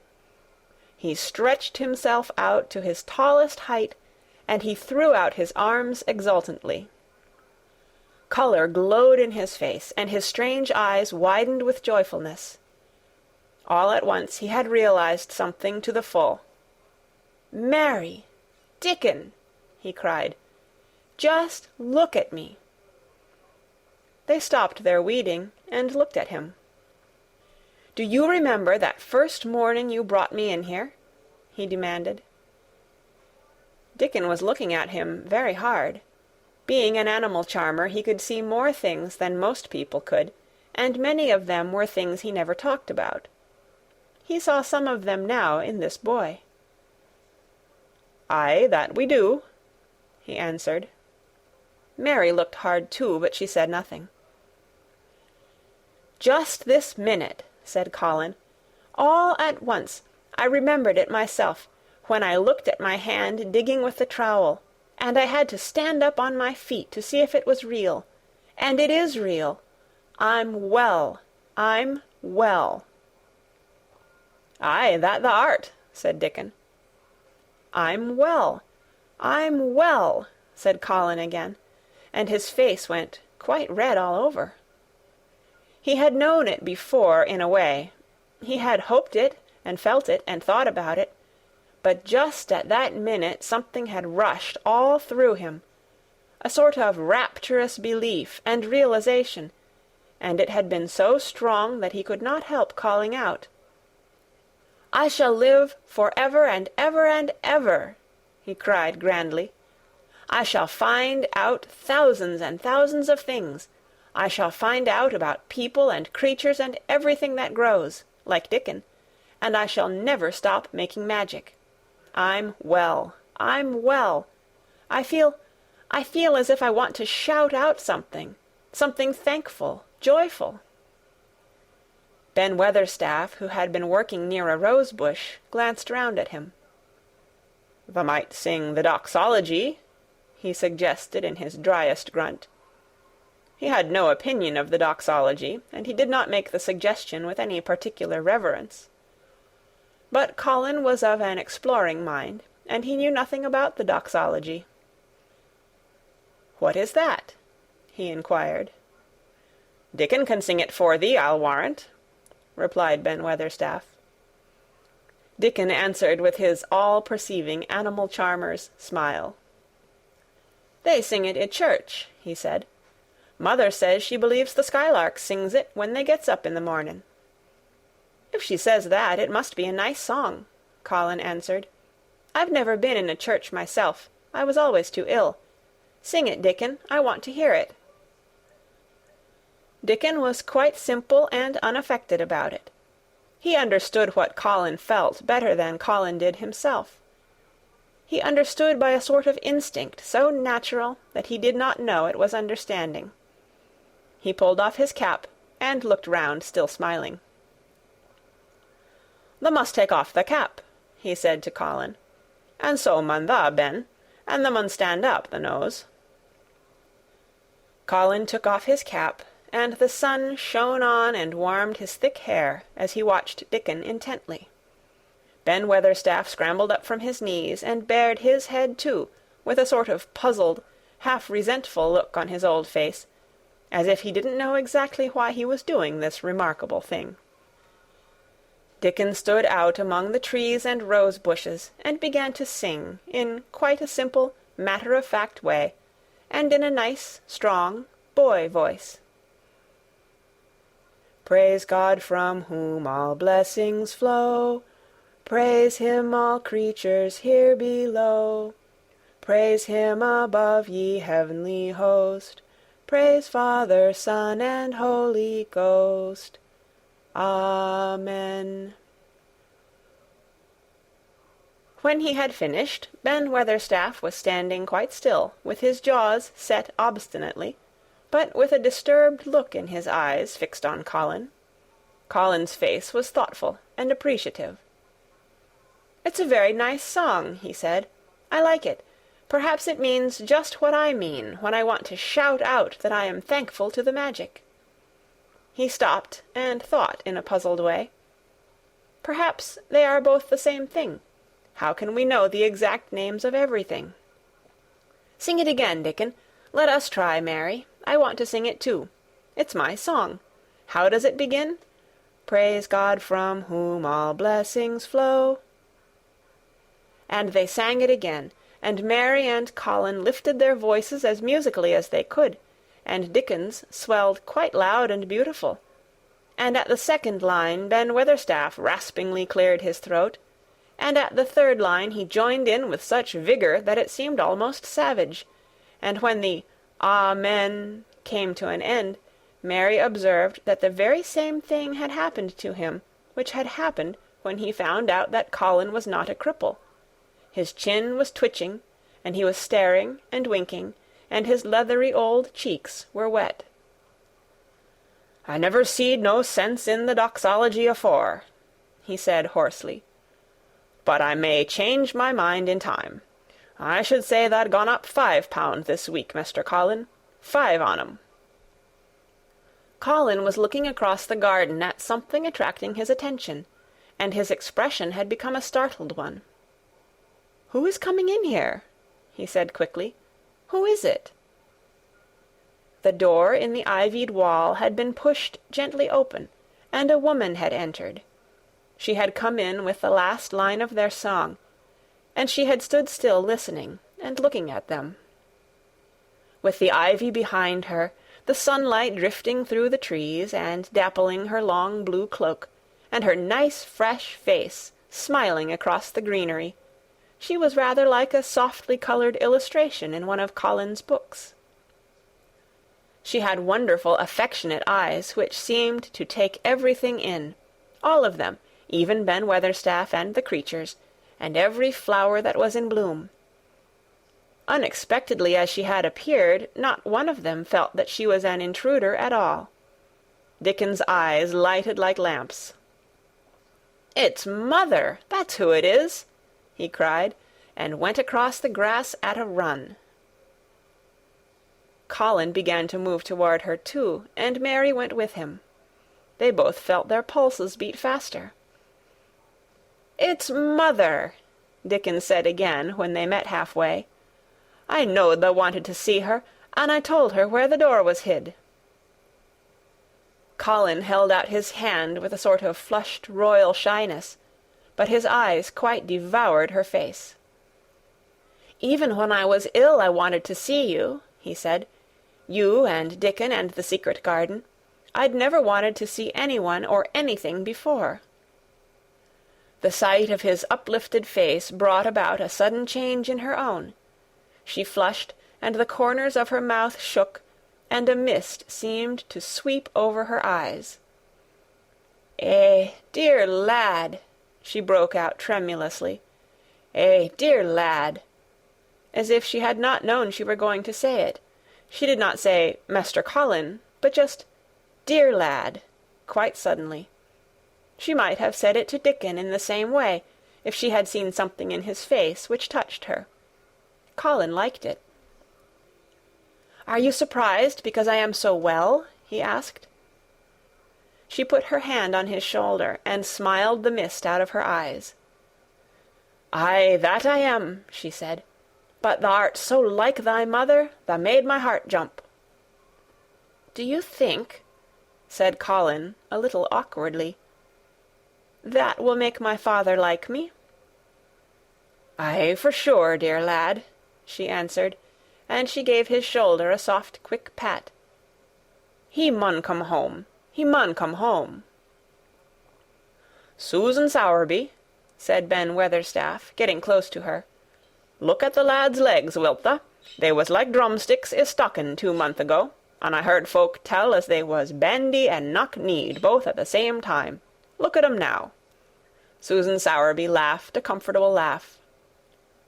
"They're going to be fine, strong lads' legs in a bit," she said. "Let him go on playin' and workin' in the garden, and eatin' hearty, and drinkin' plenty o' good sweet milk, and there'll not be a finer pair i' Yorkshire, thank God for it." She put both hands on Mistress Mary's shoulders, and looked her little face over in a motherly fashion. "And thee too," she said. "Thou'rt grown near as hearty as our Elizabeth Ellen. I'll warrant thou'rt like thy mother too. Our Martha told me as Mrs. Medlock heard she was a pretty woman.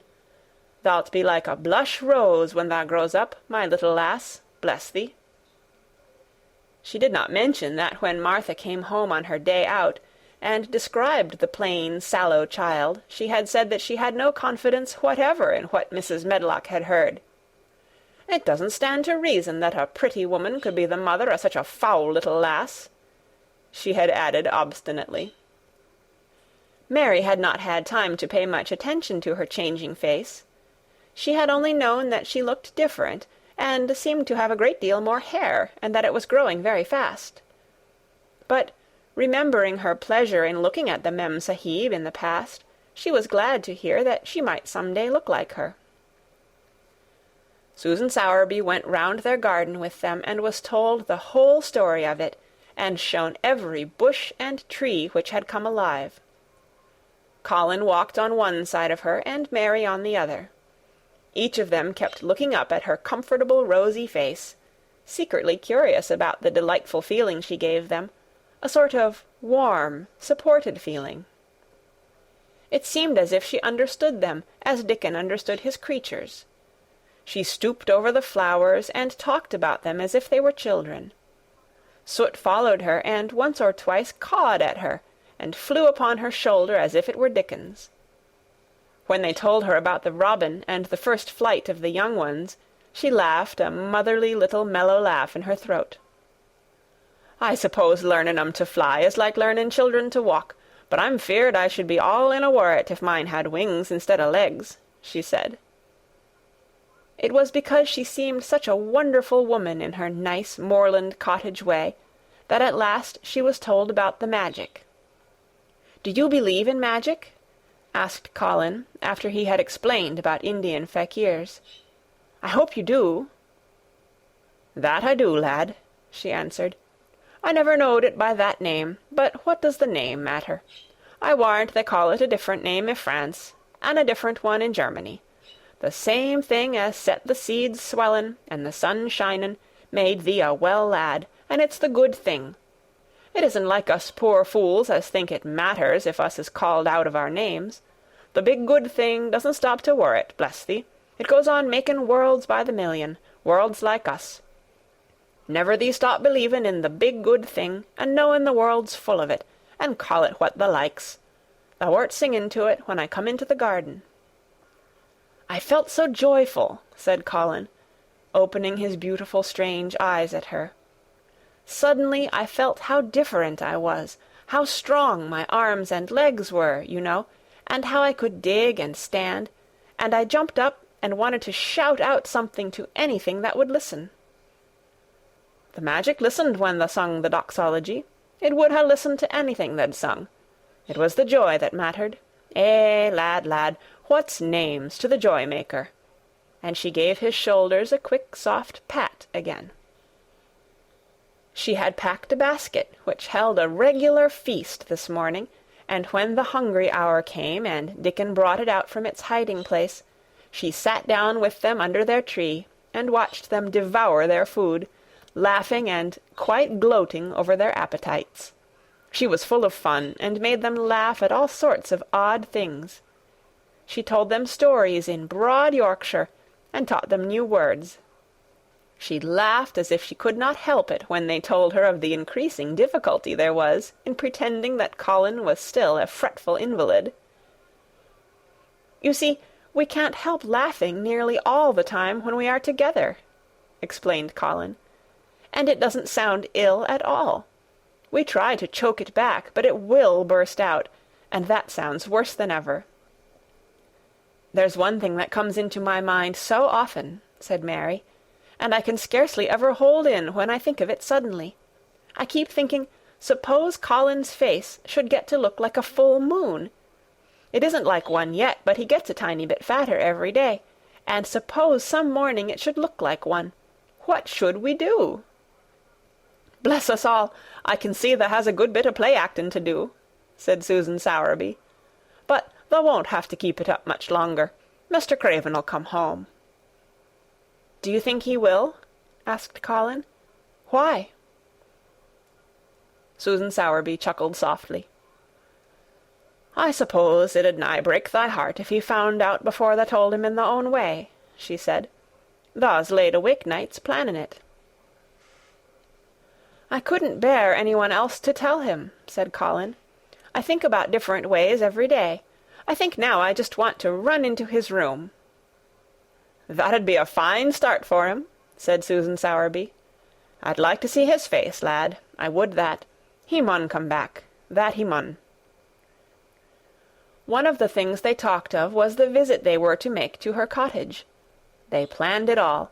They were to drive over the moor and lunch out of doors among the heather.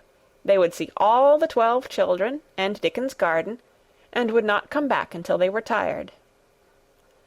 Susan Sowerby got up at last to return to the house and Mrs. Medlock.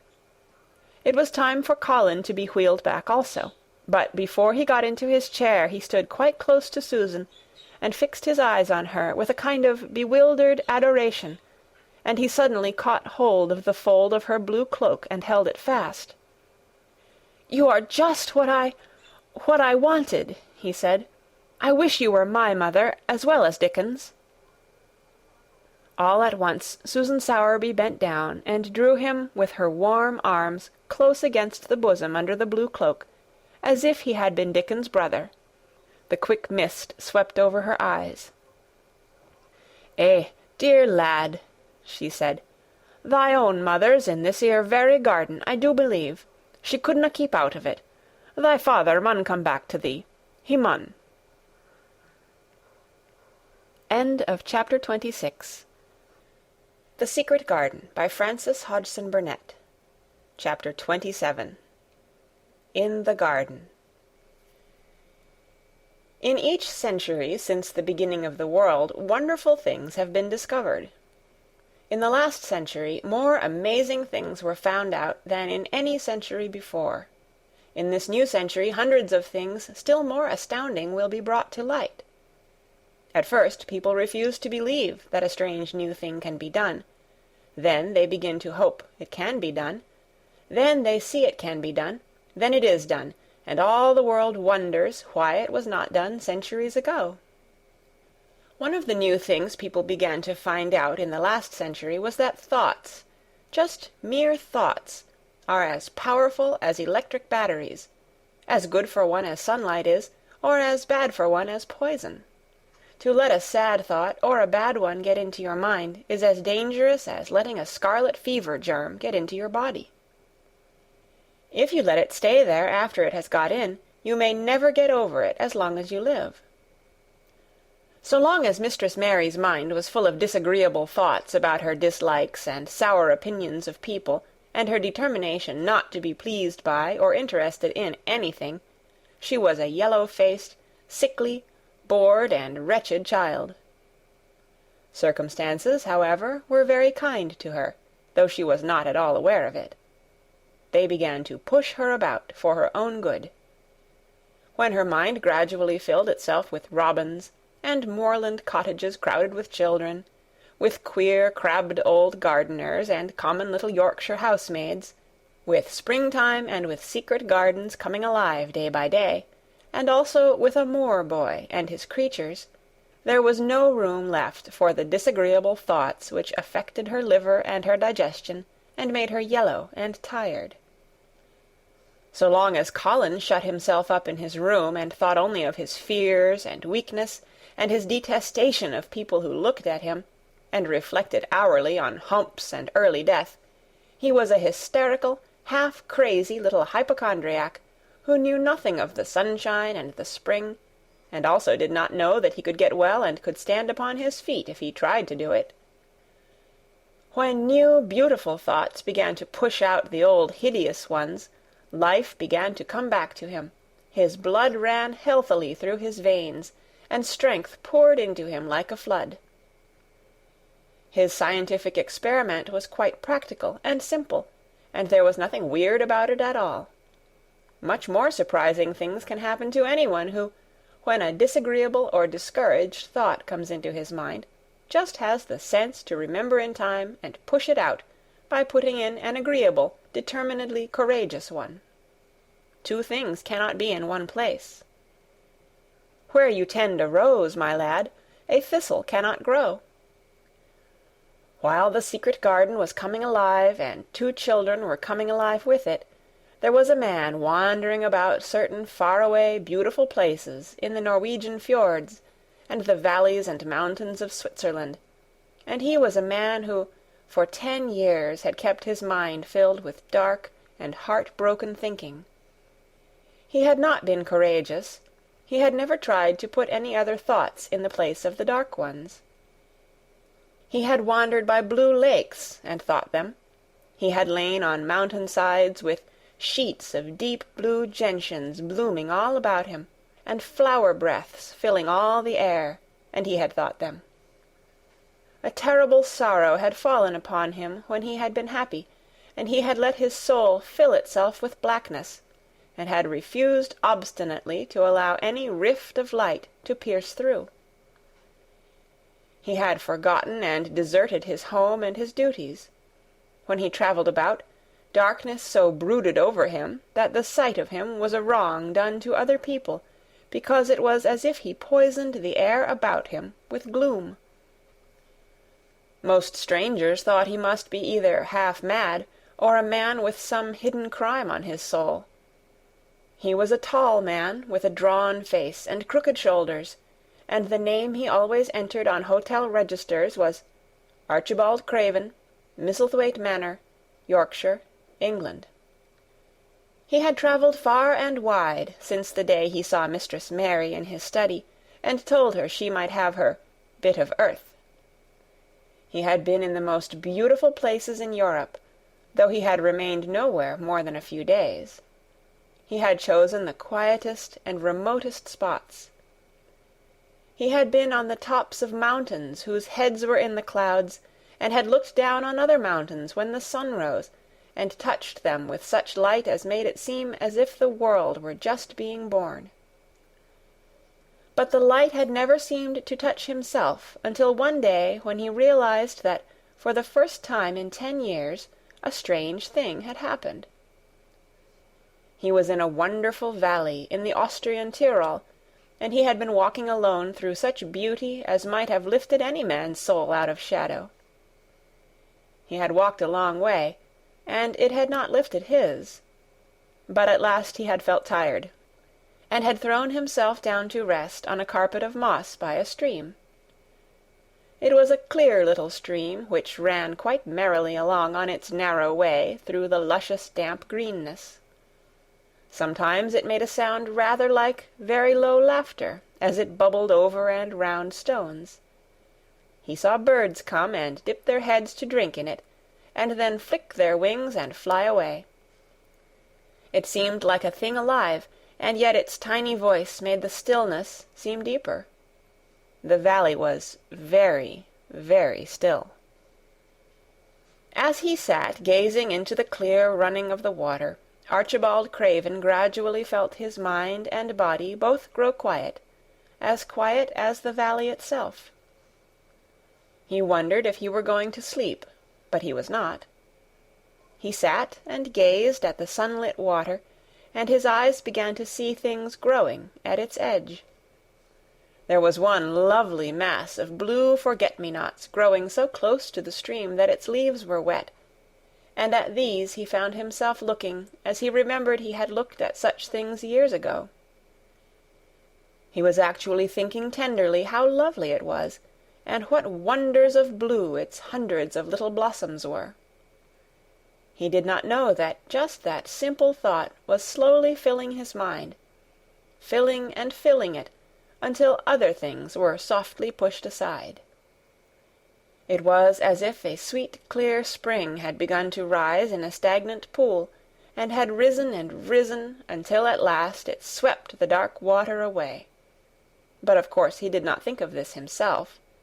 He only knew that the valley seemed to grow quieter and quieter as he sat and stared at the bright, delicate blueness.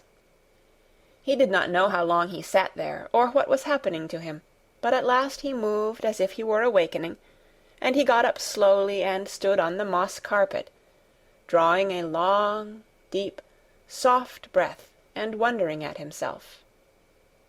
Something seemed to have been unbound and released in him, very quietly. "What is it?" he said, almost in a whisper, and he passed his hand over his forehead. "I almost feel as if I were alive." I do not know enough about the wonderfulness of undiscovered things to be able to explain how this had happened to him. Neither does anyone else yet. He did not understand at all himself, but he remembered this strange hour months afterward when he was at Misselthwaite again, and he found out quite by accident that on this very day Colin had cried out as he went into the secret garden, "I am going to live for ever and ever and ever." The singular calmness remained with him the rest of the evening, and he slept a new, reposeful sleep, but it was not with him very long. He did not know that it could be kept. By the next night he had opened the doors wide to his dark thoughts, and they had come trooping and rushing back. He left the valley, and went on his wandering way again. But, strange as it seemed to him, there were minutes, sometimes half-hours, when, without his knowing why, the black burden seemed to lift itself again, and he knew he was a living man, and not a dead one.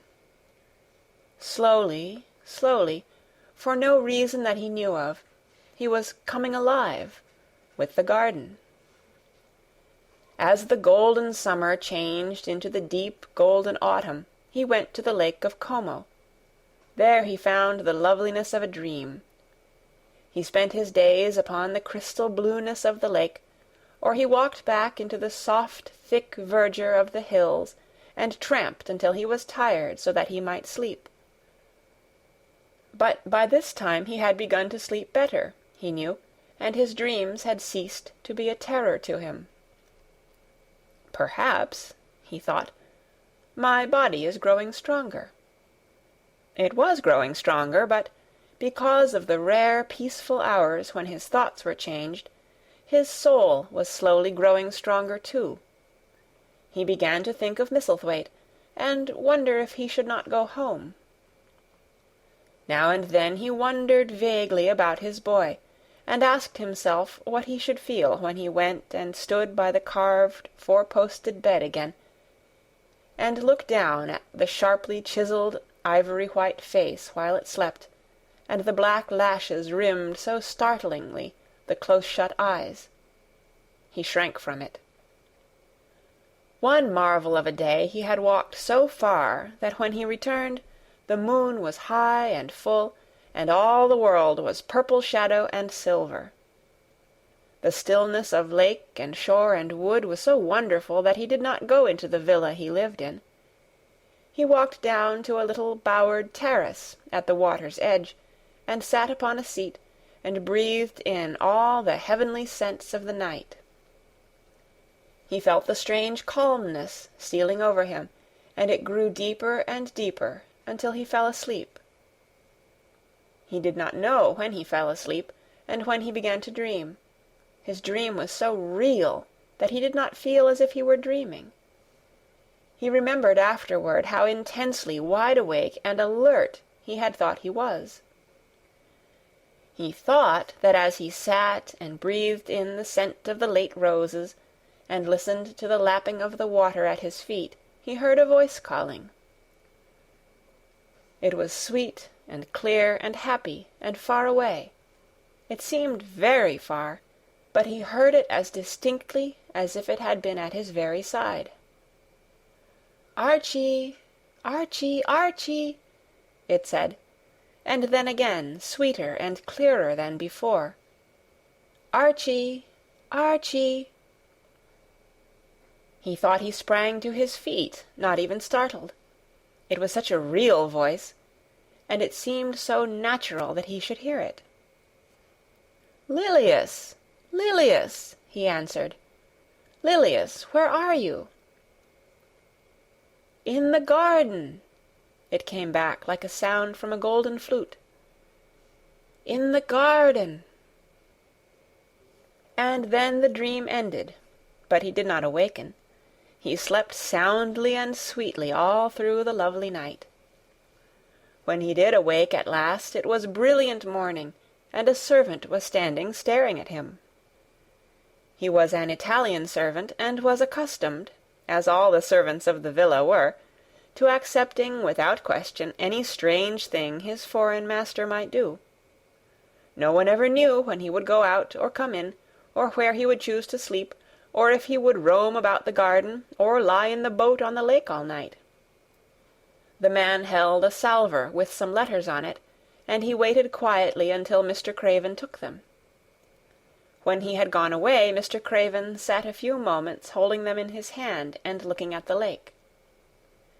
His strange calm was still upon him, and something more, a lightness, as if the cruel thing which had been done had not happened as he thought, as if something had changed. He was remembering the dream, the real dream. "In the garden," he said, wondering at himself. "In the garden. But the door is locked, and the key is buried deep." When he glanced at the letters a few minutes later, he saw that the one lying at the top of the rest was an English letter, and came from Yorkshire. It was directed in a plain woman's hand, but it was not a hand he knew. He opened it, scarcely thinking of the writer, but the first words attracted his attention at once. "Dear Sir, I am Susan Sowerby, that made bold to speak to you once on the moor. It was about Miss Mary I spoke. I will make bold to speak again. Please, sir, I would come home, if I was you. I think you would be glad to come, and, if you will excuse me, sir, I think your lady would ask you to come, if she was here. Your obedient servant, Susan Sowerby." Mr. Craven read the letter twice before he put it back in its envelope. He kept thinking about the dream. "I will go back to Misselthwaite," he said. "Yes, I'll go at once." And he went through the garden to the villa, and ordered Pitcher to prepare for his return to England. In a few days he was in Yorkshire again, and on his long railroad journey he found himself thinking of his boy as he had never thought in all the 10 years past. During those years he had only wished to forget him. Now, though he did not intend to think about him, memories of him constantly drifted into his mind. He remembered the black days when he had raved like a madman because the child was alive and the mother was dead. He had refused to see it, and when he had gone to look at it at last, it had been such a weak, wretched thing that everyone had been sure it would die in a few days. But, to the surprise of those who took care of it, the days passed, and it lived, and then everyone believed it would be a deformed and crippled creature. He had not meant to be a bad father, but he had not felt like a father at all. He had supplied doctors and nurses and luxuries, but he had shrunk from the mere thought of the boy, and had buried himself in his own misery. The first time after a year's absence he returned to Misselthwaite, and the small, miserable-looking thing languidly and indifferently lifted to his face the great grey eyes with black lashes round them, so like, and yet so horribly unlike the happy eyes he had adored, he could not bear the sight of them, and turned away, pale as death. After that he scarcely ever saw him except when he was asleep, and all he knew of him was that he was a confirmed invalid, with a vicious, hysterical, half-insane temper. He could only be kept from furies dangerous to himself by being given his own way in every detail. All this was not an uplifting thing to recall, but as the train whirled him through mountain passes and golden plains, the man who was coming alive began to think in a new way, and he thought long and steadily and deeply. "Perhaps I have been all wrong for 10 years," he said to himself. 10 years is a long time. It may be too late to do anything, quite too late. What have I been thinking of? Of course, this was the wrong magic, to begin by saying too late. Even Colin could have told him that. But he knew nothing of magic, either black or white. This he had yet to learn. He wondered if Susan Sowerby had taken courage and written to him only because the motherly creature had realized that the boy was much worse, was fatally ill. If he had not been under the spell of the curious calmness which had taken possession of him, he would have been more wretched than ever. But the calm had brought a sort of courage and hope with it. Instead of giving way to thoughts of the worst, he actually found he was trying to believe in better things. Could it be possible that she sees that I may be able to do him good, and control him? He thought. I will go and see her on my way to Misselthwaite.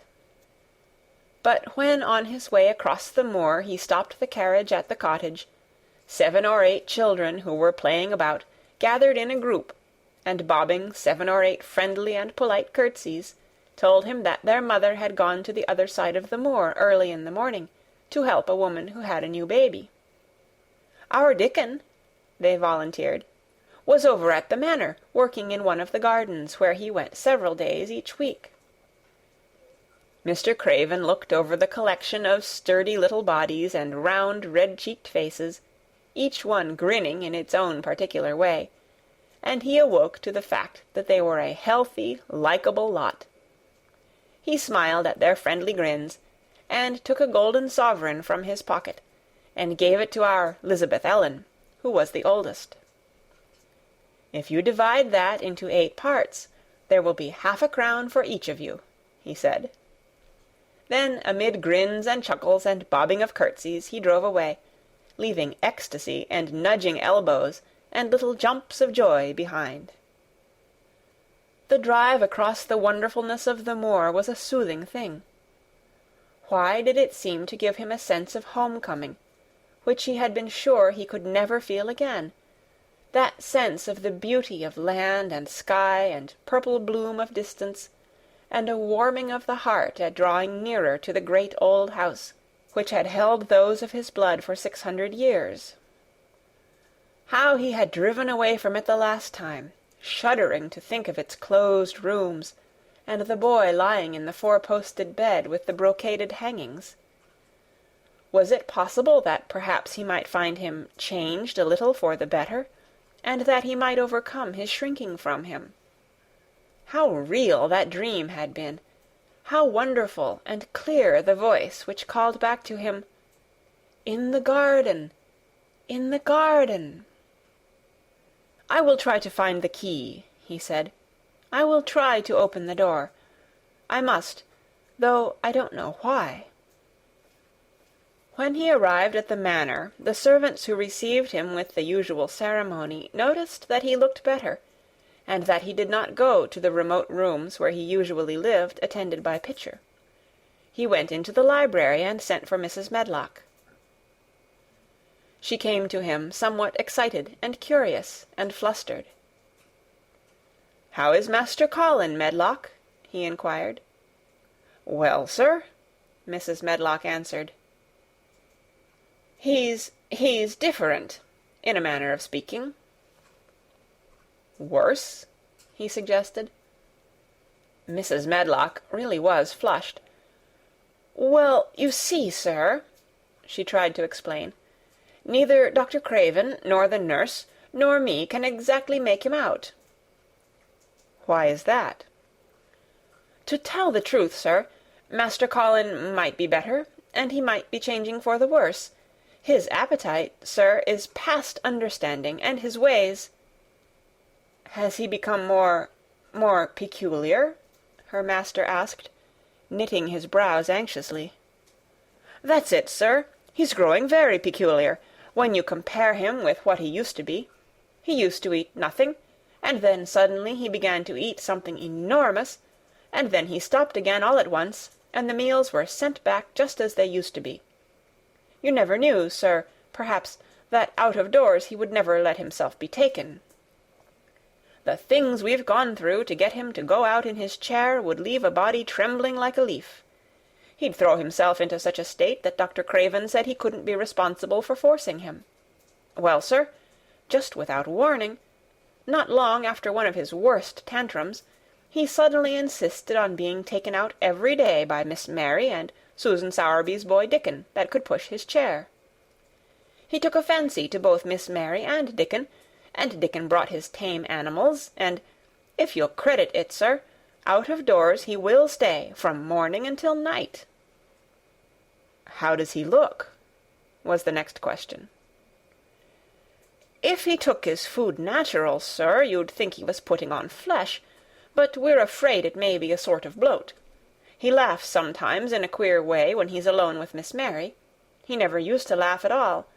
Dr. Craven is coming to see you at once, if you'll allow him. He never was as puzzled in his life." "Where is Master Colin now?" Mr. Craven asked. "In the garden, sir. He's always in the garden, though not a human creature is allowed to go near, for fear they'll look at him." Mr. Craven scarcely heard her last words. "In the garden," he said, and after he had sent Mrs. Medlock away, he stood and repeated it again and again. "In the garden." He had to make an effort to bring himself back to the place he was standing in, and when he felt he was on earth again, he turned and went out of the room. He took his way, as Mary had done, through the door in the shrubbery, and among the laurels and the fountain beds. The fountain was playing now, and was encircled by beds of brilliant autumn flowers. He crossed the lawn, and turned into the long walk by the ivied walls. He did not walk quickly, but slowly, and his eyes were on the path. He felt as if he were being drawn back to the place he had so long forsaken, and he did not know why. As he drew near to it, his step became still more slow. He knew where the door was, even though the ivy hung thick over it, but he did not know exactly where it lay, that buried key. So he stopped, and stood still, looking about him, and almost the moment after he had paused, he started and listened, asking himself if he were walking in a dream. The ivy hung thick over the door. The key was buried under the shrubs. No human being had passed that portal for 10 lonely years. And yet, inside the garden there were sounds. There were the sounds of running, scuffling feet, seeming to chase round and round under the trees. There were strange sounds of lowered, suppressed voices, exclamations, and smothered, joyous cries. It seemed actually like the laughter of young things, the uncontrollable laughter of children who were trying not to be heard, but who, in a moment or so, as their excitement mounted, would burst forth. What in heaven's name was he dreaming of? What in heaven's name did he hear? Was he losing his reason, and thinking he heard things which were not for human ears? Was it that the far, clear voice had meant? And then the moment came, the uncontrollable moment, when the sounds forgot to hush themselves. The feet ran faster and faster. They were nearing the garden door. There was quick, strong, young breathing, and a wild outbreak of laughing which could not be contained.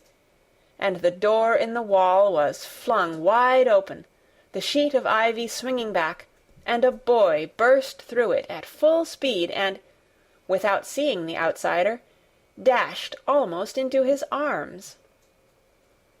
Mr. Craven had extended them just in time to save him from falling as a result of his unseeing dash against him, and when he held him away to look at him in amazement at his being there, he truly gasped for breath. He was a tall boy, and a handsome one. He was glowing with life, and his running had sent splendid color leaping to his face. He threw the thick hair back from his forehead, and lifted a pair of strange grey eyes full of boyish laughter, and rimmed with black lashes like a fringe. It was the eyes which made Mr. Craven gasp for breath. "Who? What? Who?" he stammered. This was not what Colin had expected. This was not what he had planned. He had never thought of such a meeting, and yet to come dashing out, winning a race, perhaps it was even better. He drew himself up to his very tallest. Mary, who had been running with him and had dashed through the door too, believed that he managed to make himself look taller than he had ever looked before, inches taller. "Father," he said, "I'm Colin. You can't believe it. I scarcely can myself. I'm Colin." Like Mrs. Medlock, he did not understand what his father meant when he said hurriedly, "In the garden, in the garden." "Yes," hurried on Colin, "it was the garden that did it, and Mary and Dickon and the creatures, and the magic.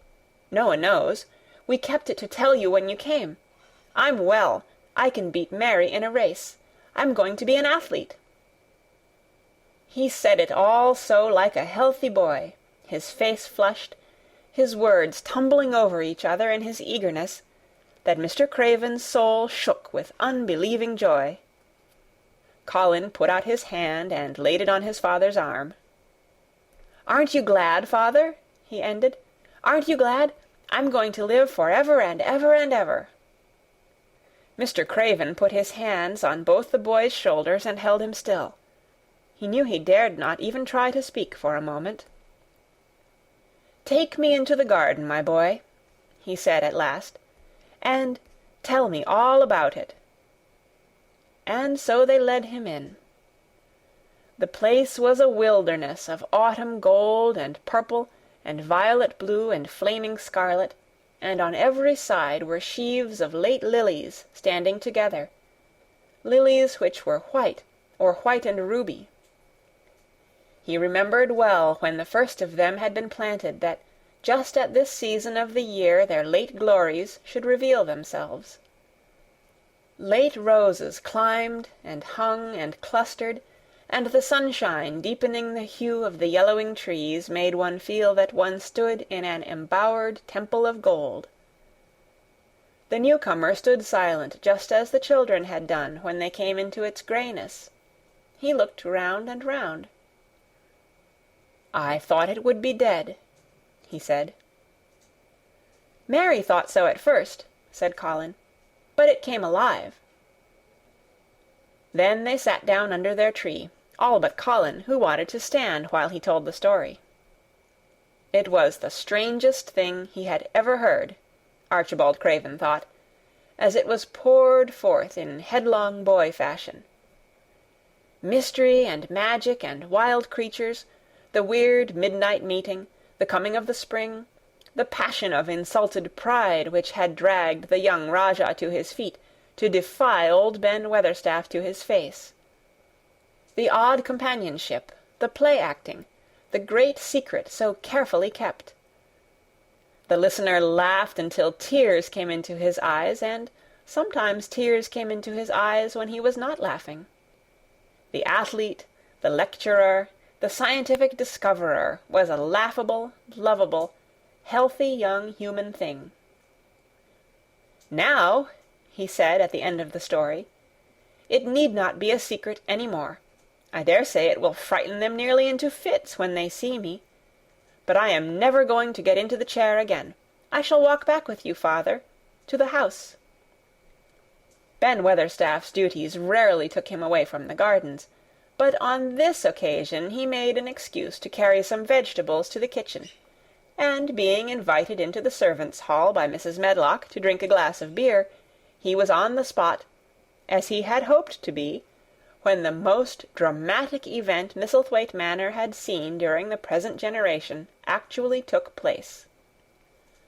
One of the windows looking upon the courtyard gave also a glimpse of the lawn. Mrs. Medlock, knowing Ben had come from the gardens, hoped that he might have caught sight of his master, and even by chance of his meeting with Master Colin. "Did you see either of them, Weatherstaff?" she asked. Ben took his beer-mug from his mouth and wiped his lips with the back of his hand.